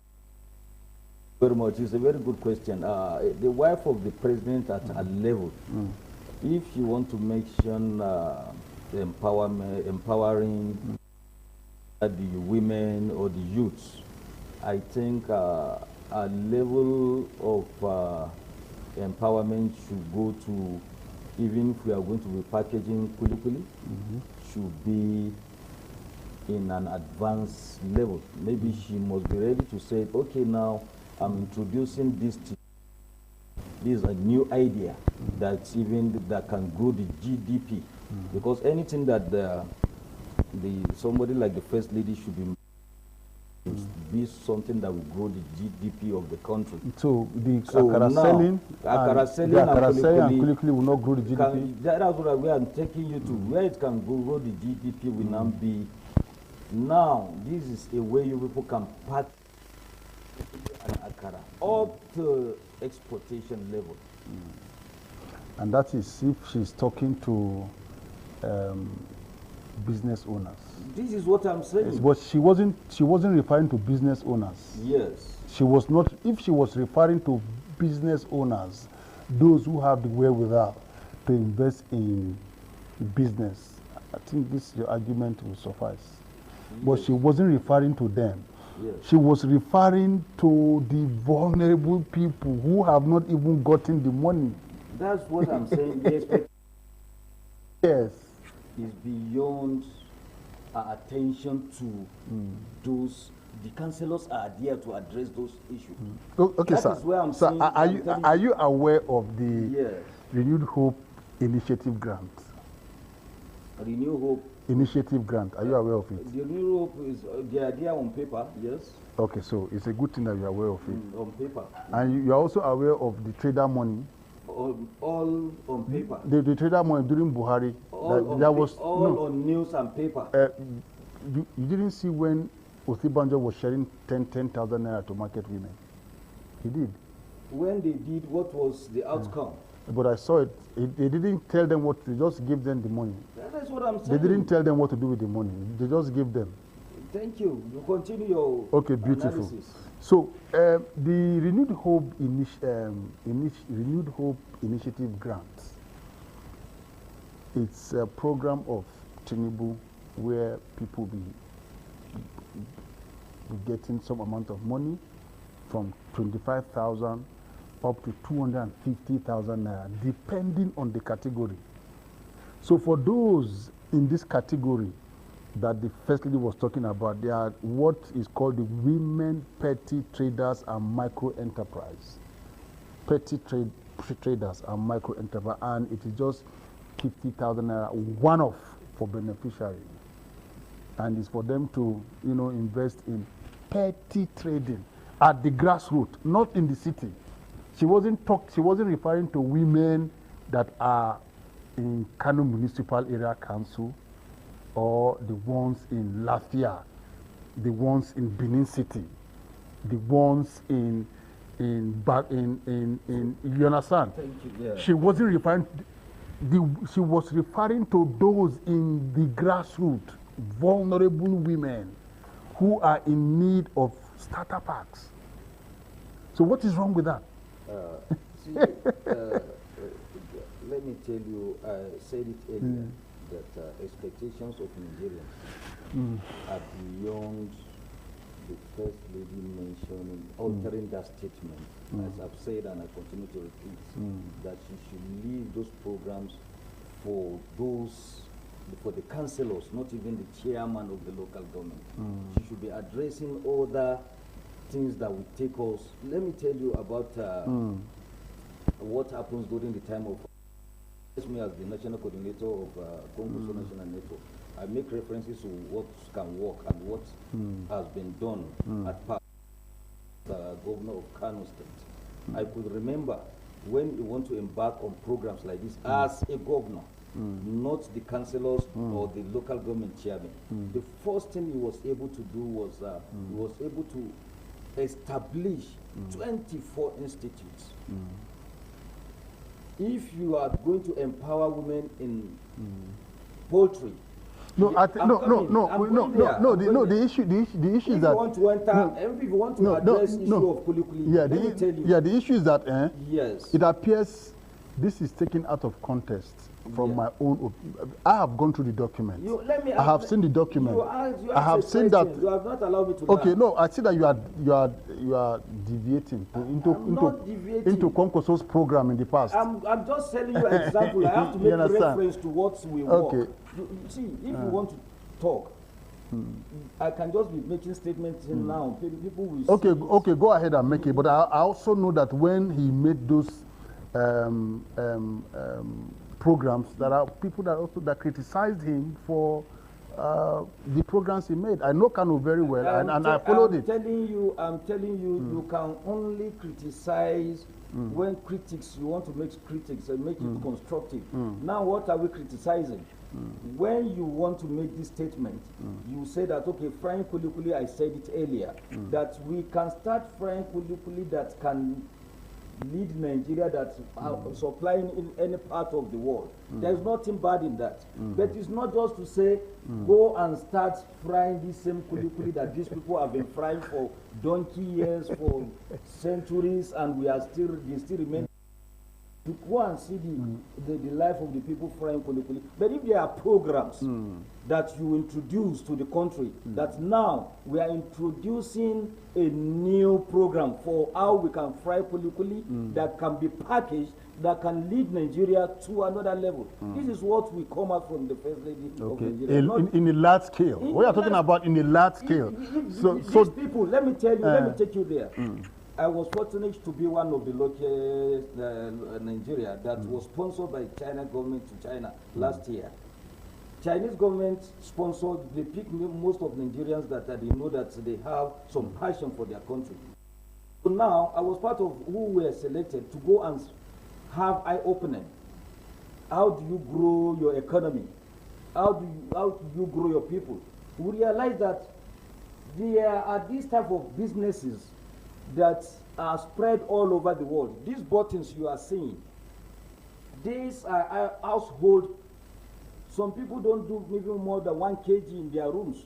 They have collection centers that you can, if you produce, even if it's 1 kg, take, which extend to what now become like the caps we are wearing. It's a job done by women in their homes. Thank you very much. That's what I'm saying. Some of them in IDP camps. This is where I'm saying. That's what I'm saying. That's look at these buttons you are seeing. Some people just produce just even one sack in their homes, which they have collection centers. If you want to introduce business like Kulikuli, is fine, but you must have a program, a special program for that. But not just telling these people to go back to the same type of, when they fry Kulikuli, even they cannot use it. Sometimes they don't even know how to sell. Sometimes they don't even, what they will even take home is not more than what they will even use to buy only vegetable back home, the profit they are making. So you have to say that this is a special program that has been introduced to how this thing has been done. That we take, all what we are saying is about governor is what will take us to the next level from where we are. Okay, so just go back to okay, so it's a good thing that you said it's not really bad, but it should have been do it in a large scale. It must be a good program. Yeah, and she said it because of the rate of unemployment, right? They have been frying their kulikuli, and she still repeats they should continue frying it. It has never changed anything. So, but how do you think that we can empower Nigerian women? That is what I'm saying. No. Beside the fact that she's saying just go and fry, and you are saying they are been frying, they're already frying it. So the crime is that she should not have mentioned it. If you want to mention, she will add value to how it has been done. That now this is a new institute that has been introduced, that you should now go and engage in frying kulikuli, so that this is how to package it, this is where to sell, a new institute. The packaging. Something. No, you are talking about, packaging is also... It is not just go and fry kulikuli, they have been frying their kulikuli, it's also a way... just telling them they should go back to the same way of life. That is not what we are saying about governance. This is a new program. It will have been, this is a new program introduced to our women, how they have been frying kulikuli, that they should now, it has been added that they can go to social institute have been introduced of packaging or this, and how it can be exported or distributed. There must be something added, not just the same way these women are. Just tell them to go back to this. They have been in their businesses. They have not been improved. You can see, I'm telling you, if you tell them this is the way they can sell this kulikuli beyond how they are, that is how you can say you have helped these women. How you women are selling kulikuli. Now Nigeria have introduced in an advanced way that can improve you people's business beyond the same way you were. They will have improved more than that, but they don't know how to go about it. No any support from the government, no any institute that we say that, okay, any business you are, like what you are asking now, that how can we improve all these market women or young women or young men? I'm telling you, the only thing they need from the government is how can you go about it? Okay, that's what I'm saying. I'm a farmer. That's what I'm saying. Let me tell you, I'm a farmer. Now, go and ask any farmer in Nigeria if he's going on profit. Especially cassava farmer. Go and ask from the Cassava Farmer Association. Even what you will use to transport your cassava to the market to sell. Transportation of transporting maybe the 5 tons of your cassava is not up to what you will sell it in the market. Just tell that we should encourage people, just go back to the farm. When you go back to the farm, okay, you harvest cassava. Cassava, before you can harvest it, it must last 12 months. What you are growing for the 12 months, if you harvest a ton, a pickup of cassava, take it to the market. Many farmers leave their cassava in the farm to rotten now because the hike of the fuel price, no support from the government, no ideas that how can we go about it. So a lot of things are there that they need to address before you start telling people to engage in the kind of business. Okay, so it's a good thing that you are advising the president's wife on value addition. And of course, one of the 4 P's in marketing, which is packaging, right? If it's packaged well, she should begin to think of how she can tell those in the grassroots to know how to package their product so they can move from the grassroots to the city, from city can be exported, right? Thank you. Yeah. But, sir, yeah, you know, like you mentioned about China, they have so many products, and they have so many categories of, you know, businesses. Yeah.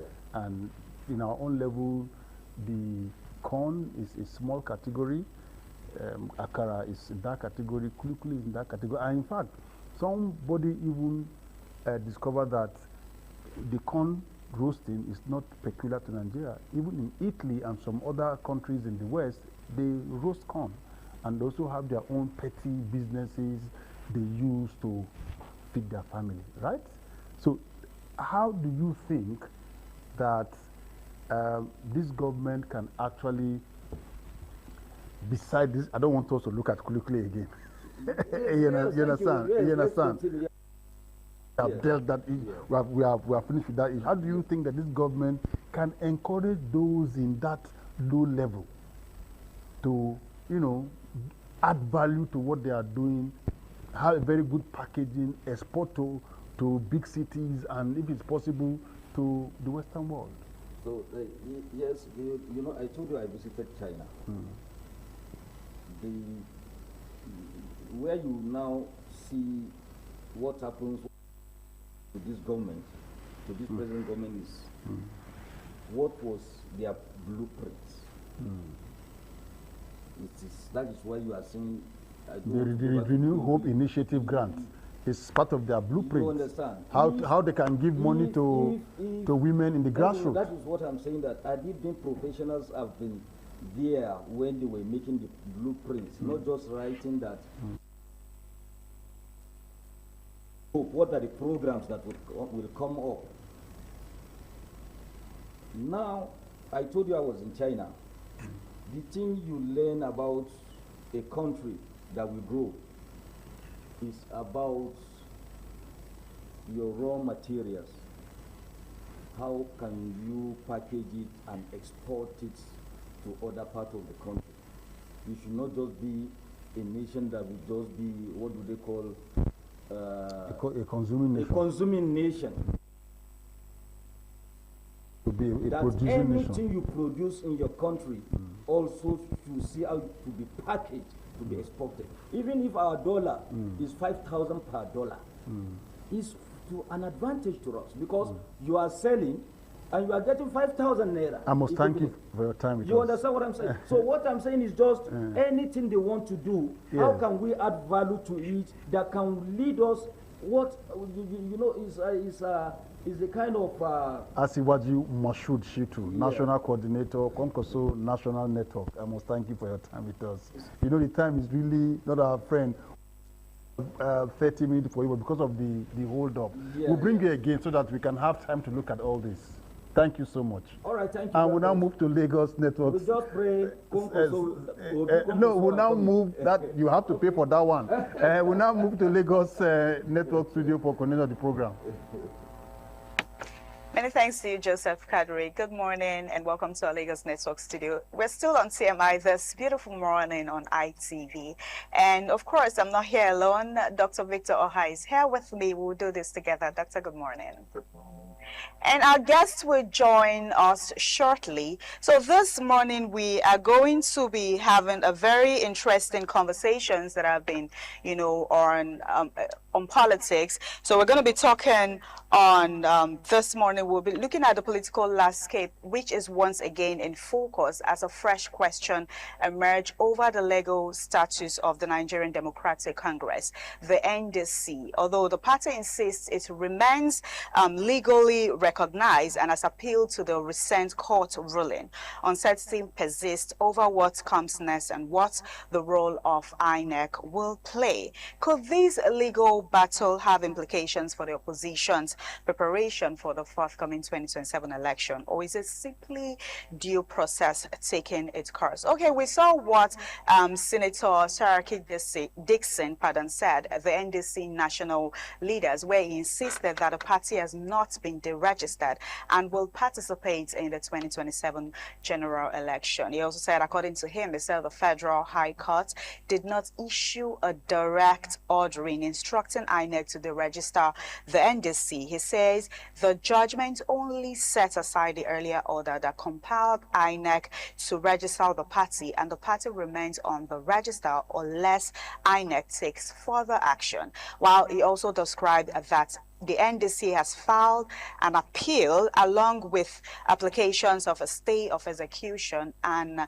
an injunction to prevent any action by INEC while appeal is pending. He urged party members, including Peter Obi and Rabiu Kwakwaso, to remain calm and also stay with the party, dismissing speculations about possible defection. While the other side of the story, before I move to Dr. Victor Oha, a certified true copy C2C of the court ruling has now emerged.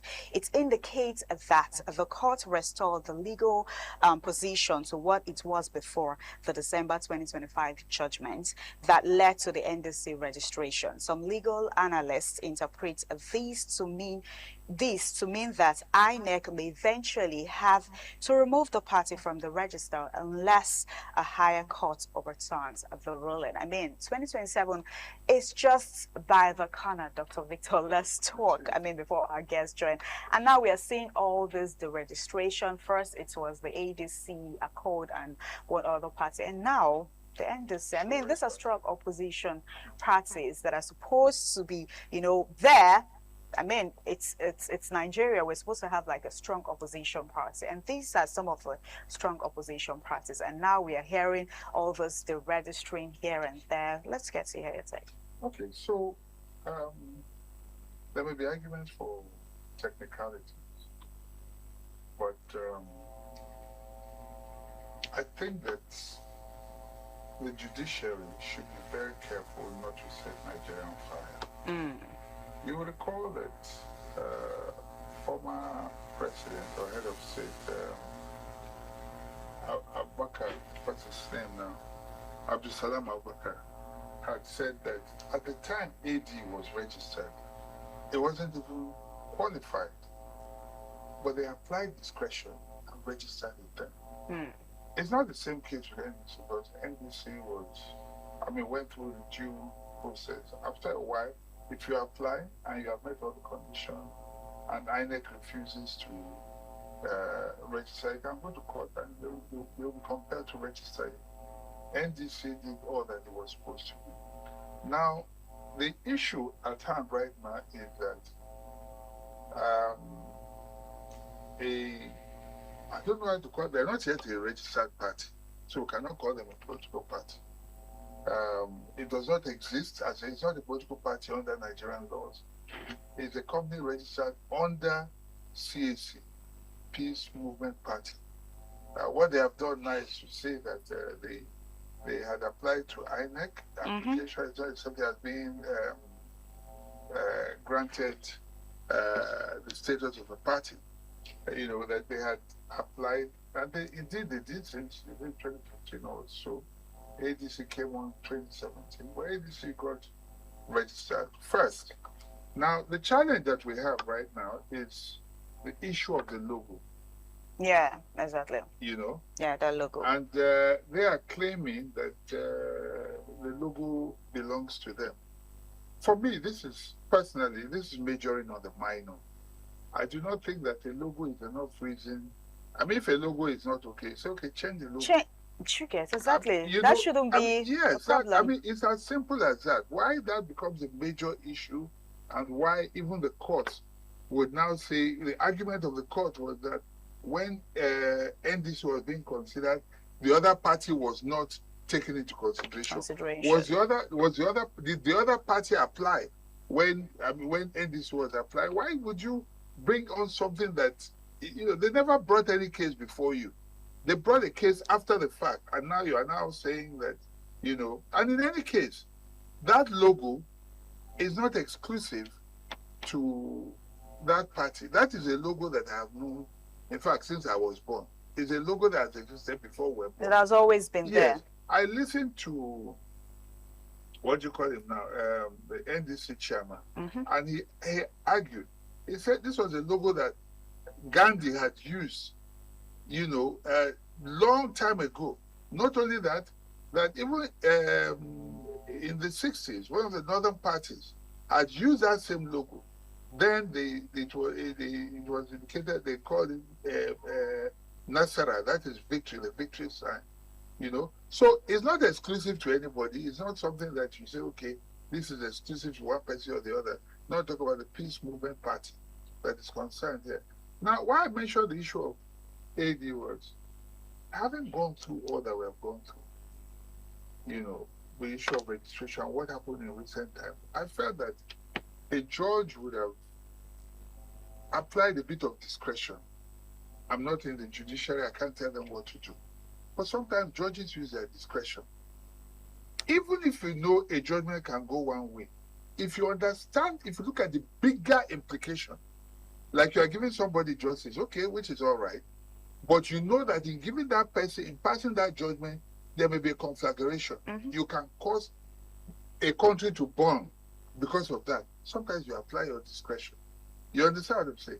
But in this case, what it's doing now, whether the government, the incumbent, I'm talking about the ruling party, exactly, may or may not be aware. Their hand may or may not be involved. But how can you? A lot of persons. Yeah. At this point, they're thinking the ruling party is involved. A lot of speculations. But can you? I mean, like they say, the witch cried in the night, or the bird cried in the night. The child dies in the morning. You add one and one, and you automatically get it too, whether rightfully or wrongfully. Now, in this particular case, the challenge we have is that this is one coincidence too many. You find that everywhere Peter Obi goes, the hammer goes. Anywhere Atiku goes, the hammer goes. This is the first time that in this current democracy, this current state of our democracy, that you find that parties are being disbanded, hounded, and all that when they've already gone through the entire process. This is a week. I think this week also. This is a period when they're supposed to submit. Election is closed. Yes, they're supposed to submit the names of all their candidates and all that. And then what are you doing? And you know the implication of this. I'm wondering, if this goes on, they cannot submit candidates, and there is a time limit for everything. Is that not another problem again? What are the implications? Would INEC now be saying that the other person will argue that they didn't meet the deadline, therefore they cannot be, on the ballot? How? So it's all messy, all messed up. And this is a court of, how do I put it now? Anyway, the good thing, like you said in your introduction, is that unless they go to a higher court, that is where the law itself becomes a hope for ordinary folks. Because if it were to end here, then obviously the fate of NDC and its candidates all across all the various offices would have been sealed. But we'll have to wait and see, because this definitely, they're going to appeal. Obviously today is Monday. I'm sure that's the first thing they're going to do, and probably for injunction to stop the execution from executing that. Let's talk about what Atiku says. He said, according to him, this is as an evidence of the desperate determination of the President Bola Ahmed Tinubu, to impose a one-party system. I mean, with what has been happening, a lot of persons have been thinking, oh, is it that Nigeria is becoming a one-party system? Until even before the whole coalition stuff, when the whole coalition stuff came in, we're like, oh, okay, these persons, they're trying to unseat, doing everything possible to unseat the ruling President Bola Ahmed Tinubu. Then the whole coalition thing, it's left to just Atiku and some persons. Peter Obi, Kwankwaso moved to NDC, and we're like, oh, it's becoming, we are already seeing strong opposition parties, the NDC, the ADC, and all the opposition parties. And now, all these things that have been happening, Atiku has said that, you know, the president is trying to make Nigeria a one-party system because of what has been happening. Okay, so to point the direct finger at the president may be difficult because he's not coming out frontally to do it. But these things can be done by proxy. Proxy can be through the courts, unfortunately. Proxy can be through even internal, you know what they call frenemies, internal enemies, you know, plans within the parties. You saw what happened with Labour Party, how it was, you know, almost practically destabilized with the former chairman, Aburi, and all of that. So all of these things can happen. What Atiku has said is in line with what I was saying earlier on, because this is one coincidence too many. You can't, in one regime, and why I'm shocked at this is the fact that the president was purported to have won his primaries with over 10 million votes. Votes, exactly. If your party people alone, I don't know where they have 10 million in their register, but assuming that they have 10 million, and you have won with 10 million, I mean, not to talk about those who are outside supporting the party, I don't see any reason why we should be going through all of this. Because it therefore means that it's a no contest.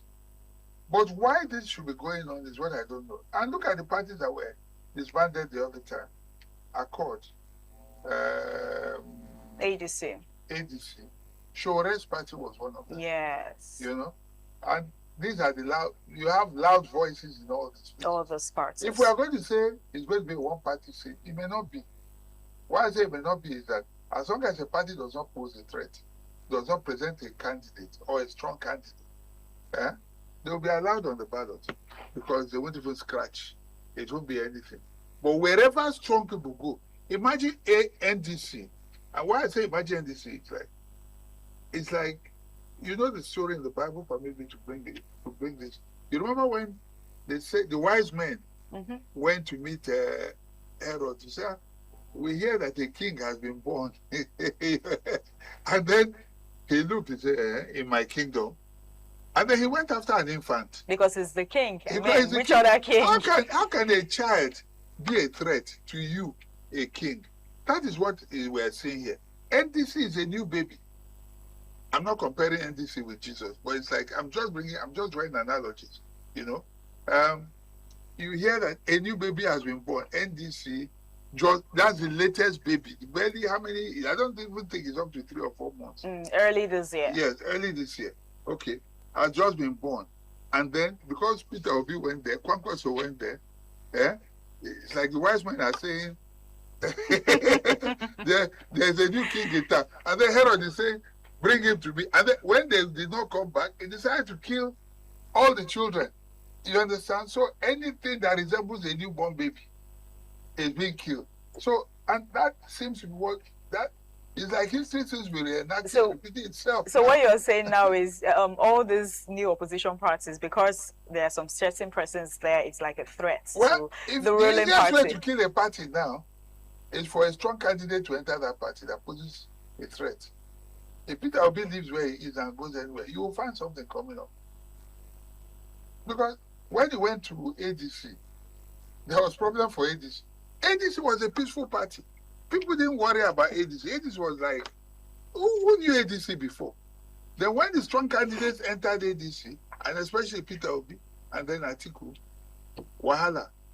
Okay, Peter Obi left them there. They went to NDC. And we thought, okay, peace at last. He would have thought peace at last, no Wahala. And in fact, the Obedience were gleefully laughing at ADC for his problems. And they thought the hour was over, not knowing that something else was coming to visit them. Even if they leave that place today, I guarantee you, the same thing would happen.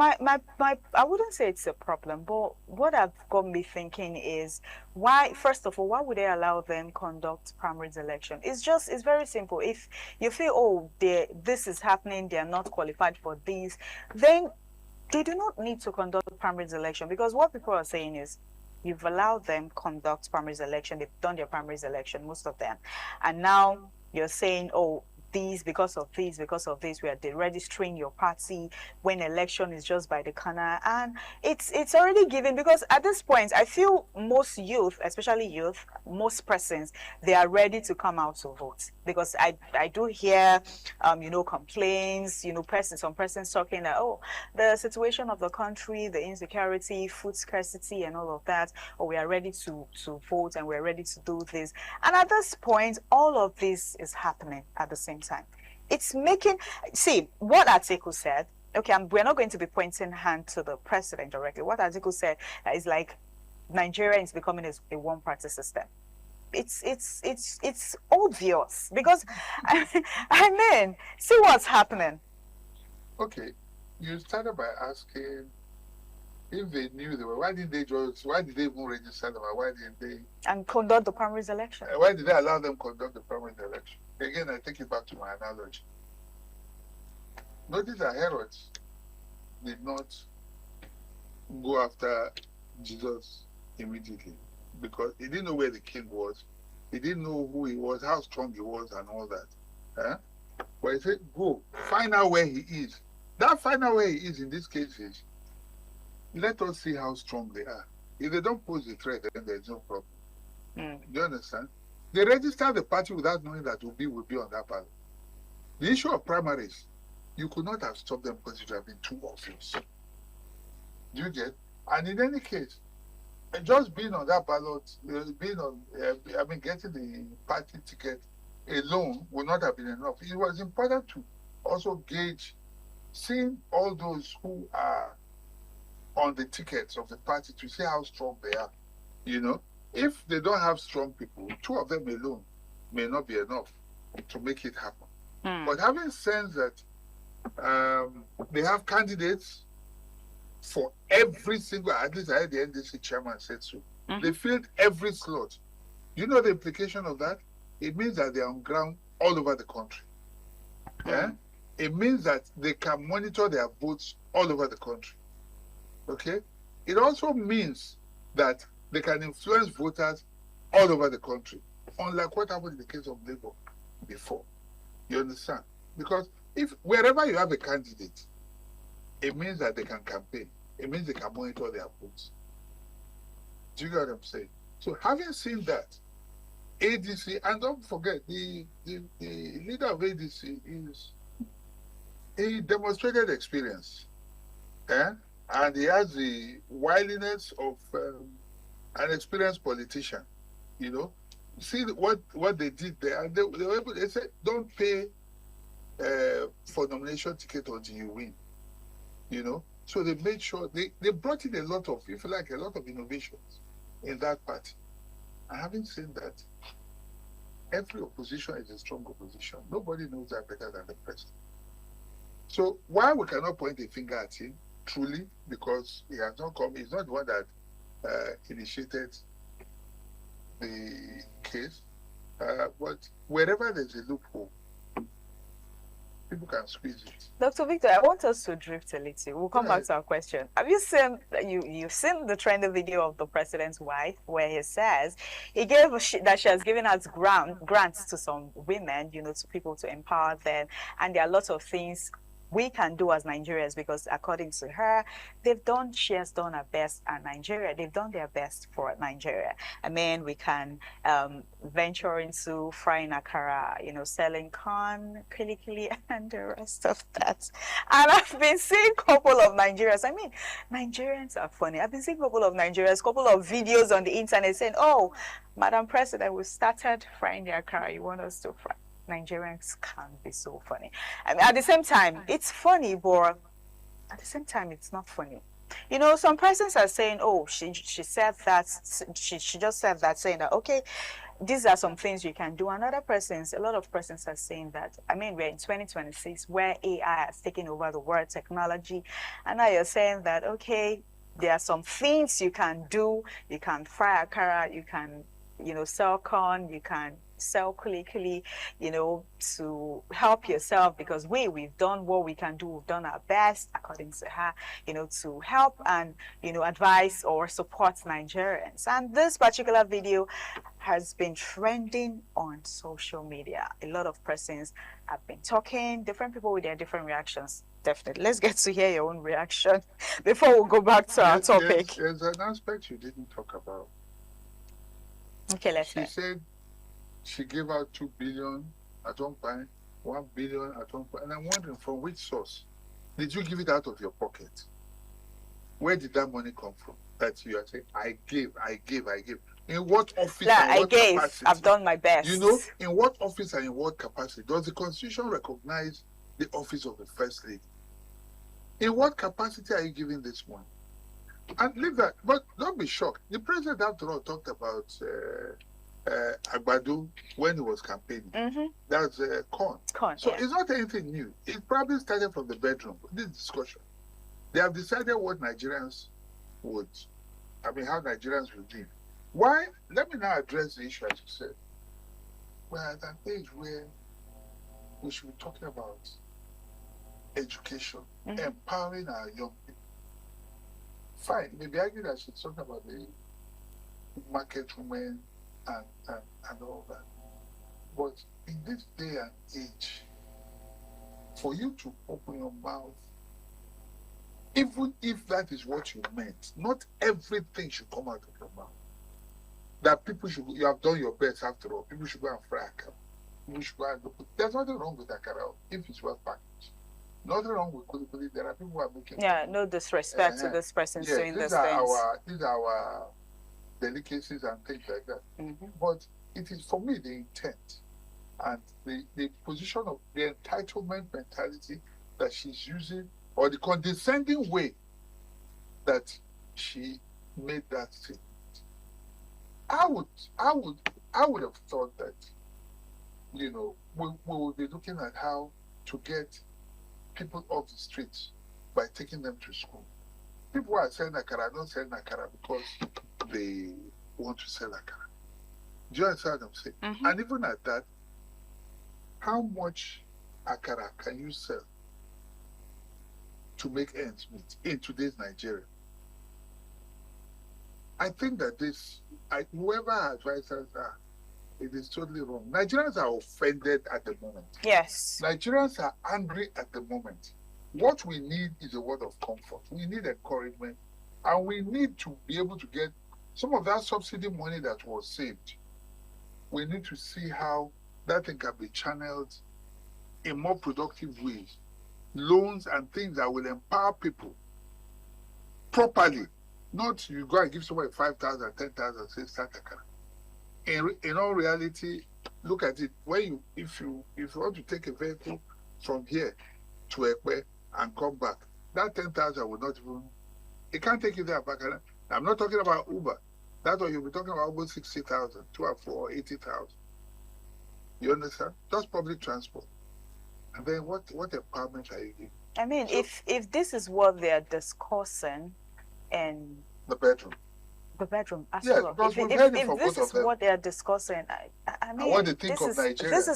This is really, really sad. This is 2026. Like I said earlier, you know, we're not trying to no disrespect to these people selling akara there are lots of people then that's used this selling of akara or other businesses to train their children. I mean, this is 2026. We shouldn't be talking about that. We shouldn't be.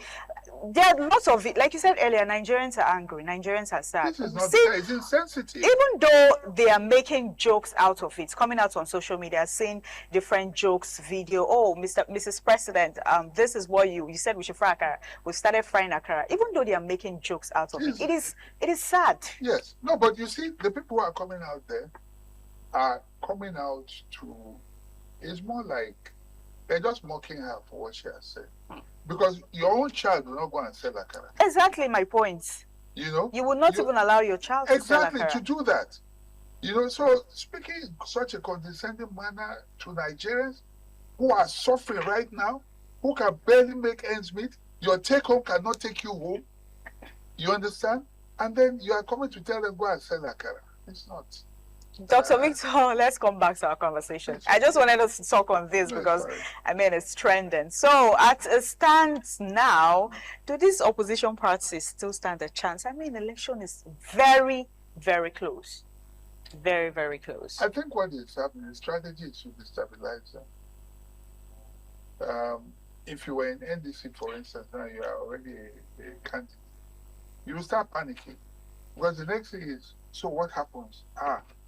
Now that this has happened, is there another party I can go to and all that? And then you begin to doubt whether this party can truly protect you, whether this party is truly a place where you should be.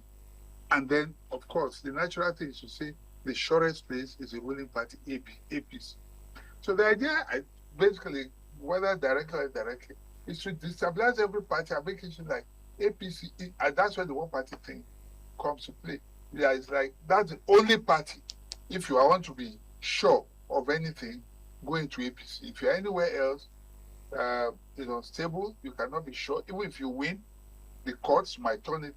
You might lose. Anything can happen to you. You know, that is not healthy. And I tell you why it's not. I'll tell you why it's also healthy.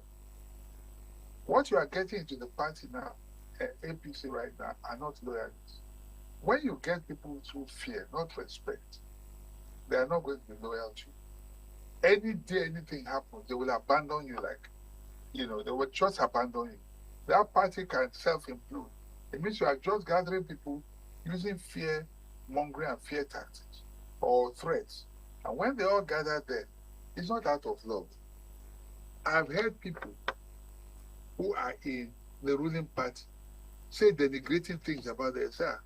They're in the party, but honestly what they're saying, I think the party should be a bit more conscious and they should try and earn the respect of Nigerians, genuine respect of Nigerians and love of Nigerians, genuine respect of even their party members if they truly want to remain for a long time. But through the methods that we're getting right now of intimidation and all that.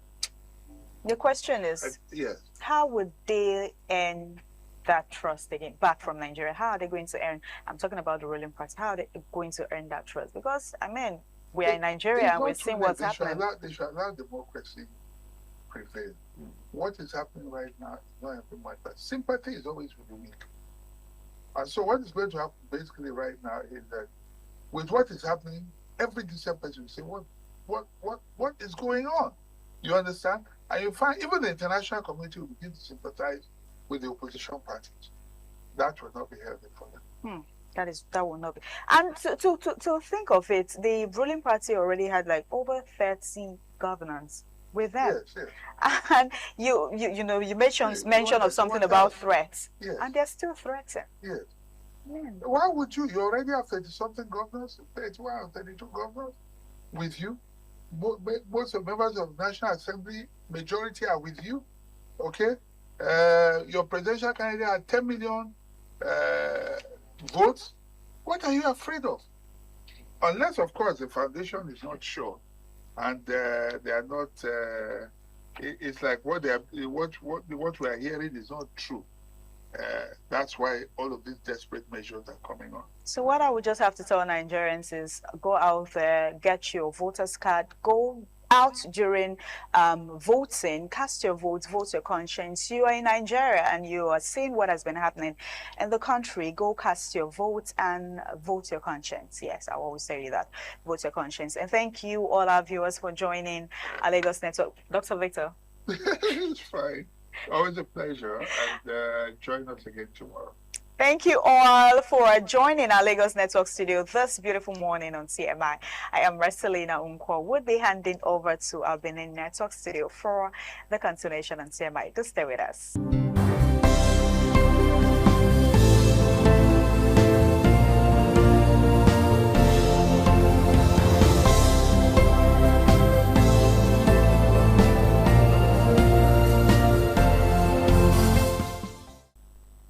Good Good morning. Welcome. This is TMI Socials. I am Anuluakbo Stevens. So better still call me a social media butterfly. Now, our video of the day would be the viral video of Swedish Climate Minister Romina, who carried her 3-month-old baby for a meeting right there at the council. Take a look. Over the recent months, we have experienced the effects of yet another energy crisis driven by geopolitical factors and fossil fuels. And in response, there has been a sharp increase in electrical vehicle sales. Good timing, Adam.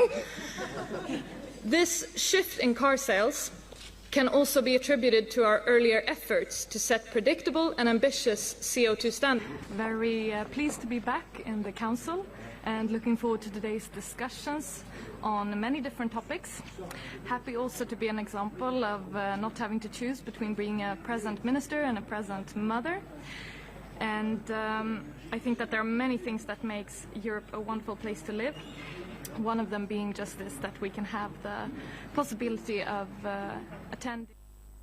Well, shout out to her. Should we have that replicated right here in Nigeria? That's a question that I'm leaving with you at this point. Now we'll start off with hashtag Akara, hashtag Kuli, still trending on social media as the First Lady of Nigeria, Senator Oluremi Tinubu, has come under criticism on social media after encouraging Nigerians to consider small-scale businesses such as selling Akara, roasted corn, and Kuli, saying they require little capital to start. Let's take a look at the video. We're trying to give hope, and to start Akara business doesn't take a lot of money. To start roasting corn, or somebody even said about grant, you see they're saying that Kuli doesn't take much. We didn't give them a loan, we gave it to them as a grant. So we've encouraged Nigerians as best as we could. What is within our hands, I have given. And I keep giving, and those are the things we've done. I remember giving for TB. When I heard there's so much TB cases, I gave 2 billion. To breast cancer, I gave 1 billion. To food malnutrition, I gave 500 million. So those are the things we've been doing, and making sure we can make sure that whatever this government is trying to do, that it will see the light of the day. So in agric we've done, in social investment we have, in education we've given a little bit of scholarship, ICT training, and with need. Well, defending her, the presidential aide to President Bola Tinubu, Sunday Darius, also did say that his mother sold Akara and banana whilst training him when he was younger. Take a look.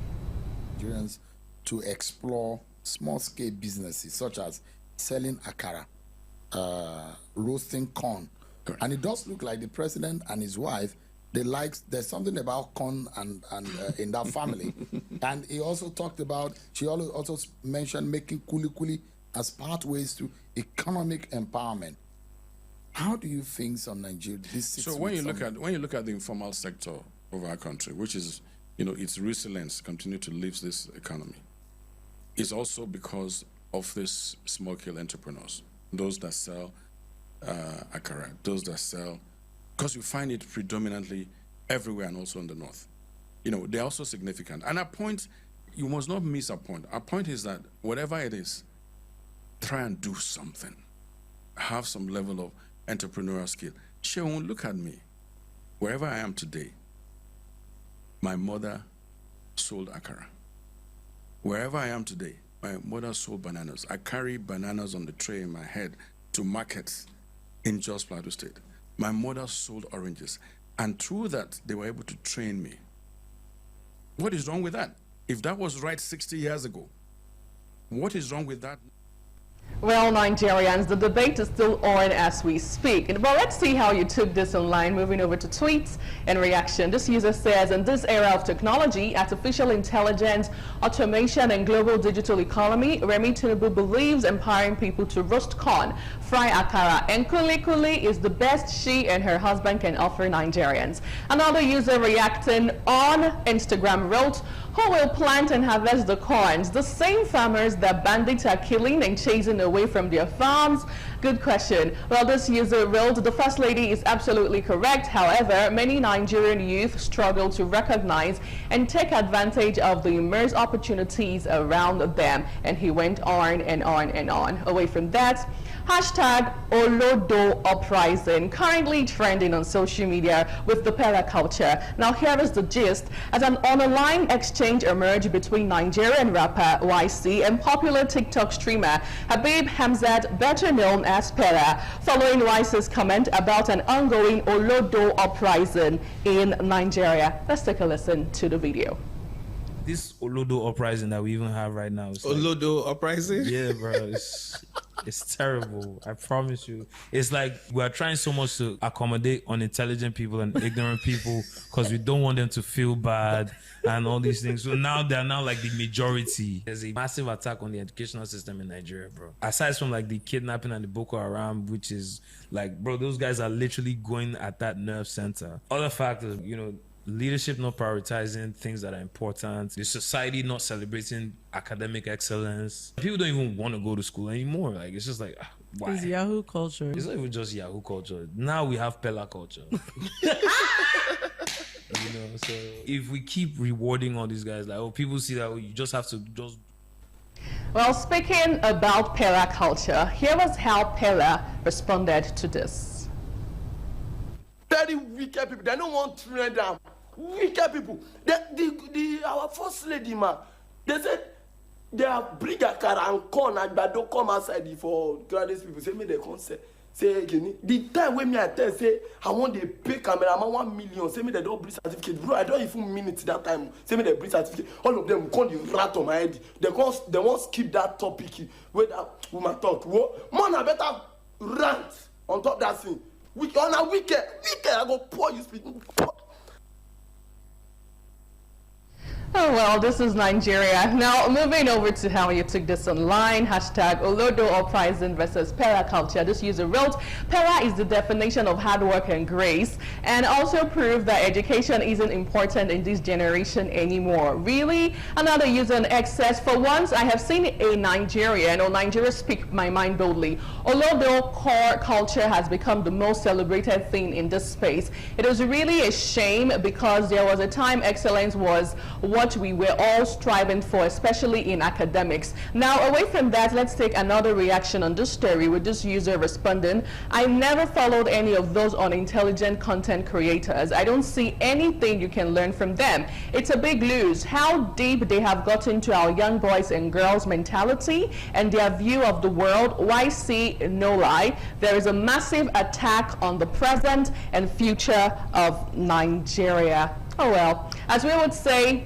God help us. Away from that, on the foreign scene, President Donald Trump, currently trending online, as he has claimed that the American military strikes in Nigeria helped prevent the mass killings of Christians by Islamic State-linked militants, pledging to continue targeting terrorist groups operating in the country. Take a listen to him. As you know, we recently struck Nigeria and largely ended the slaughter of great Christian populations. They have a great Christian population. They were being butchered. Thousands and thousands of people were being killed. Children, women, old people, just being slaughtered, hatched to death. They know that if they go further, the attack will be far greater and that they don't want to really get involved anymore so much. Now, the big question is, has insecurity really ended in Nigeria? Let's find out from you and what you said regarding this video. This user wrote on Instagram, if President Trump could say this about the Christian genocide in Nigeria, then I don't believe anything he says about the war in Iran. Okay, another user reacting wrote, which of the Nigeria? US Nigeria or Nigeria? Now finally, this user says online, I love how people generally had their hopes in Trump. For some reasons, his supporters strongly believe that this guy is not a showman. Now back here in Nigeria, Peter Obi, the presidential candidate of the NDC, has come out to say that the federal government is doing everything possible to ensure that he doesn't participate in the 2027 general election. Take a listen to him. You're very right. Who leaders are being disencouraged? If I tell you what I'm doing today, you will have not been there. And everybody asks me, are you still going to go to Mandela? And I said, yes, I'm going there. And they said, what is happening now? You that you're going there. I said, yes. I've seen the worst of it. Today, the federal government of Nigeria is doing everything possible to ensure that I'm not a candidate to this election.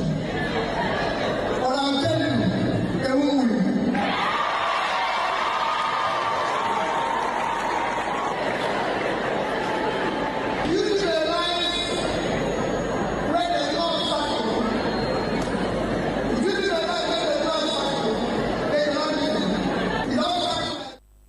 At this point, would you actually say survival of the fittest is they won't win for me? Now, how did you take this online? Let's get two tweets and reaction on the story. This user wrote, calling him social media president, yet una de fear. Okay, another user reacting says, when the same thing happened to ADC, all of you were celebrating. Well, finally, this user wrote on Instagram, always complaining. Oh well, we'll see how things goes eventually as we move ahead to the 2027 general election. Now that's my bit this morning on TMI Social. Shout out to you for being part of the show. I am Anuluakpo Stevens from all of us on This Morning on ITV. Have a great day. We'll see you again tomorrow.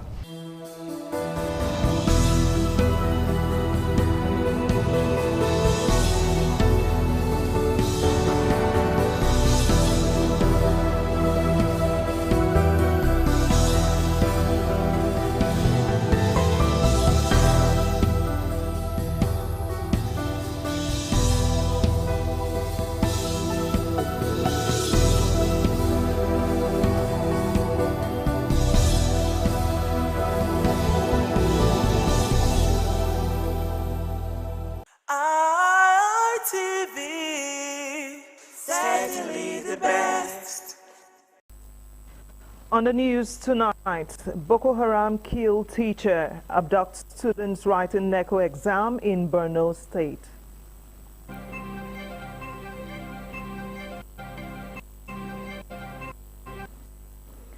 President Tinubu says Abuja's Karu Road will boost local economy.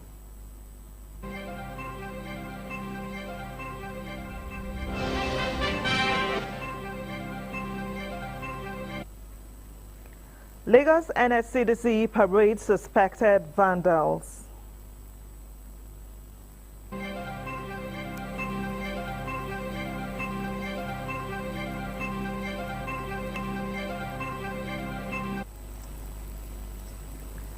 Edo State's government unveils 2026 Carnival, reaffirms commitment to promoting arts, culture and tourism.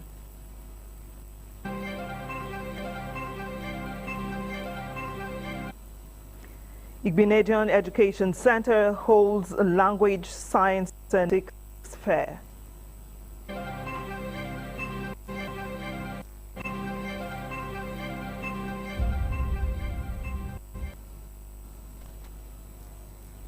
Many thanks for joining the main news on ITV. I am Joyce Ikogu. Wilson Omasho joins me on our network studio. Good evening, Wilson. Trust you had a great day. It was a fantastic. They just finished viewing the match. Brazil came out tops, 2-1. They're next to the next round. It's a pleasure, Joyce, sharing the screen with you tonight. Good evening. Pleasure is mine also. And in our Lagos Network studio, we have Messelina standing by. Good evening, Messi. How have you been? I'm very well, thank you, Joyce. Beautiful evening to you, and good to see you on the screen tonight. Good to see you also. Now, remember, you can watch ITV Live online at www.radiong.com/. Do well to follow our social media platforms on Facebook, X, Instagram, YouTube, and TikTok at ITV Radio NG. Now let's hit the road. Gunmen believed to be bandits abducted an unspecified number of students from the Government Day Secondary School in Lassa Town, located in the Askira Uba local government area of Borno State. The criminals attacked a community on Monday morning while the students were writing the Senior School Certificate Examination SSCE, organized by the National Examinations Council, NECO. One teacher was shot dead during the incident and another sustained injury. Residents who confirmed the development to journalists alleged that Nigerian military troops stationed in the area had left on a patrol to Uba, a nearby town approximately 16 kilometers before the bandits struck. Spokesperson of the Borno State Police Command, Nahum Das, confirmed the incident and acknowledged that students are still missing following the.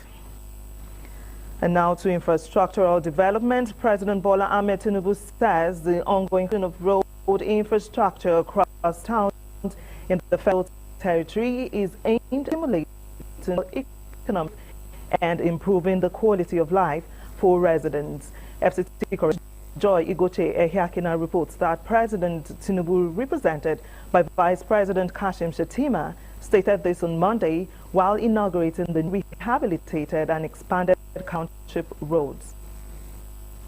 Speaking at the inauguration, the president said Karu Township roads are a clear demonstration of his administration commitment to easing traffic congestion, improving connectivity, and enhancing the living standards of residents in the FCT. He described the project as another milestone in the implementation of the Renewed Hope agenda, aimed at modernizing the nation's capital and driving economic activities with its communities. When we took office 3 years ago, we recognized that true development must reach where the people actually live, work, and commute.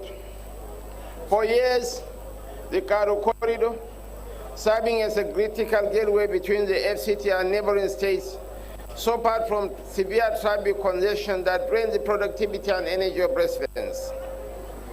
By expanding and rehabilitating these roads, we are not just laying asphalt, we are injecting life back into the local economy. Earlier, the Minister of the FCT, Nyesom Wike, assures residents that every community and district in the territory will continue to benefit from developmental projects and the dividends of democracy, irrespective of political affiliation.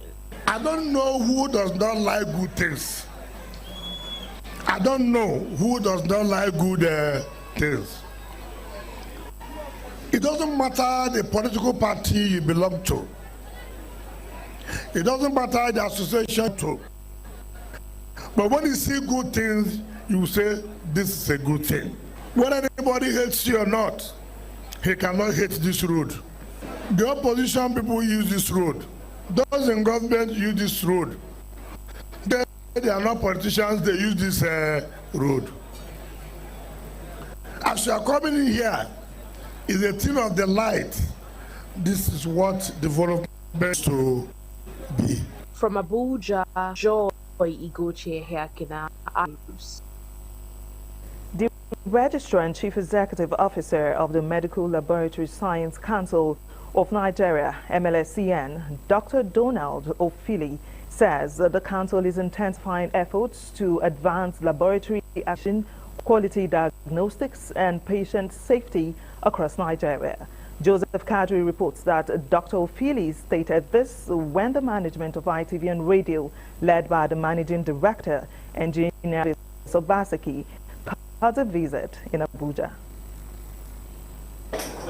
Receiving the ITV and radio management, the Registrar and CEO of MLSCN, Dr. Donald Ofili, appreciates the organization for its consistent coverage of the Council's activities, describing the media as a key partner in promoting quality laboratory services. He says the Council remains committed to strengthening laboratory and in vitro diagnostics accreditation as well as patient safety, stressing that the media plays a vital role in creating public awareness. The MLSCN Registrar assures that ITV remains a strategic partner, adding that the Council's goal is to ensure Nigerians receive reliable and timely laboratory test results.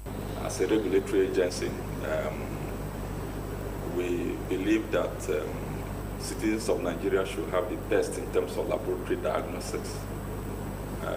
As a regulator, our desire is that patients should have very reliable test results. Patients will have results very timely. The efforts being put in place at institutional level need to be escalated by the press. And that is where you really come in. For you, it's a round peg in a round hole. And I want to commend also the founders of that ITV for specifically choosing you to lead this effort at this time. Earlier, the managing director of ITV and Radio, engineer Elvis Obaseki, congratulates Dr. Donald Ofili on his appointment, expressing confidence that his leadership will usher in a new era for the country. Engineer Obaseki reaffirms ITV's commitment to supporting medical education and expanding collaboration with the MLSCN. He also prays for God's wisdom, strength, and a successful tenure for the registrar. Always, my team and I are committed to offering our services in public health education, as we will continue to deliver professionally and faithfully on our existing partnership with MLSCN. Under your watch to promote adherence to international best practices and reinforce public confidence in medical laboratory science practices across Nigeria. Congratulations, sir. Presentation of gift by the ITV and Radio team, followed by a group photograph, are the high points of the courtesy visit. From Abuja, Joseph Kadri, ITV News. Our Benin Network studio next of call. Wilson, over to you. Thanks a lot, Joyce, and welcome to our Benin studio. Moving on, the Edo State government has reaffirmed its commitment to promoting arts, culture, and tourism as key drivers of economic growth and sustainable development. Governor Monday Okpebholo, represented by his deputy, Right Honorable Dennis Idahosa, made the commitment during the official unveiling of the 2026 Edo Carnival at Protea Hotel in Benin City. Deborah Obefun reports. The unveiling ceremony brought together government officials, palace chiefs, development partners, stakeholders, and key players in the creative industry, marking the commencement of preparations for the second edition of the Edo Carnival, expected to be one of the state's biggest cultural events. Delivering Governor Monday Okpebholo's address, the Deputy Governor, Right Honorable Dennis Idahosa, described culture as a major driver of Edo State's economy. The creative and cultural industry have become powerful drivers of economic growth, tourism, job creation, and global engagement. Every costume, performance, artwork, musical production, and cultural display represents an opportunity to empower our youths, create wealth, and showcase the best of Edo to the world. The Deputy Governor called on development partners, private investors, and other stakeholders to support the successful hosting of the 2026 Edo Carnival. As we look forward to the 2026 Edo Festival, I invite all Edo people at home and in diaspora to come together, help us in making this edition bigger, richer, and more impactful than ever before. The event featured goodwill messages from the convener and special advisor to the governor on protocol, Honorable Daniel Eromoseli, popularly known as Piccolo, Commissioner for Information and Communications, Prince Kasim Afegbua, Commissioner for Finance, Engineer Emmanuel Okwebo, and other stakeholders. A panel of discussion moderated by Nollywood actor Nusa Okonzoa, popularly known as Baba Rex, highlighted the role of culture and the creative economy in driving tourism and economic development. The unveiling of the 2026 Edo Carnival, themed The Spirit of Edo, ended on a hopeful note, with stakeholders expressing confidence that the festival will further position Edo State as a leading destination for culture, tourism, and investment in Africa. In Benin, Deborah Obefun, ITV News. The Edo State House of Assembly has unanimously stepped down a letter seeking the removal of Honorable Charity Igwodala Igwobarihia, member representing Ovia Northeast Constituency 1, as minority leader of the House. Assembly correspondent Joy Obaisiago reports. The NDC does not exist as a political party. At the peak of Monday's plenary, a letter from Honorable Natasha Irobo Sausawa, a member representing Ego constituency, was read on the floor, wherein she stated that she had resigned from the People's Democratic Party (PDP) and joined the Nigerian Democratic Congress (NDC). Majority Leader Honorable Jonathan Ivama argued against her move on the grounds that there is a subsisting court order directing INEC to deregister the NDC, and described Honorable Natasha as a floating member of the House.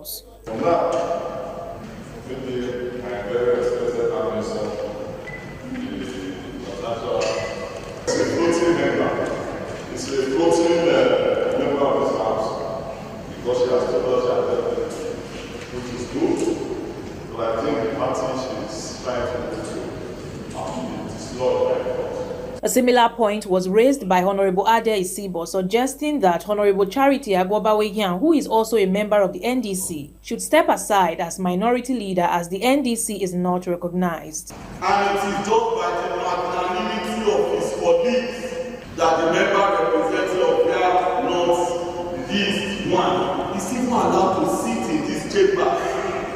Otherwise, the sergeant at arms would have stopped him from there to go back. Responding, Speaker of the House, Blessing Agbebaku, said although a name has been submitted for the minority leadership position, the House was lenient and allowed Honorable Agwobaweyan to retain his position, after which the matter was stepped down. The going by court judgments in the local judge now this happened. As I said, I agree with you that for now there's no party.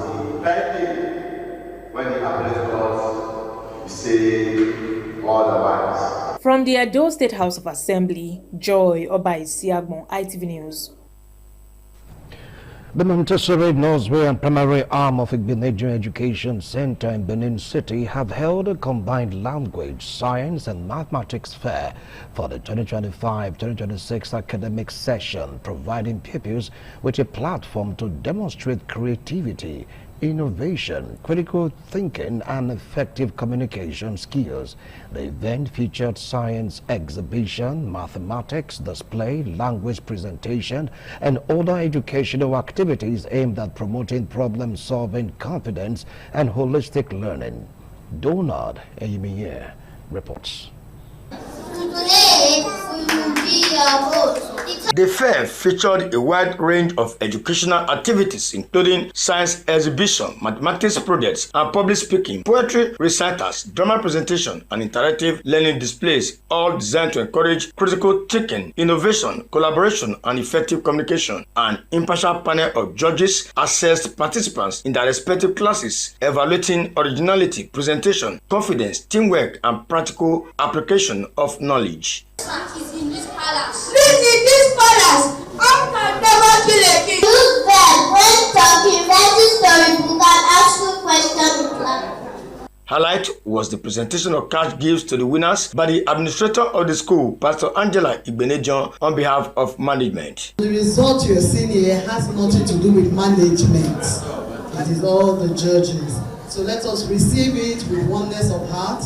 And like I've heard from our parents that all our children from all the classes, our teachers did excellently well. In their separate remarks, the principal of the Montessori Primary Arm, Mr. Wigemu Iro, and the principal of the Montessori Nursery, Mrs. Ann Ape, said the fair underscores the school's commitment to nurturing well-rounded learners by integrating literacy, numeracy, and scientific inquiry. I want to appreciate the chairman of this great school for giving us the platform to try. I want to appreciate the deputy chairman for also adding a pat on our back.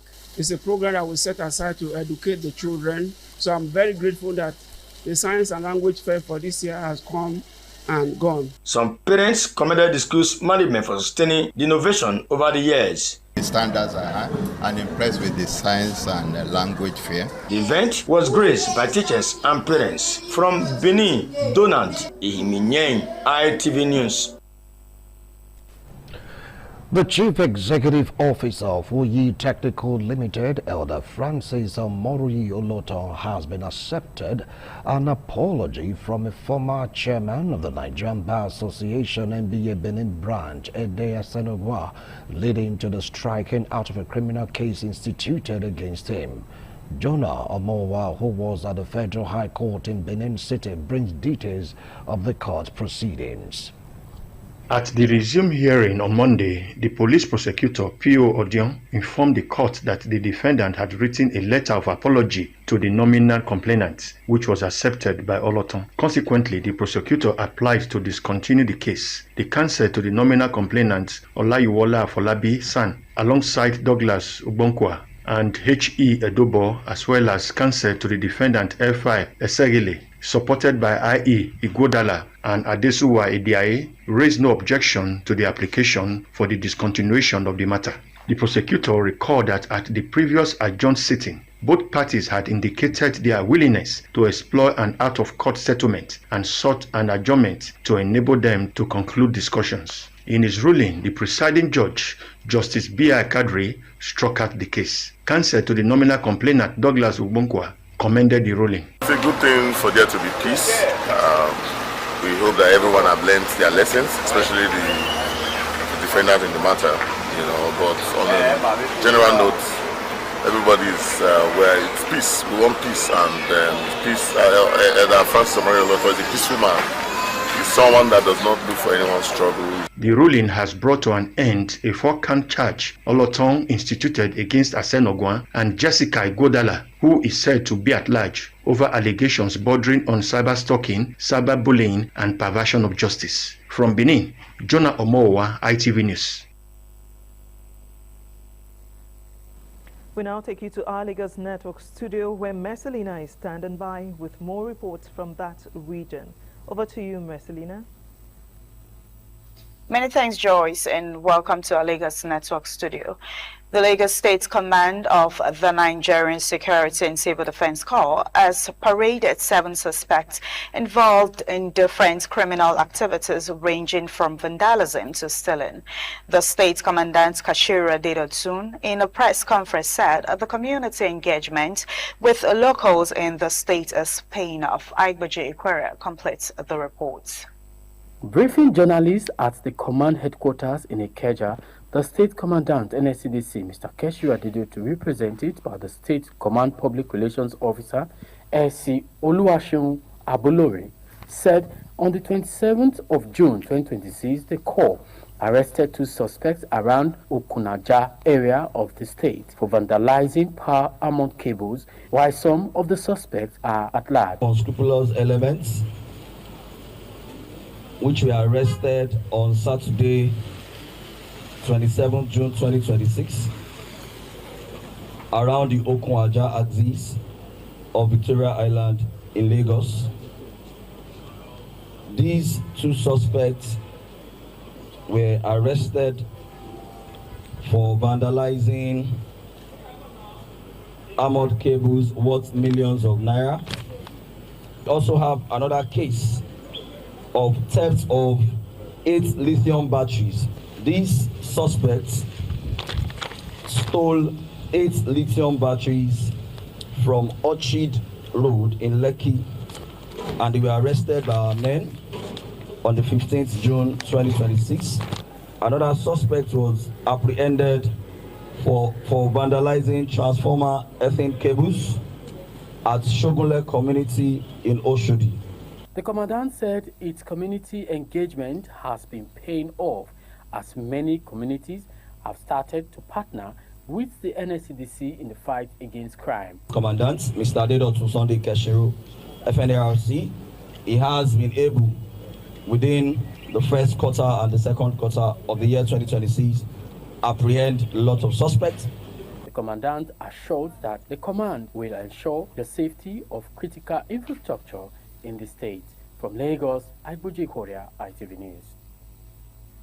The Lagos State Police Command has arrested a 21-year-old man after officers intercepted an unregistered commercial shuttle bus during a routine stop-and-search operation along the Lekki-Ekpe Expressway.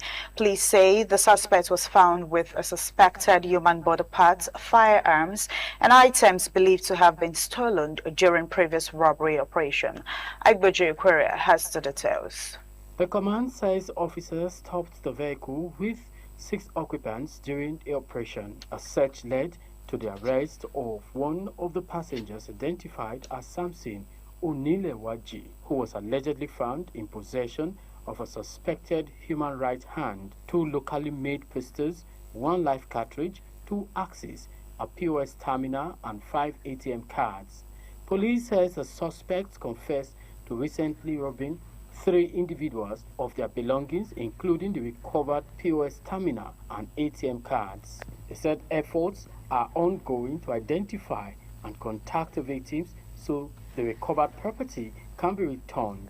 The command adds that investigations are on the way to determine the identity of the owner of the suspected human hand, the circumstances surrounding its possession, and its intended use. Police says efforts have also been intensified to identify and arrest other suspects linked to the case. The suspect will be charged in court upon the conclusion of the investigation. From Lagos, Aibuji Korea, ITV News. The Nigerian Society of Engineers has inaugurated Engineer Chukwudi Mudiaga Akpotowo as the pioneer chairman of its Owedo branch known as Luxury Branch, marking a significant milestone in the growth of the engineering profession in Edo State. The event also featured a renewed call on engineers to promote community-based projects and uphold professional excellence in driving sustainable development. Ehis Ohonamure reports. Speaking at the inauguration, the president of the Nigerian Society of Engineers, Engineer Ali Masuya Rabiu, urged the new leadership to prioritize professional development through regular training, innovation, and collaboration with relevant institutions. As we commence activities of this new branch, I'd like to reiterate that the professional development of our members must remain at the forefront of your agenda. Representing Governor Monday Ukpewolo, the Commissioner for Finance, Emmanuel Okwebo, described the new branch as a major milestone for engineering profession in Edo State. Sustainable development cannot be achieved without the active participation of professionals, particularly engineers. In his acceptance speech, the pioneer chairman of the Owedo branch, Engineer Chukwudi Mudiaga Akpotowo, pledged to make the branch a platform for innovation, mentorship, and engineering excellence.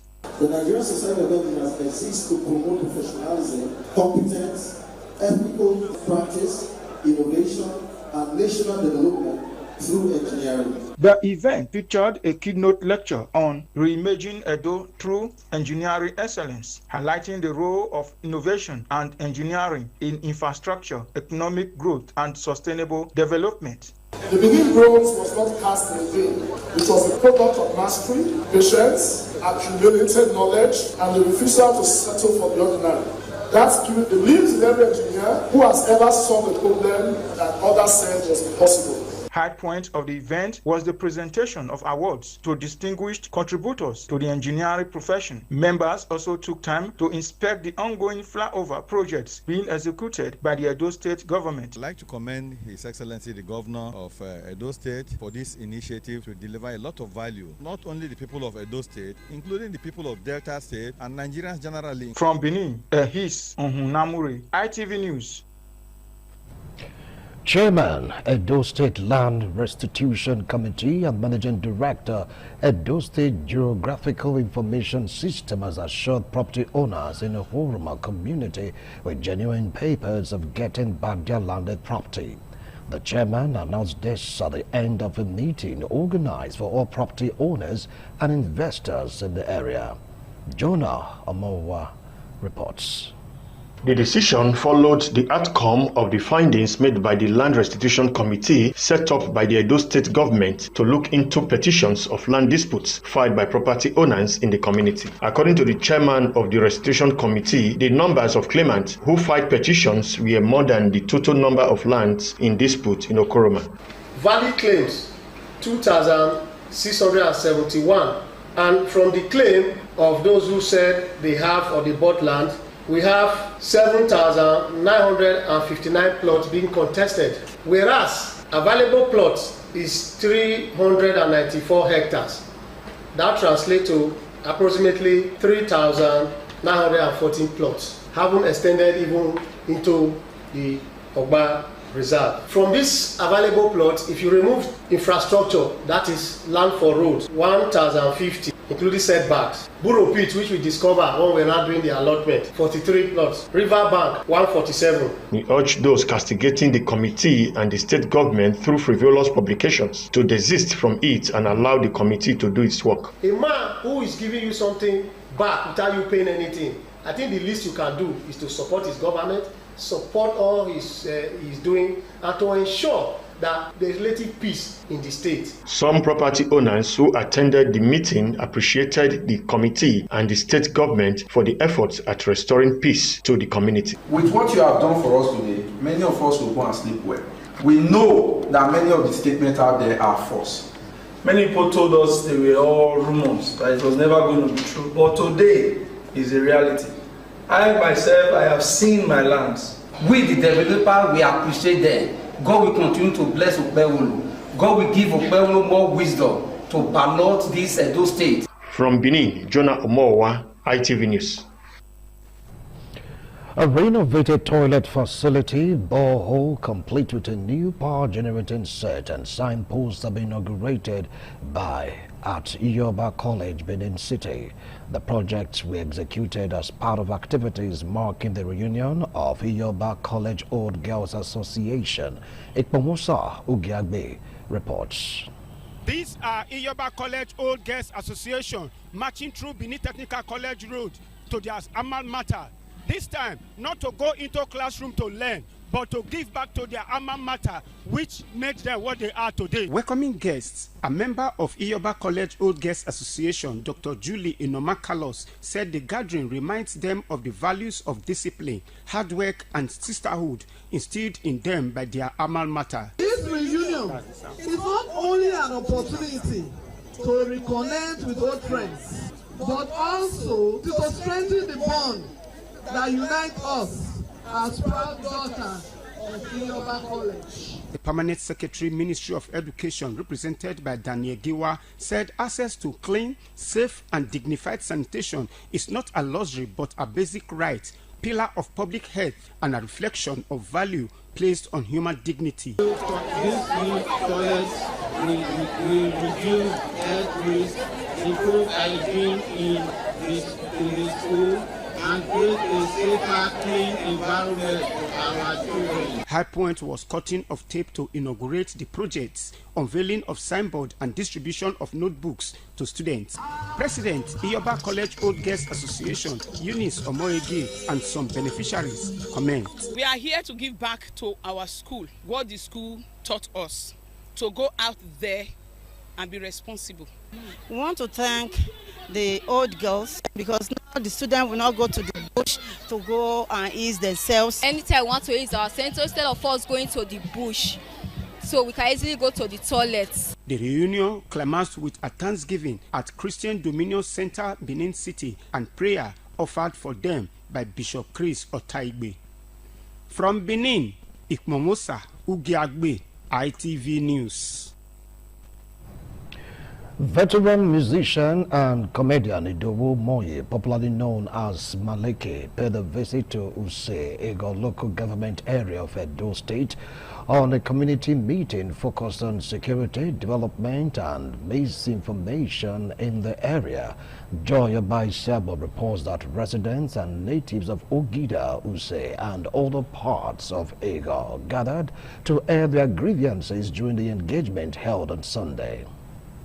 Maleke, who described Ego local government area as a home to him while growing up, said he has in the past supported the local government administration through various interventions. He said he deemed it necessary to organize a community meeting, which he described as a non-political gathering, convened in response to concerns about underdevelopment, misinformation, and insecurity in Ego local government area. The government is not the government. Look at the government. But you know why we not react as government? Fear. Accountability, self-challenge, confidence, inferiority complex.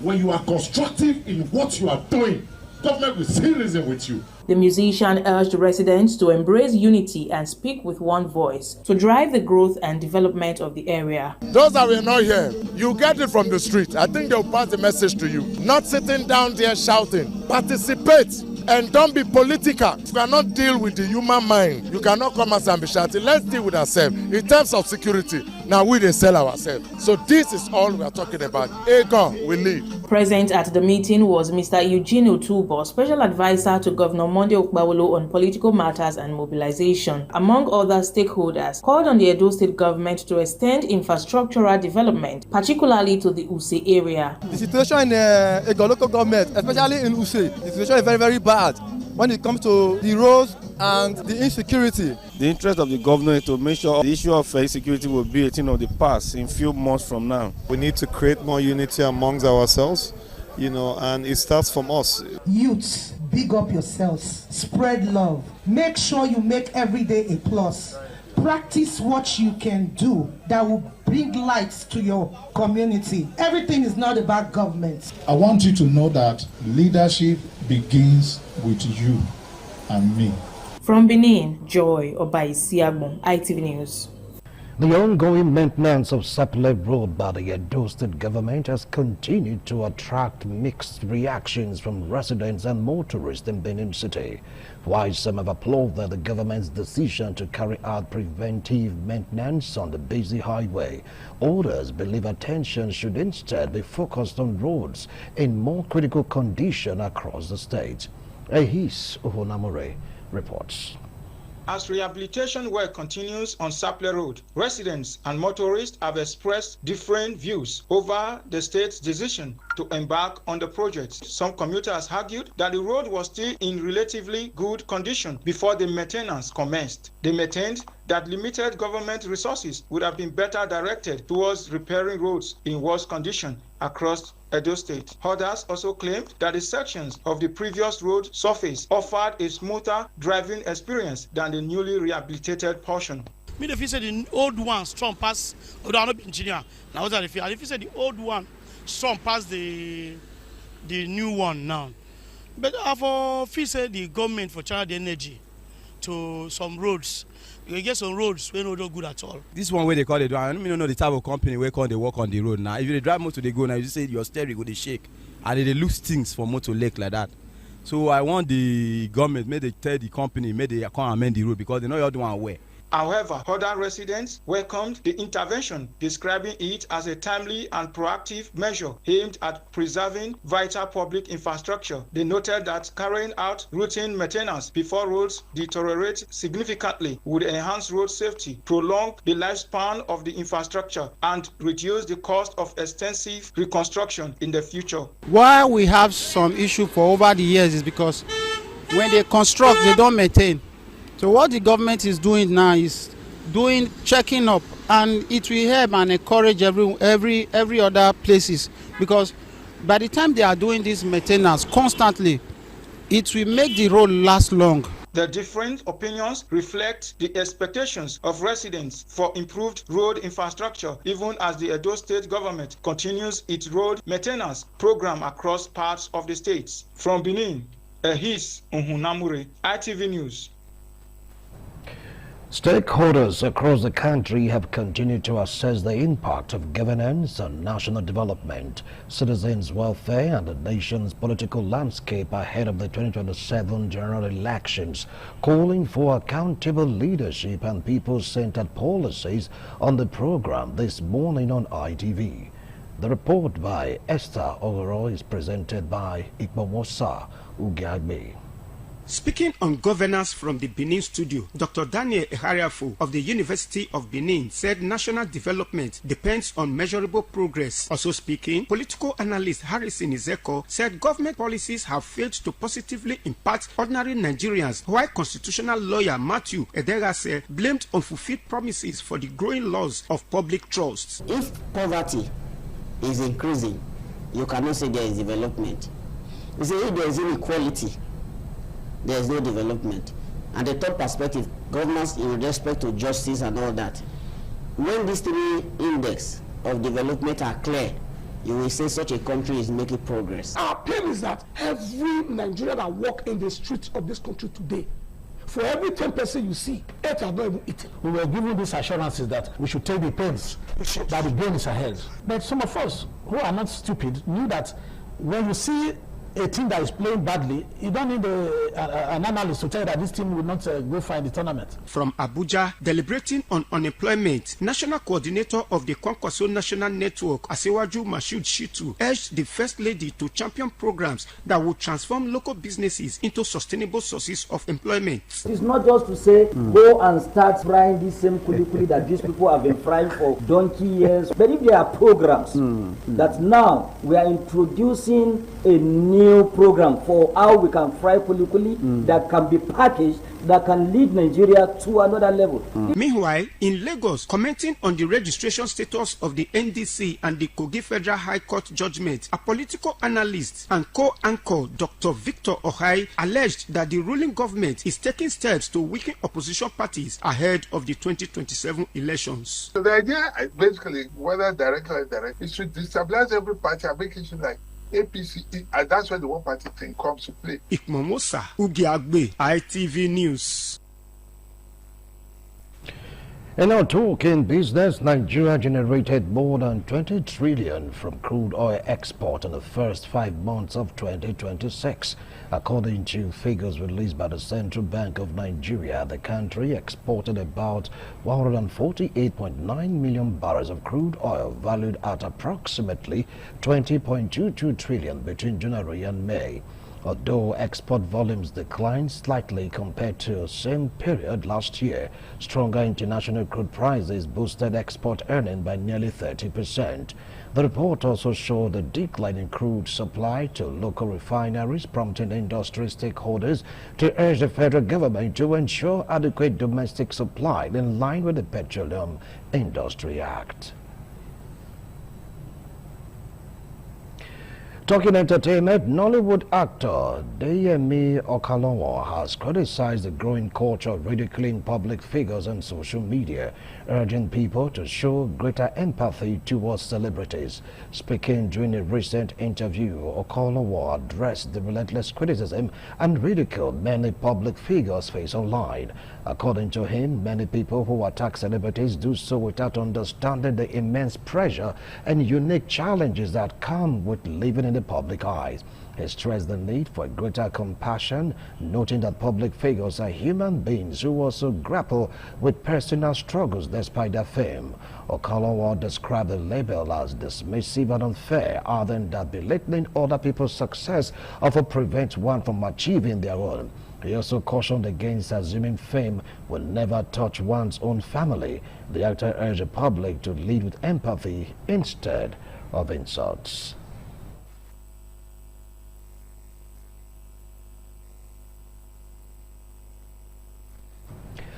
For more stories in the exciting world of sport, let's join Tululope Oguntume.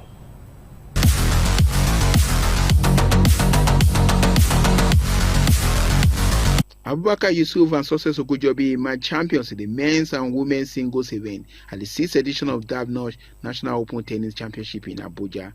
Yusuf defeated Kanis Abua 7-5-6-1 to claim the men's title, ending years of frustration against his long-time rival. In the women's final, defending champion Okojobi came from a set down to defeat Itoro Basi 3-6, 7-5, 6-1, successfully retaining her title and avenging her defeat to Basi at the CBN Open. Both champions expressed delight with their victories, with Yusuf celebrating his long-awaited triumph over Abua, while Ogunjobi described her win as a sweet redemption after her earlier loss to Basi. Because I know we played last year in Benue. I won the first set 6-1. I was 7-3-1 40 love down, and I lost the match against him. And that's why I have to stay focused, because I know what he can do. I feel so excited winning, defending my points from last year, because it's going to boost my ranking and it's going to keep me motivated. Managing Director of Dabnosh, Emmanuel Oche, praised the players for their impressive performances and high standard of competition, while announcing an increase in the tournament's prize money with this edition. With this output, I want to say wholeheartedly that we're increasing right away from 500 to a million naira for the prize money for the male, and for the women from to 800,000 naira. So that's the starting point, and we look forward to more competitive games between them. In the doubles event, Kane Saboa and Musa Mohammed claimed their men's title with 7-6, 3-6, 10-8 victory over Matthew Abamu and Michael Emmanuel. Well, Good News I Know and Success Ogujobi won the women's crown by defeating Blessing Omotayo and Nero Suwe 6-4, 7-6. From Abuja, Tolulope Ogutime, ITV News. And that's it on ITV News tonight. Thanks a lot for watching. Good night.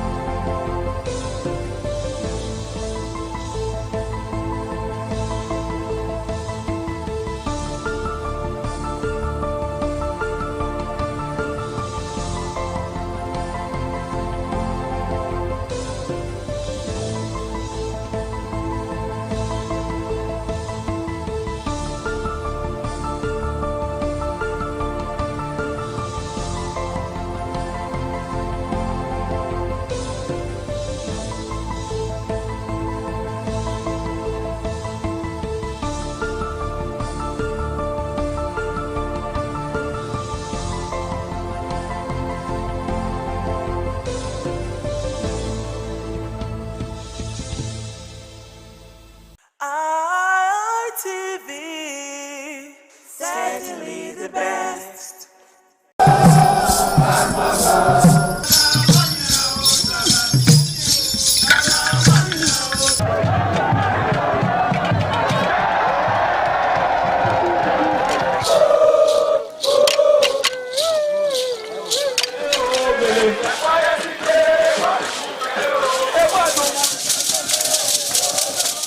The Ugewe is the final ceremony of the series of festivals. It is one of peace and lightheartedness, following the more solemn of the ritual year. Ugewe is the festival of the Ewe leaves, a symbol of good luck and joy. It is the most popular of all that heralds the dawn of a Benin New Year, new vow, newness of life and freshness of life, and a new hope for the future. In the evening, the Ewe leaves are presented to the Oba of Benin in grand style in a colorful ceremony. The Ihogbe Society, amidst singing and dancing, bring the sacred leaves that symbolize good luck, blessings, peace, and prosperity. Each of the senior members of the Ihogbe proceeds to give the sacred leaves directly to the Oba of Benin, and others put theirs at his feet.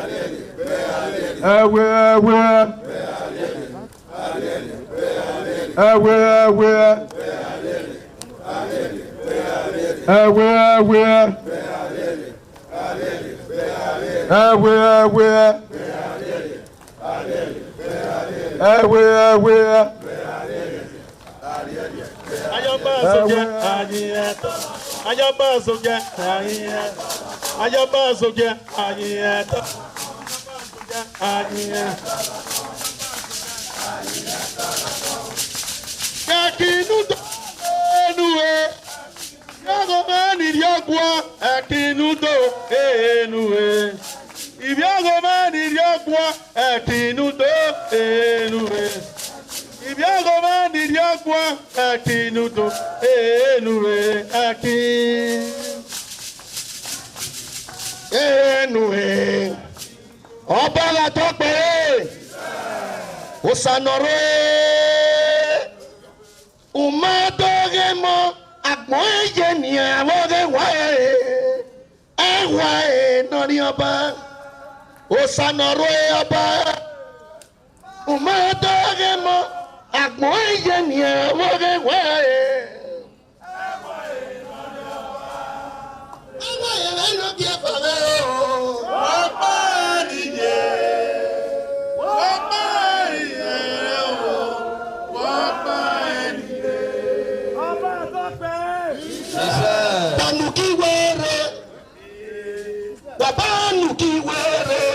Abuki sivyoke o.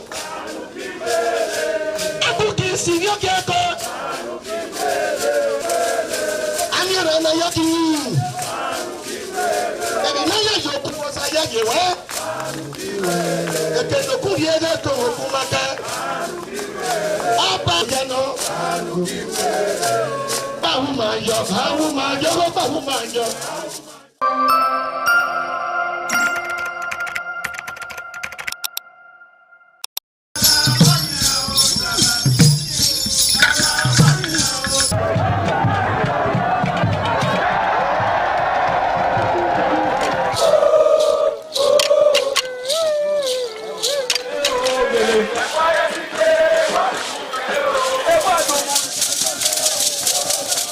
Some days, there comes the Ugemobo Festival, which the Oba celebrates outside the palace gate. A pavilion is built of red cloth where rites are performed to drive away all evil spirits still unsatisfied by the year's sacrifices. The Ugemobo Festival is to commemorate an event in Benin history which dates back to 1504 AD.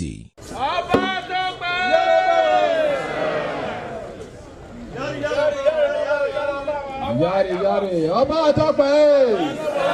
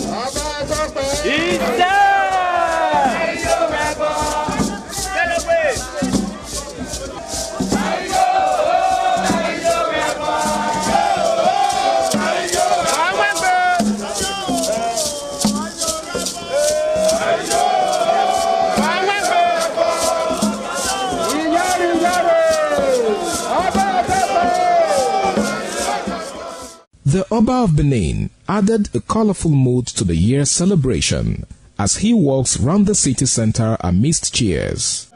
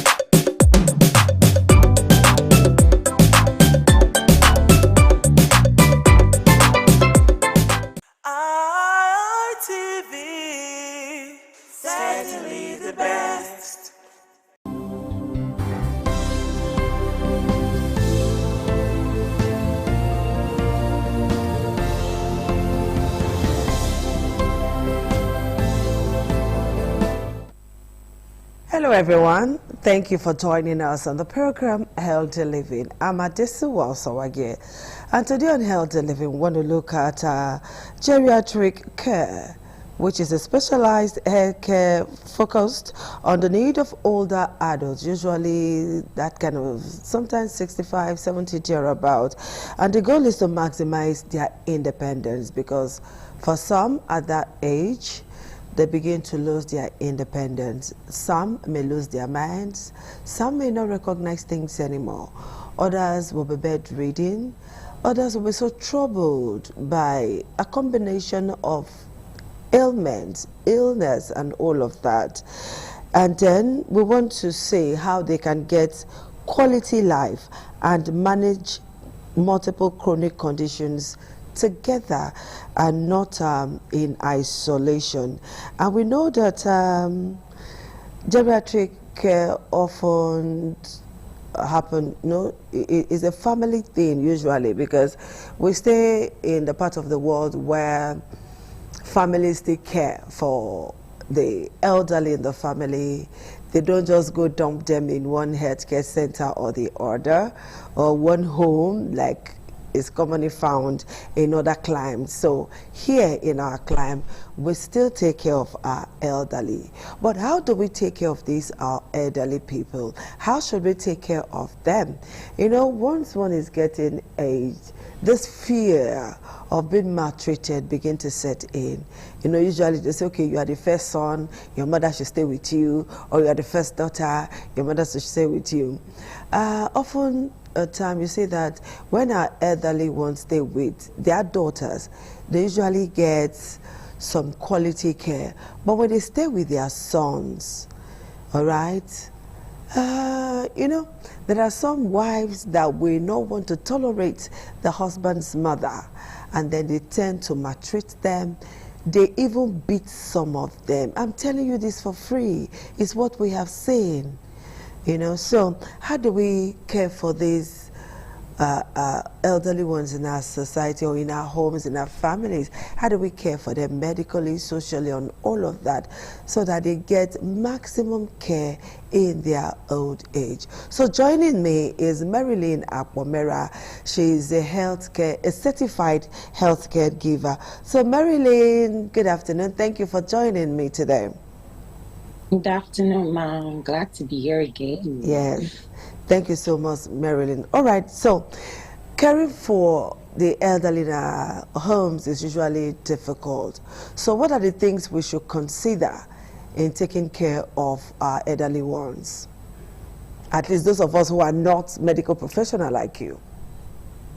Okay, so of course we know aging is a natural process. Everybody is going to age. But there are many things that you should put in consideration while an individual is aging. Okay. The fact that someone is aging does not mean that they must have all the different ailments. It's aging that is natural. Living healthy is also important. So while your parents, your siblings, your friends, whoever people you have around you are aging, you must be able to prioritize their health. So first thing, you should note that there's so many diseases that can come up as you age. Now, like I said, aging is natural. Those ailments are not the natural process. Now, yes, what happens is that as you age, your organs are not as vital as they used to be. Just like when you're using a machine, after a while, it begins to have some little dysfunctions here and there. But you can play your part in ensuring that your parents or your grandparents stay healthy, from the necessity for regular health checkups. Now, because as at that point, all of the organs are not as vital. So there's need for regular checkups in the clinic, checking their blood pressure, checking their blood sugar, checking their bones. So there are different aspects of their body, and they need that regular health checkup. Okay. Second thing, okay. No, go ahead, I'm listening. Okay, so secondly, you also are very keen on their nutrition. This is a period where what they eat is very, very vital. So you must prioritize proteinous food, helps for bones, strong bones, teeth. So proteinous food that will help their body. You also prioritize things that are nutritious, vital nutrients for their body. So this is not the period to just allow them eat anything they like. Of course, they must eat healthy meals. Then you're also conscious of their environment. One of the things that we easily find in this group of individuals, this age group, is that they fall, they have easy falls. Why do they have easy falls? Because of course there's weakness of their bones. They have lost bone mass and they are becoming weak, so they can easily fall. So you must protect them. Now these falls is what will lead to fracture, and you see that most of the time they are bedridden until the period of death. So you must protect them, give them the nutrition will also help their bones. Then the environment, the environment should be well lighted up. They should have easy walking aids. You know, their distance from the room to the bathroom should not be so far. You know, everything that will protect them from easy falls are very, very important this period. All right, Marilyn, thank you so much. Now let's take it one after the other. You know, once they're aging, they begin to suffer delirium, they're losing their memory, they start having some form of mental issue or the other. And some persons cannot tolerate that. Many a times we have seen old people on our streets looking for their houses, you know. They come out of their house and then they get, you know, when they go outside, they can't find their way home again. They can't even remember their name. They can't remember where they stay. So how should we care for these elderly people who are suffering from maybe one form of mental ailment or the other? It could be delirium, it could be forgetfulness, it could be schizophrenia and all of that. All right, so one of the things that happen with aging is that there could be a bit of memory loss. But we found out that in recent time, dementia has become common, which is also, there's a major memory loss in dementia. And it is seen with the elderly. Now, when you have this kind of condition, if it's as bad as dementia, or it's just, you know, dementia is really, really bad for the memory loss, but there could be some slight memory loss here and there for our elderly. Whatever the case is, you should realize that this is not a deliberate act to be this way. What they need is adequate medical care throughout this period. Now, what we see with dementia is that they begin to deteriorate more cognitive impairments, more memory losses that occur. You must give them adequate medical care. This is not the time to relegate them to a corner. You know, we see all of these things that happen. They become even depressed at that old age because they are isolated, or like you mentioned, they're even maltreated.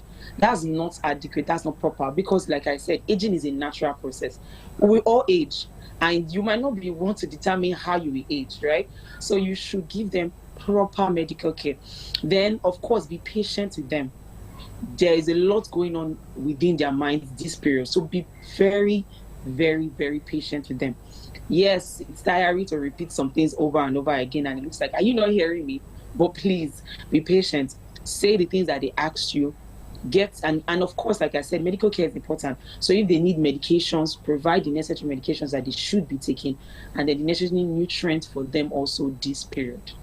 Okay, I remember vividly my grandmother of blessed memory. She's very selective and very picky about food. There's some food she will never eat no matter what. For food, she's okay, but when it comes to medication, oh my word, we need to, I don't know, it takes us like almost 2-3 hours to give my grandmother medication. So how do we go about giving them medication? Because some person will say, you know what, take medicine, I sabi, and then they just walk away. No patience, nothing. So talk to that person now who is watching and also having difficulty in administering medications to grandmother, grandfather, or aunt, somebody elderly at home. Please talk to us on the techniques to employ, because it gets to a point in life they start acting up like children. I saw that firsthand. So. All right, of course, they start acting like babies. The cycle goes back. We started as a baby, you go back again. So yes, but this, like I mentioned just now, patience is important for them. Normally, nobody likes taking medication, and most times at this age, they have several medications they are taking, and they are taking it almost every day. And this is not what anybody normally likes. Nobody wants to just be taking medication every day. So you should understand that you, that is the caregiver, you should understand that it is not so convenient for an individual to be taking medication, even if it's just one every time. And they have several medications to take. So you would understand that first of all. Then how would you give them the medications? Now, there are different techniques, and I believe it's individual based. How would she like to be given this medication? Some of them will tell you, oh, wait, I'll take it when I finish eating, or I prefer it like this. So first of all, listen to them, because that, it doesn't matter. No. Listen to what do you want? Oh, I want it at this time. But you now explain to them. The doctor said you need to take this medication by this time, and this is why. Now, most times, what I have experienced is that with proper explanation, it helps a lot. Most of our family members are not so patient, because you know that this is your mom. You've known her all your life, so you don't know why you should be explaining many things to her.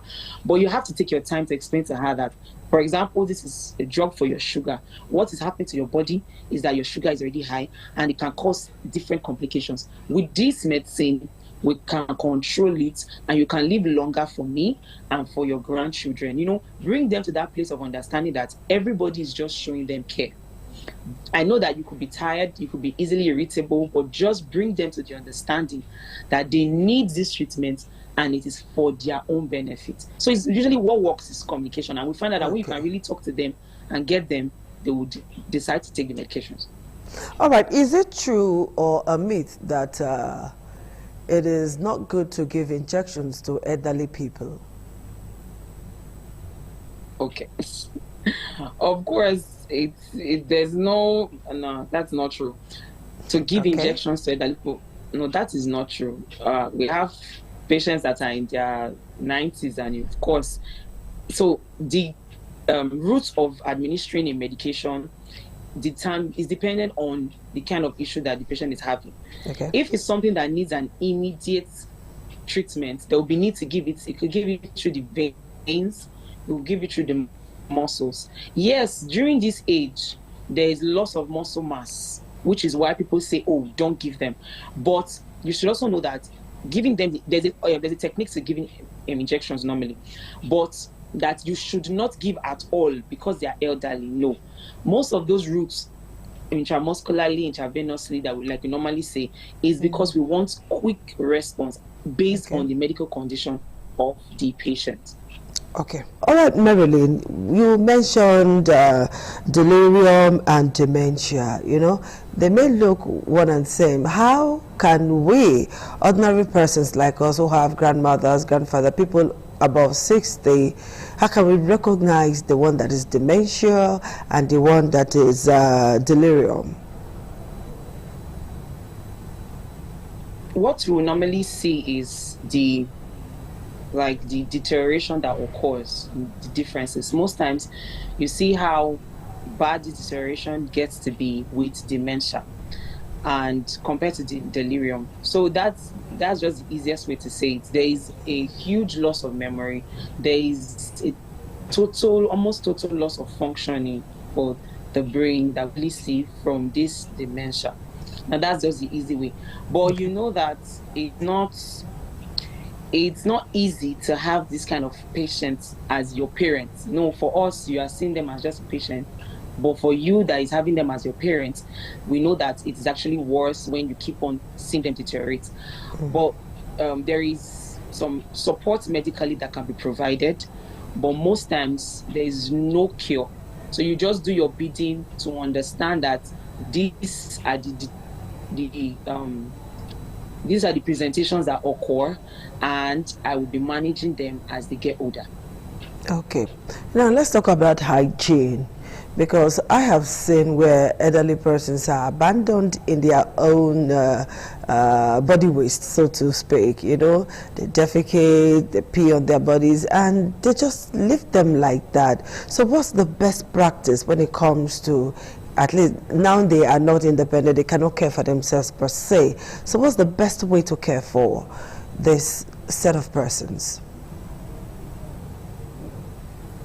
The best way to care for them is the way you care for yourself. You will not want to be in the pool of your own pee. You will not want to be in the pool of your own poop. You will not want to be in a dirty environment. So if you would not like to be in that kind of environment, then there is no reason why you should leave them in that environment. Yes, some of them have medical conditions that make these things occur so often.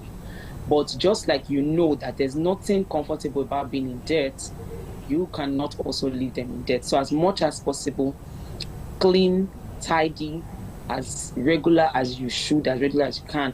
Of course, there's room for some support, like you have Pampers that you can also put on them so that they don't soil everywhere up. Before you come, maybe you went somewhere, you come back, then you can just, just like babies, actually. Just like you will care for a baby, that's how you will care for them. You will bathe them, you will feed them, you will clothe them, you will clean them up. Like I said earlier, the circle goes back again.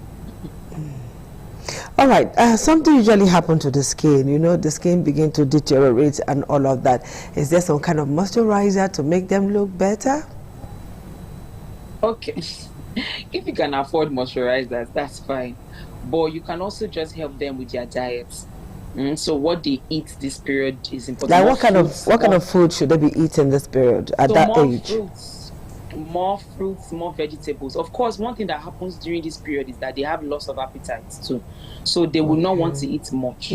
So you make sure that the small quantity that you are giving is highly nutritious.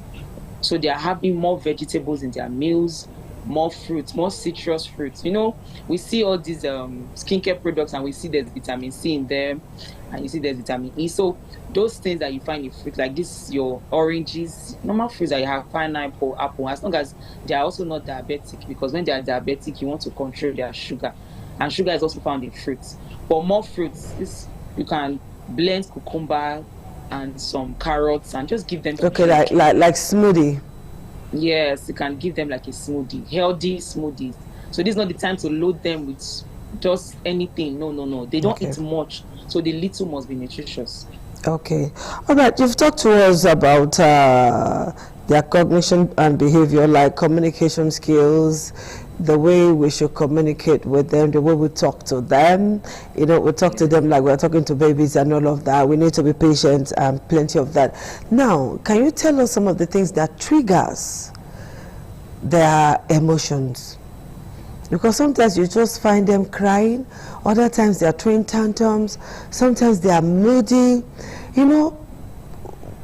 What are those things that triggers all of those emotions in elderly persons? Okay, so from my own experience, the first thing that they don't like is not being listened to. Okay. Especially when they are telling you, like, not be listened. When you don't listen to what they are saying, not be listened to is the first thing that they don't like. So you try as much as possible to indulge them.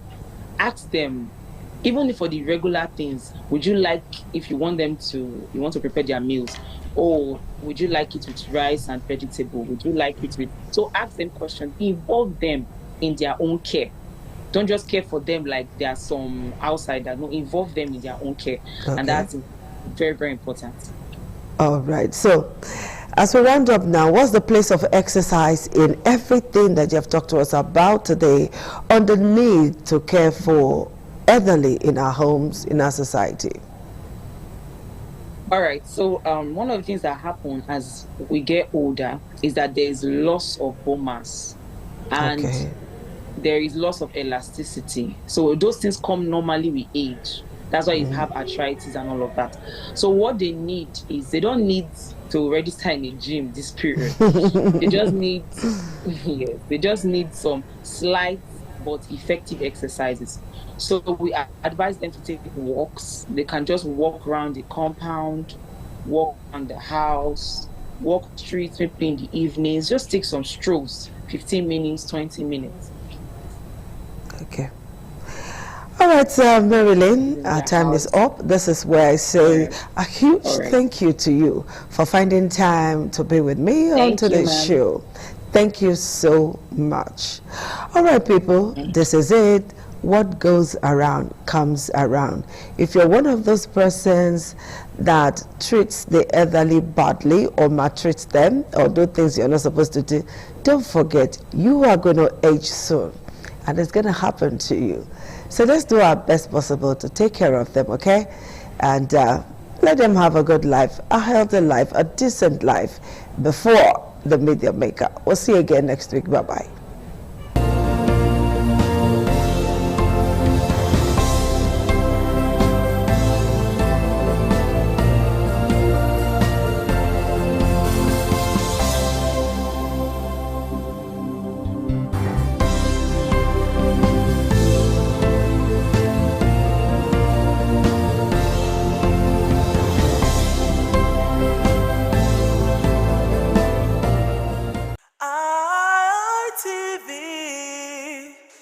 certainly the best.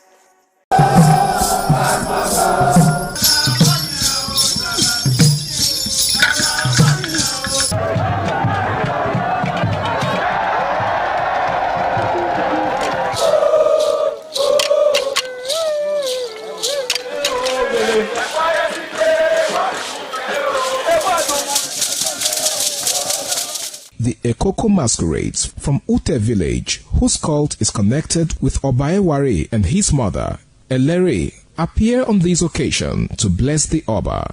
Ekoko is a ritual masquerade that dances to please the guests and the Oba.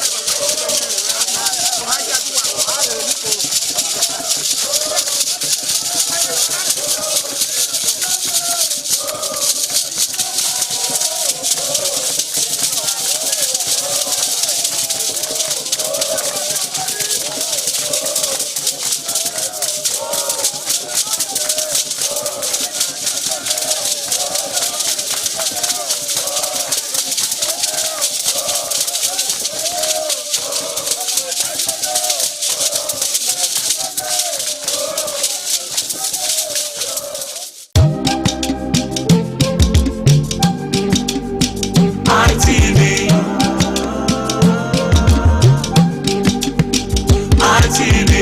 ITV, certainly the best.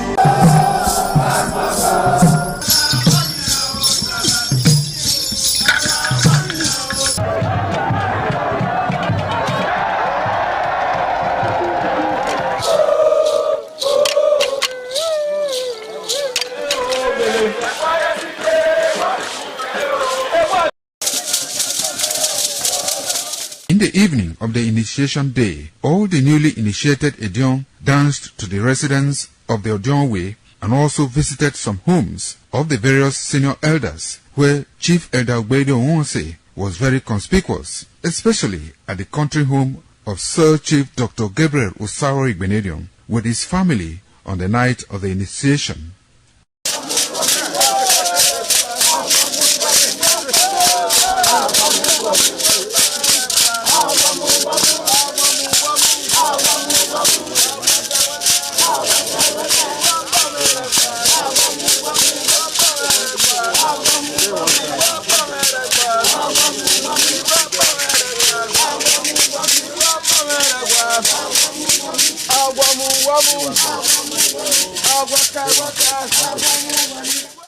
On the following morning, as part of the rite to be performed by the newly initiated Edion in Okada town, the initiates, led by Chief Elder Ogbeide Onwonse, visited the Esama of Benin, Sir Chief Dr. Gabriel Osawo Igbenedion, at his Okada country home residence to pay homage and appreciate him for all he has done in the development of the community, which has placed Okada in world map. They also thanked him for his role in the success of their ceremony. They commended the Esama of Benin as a custodian of Benin cultural heritage and for revitalizing the age-long tradition of the age-grade ceremony.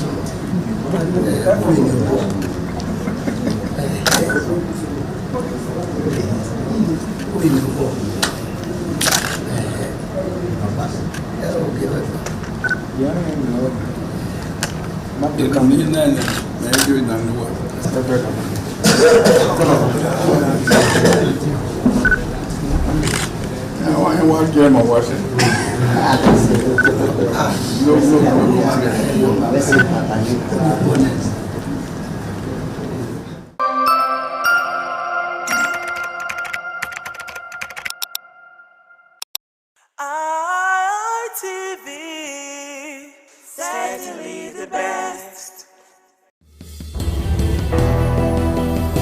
Hello viewers, it is Viewpoint on ITV. I am Caroline Okonji.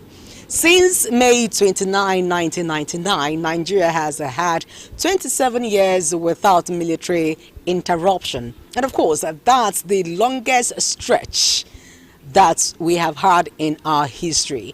Nigeria marked 27 years of uninterrupted civilian rule on June 12, 2026. And it is the day we commemorate the annulled June 12, 1993 presidential election won by Chief MKO Abiola. And in that regard, 27 down the line, we're going to be x-raying and talking about the gains, the challenges, and the current demands of citizens to know what we have benefited 27 years down the line. It is a Viewpoint on ITV. I am Caroline Okonji.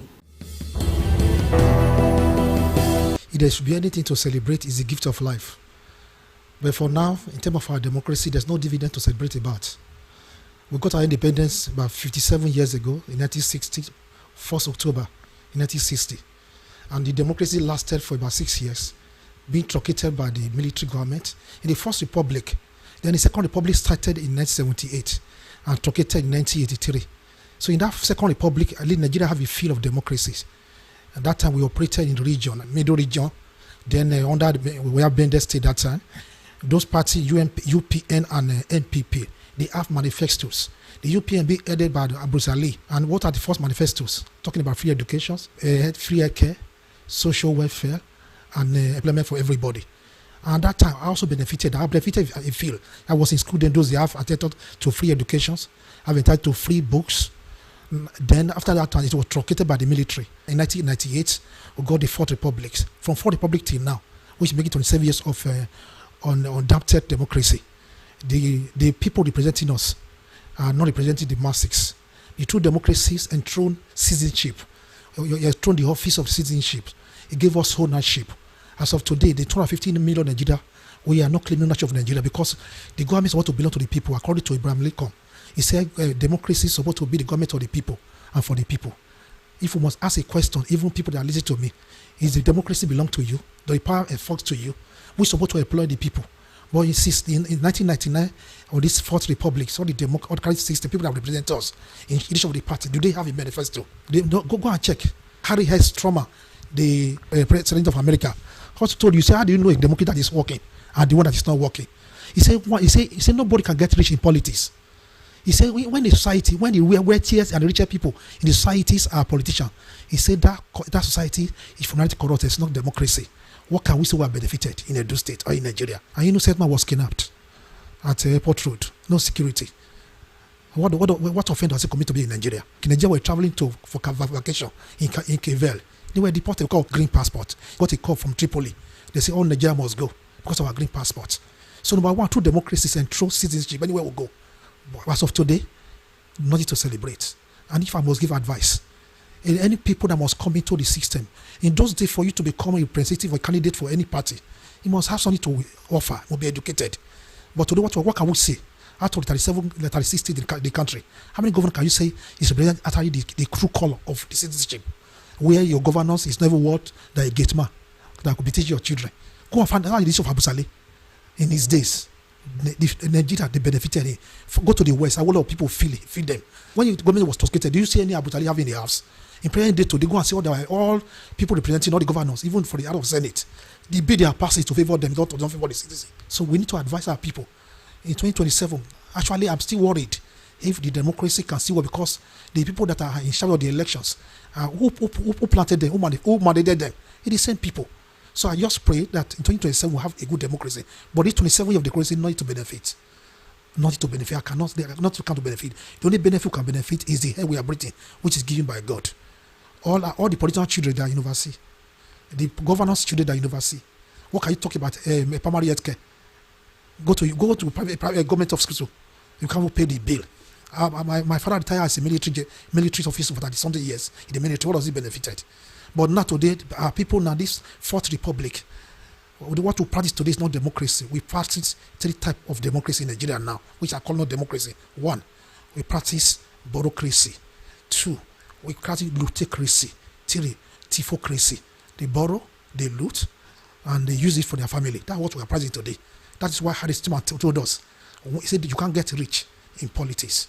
And when the society is full of your wealthiest people in societies are politicians, he said that society is corrupt. So what we are seeing in Nigeria is corruption, nothing to celebrate apart from the gift of life.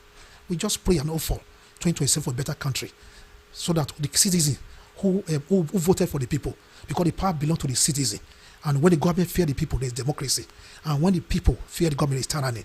Today, what are we talking about? Can you speak out? In those days, in America, we say we the America. We the America. Why? Because the power belongs to the citizen. Can Nigeria say we the Nigerians? When you speak against the government, before you know, they censor you with DXS and arrest you. So democracy belongs to the people. But in Africa, in Nigeria, it doesn't work. No need to celebrate. We hope for a better country. We want transparent election. We want fairness, equity. We want security. We want social welfare. And the only thing we also benefit before, which was the subsidy, it has been removed to benefit the people on top. So if we can have a credible election, when the people were elected come through a rightful process, they will have interests of the people at heart, which have given mandates to the cities and the right to the people.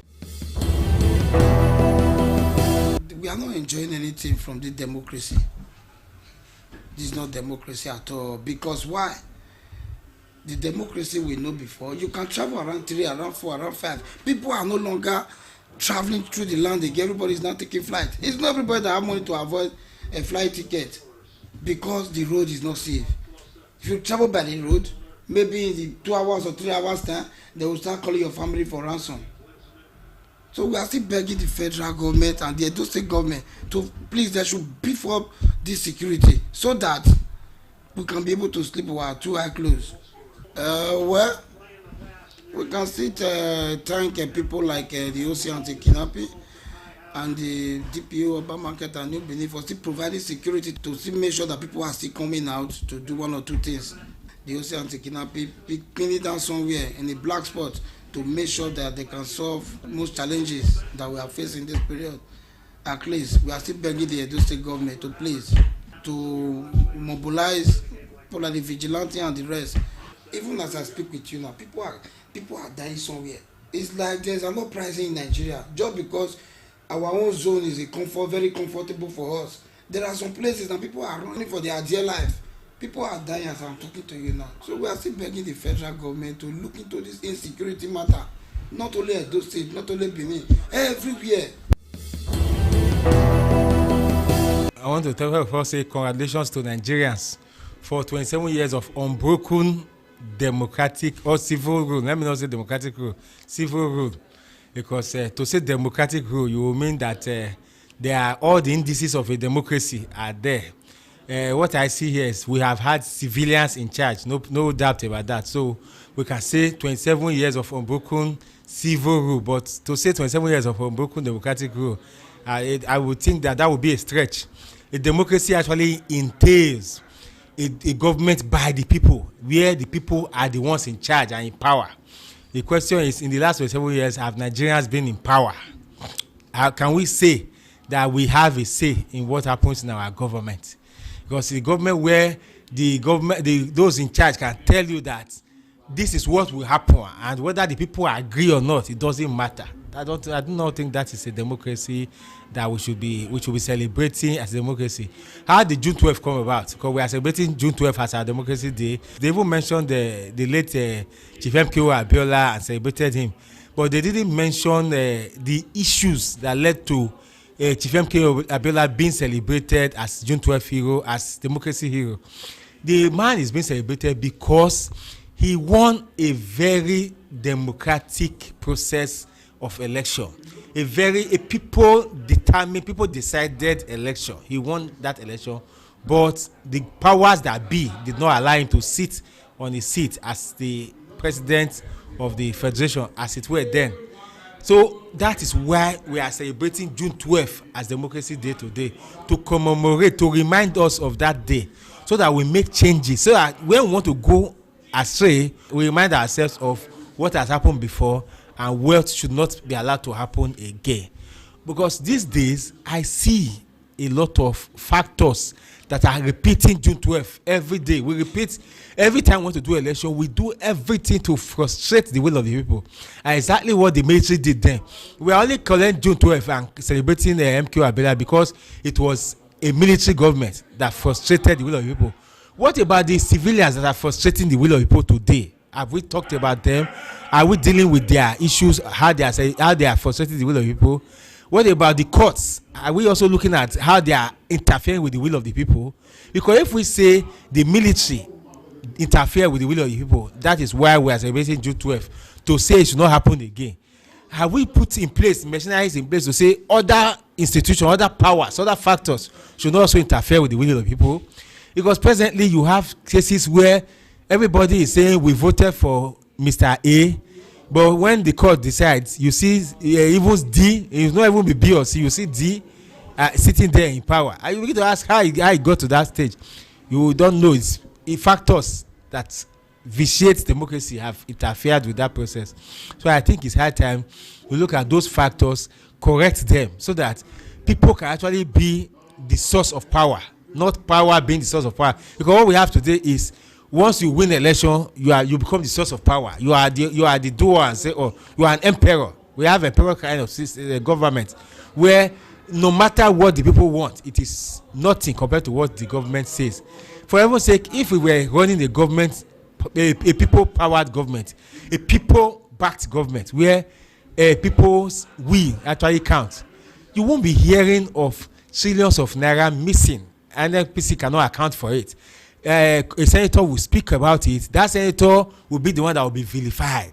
Now, the entire Senate that is supposed to be the conglomerate of the people, the representative of the people, who will leave the issue, which is our missing trillions of naira that has not been accounted for by NNPC. The Senate will now concentrate on who went to say it. How did he say it? He said it in a way that cast doubt that rubbish NNPC.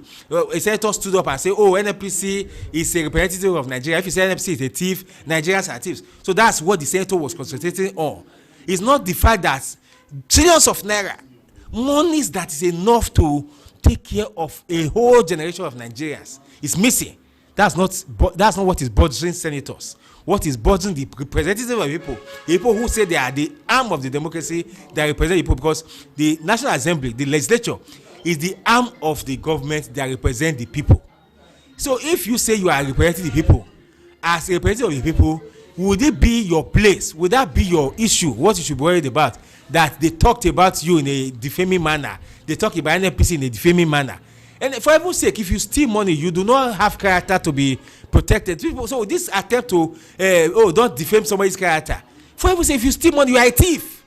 If you cannot account for money that is placed in your custody, you should be called a thief, nothing less.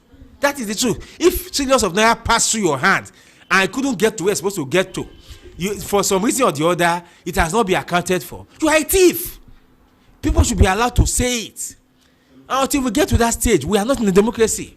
There's a place where democracy operates.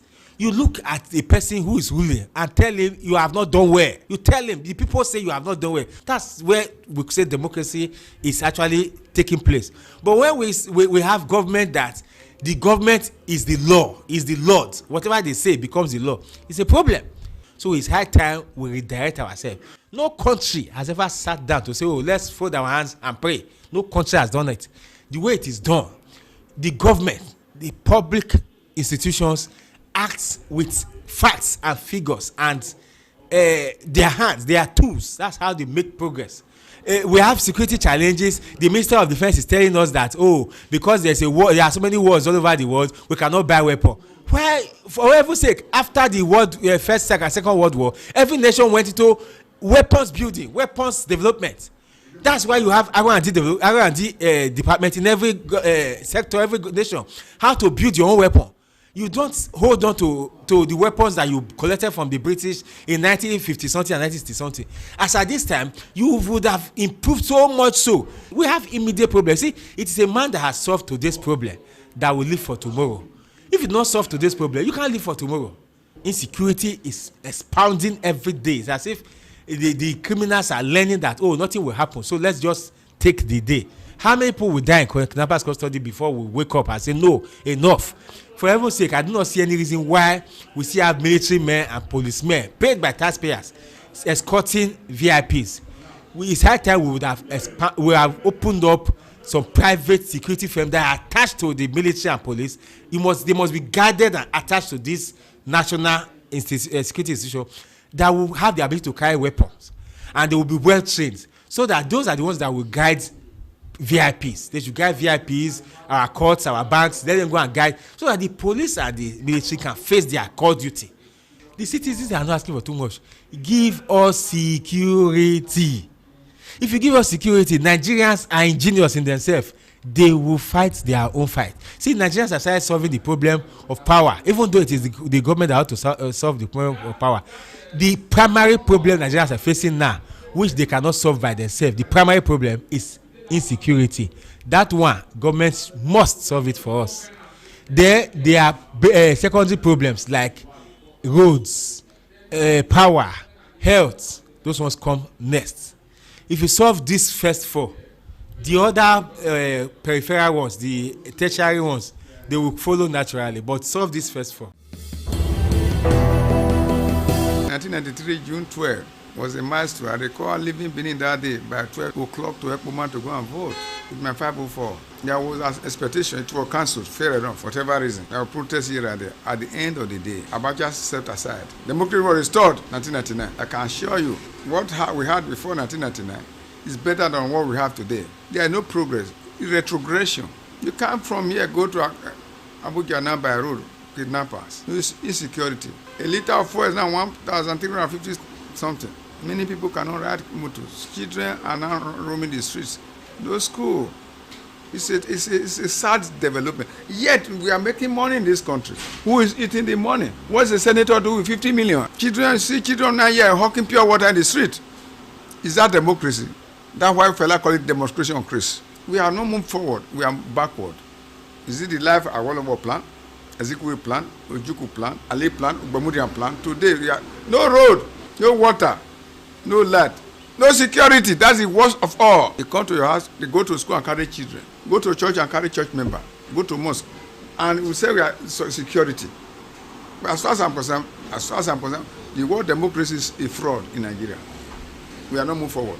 Instead, we are backward. The present administration have no reason to address your demand because they are not interested, man. It's not their business. How can they are kidnapping children in detention in Bomosho and over. President went to East and distributing vehicles to women leaders. Instead of giving money to release the children, he went to distributing motor in the East. Where is he working? Where is his salary, man? Is that democracy? Is that representing the government? It's a government of retrogression and backwardness. As far as I'm concerned, we are not making any progress. Where we were is better than where we are now. In the past 27 years of democracy, we have seen some, positive aspects, and then those positive aspects have to do with something like, for instance, in the first time in our, democracy and in Nigeria, we are having 27 years of civil rule, which has never happened before. It has always been coup from one coup to the other, and now it is very clear that people understand very clearly that it is no longer, a military regime as usual. So it has also given people, freedom of expression. Unlike before, Sani Abacha regime where you don't have freedom of speech, but now you can speak to the government as you like. So all these are part of the, democracy that we have. But for me, I think democracy is working, but it's not giving the dividends, effect that the citizen deserve.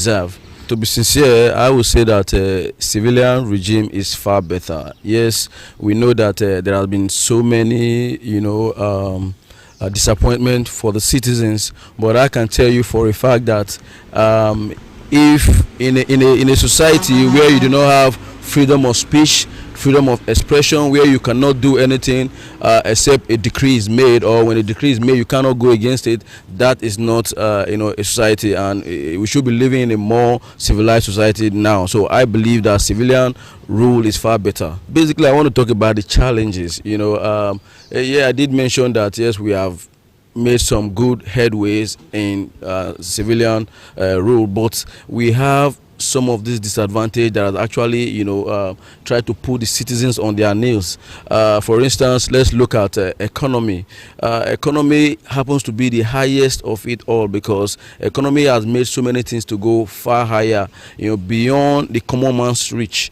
If you take a look back in 2023 or 2020 or thereabout, you find that the economy was far better than this, 100%, because as at that time you could get a bag of rice for just 85, and now a bag of rice is 60,000, 65,000, and 70,000. So you could see that the decay in the economic system is so bad, and that has actually eaten so deep, and it has actually made the citizens not to have that trust, not to have that strength and that belief for the government, because all they've been saying all along is to see that the government is not putting the policies that could affect the poor people, and some of these policies that the government put in place do not really affect the rich. It only affects the poor. So all these things put together are reasons why you tell that the citizens are feeling very, very bad, and the citizens are really not asking for much. Nigeria is a very, very hard-working country. We all know. If the government is able to provide just few things, like for instance, road, security, electricity, I'm sure that can go a long way. I mean, you could imagine that for the past 1960 point, we've not been able to get 24 hours electricity, which is so bad. We don't have road. Insecurity everywhere. Because of this road, it also contributes to insecurity, because if all the roads are good and people can move freely, and you find that this bandit or whatever they are, they cannot be easily they cannot easily come out, because it will be easy for the security agent to get to them immediately. So all these contribute to some of the the pains that the Nigerian people are feeling, and it's a big disadvantage that I believe that the government should look deep into that. Well, so far so good. We have seen the bad, the good, the ugly, and we are still surviving. We cannot actually say it has not been good, but rather it has not been a bed of roses, because looking at from 1999, we have had change of government from one party to another as well. Authoritatively, I can say that Nigeria has fared better, because the best is still yet to come, because democracy as it stands is still better than military dictatorship rule. Be that as it may, Nigeria, under this present democratic rule, which have lasted for 27 years now and is still counting, I will say that the citizens have enjoyed the dividends of democracy to some extent. Take, for example, from the time of now former President Olusegun Obasanjo, came with the use of mobile phones.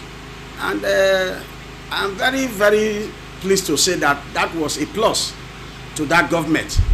And then, as President Olusegun handed over to Yaradua, of blessed memory, we begin to enjoy the dividend of democracy as it relates to reduction in fuel pump price and what have you.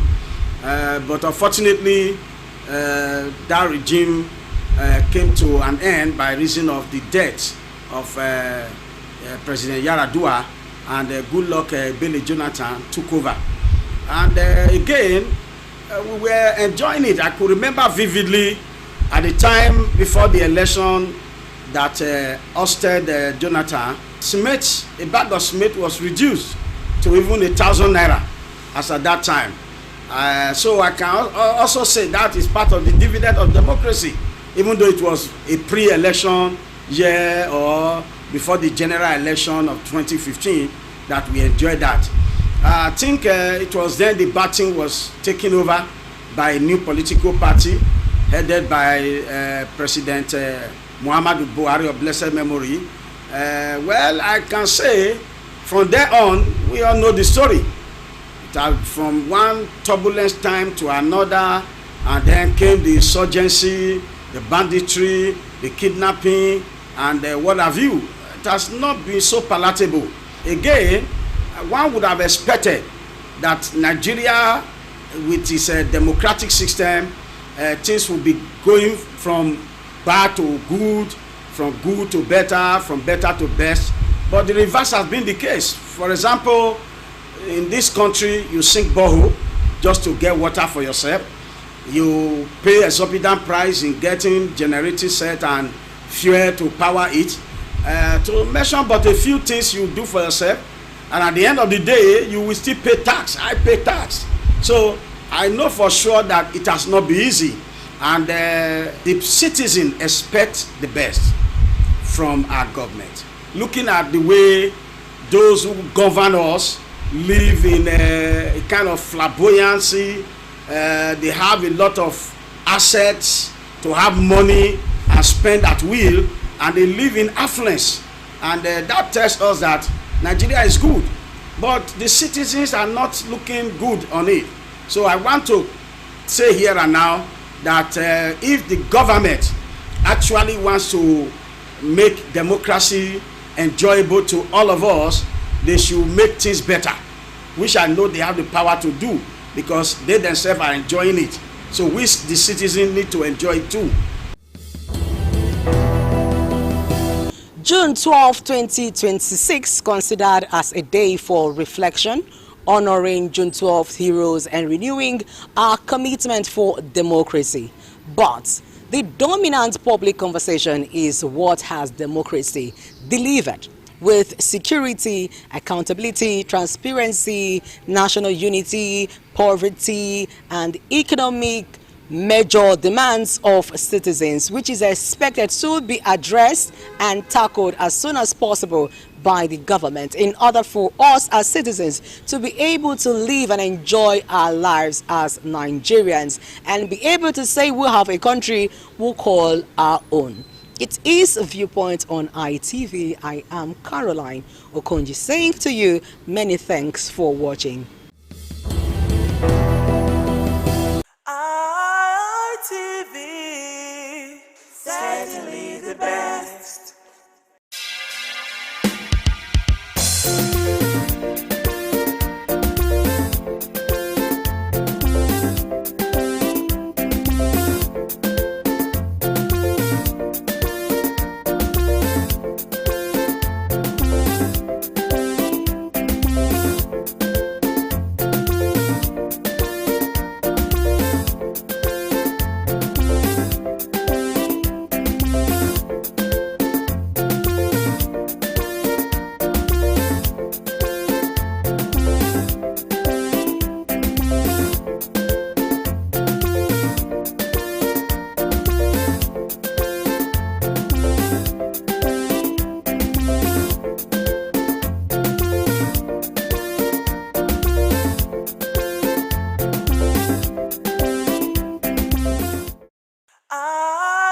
ITV, certainly the best.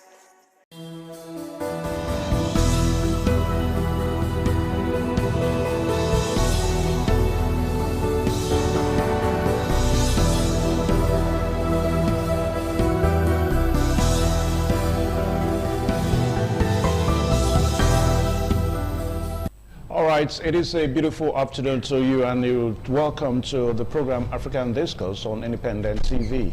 My name is Evan Sunokuge. Today on the show, we are looking at the severe relationship that has, happened between Burkina Faso and their colonial masters. We're talking about France in this case. And we know that since the new military junta, the military junta are not new now because it's more than almost about 4 years now since we've had Ahmed Traoré as the head of the military junta in Burkina Faso. Now it's been one leadership in Burkina Faso that a lot of persons have praised because of tremendous, leadership or disposition that the young man seems to be given to governance in Burkina Faso. But you and I know that when we talk about military regime in governance, in in governance, so to say, it is not something that we can actually, praise because it somehow is not fashionable anywhere in the world now as far as international politics is concerned. But you may want to say that for exigency's sake, that Mohamed Traore has, been trying in Burkina Faso, and a lot of persons have praised his effort. But be that as it may now, we're beginning to see what some persons are kind of wondering what is going to happen, after this. I mean, imagine a situation whereby you completely cut ties from your colonial masters. So what is that going to look like? So that's what we're going to be talking about today on the program African Discourse.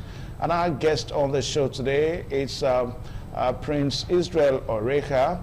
He is the Executive Director of Connected Advocacy, and of course he's joining us virtually this afternoon from Benin. Prince Israel, a very good afternoon to you. Yeah, a very good afternoon to you, Evan, and the team in that place. Very good afternoon to all my viewers across Africa and the world at large. Okay, you're welcome to the show. Well, on a lighter note, I mean, the program is African Discourse. I think we are still, joining South Africa to regret, because I remember we've talked about issues of South Africa here on this program a couple of times, and of course we talked about the xenophobic attack, and it looks as if that just what happened yesterday between South Africa and Canada, it was almost the whole world that joined Canada to play that match. But that's just the game of football. So I think it's a lesson that maybe we may have to learn from. All the nations of the world have to learn from, because as we speak now, we understand that the authorities in South Africa, is not resting. I mean, tomorrow being the 30th of June is actually the deadline that the xenophobic attackers have given to non-documented nationals to leave their country. So, Prince Oreja, you quickly want to hint on that before we attend to the issue of the day?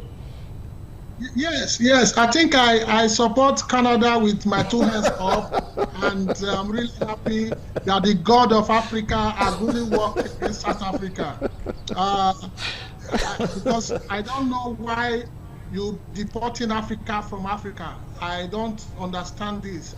South Africa happened to be one of the countries we sacrificed billions of our own natural resources for, that could not even have a reciprocative approach towards our citizens. I think I so much support Canada for that win yesterday, and thank you for making that South Africa to come back home. I think they should begin to learn a lesson that you cannot fight your own and still be at peace with yourself. So South Africa, a very woo to you. Come back home and come and redress the mistake you are making in the continent of Africa. Yeah. Africa is one. Okay, it's a borderless Africa we advocate for, and that is what we should be. All right, so the Bafana Yeah, the Bafana boys, we understand that by tomorrow they are going to be leaving their host country, you know, in the World Cup and returning back to South Africa. So that's just the way it is. So we must ensure that we keep the continent together. I mean, imagine the rest of Africa yesterday joining South Africa, you know, moral support, if you like, some level of spiritual support now to play that match yesterday. But it was opposite that was the case yesterday. I mean, a situation whereby South Africa was the only country standing alone. All other countries, you know, were not with them. So that was what happened. I think it's a clarion call and a message to the entire South Africa. And so bad of it, not all South Africans buy that ideology. There are some good friends there. I have good quality friends in South Africa. But I understand that we must begin to see how we unite this tide, and I pray South Africa, we understand that they are making a very grave mistake asking their fellow Africans. You understand, South Africa does not have a name. Every other country in South Africa has a name. There are other countries in southern regions. So they should know that they are bearing the African continent in the south. They shouldn't drive people away. Africa is one, and we should see ourselves as one. That is my take, bro. And I'm also asking you to also congratulate Canada for keeping the African spirit alive. All right, so away from that now, because that's not actually what we are discussing today, so that we don't waste too much time on that issue. We are looking at the severe relationship between Burkina Faso and their former colonial masters, talking about France.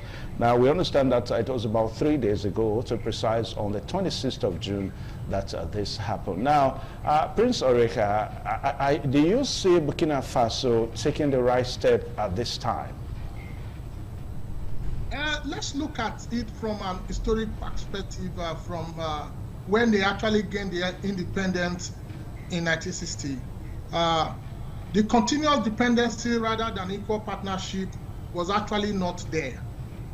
Looking at the policy that the French uses in most of the colonies they have in Africa, that is the assimilation and the association policy, that actually wants to make them become like part of the French, and also eroding the culture of the African. The Africanness is one thing that we have. We cannot relinquish it for any culture.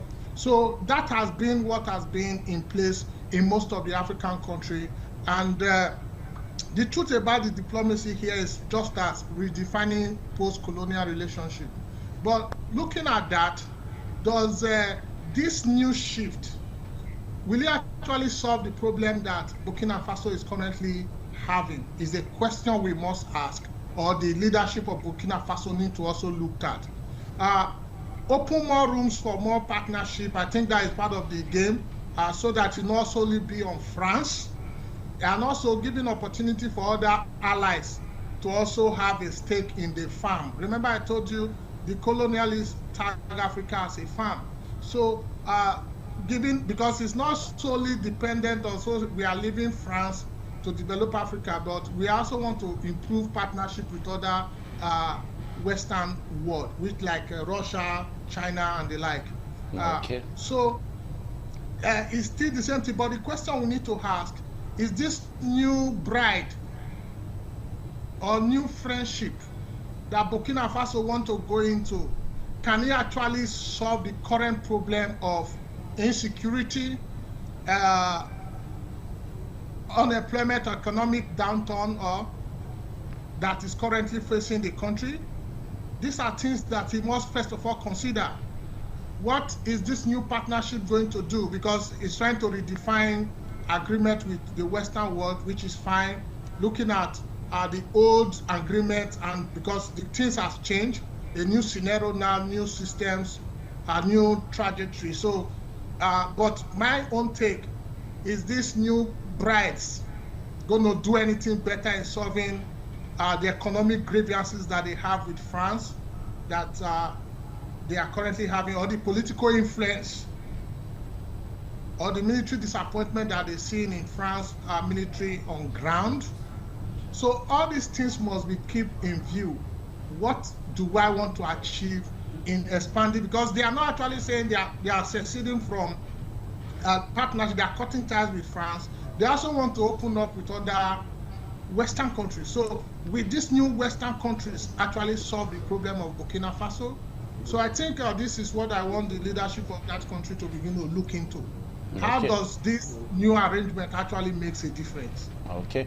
All right. So just like as you said that there seems to be a strong influence coming from some Western powers. We understand that China has been so interested in the affairs of Burkina Faso.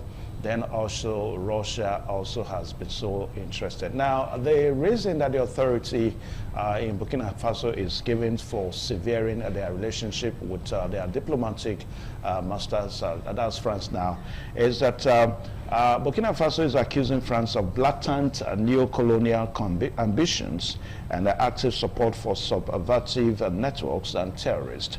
And they also said that the conditions for mutual respect and reciprocal trust, are no more there. Now, Prince Oreka, I want you to talk on the issue that has to do with subversive networks and terrorists. That is, it seems that Burkina Faso is accusing France for supporting the terrorist issue. It has been a big issue in Burkina Faso. As a matter of fact, we have seen that seems to have also spread into some other parts of Africa. I mean, the Sahel region.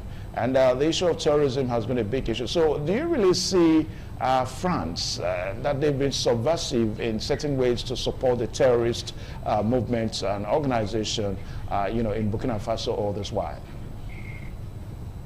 I think when two people fight, everybody wants to find an added advantage.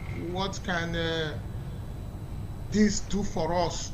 How can it benefit them? So before now, there were what we call mutual security cooperation between the France and the Burkina Faso-led military. So they actually, like most of the tactical ideologies or styles that the Burkina Faso military used, they were almost copied from the French government, because that association and assimilation policy makes them have influence in their political system, their military minds. So the security architecture, they share with France 100%, which is true.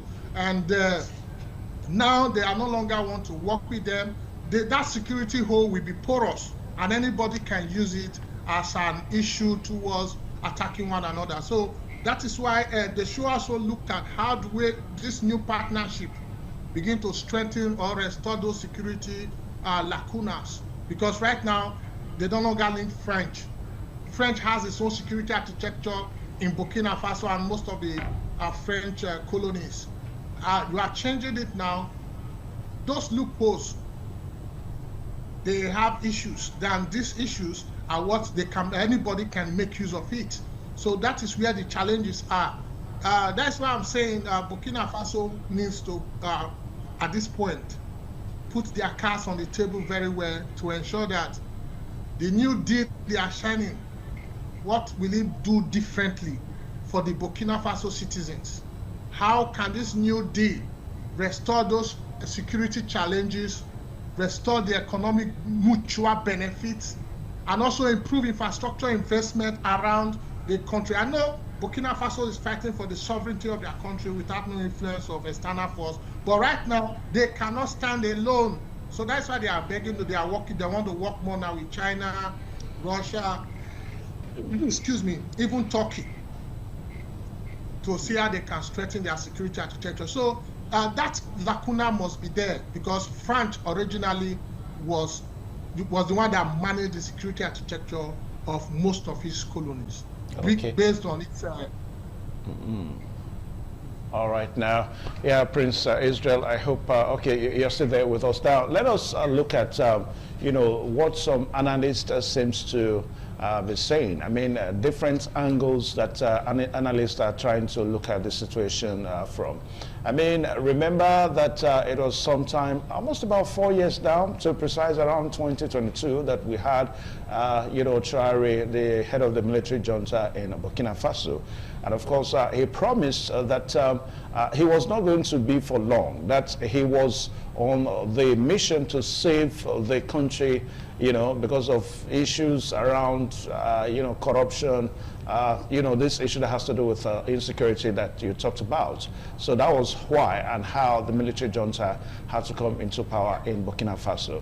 Now, the government, as led by Traoré, promised that in no distant time, that he's going to ensure that he takes back the country to popular civilian rule. I mean, we're talking about almost about 4 years down the time now. And it was in 2024, as a matter of fact, that was last 2 years, that he promised that he was going to return the country back. And that is 2 years after. And now the country is still in the hands of the military junta. So for some analysts, they are probably seeing this recent development now as a way to buy time, maybe trying to divert attention from the promise that he made, returning the country back to civilian rule. What's your take on that? I think for now, you have cogent reasons to tell you power is very sweet, Evans. Yeah. and relinquishing power most times is difficult. So I pray Tarawale, being the leader that he proved to Africa, that is bringing sovereignty to Africa, reducing Western colonial influence in Africa, he should be able to do the needful, as he has said, to move the country towards a prosperous and democratic system that will be better for its citizens. I know he speaks more often that the citizens come first. So let the citizens decide. That is what I will advise, because those who wear the shoes know where it pinches them. But looking at power, my friend, power is very sweet, and relinquishing that most times is not easy. And also, he also has a cogent reason to tell you there is need for greater sovereignty of the Burkina Faso territory, and also to lead local leadership development, diversifying partnership, and stronger regional institutions. So this is what some of his key stance have been so far. My take is, any policy that does not have a foothold for the betterment of our citizens, I don't think it's policies that we should allow to stay for long. So let us see the magic and what the president of Burkina Faso wants to do differently, so that other Africans can emulate from it. But if we've not seen economic liberation from this partnership, we've not seen real diversified partnership that actually has to do with our citizens having a fresh air to be able to breathe and speak their mind on how systems could work. We want to look forward to see those kind of systems that will give opportunity for citizens to also make input into their government, and also ensure even development, not around circles that some of the challenges, because it stands on cogent reasons that some of the challenges that democracy also brings, but they need to also make something different. So we want to see how he promised bringing them back to democracy in a better form actually yield dividends. So we're looking forward to that, Evans. Okay. All right. So let us look at the response that the French authorities seems to be giving to this accusation. I mean, the accusation of trying to support the terrorist organization in Burkina Faso, and of course not having a mutual respect, a reciprocal respect for the Burkinabe's authority. That's the authorities in Burkina Faso. Now, the response that France is giving now is that France has called this as a hostile and unfounded decision. That's the decision that Burkina Faso has made now to have severed the diplomatic ties with France. Now, France is saying that it is a hostile and unfounded decision, and of course it shows a worrying drift of the Burkinabe's authorities, and said necessary reciprocal measures are currently under review, and urged French citizens to exercise heightened vigilance. I think this has to do, with the insecurity that there seems to be, accusing the French authority for. Prince. Okay, just as I say, there must be an allegation from both sides. Nobody wants to bear the brunt, because this is issue of security and it concerns lives and property. And I don't think French, in its own this will be able to come out purely and tell you is aiding insecurity in another sovereign country, which is not part of their demands or their bilateral relations for both countries. Just as insecurity is in Burkina Faso, insecurity is in most parts of Africa as well. It's a challenge that must be tackled collectively across the African continent. How do we do this? We need to begin to build solid regional integration, share security informations, share tactical knowledge across the sub-region of Africa, to see that they need to debug the issue of insecurity. So issue of insecurity does not really affect Burkina Faso. It's a regional or African issue currently, and tying it to one particular stake, I don't think is fair. So what I want the Burkina Faso leaders to begin to work on, how do they share security intelligence among their cross-neighbor partners to nip on board this current issue of insecurity. because it has grown beyond what one person can tackle.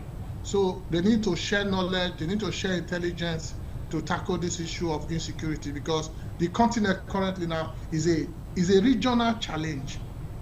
And this has been over time, what I said, the lacuna in governance, in fixing economic stability, enabling environment for citizens to thrive.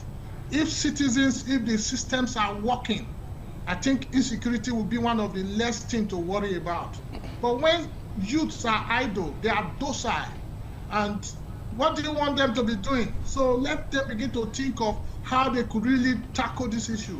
I don't believe in blame games. Traoré should sit up and put in those tactical reasons why he came into power, and give governance to the people of Burkina Faso to ensure they have dividends of leadership. Okay, but what do you really make of? Yeah, what do you really make of what seems to be a kind of this seemingly inability of France to have been able to really help Burkina Faso to fight the insecurity, in the country? Because we understand that this whole relationship that became severed only a few days ago started sometime in 2022. That was when Ibrahim Traoré came into power. Now, before this time, France has always been a kind of a security ally to Burkina Faso, security partner. But you and I know that one big problem that Burkina Faso seems to have had is the inability of the country to bring the Al-Qaeda movement and other Islamist movements into wrestle them to order. I mean, it has been a big issue. I mean, even to the extent that the insecurity in Burkina Faso seems to have spread to other parts of the Sahel region, and of which Nigeria is a part. So what do you make of this inability of France all these years to have really helped Burkina Faso in the fight of insecurity? Evans, you are asking a very, very direct question, and for me, I'll be giving you a very direct response. The direct response is this: a sovereign nation will determine specifically what he wants an ally to do.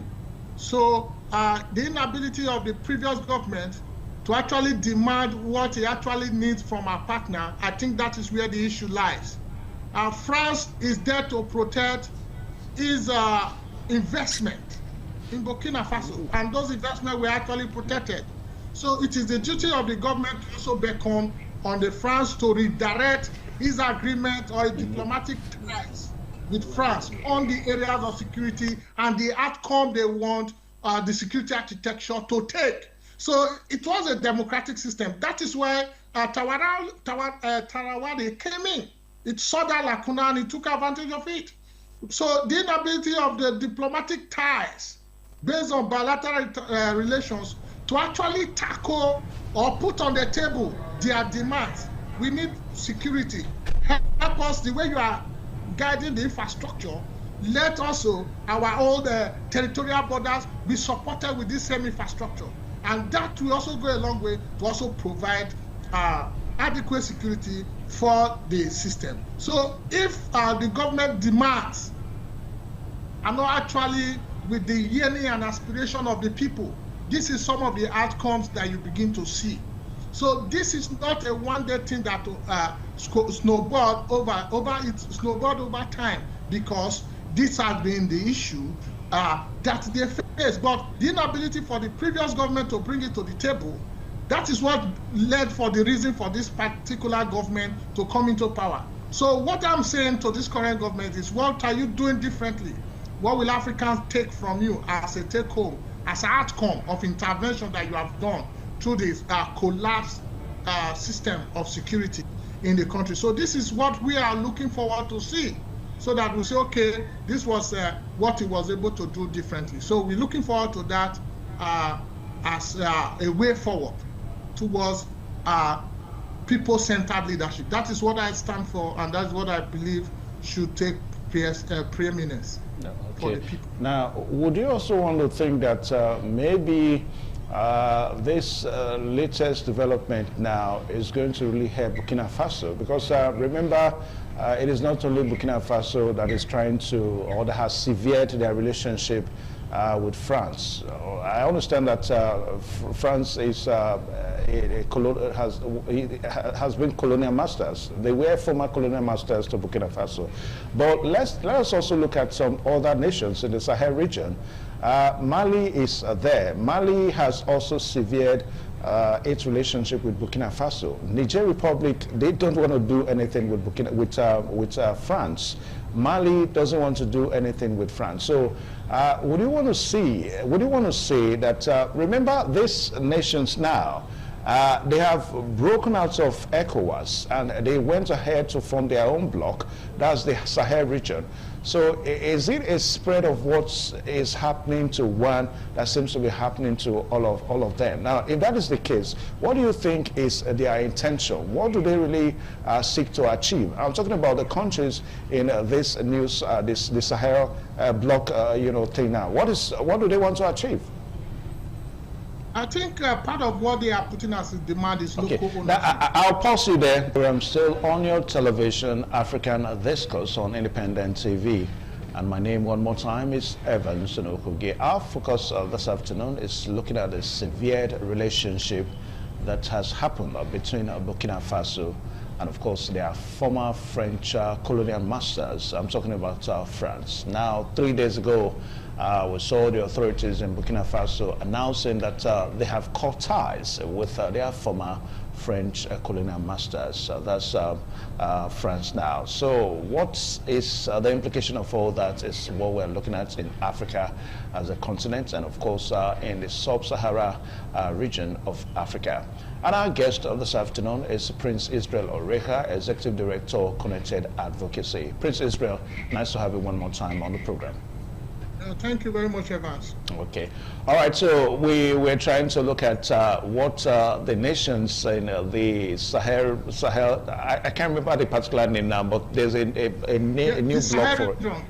The Sahel region. Yeah. I know, but there's a name there's a block that they formed, that has to do with the Sahel region, Burkina Faso, Mali, and of course Niger. About 4 of them, when they broke out of ECOWAS, they formed their own bloc.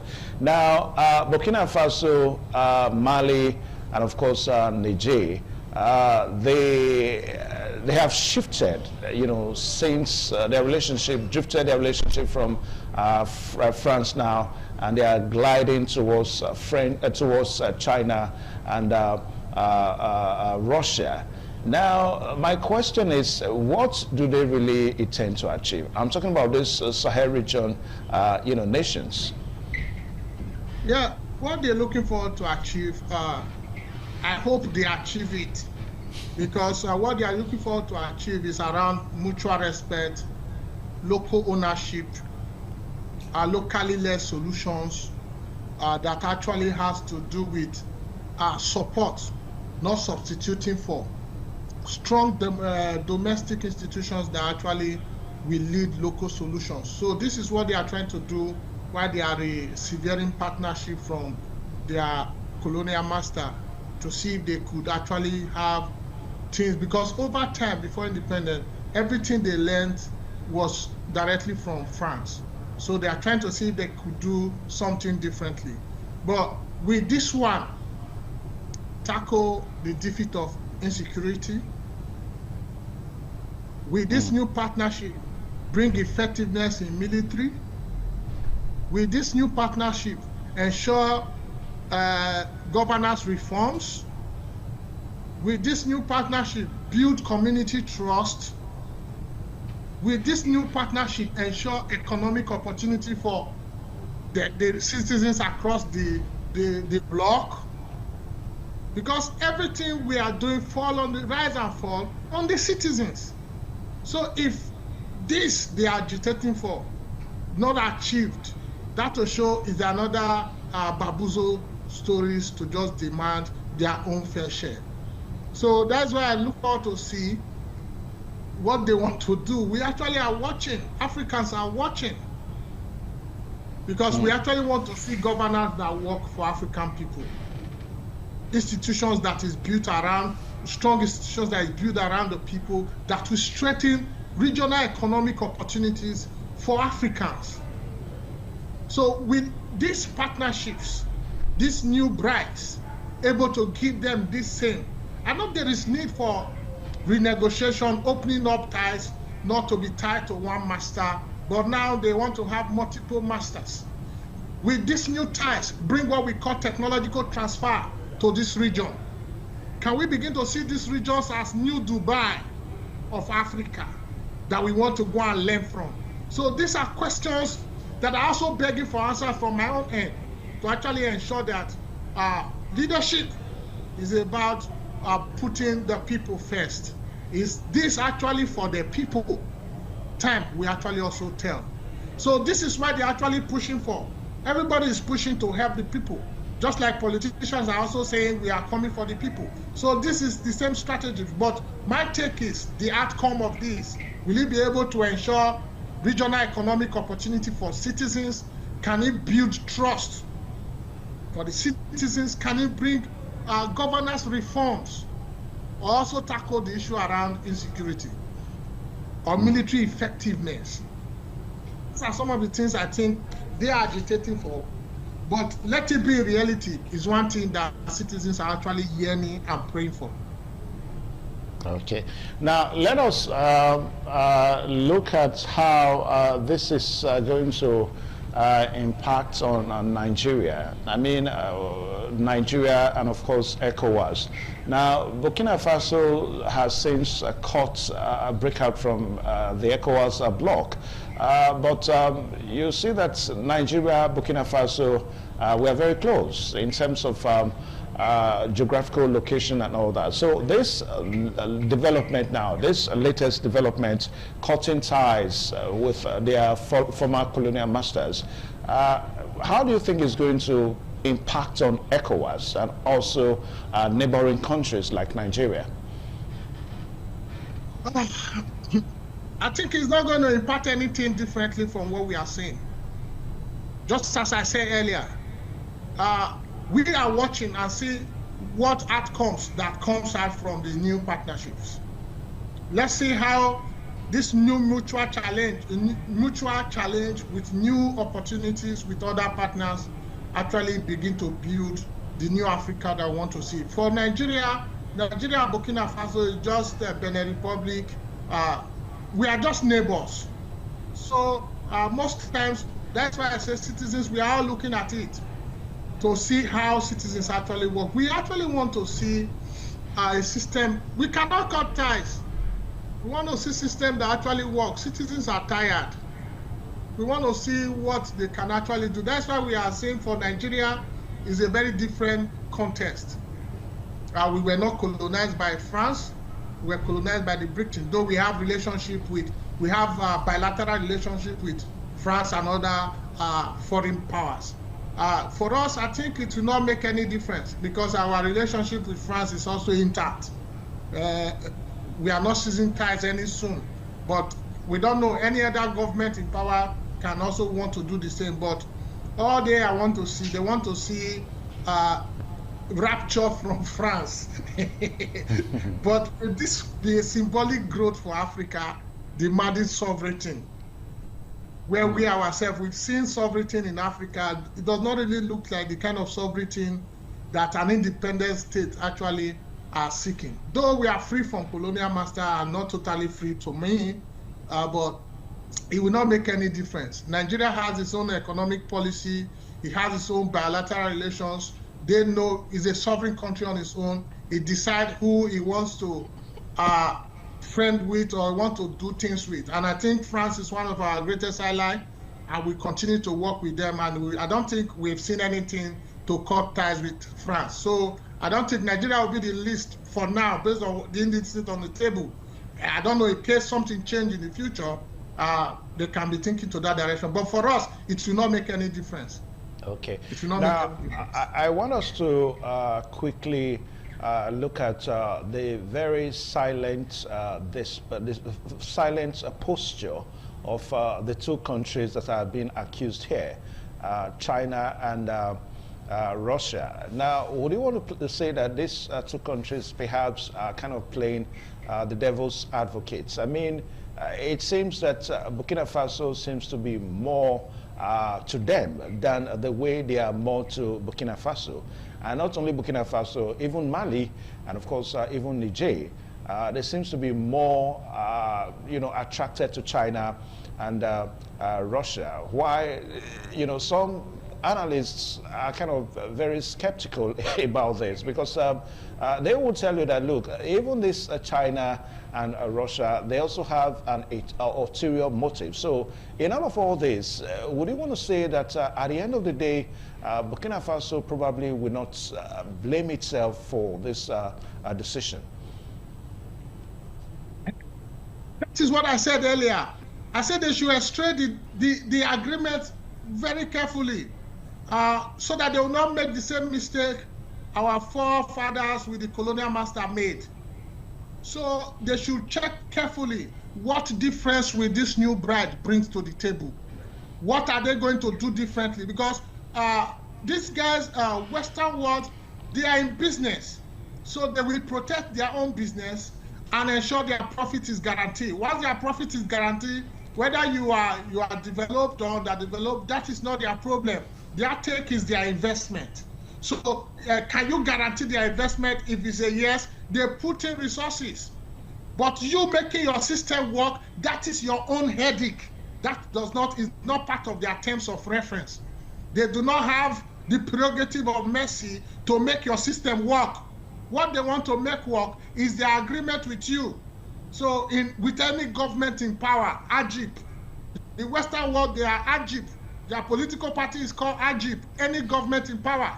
So if whatsoever France is bringing, China is bringing, Turkey is bringing, Russia is bringing to Burkina Faso, for my take, it should be what should be able to solve the current challenges that they are going through, which is insecurity, lack of economic opportunities that is currently bedeviled the entire African community, and good governance reforms, and effective military apparatus. Because we need to begin to change our system of doing security. I think I had the opportunity to be in a country called Baku. The very first day you step into that Baku, you have a sensor. They know exactly where you are, what you are doing, and how. So this kind of security architectures is what African countries should begin to look forward to see how they make their own state safe. The Western world will not make Africa safe. The Western world will not make Africa develop. It's not their duty. Their duty is to make sure their bilateral relationship with you, their demands are being met. If their demands are met, they are okay. Developing your country is your headache. It's Africa for Africa. That's why it pains me so badly why South Africa is sending away their brothers and sisters from their country. So it's not the duty of China, it's not the duty of Russia to develop Africa. But it's for them to ensure that their businesses, the risk is guaranteed. The profit margin is guaranteed. This is what a businessman look at to in every business. So the collateral damages for that business is not part of their own game. You cannot hold them to it. So you cannot say China is the reason why the African continent is not developing, or Russia or France. You can say it. Until Africa begin to look inward and ensure true leadership that will guarantee community trust, that will guarantee economic development, that touches the yearnings and aspiration of the people. We have not gotten there for now. Okay. Now, as we commence our descent now... I think we'll begin to see how best we sell more kulukulu and ekpa. Well, that statement, let's be careful with that because some people say that a wife of the president was quoted out of context. So let us not, talk about that because that's not our attention. Anyway, as we commence our descent, you have largely talked about China, Turkey, and Russia. These three countries are the three countries now that it seems that most African nations are tilting towards to. I mean, breaking ties with their colonial masters, just as we are talking about Burkina Faso now. But let us look at the recent technological advancements of these countries. I mean, China, Russia, and even Turkey. You know, China, they come to your country, they invest, they want to see their investments, you know, they want to take the take-up pay back to of their investments, you know, home.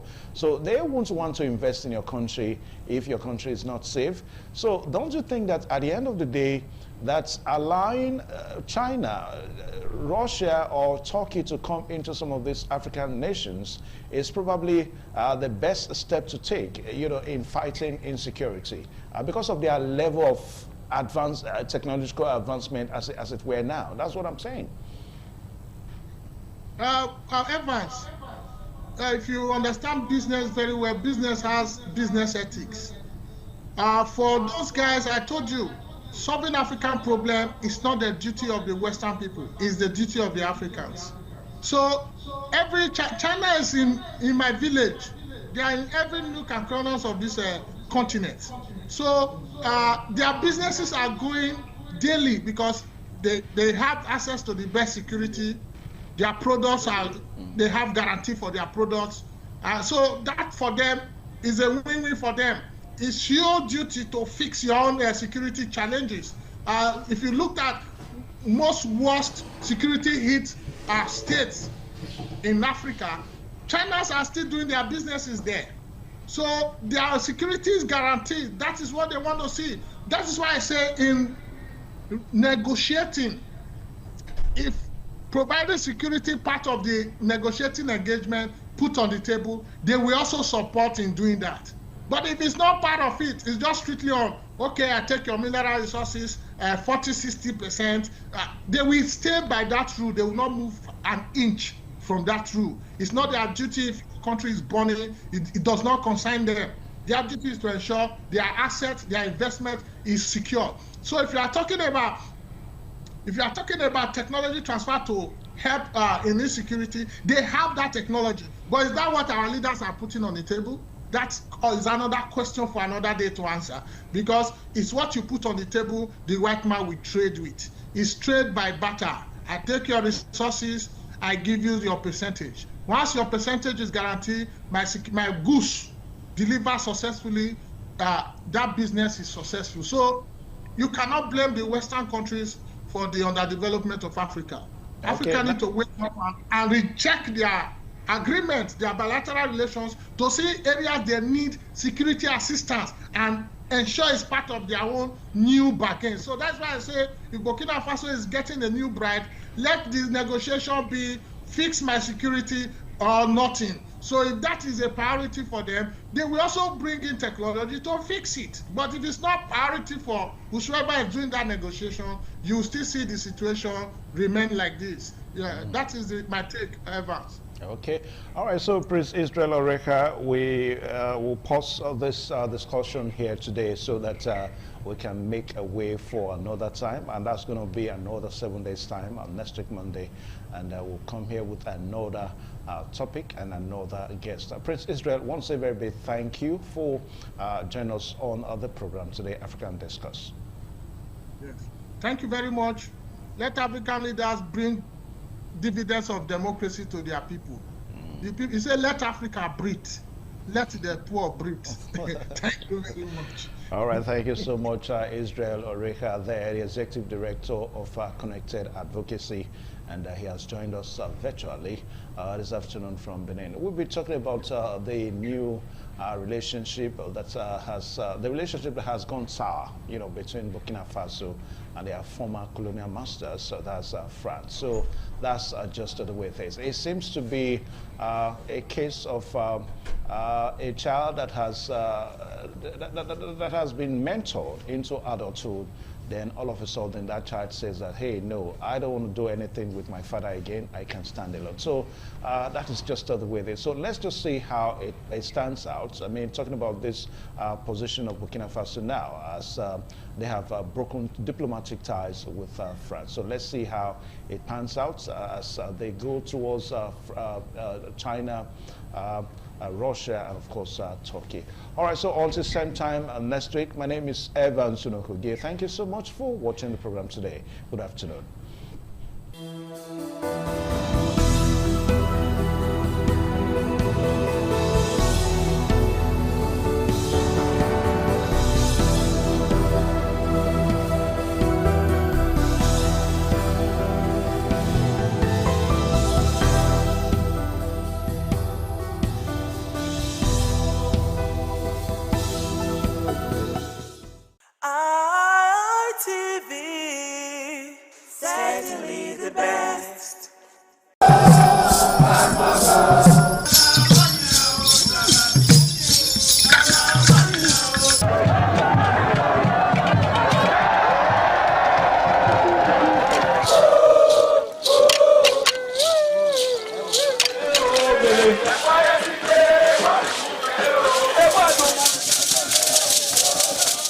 The Ugiawe is the final ceremony of the series of festivals.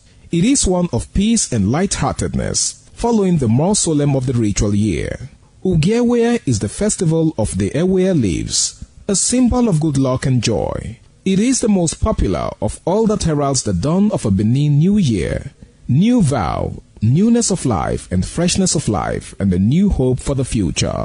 In the evening, the Ewe leaves are presented to the Oba of Benin in grand style in a colorful ceremony. The Ihogbe Society, amidst singing and dancing, bring the sacred leaves that symbolize good luck, blessings, peace, and prosperity. Each of the senior members of the Ihogbe proceeds to give the sacred leaves directly to the Oba of Benin, and others put theirs at his feet.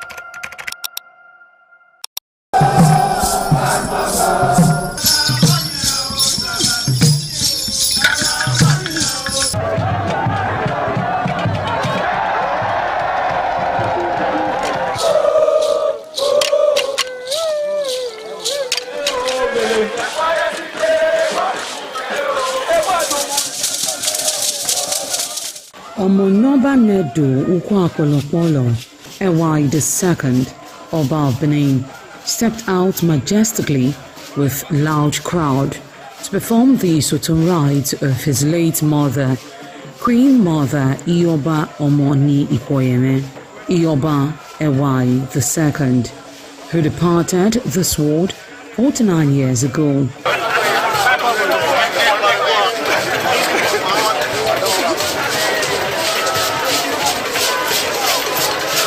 Isoton is a traditional rite of the procession in memory of the departed person's spirit in Benin Kingdom.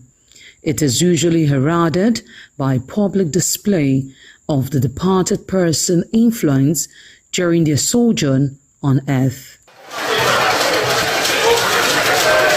The display of a human effigy symbolizing the departed royal matriarch was preceded by the Oba of Benin, who led the procession from his palace to the Immortal Shrine at King Square in Benin City, where he offered prayers for the repose of the soul of the Queen Mother, Ioba Ewai II.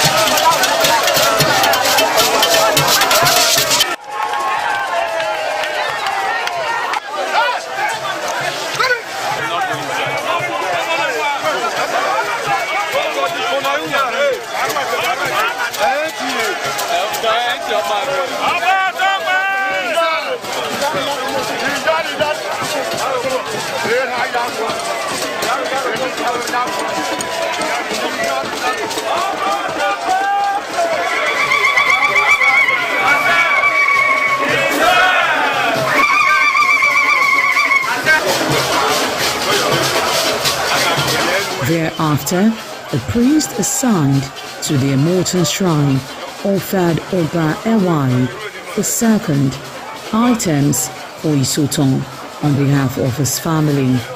However, Chok, known as Uri, represented a mixture from royal fans after ancestral spirits were invoked to bear witness and announce his arrival.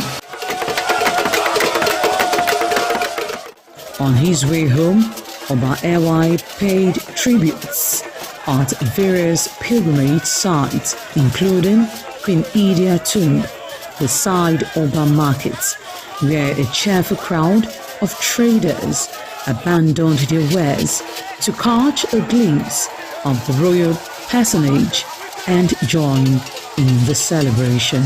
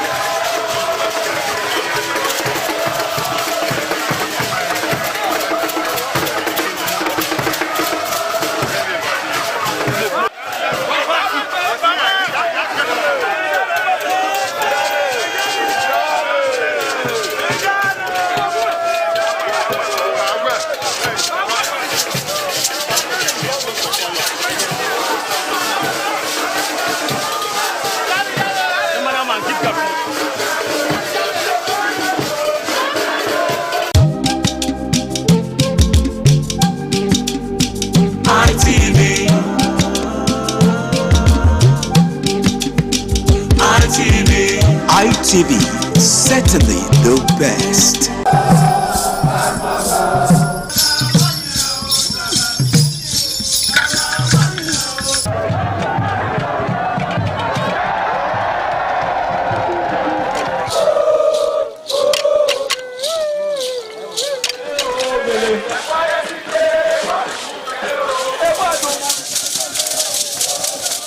This is Aqua Game, a popular game in Africa played by our ancestors to entertain themselves after each day of farming.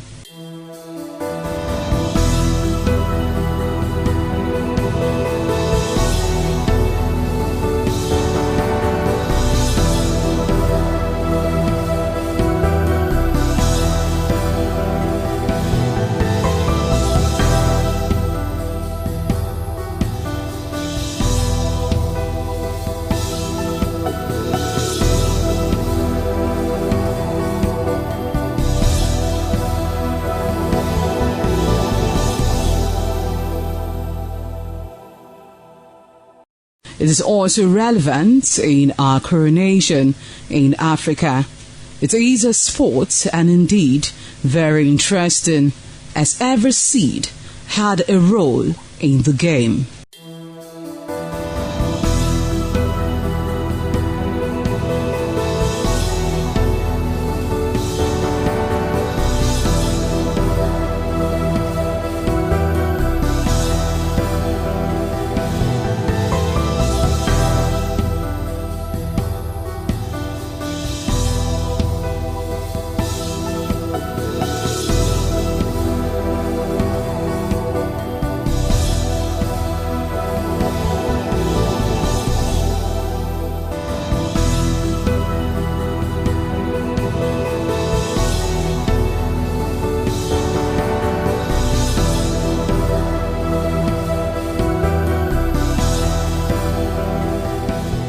Playtime is 45 minutes per set. There is no age limit as long as you can spin Aqua Seed. Ayo or Aqua Game, known as the game of intellectual. This game requires a lot of mathematical skills. Aqua Game is played with carved wooden box containing 12 holes.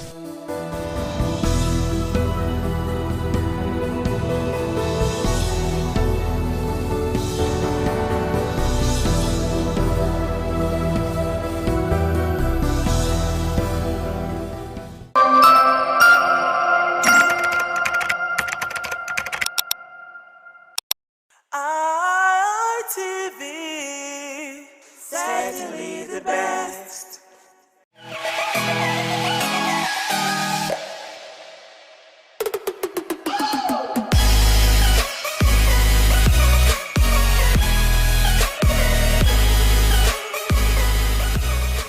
All right, distinguished ladies and gentlemen, it's another beautiful episode of your favorite Rendezvous for Guys on television, and I'm talking about the Guys Hangout Show on independent television, reaching you live from Benin City, Edo State, Southside Nigeria, West Side Africa. Now, for starters, the Guys Hangout Show is a very, very interesting show that teaches men to put themselves first in a society where nobody cares about the feelings of men. All right, so we encourage men to prioritize themselves. I believe that it's only when you invest in yourself that you can give out to those around you. After all, you can't give what you don't have. My name is Harry Aigboje, and of course, it's my pleasure to have you join me on another beautiful episode of the show. Now, tonight, I've got two gentlemen with me. Of course, they've been with me before, and we're doing this again. And let me begin with the one that sits far away from me. All right? To my far left is someone that is really passionate about everything that concerns guys. Okay, he goes by the name of Osas Zabi. Yeah, yeah, thank you. It's great being here again today. And it's great to have you. Yeah, thanks. All right, and of course, seated next to Zabayo is someone else who is also very passionate about masculinity. He goes by the name of Benedict Ochagu. It's good to have you on the show, bro. Were you thinking about it? No, I was actually looking for a better way to introduce you. Oh, yeah. All right, thank you so much. It's always a pleasure being here, knowing that you are listening and watching us from the comfort of your home. Absolutely. Yeah, once again here. Okay, so gentlemen, we have something really serious to talk about. It's one of those very controversial subjects. And of course, you know that we live in a controversial era where certain things tend to offend certain people. Okay, so as guys, we come across some terms that we use and some persons just get offended. And one of such terms is, you know, jealousy and insecurity. All right, now there seems to be a thin line between both. How would you define jealousy and how would you define insecurity? Some persons believe that both of them are the same thing. Now, what's your take? How do you see both words? Do you think, you know, they are the same, or do you think one is good and the other one is bad? So let me just hear your thoughts on it. Let me begin with you, Zabi. Yeah, okay. Like you said, actually, there's really a thin line between both of them. For someone being jealous and someone being insecure. Yeah. But they come from two different emotional standpoints. So I believe for jealousy is actually the very evil one. Everybody talks about evil is the sin, but the Bible has never talked about insecurity. The Bible has not told us that insecurity is a sin. But for jealousy, the Bible stands against that. Even the Quran. Is jealousy a sin? Yeah, of course, it's a sin. It's a sin. Now, how is jealousy a sin? Now, I see you progressing. I see something in you that I want, and because of that, I start hating. Okay. I start getting angry. I start having what ladies call mood swing. Okay. Because I'm seeing something in you that I need but I can't have. So that is the standpoint of jealousy. Okay. Now, insecurity, basically, for me, I think or I believe that insecurity comes from me not having something, but you feeling I have something to offer, and then I now have to try to prove to you that I have something to offer, knowing deep down within myself that I'm totally empty. So at that moment, I become very insecure. So, insecurity as an emotion is something that can actually be worked on, and no, there are no casualties in the game. But for jealousy, then you might record casualties. Oh, really? You might record casualties. Oh. But for insecurities, you might not record casualties. It's just that maybe you can learn on yourself, maybe balance up where you're lacking and all that. But for jealousy, there most likely will be casualties. When I mean casualty, someone might definitely get hurt, or you might want to go into any means to make sure that. I think we're having a discussion backstage about a particular firm where most persons are fighting themselves and all that. Okay. This stems from jealousy, not insecurity. Not insecurity. You understand? So jealousy is the bad one, not insecurity. Exactly. All right, that's how I want to put it. Okay. let me put that disclaimer. That's a fair way to put it. But let me hear what Benedict has to say. He just said that insecurity is not necessarily a bad thing, but jealousy is actually the destructive one. What's your take on that? I don't agree. Okay. The reason is, for me, first let me say that I think you have broadened the context of this discourse. Okay. I thought I don't know whether I'm the one that misread it. Okay. It was supposed to be about in the context of love, relationship, and all that. Yeah, of course, you could also do what you narrate to romance, which is a nice thing to do. But again, like Zabi tried to talk about the fact that jealousy is the bad thing. No, for me, jealousy is not bad. What Zabi was explaining in his analysis is envy. Jealousy is not a bad thing.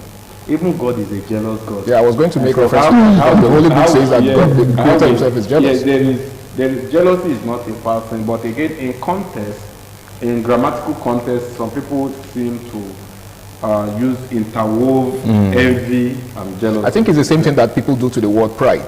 When you say someone is proud, you could be proud in a good way. Like I'm proud of who I am. I'm proud of my accomplishments. But proud could also mean arrogance. Right? So I guess that's the same thing that applies to. So in context, for me, jealousy, if it is for romance, jealousy is not totally a bad thing. Okay. Because when you love, there will be elements of jealousy triggered in you. No matter how much you try to say, me, I don't care.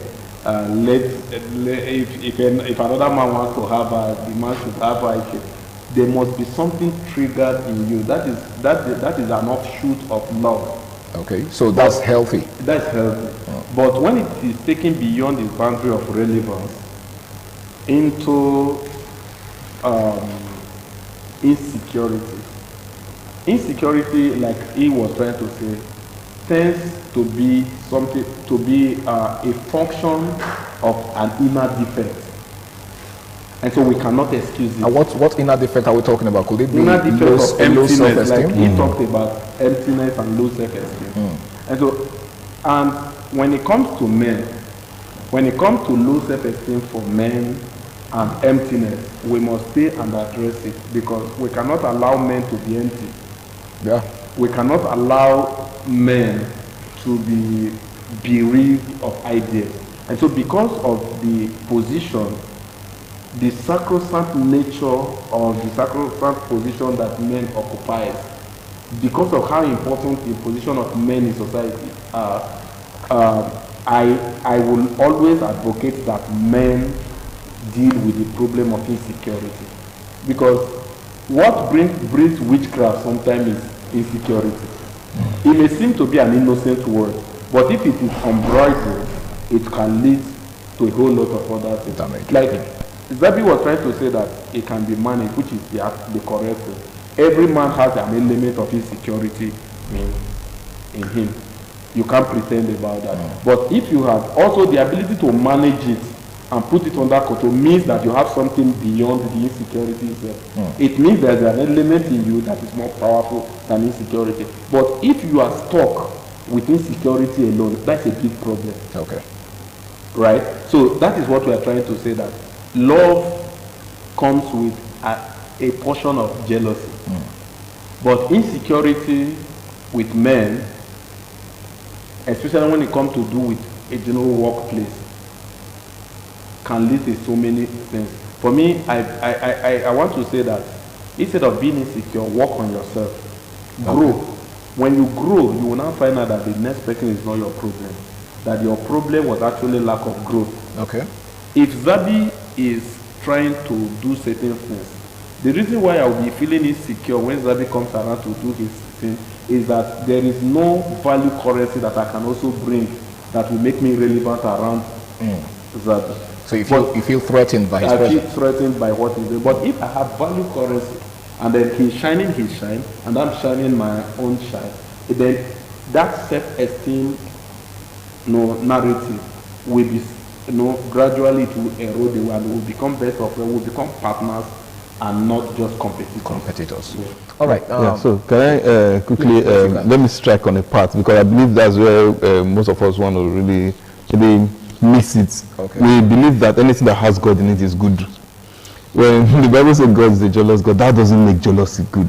Because what happens to the people, if you now read it completely, what happens to the people that defect?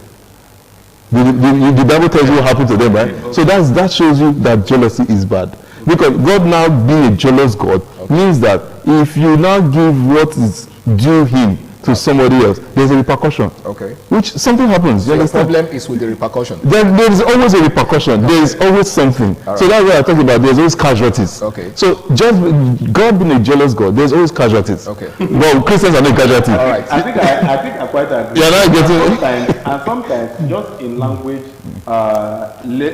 lexical content. Yeah. Sometimes the Bible was interpreted from the Hebrew and Greek. Okay. Sometimes the right word may not even be jealousy. You see. You understand? But okay, we are not here for Bible study. All right, in case you're just joining us, it is the Guys Hangout Show on independent television, and the topic for tonight is jealousy versus insecurity. Now, you just said, Zabi, that wherever there's jealousy, there is likely going to be casualties, right? Yeah. Okay, now I would like to ask you this. What would you rather have? A woman who's not jealous, a woman who doesn't quite care what you do with other women, or one who raises an eyebrow the moment she suspects that you're entertaining the advances of another woman? Okay. So, so I think we're bringing to the context of relationship right now. So, but for relationship, I would always want to look at marriage, not dating. Okay. Because dating, anything can happen, anything goes. Nothing is cast. Nothing is cast. So I can just see your hairstyle and I'm done with you. I'm done with this relationship. You understand? Okay. But in marriages, there's nothing like I'm done with it. You're there. You're stuck here forever. You understand? So when it now comes to jealousy, then and insecurity in marriages, I believe that this majorly comes with the percentages are more from the feminine side than the male side. But whenever it comes from the male side, it's always very disastrous. Okay. That's where you see issues like wife beating and all that. But I believe that it's actually unnecessary because before settling down with somebody, it depends on what you saw with the person. Now, if you saw, if for example, when you were dating, what attracted you to the person is what will attract everybody. No, so I believe that's why most of the times guys are advised to go for ladies that have inner beauty. When we say inner beauty, actually, we don't even talk about beauty inside. We're just talking about some particular traits, some particular values and traits. Women who are less physically attractive. No, not that actually. Not that actually. I think you're trying to play safe here. I know his wife. All right, go on. Okay, so the point I'm trying to make is. I think you go for ladies that they have the value that everybody can see. Okay. And then another person sees the value and tries to admire it, and then you become insecure or you become jealous. So I'm trying to use both of them together now. So I believe that this is, like I said, insecurity is something you can work on. But jealousy is not something, they're bound to be casualties. Now, if you are being insecure, it's normal. For example, I have a very curvy wife, and then